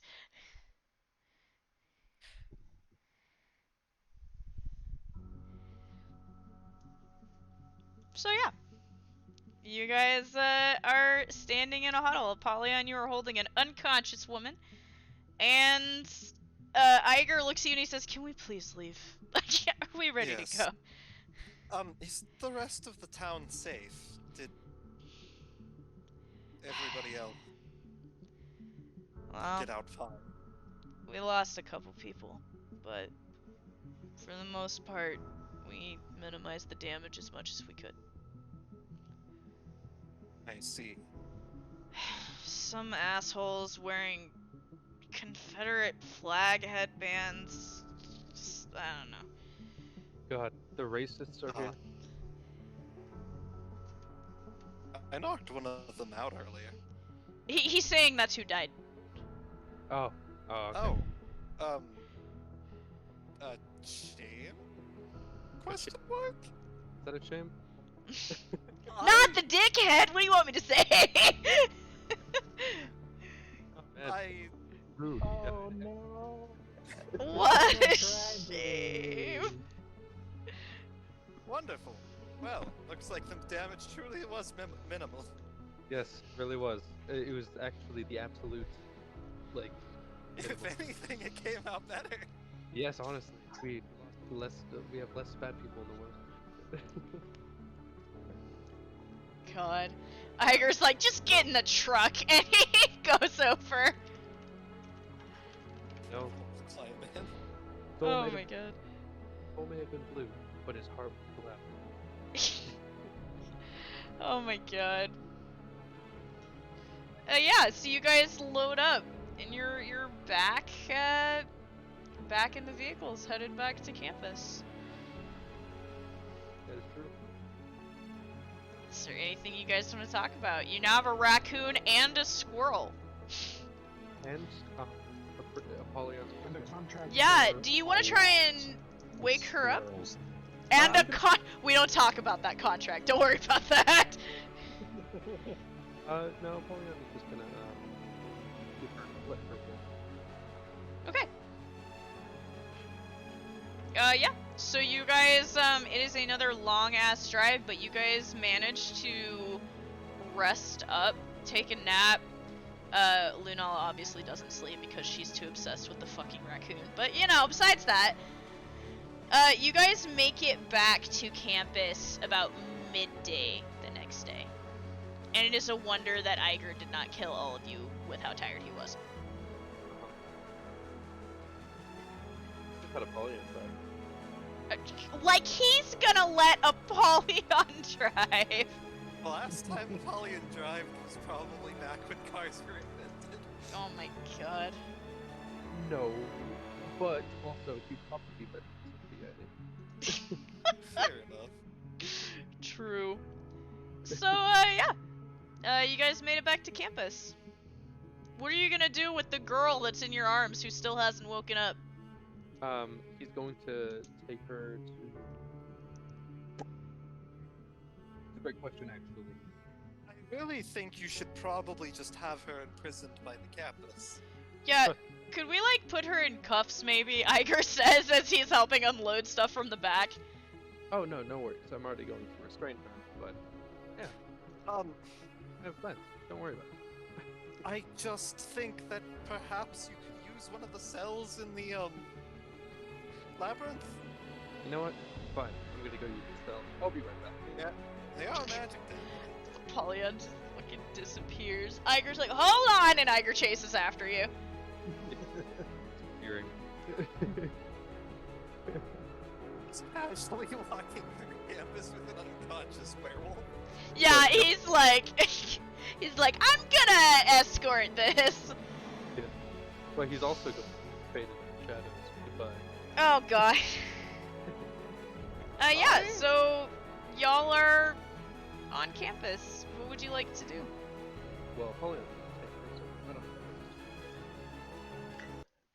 know. Paige is gonna take the quiet moment that she has and actually read up on that research she picked up like a month ago. That's gonna take you a long while, so... Should I report to Lady Death about the, meeting? you look over as you're saying this, and your wife is like curled up amongst the like bags, dead asleep. The raccoon is curled up, like in her hands against her chest, with its head like laying on her chest, also dead asleep. I'll get those right. two to bed first. As a matter of fact, I need to go see Death too. Oh, wonderful. We can go together. Oh god, you guys gonna see death?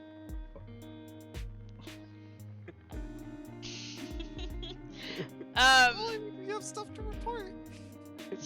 Yeah, it's gonna be fine. Everything will be fine.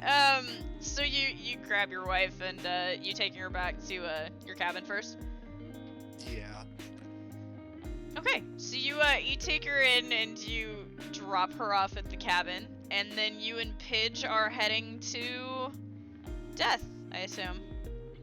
The person, not the event, hopefully. Yeah. Hopefully. I mean, who knows? It could be both.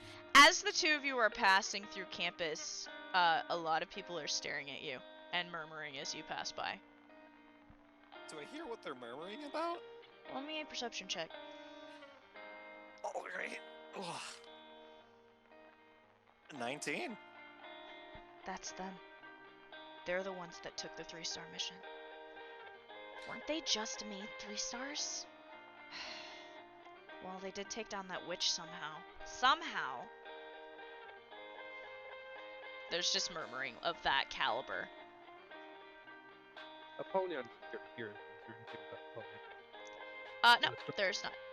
Yeah. Everyone's walking with a bit more confidence. It just lowering her head and covering herself with her hood, trying to avoid rumors. Now, as you're passing through the actual academy building, heading toward Death's room, you hear something of the opposite caliber. He's the one. He's the one that's married to that damn witch. He's making all of us look bad. Honestly, if somebody had the opportunity to take a witch soul like that and they just don't, I don't know what's wrong with them. Fridwin's actually going to stop when he hears that.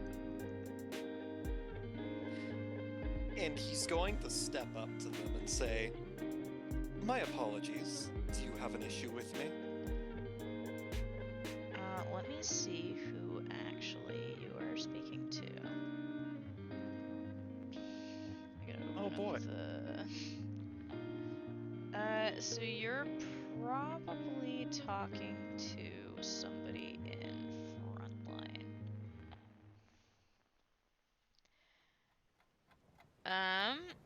It is a huddle. Let's see, they're not part of that team. Where's this team? They're probably talking to Riot. Yeah, so there are several girls that have done the speaking here. There's this one, and then there's this guy. All 3 of them are murmuring amongst themselves. It's the dark-skinned girl that has made the rather harsh comments to you. Yeah, he's speaking with a polite tone, but there's an undertone of annoyance. Not at all, the girl says. Really? Kind of threw her teeth in your direction. Because from what I've heard, it sounds like you have some grievances. You are a grievance, she says, and starts to walk away. Me? I'm a rhizostoma. Yeah, that makes it worse, says the other girl with the like little space buns. Truly. Yep. The guy just kind of rubs at his temples a little bit and starts walking away with them. Sparing an innocent person. Fascinating. She's not innocent. You hear one of them mutter under their breath as they're going.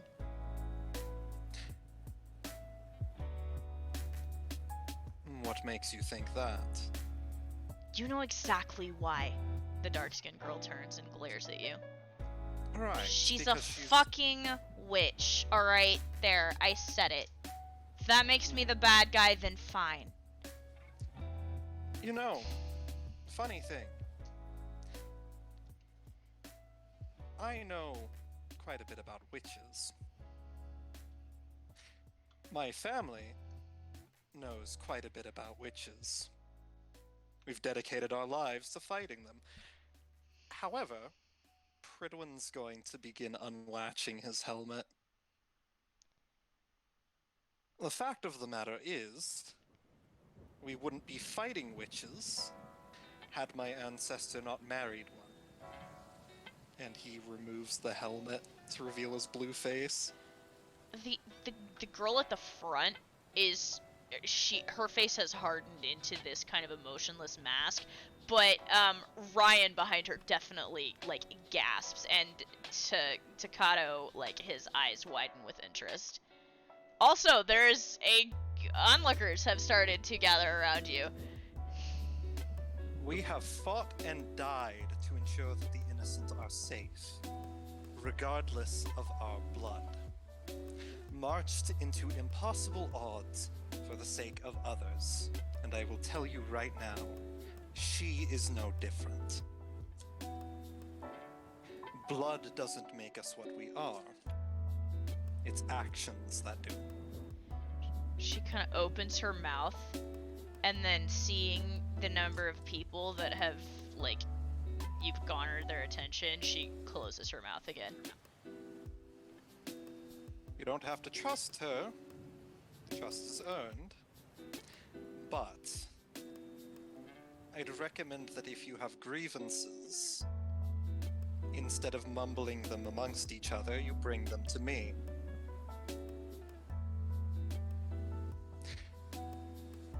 He does this kind of half-hearted polite bow and says, "Good day.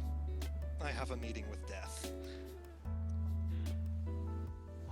And he's going to rejoin. He's going to rejoin Pidge. My God.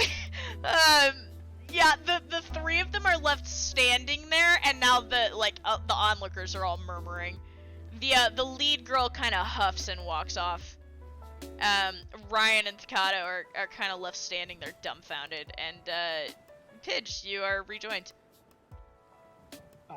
Pidge seems to have shrunken even smaller than she was before. Apologies. Don't know why. I'm sorry. It's nothing.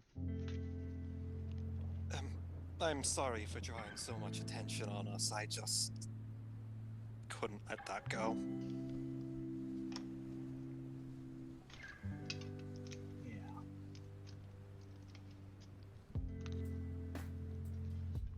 So, yeah, heading to the death room? Yep. So you make it inside. Actually, before you make it inside, roll me a perception check, Pridwin, specifically. Absolutely. 18? You will notice, among the celestial creatures, you do not see Frostwing. Oh. Maybe Frostwing is back with them. That's all. You walk into the death room, and nobody is there. I think I've been in here once. Maybe twice. I think you've been in there twice. Pidge, would you like to do the honors? She shrugs, not knowing what to do. Oh, here. Pridwin goes up to the mirror and says, "You're going to have to call her." He will tell you the number as he's writing it in onto the mirror. Do you remember the number? I mean, yeah. Maybe you want to share that so Pidge knows? I mean, so I don't think you ever told me the actual number. You just Oh, told me the I've data told point. you! I don't have it in my notes. The one who like actually has the number is Toma. I would have written it down. I will tell you the jingle one more time. Alright. It's 42 42 564 whenever you want to knock on death's door. 60. So 42, 42, 564. Whenever you want to knock on death's door. Alright.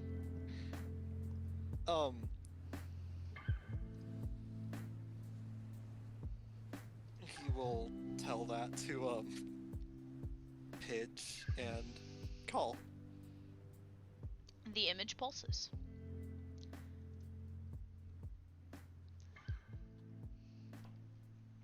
There are eyes that appear, but they are not deaths. Can you hold a moment? Certainly. You think you recognize the voice, but you're not sure. She'll be with you when she can. And then they disappear again, and you two are left standing in the death room. Awkward elevator music starts playing in the whole room. Bro, you just got left on red by death. Fuck.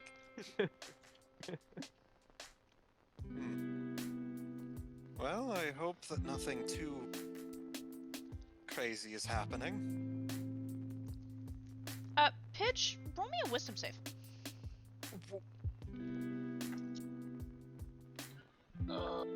With my low wisdom, that's a 17.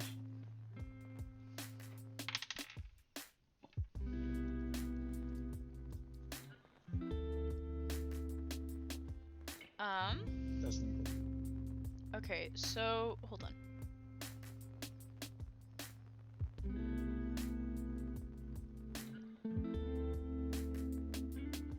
I have to double check information real quick.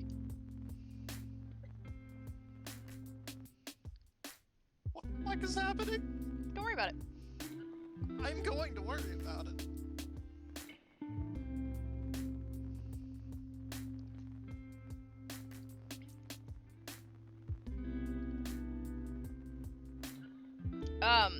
There is a... What is... Hold on, I'm trying to figure out which trigger that just activated. Oh. Uh-oh. What? Key personnel bomb? What the fuck is happening? Pidge, you're suddenly standing by yourself. There's something about the immense pressure of the room that you were just in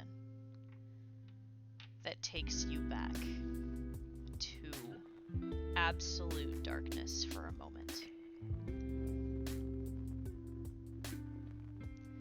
The wreckage of a building. Dust hanging in the air around you. There's a high-pitched tinnitus whistle in your ears. And all of this immense pressure surrounding you.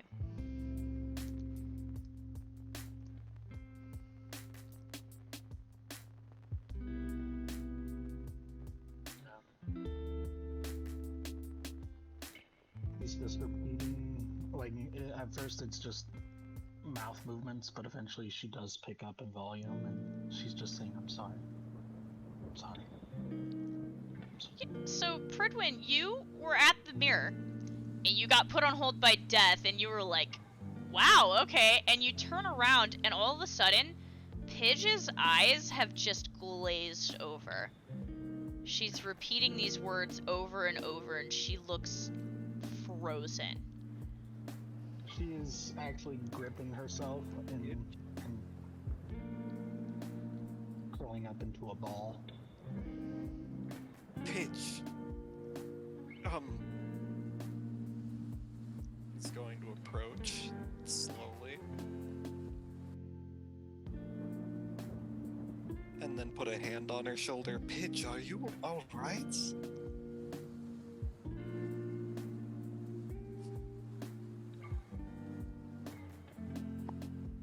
Pidge? Pidge, are you alright?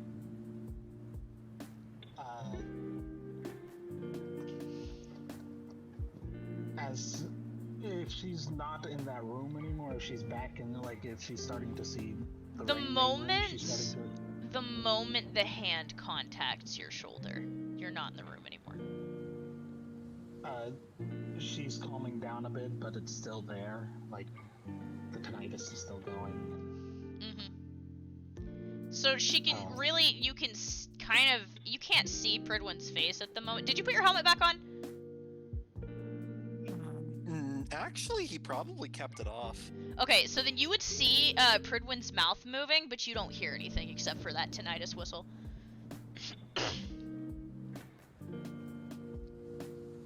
And she's just going to see Pridwin, and the words that come out of her mouth are, and she probably doesn't hear them, but she's saying them, is our actions define us.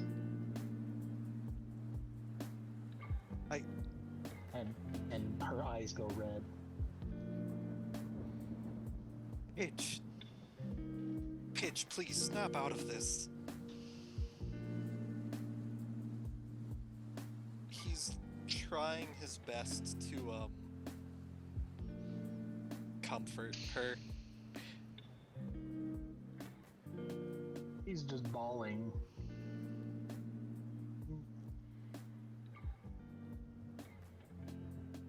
Hitch, you're all right. Your actions do not define you.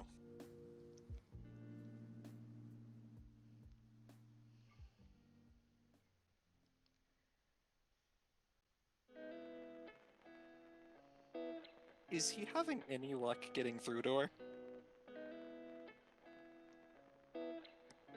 What to say here? Sorry, it's because I don't want to be. I don't know how exactly she feels. Yeah.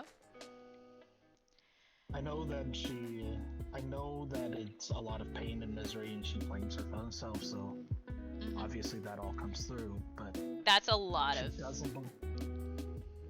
She doesn't believe him. Yeah. It's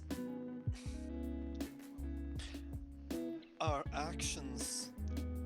They do, but our pasts don't. It is who you are now that defines you.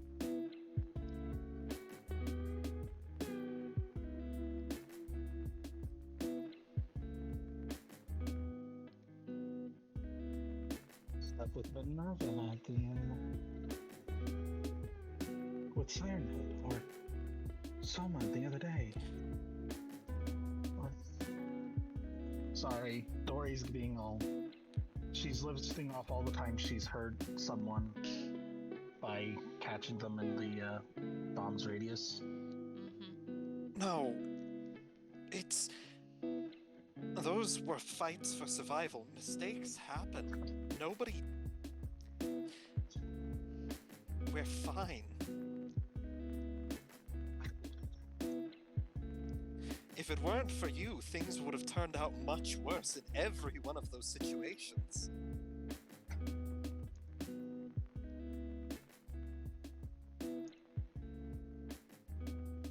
Right.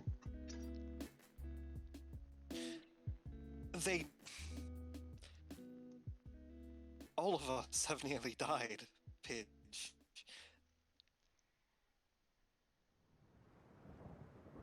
But because of you, because of me, because of each and every one of us, we've survived. She didn't.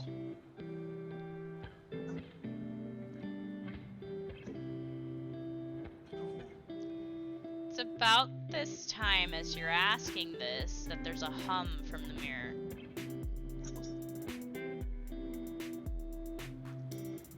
The ripples intensify. And then stepping from it, you see Cassius. And following him, Please, just... Death. Pidge, just take deep breaths. You're going to be okay.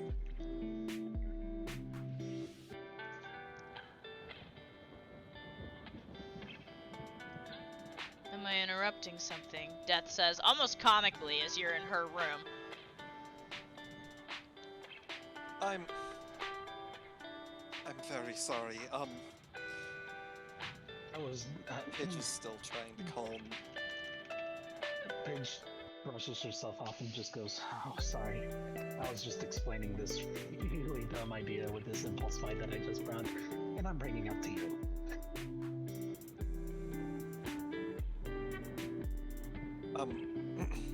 Pridwin's going to just clear his throat and stand up. The two of them look at you. Yes. And smile.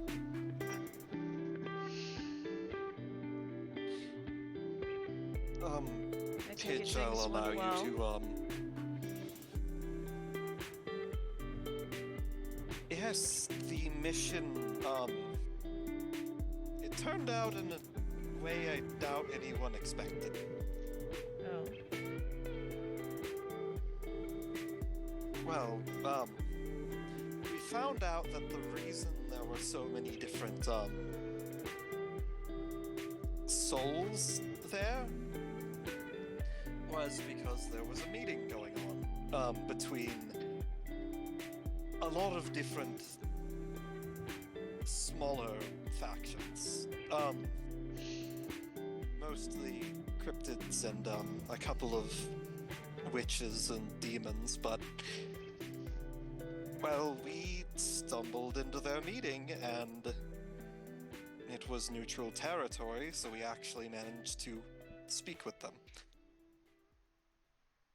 The meeting was being held by a witch named Castor. Technically, the meeting was being held by Elle. She was the one running things. Right. But she was Castor was present. proponent of it. Castor was a ambassador, neutral ambassador. Right. Sorry. Along with the what is it? Current ruler of demons, was it? Rimmon? Rimmon was Yeah. the demon ambassador. Remen, then I'll just stop right. Apologies, I'm getting mixed up. So it was being held by a witch by the name of Elle. Also, fun fact, she's not a If witch. I recall. Did y'all not recognize what cryptid she was? No. She is based on the Loveland frog from Ohio. So, Sorry about that. Ah, of course it's from Ohio. yeah. Elle is from Ohio. She's a giant frog cryptid from Ohio. Yep, that's exactly what she is. Yes, of course. So Of course, it was being held. It was being held by a Sorry. frog Just got back. monster by the name of Elle, and the witch Castor was there. Which apparently she's an individual that the Academy is aware of. You see Cassius's brow So- lift a bit at hearing her name. We got to chatting, and I managed to get them interested in the idea of a ceasefire. Considering that we have much larger issues. However, during the meeting, a group from the pack attacked. It was, I'm trying to remember, what was the name of the big one again? The witch? Morgan. Morgrim. A witch infected with black blood. She was named Morgrim, I believe. She led a large pack of wolves along with 2 werewolves to attack us. Apparently, she came there to get Castor. And then she stayed because we were there. Specifically, Lunala was. We, alongside the members of the meeting, managed to kill all but one of them, which we took prisoner. However, they did manage to take Castor.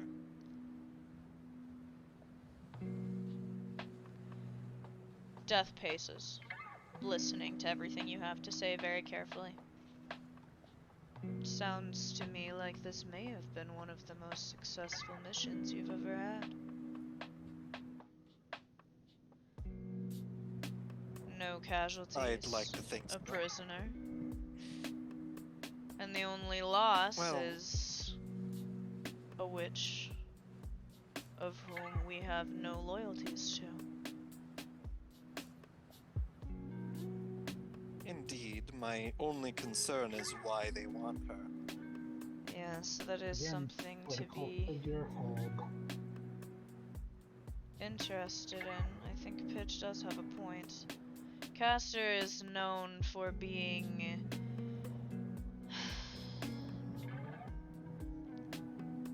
independent. She has avoided loyalties to any of the major factions for most of her life, and is well respected because of it.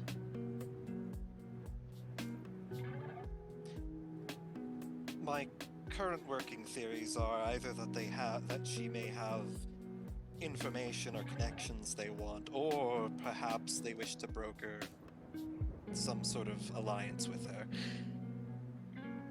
I doubt she would be joining them willingly, though. She seemed quite agreeable on our point of view that the pack is an apocalyptic murder cult that could kill us all. Cassius is just nodding approvingly.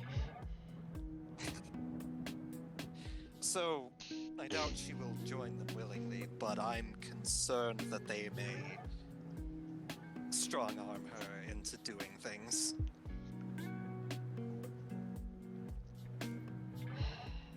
Were I to have some sort of option to deal with that, I might. However, we can't afford to start a open war with the pack as it is. I'm afraid she's going to have to fend for herself.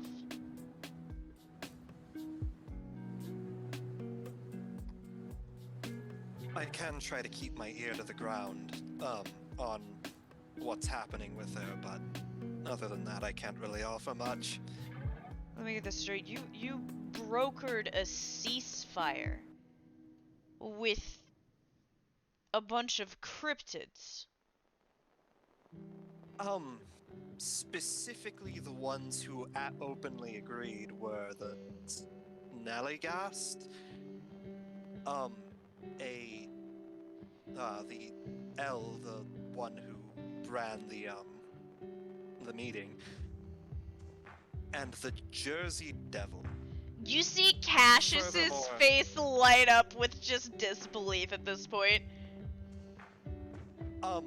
Furthermore, we returned some souls to, there were some skinwalkers there who did not survive the fight. We turned their souls over to be returned to their faction, which I think might improve relations with them as well.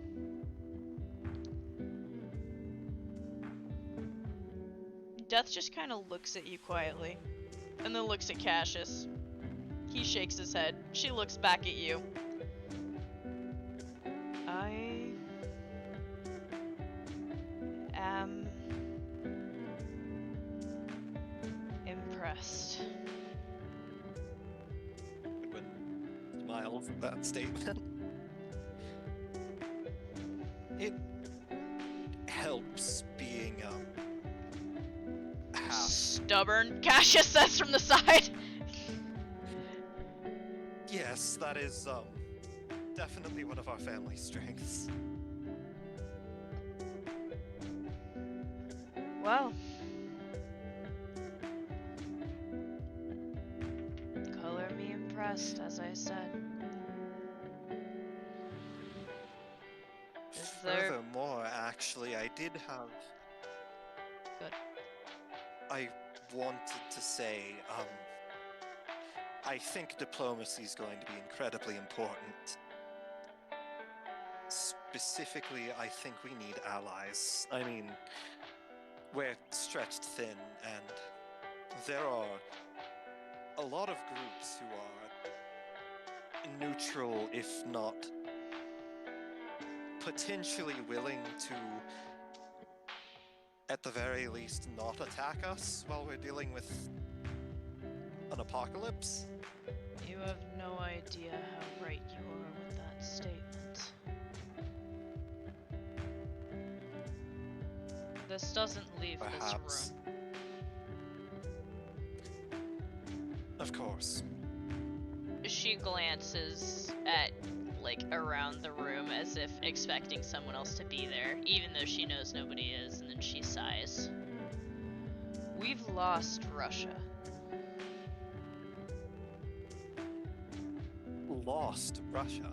Every foothold, every contact that we had is now either missing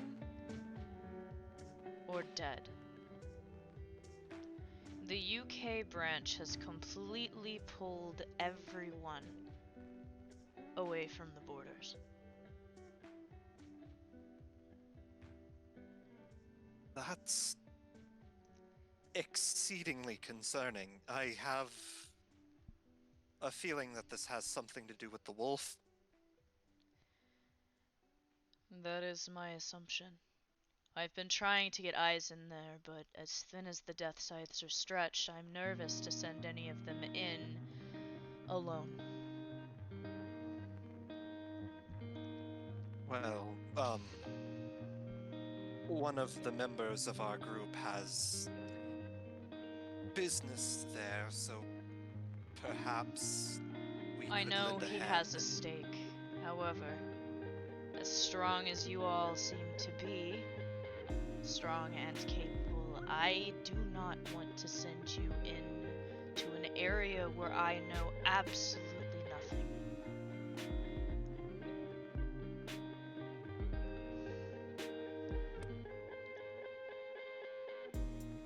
Then perhaps, before we go in, we could make some friends. Ones that would be willing to assist us in reconnaissance. About that. Death looks at you. Yes. Do you have anyone proficient in, like, speaking to squirrels? She she looks at you. Right. We did also meet a rather interesting individual. A cryptid by the name of the Squirrel Dealer. Oh god. You see Cassius put a hand to his face in the background. Do you recognize that name? Oh. I'm not doing this. He says, turning away from you. I'm not doing this. I'm going to be honest, this is the silliest and stupidest plan that I've ever thought of, but Pidge, I'm assuming you're having the same thought. Well, we'd have about 100 of them. It's the first time that she's told you. This is the note I got earlier, was just 100 squirrels. Fridwin, like, looks over and then, like, does a double take and says, wait, you got 100 of them? Yeah. Those things are expensive. How did you pay for all that? You think that paying for all the explosives I get is easy? I make this kind of money on a weekly basis. It's the only way I can get by. What on earth kind of occupation do you have? That's a secret. I never made that kind of money. I don't even think my family ever made that kind of money. It goes out the door.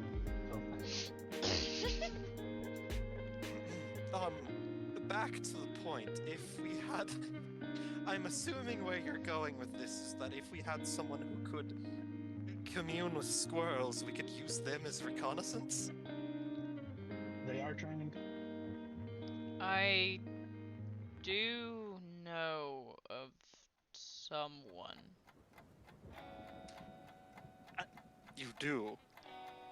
Now, I was originally going to propose an even dumber part to this plan before the whole spying thing came up.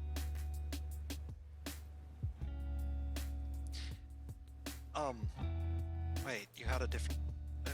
what's the other plan? Test to see if any of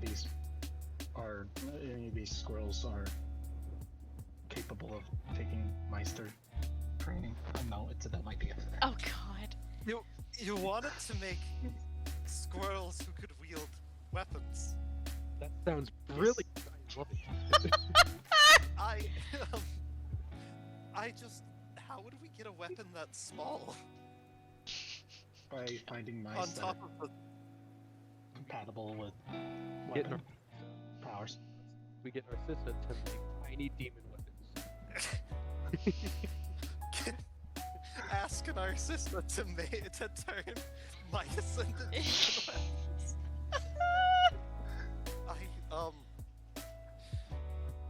I'm going to be honest, I think that the recon squirrels plan is much more feasible.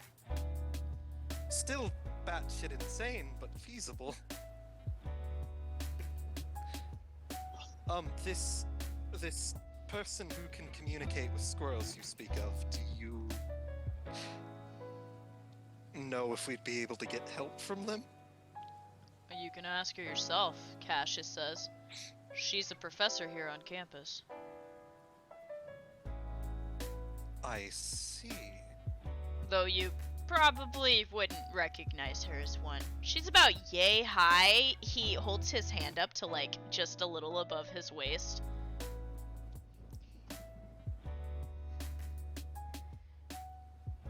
I see.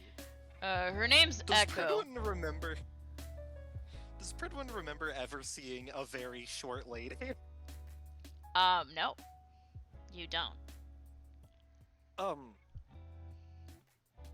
Where on campus could we possibly find her? She usually prefers humans be nowhere near her. So, usually with the animals. Well, fortunately I'm not entirely human. Page's face is slowly coming around to the realization. And she's like, "Say, talking animal here?" There's excitement and joy in her face. Which is good, because this conversation wouldn't have started out so bad.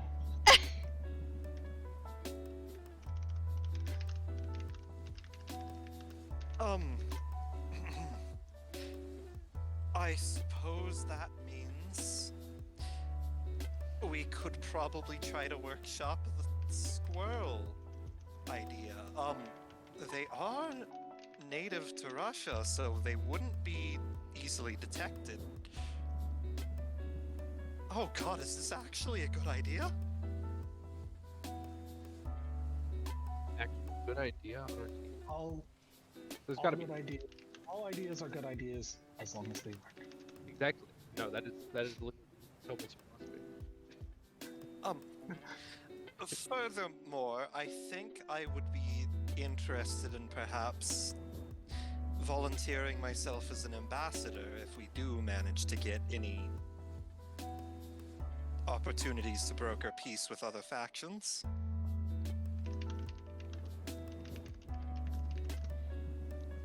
You know what? At this point, I would consider it.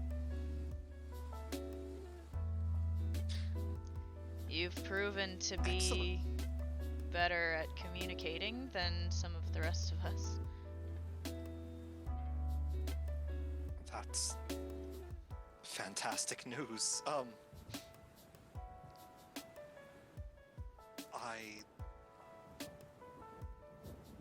we'll be sure to be in touch. Let me know if there are any opportunities.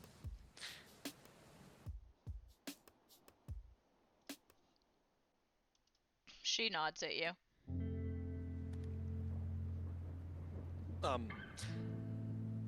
Paige, do you have anything else to talk about? Or should we go speak with this, professor?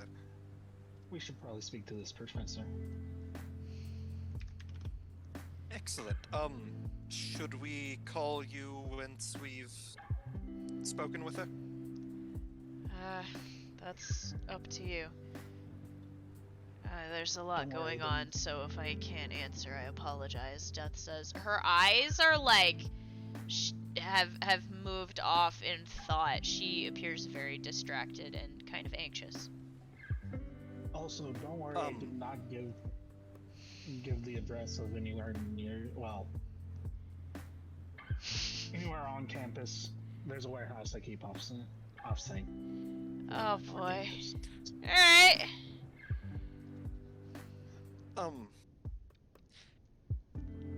Something... Well, I suppose it's not surprising, but something seems to be troubling you. Would you care to share? No. Don't let it concern you. Very well.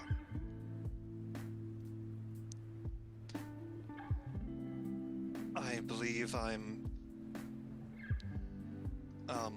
have finished all of my business here. Very well.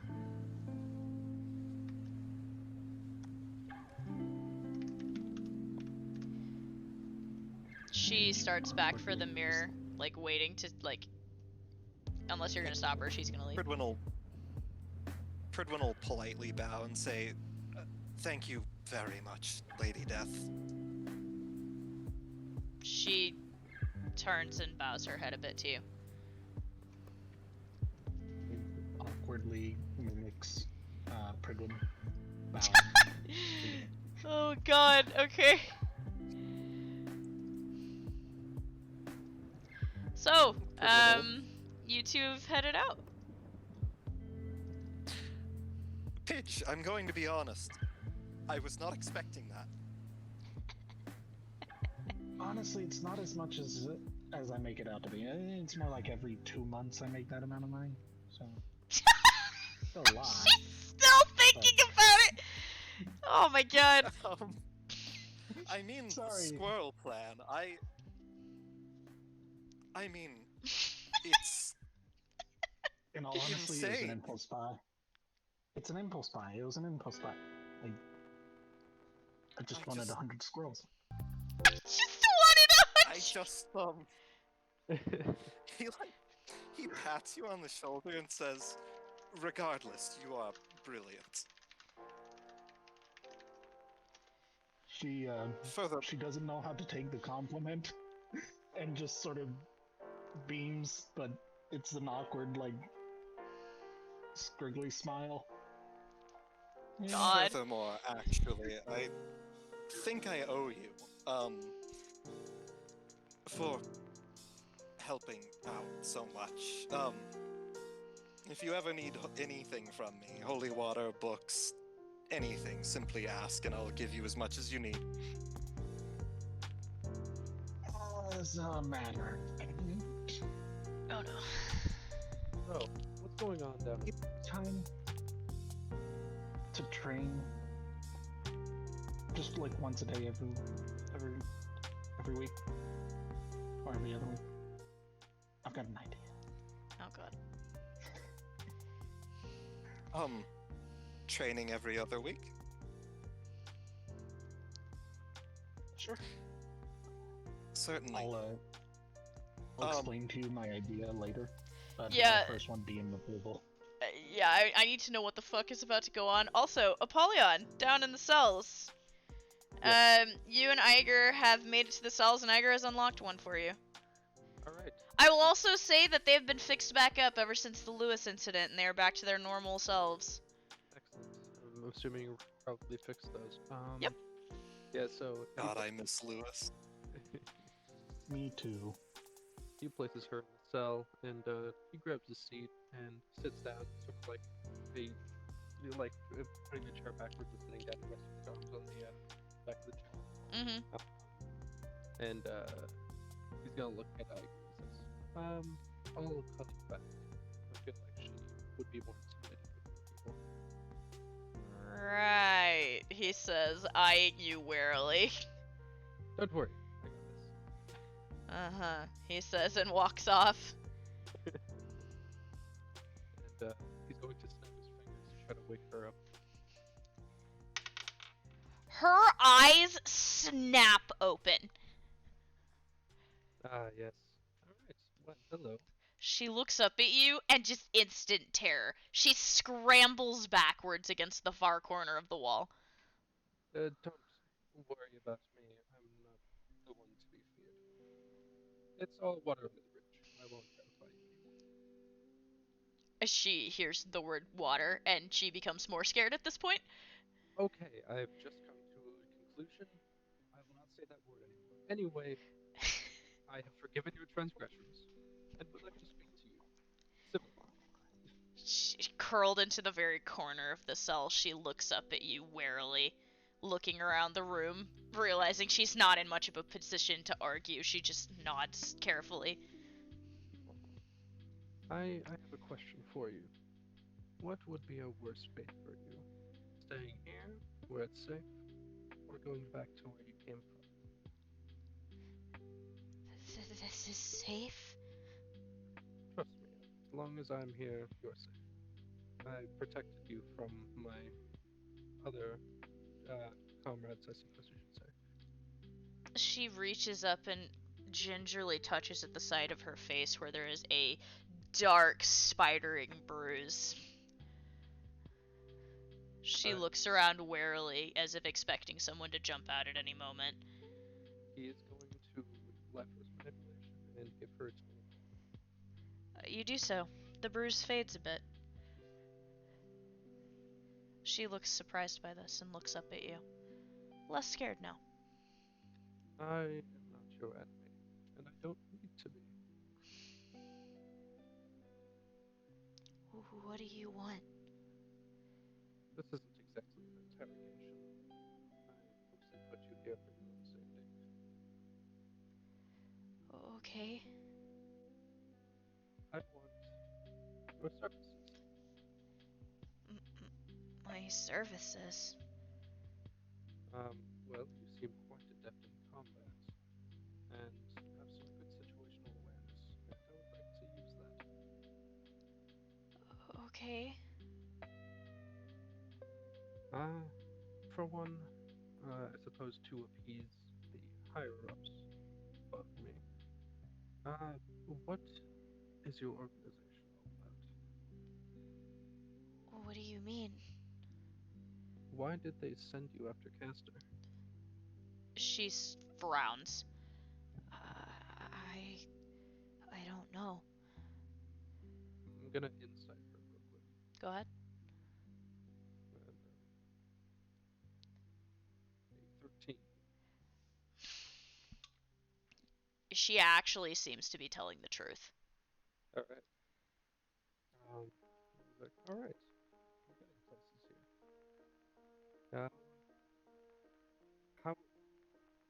What was with your friend, the angry one, on the wolves? Morgrim? Yes, that's the name. She's scary. Do you fear her? She nods.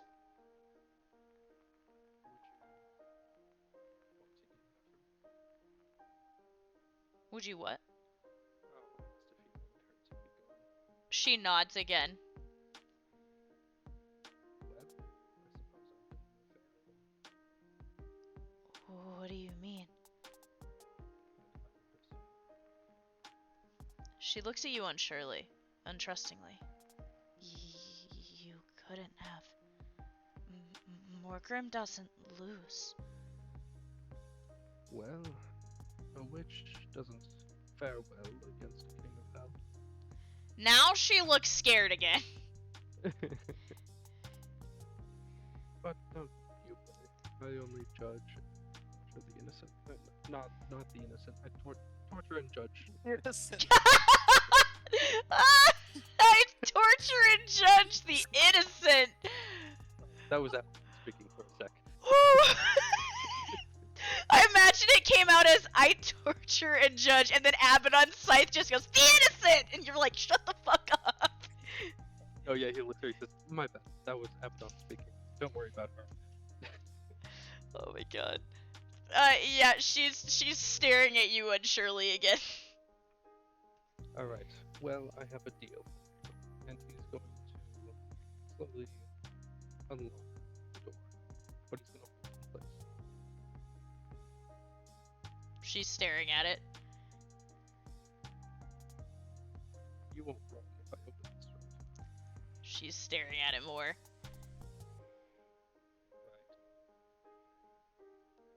She slowly nods.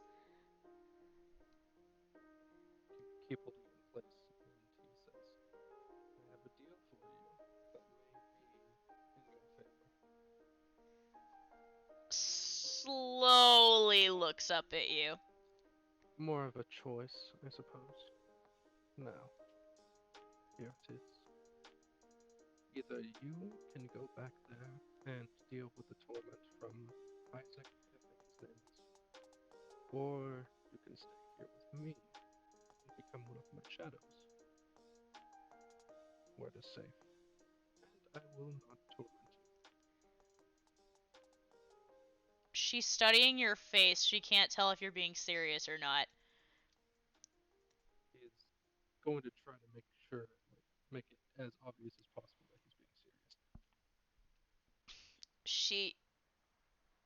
Her eyes no longer are lingering towards the door. She's looking at you intently. And he's going to slowly open the door. She looks at it as you open it, and then she just sits there and looks back up at you. He's going to stick out his nose and say, Archie, what do you think about a second shot at that? Ever so slowly, she gets to her feet, still unsure if you're serious or not. And then she reaches a hand out, and as you see her unlacing her vanguard, you can see scars of varying ages all up her arms as she takes the vanguard off, and she extends her bare hand to you. In a sort of sign of respect, he's also going to do the same with his bandages, showing similar scars. And he's going to take her hand. She shakes your hand. A mark should appear for Apollyon, so Yup. you are now sworn one of my shadows. However, I will give you a much better life. That of the outside. She nods again.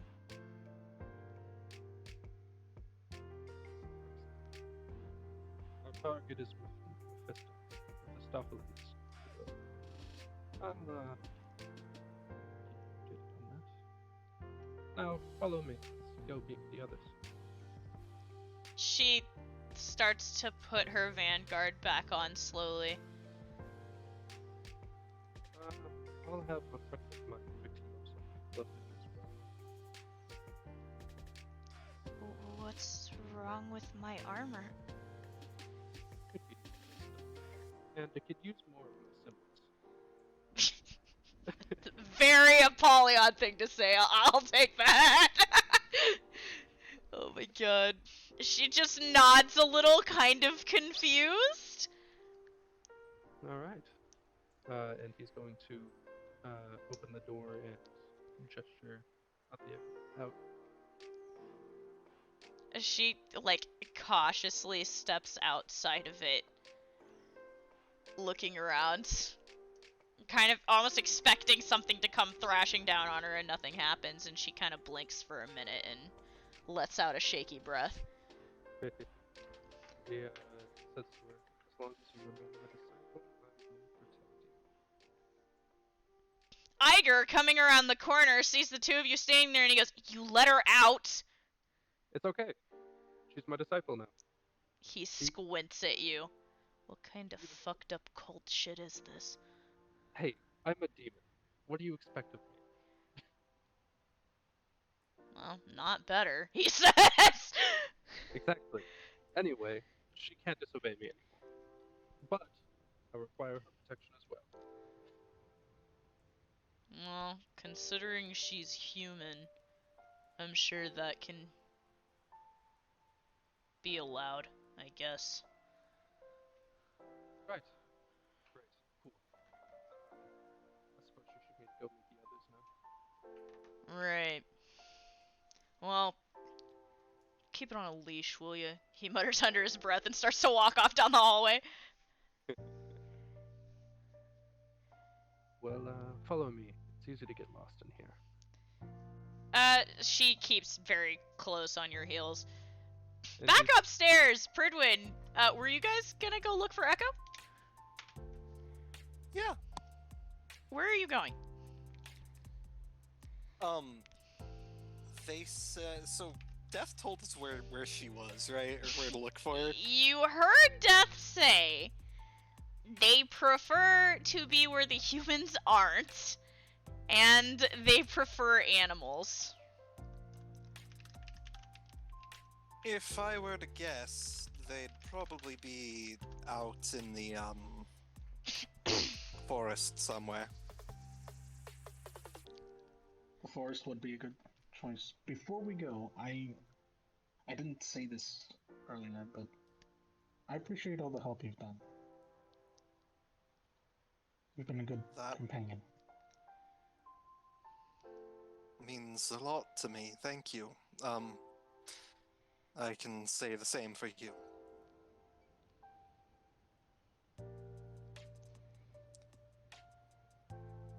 Anyway, to the forest then. As you guys are walking down the hallway, you run face first into Apollyon. In fact, you almost like crash into him. Oh. As he's coming up the stairs. Oh. I was looking for you guys. Hello. There is a woman standing behind Apollyon that you recognize. He slowly points and says, "She's Pidge adopts a defensive posture and it already has Eon pointed. She immediately like bristles, seeing the sniper rifle pointed, and you see her reaching for her swords. No. No fighting. She stops. Hold on, did you...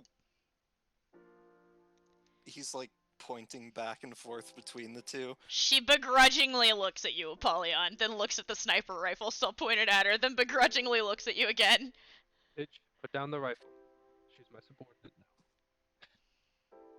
now. Wait, you're telling me you employed her? Well, she's more of my disciple, but yes. Do you mean... What kind of weird cult shit are you up to? I just had to explain this to Iger. I'm a demon. I just... Please... For the love of the gods, be humane. Well, it was more humane than sending her back to where she came from. You see a look of unease cross her eyes at even the mention of it. I can't imagine that they'd be happy about what happened. Well, I saw the wolf witch girl's memories, and yes, they would not be. They would have probably killed her. But as long as she's with me, she's protected, so she's fine.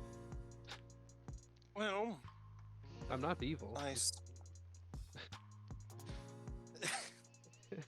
Well, I suppose if she's no longer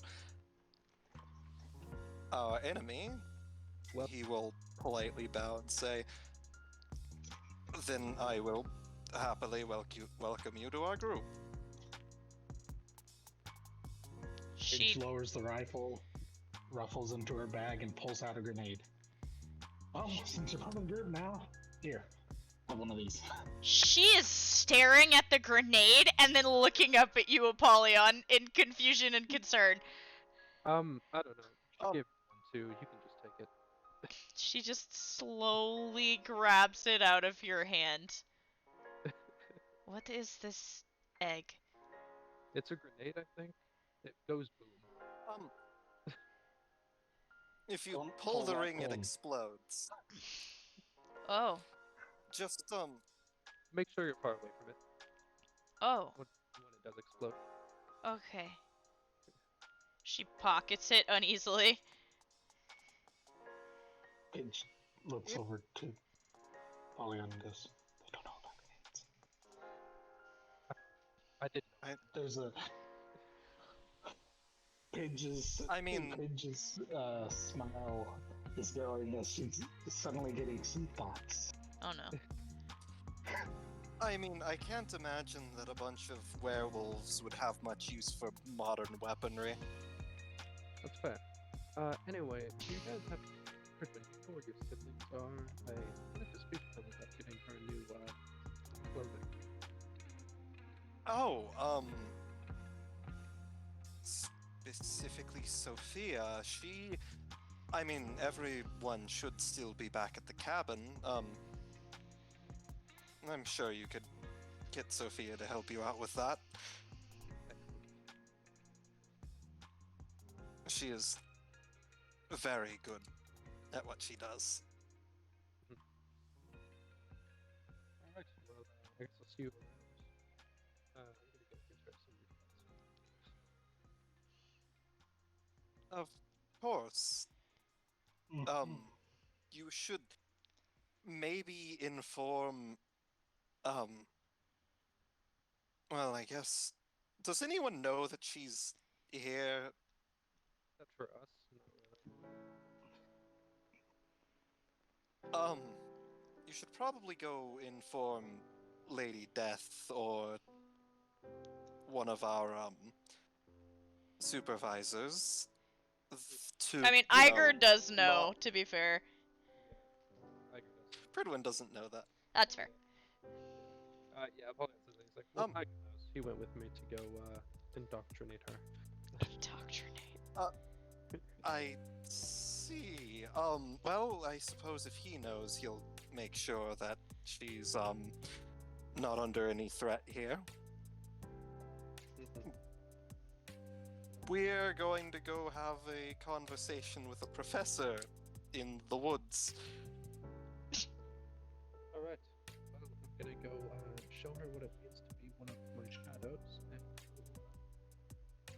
I'll see you guys in a bit. Offhandedly, Paige, as she's getting ready to walk away, just sort of remarks, I wonder how she'll be able to speak to all 100 of them. Oh no. Oh no. I'm not sure if what would it be called, a live connection would be possible, but I mean, if the squirrels were reporting to them. Oh, I gotta have so many fears for this whole situation. I mean, would it not be better to have it as no system of command, therefore no way to know who they each don't know and can squeal on each other? Or would I there mean, I'm need going a to be hierarchy? honest. These are not magical squirrels, which means that it's unlikely that a witch would be able to even detect them as anything other than a regular squirrel. And, I mean, I'm going to be honest with you, Pidge. I couldn't have come up with this idea in a million years. I don't think that anyone's going to suspect the squirrels of being spies. You never know. As you guys walk outside, Spies you watching us right hear now. you hear a soft voice a voice that you recognize. Fred, when you guys come around the corner and you start walking towards the wood, and you see a man standing just a little ways into the trees. It is Callan. And in his arms is Olive. Oh. You hear him murmuring, look, see this? This is green. He's, like, showing her a leaf. This one's yellow. He's, like, doesn't even notice you guys. He's very distracted. The little girl is giggling and, like, grabbing the leaves out of his hands. And, Pidge pulls off her hat and goes, and this is blue? He kind of turns startled and looks over at you guys. Pidge is... Hello. Oh, hey. Fancy How's seeing you Olive guys here. doing? She's good, he says. You wanna... And he kind of offers her to you. Sure. Pridwin taking the baby, but looking very afraid. You are holding a very small child. Only a couple days old. Teeny tiny baby. She's like half asleep already and holding a leaf in her hand.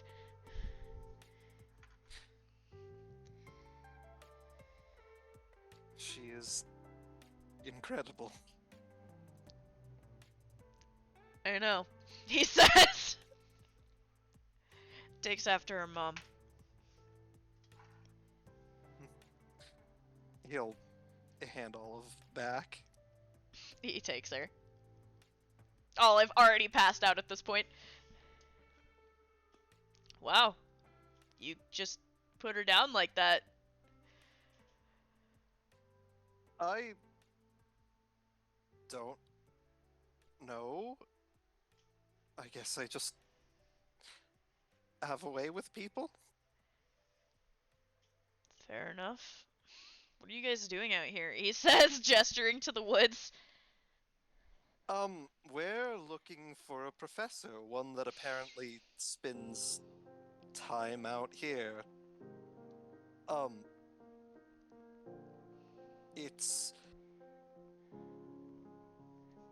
We have an extremely insane idea that we need to run by them. Okay.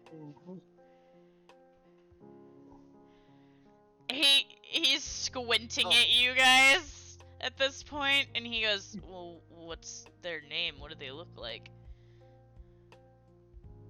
I believe their name was Echo. They were described as Pridwin, gesturing the height. About this tall, hates being around people. Echo, huh? He, with one hand pulls his PDA out and, like, holding Olive carefully and trying to hold the PDA and flick through, like, being the new dad, you know, struggling with the PDA. He, like, starts going through and he's like, I don't see anyone with that. Oh, hold on. And he, like, scrolls down some more and he goes, well, this isn't helpful. I presume that they're not on the list. He tilts the PDA toward you, and there is a picture that is completely blurry where the professor picture should be. Completely blurry except for a hint of red hair. It's actually Apollyon. Wait, is that... No, that can't be Apollyon. That's his extreme. He's gonna look... Is there, like, any other information? No. Age, question mark. Last name, question mark. Specification, question mark. There's nothing there. Wow.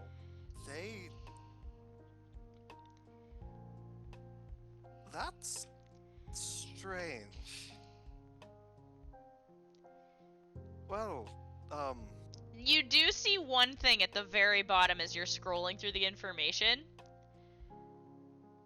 In the homeroom section, it just says there's a, like, the trailhead symbol for one of the trails. I see. That is somewhat helpful. We just have to find the right trail. Do you recognize this specific trail? He shakes his head. Pidge, roll me a memory check. No.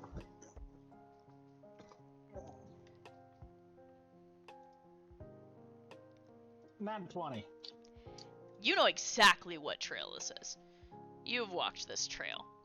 This is the same trail that led to, if you remember the tree where Katya got hurt, that massive tree, it's that trail. You know exactly where it is. Oh. You have nightmares of that Oh. trail. It won't sound like she has nightmares, but she still does. But she goes, "Oh, I remember this one. I had to kill a tree over there." I'm sorry, you had to kill a tree? Shoot it dead, yes. Um, No, I didn't actually I'm- finish the job. I'm not going to unpack that.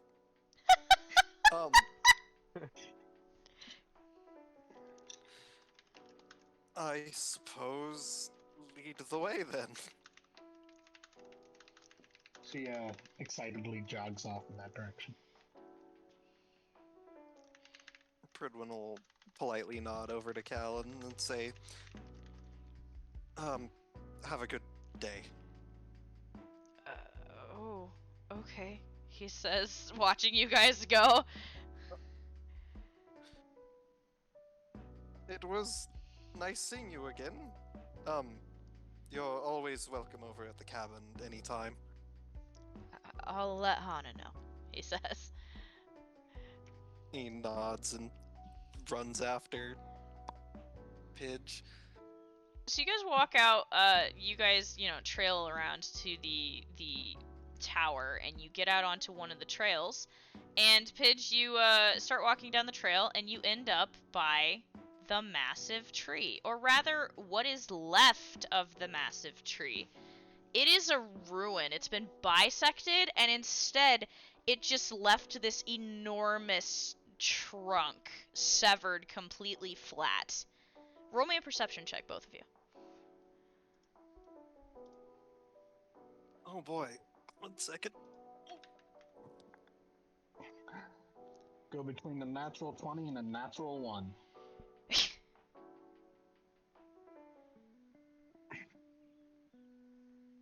So I rolled a natural 17. 1. Oh my god.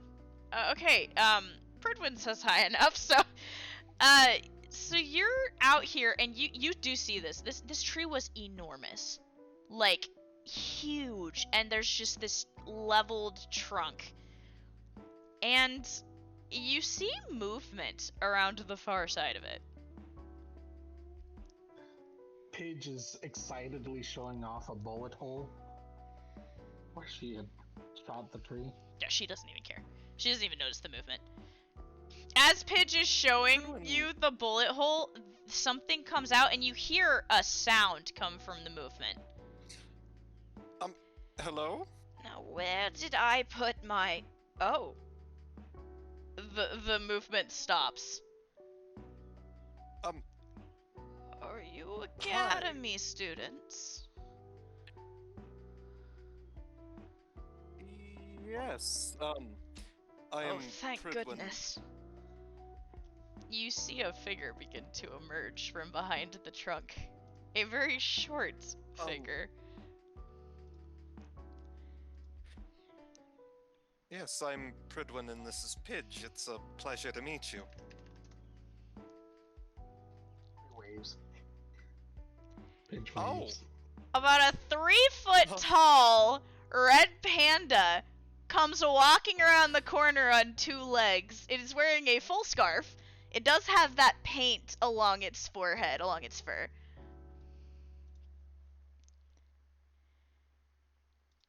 Goodwin, just politely bows, trying to act like this is totally normal. Can I help you with something? Yes, we recently had a conversation with Lady Death, and Oh, it... Death, how is she doing? She's doing decently. She's overworked, and I can tell she's incredibly stressed, but she doesn't seem... She seems to be handling herself. That's good. That's good. She says, looking around as if she's lost something.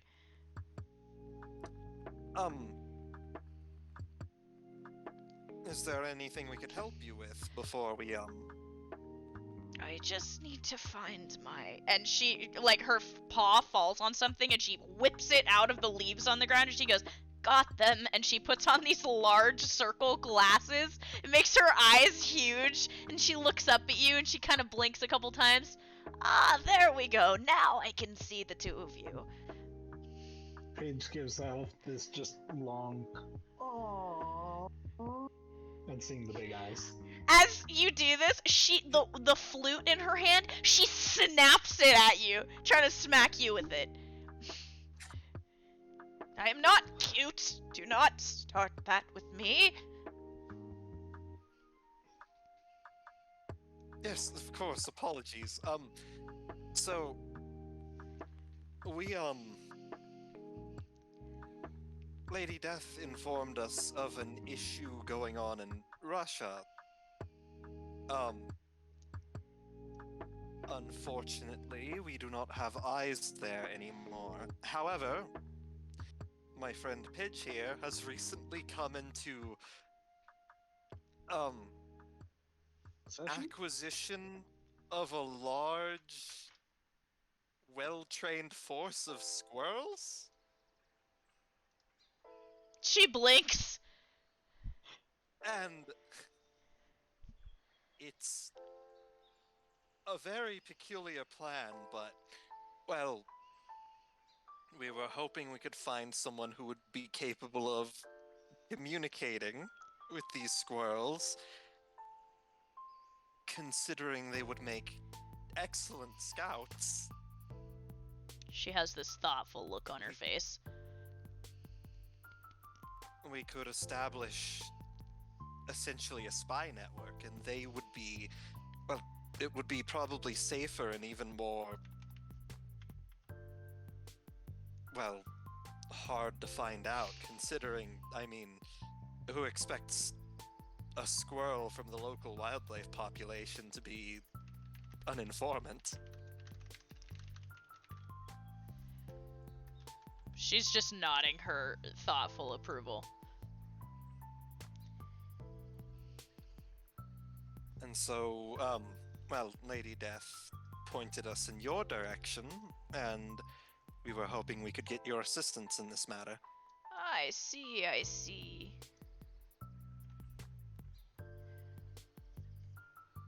Well, I suppose if you needed somebody to speak to animals, I could assist you. That would be great. Pidge, would you like to give the finer details?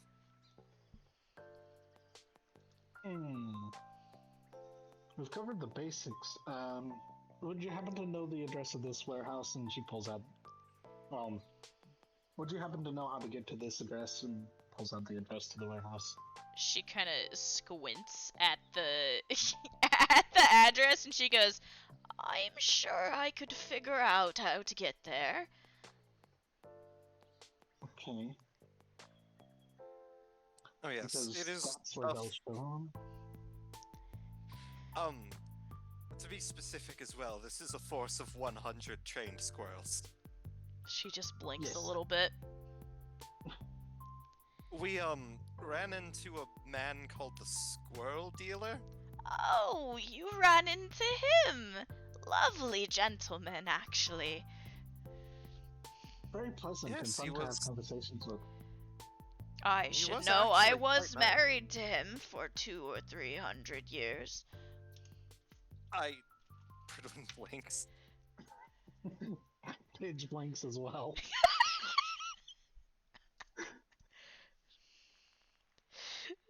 Well, he helped us out of an incredibly difficult situation and gave us, well, we purchased those squirrels off of him. She's just nodding.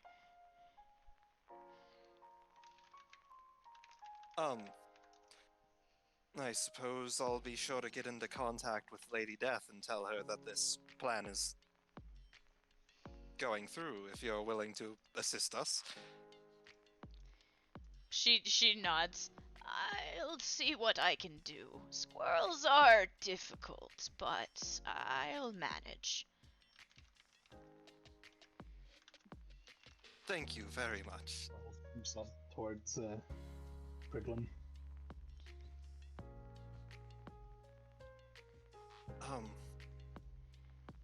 Wait, what did you say?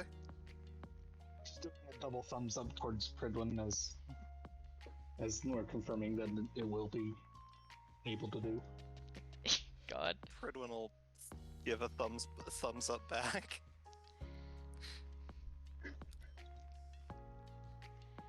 Excellent. It was a pleasure meeting you. And you, lovely young gentleman. And she goes back to whatever the hell she was doing with the mushrooms on the trunk of the tree. Pridwin will politely bow and turn to Pidge. You see in the background, like, she grabs an extremely large mushroom and looks at it and then, like, sets it on top of her head.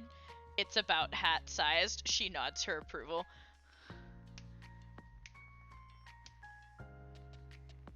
We should probably get out of here before she does anything more adorable. Yes. I can't contain it much longer. Your arm is bruised from where she smacked you with the flute.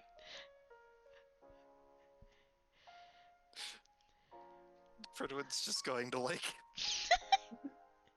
start like dragging Pidge with him. Oh god, so you She guys, just those really wide eyes, and she's containing a squeal. oh my god. So you make it back to the cabin, and one of the last things, that you do before you call it night, because it's very close to evening, you guys are exhausted. Even with sleep in the car, it just isn't, it's not the same. And, I've heard when you head into your room, and you see, actually, you see Lunala's, like, crouched down in, like, the corner, trying not to be seen. Roll your perception check. Oh. 17. Okay, you feel something, like, as you walk into the room, and, there's this motion in, like, one of your side pockets. He looks over. You look down, and your book is gone. He looks back over to Lunala. You see, as you're looking back toward Lunala, there is the image of a small raccoon carrying a book over its head, running towards her. Can I please have that back? She takes it. She says, hold on. And as soon as the raccoon gets to her and hands her the book, she's like, yes! And she takes it and stands up and offers it to you. So, have you thought of a name for them? Of course. His name's Bandit. That's adorable. The raccoon is looking from her to you, to her, to you, to her. She slowly like reaches into her pocket and hands it like a piece of cheese. It eats it. Oh, yes. Also, we have a squirrel spy network in the works. She's just nodding her approval slowly. The raccoon is also nodding. You're not sure if it understands you or not. Pidge came up with the idea, and apparently we have someone who can talk to, animals. We And I do. think you would adore her. She's very, very kind. Huh. Well, I hope I get to meet her. Yes, I could actually probably take you to her sometime. Furthermore, Lady Death has actually considered making me an ambassador. She blinks looking at you. Which, to me, is quite exciting. How does that work with us being people that aren't supposed to be seen, considering current events? Well, it's hard to say. I suppose we'll find out, but, I mean, we've been doing a good job so far. That is fair. And, I mean, we need allies. We may Alright. be able to hold off a couple of big monsters, but I would like to have friends on our side. She nods to you. And yeah. And apparently I'm pretty good at it, so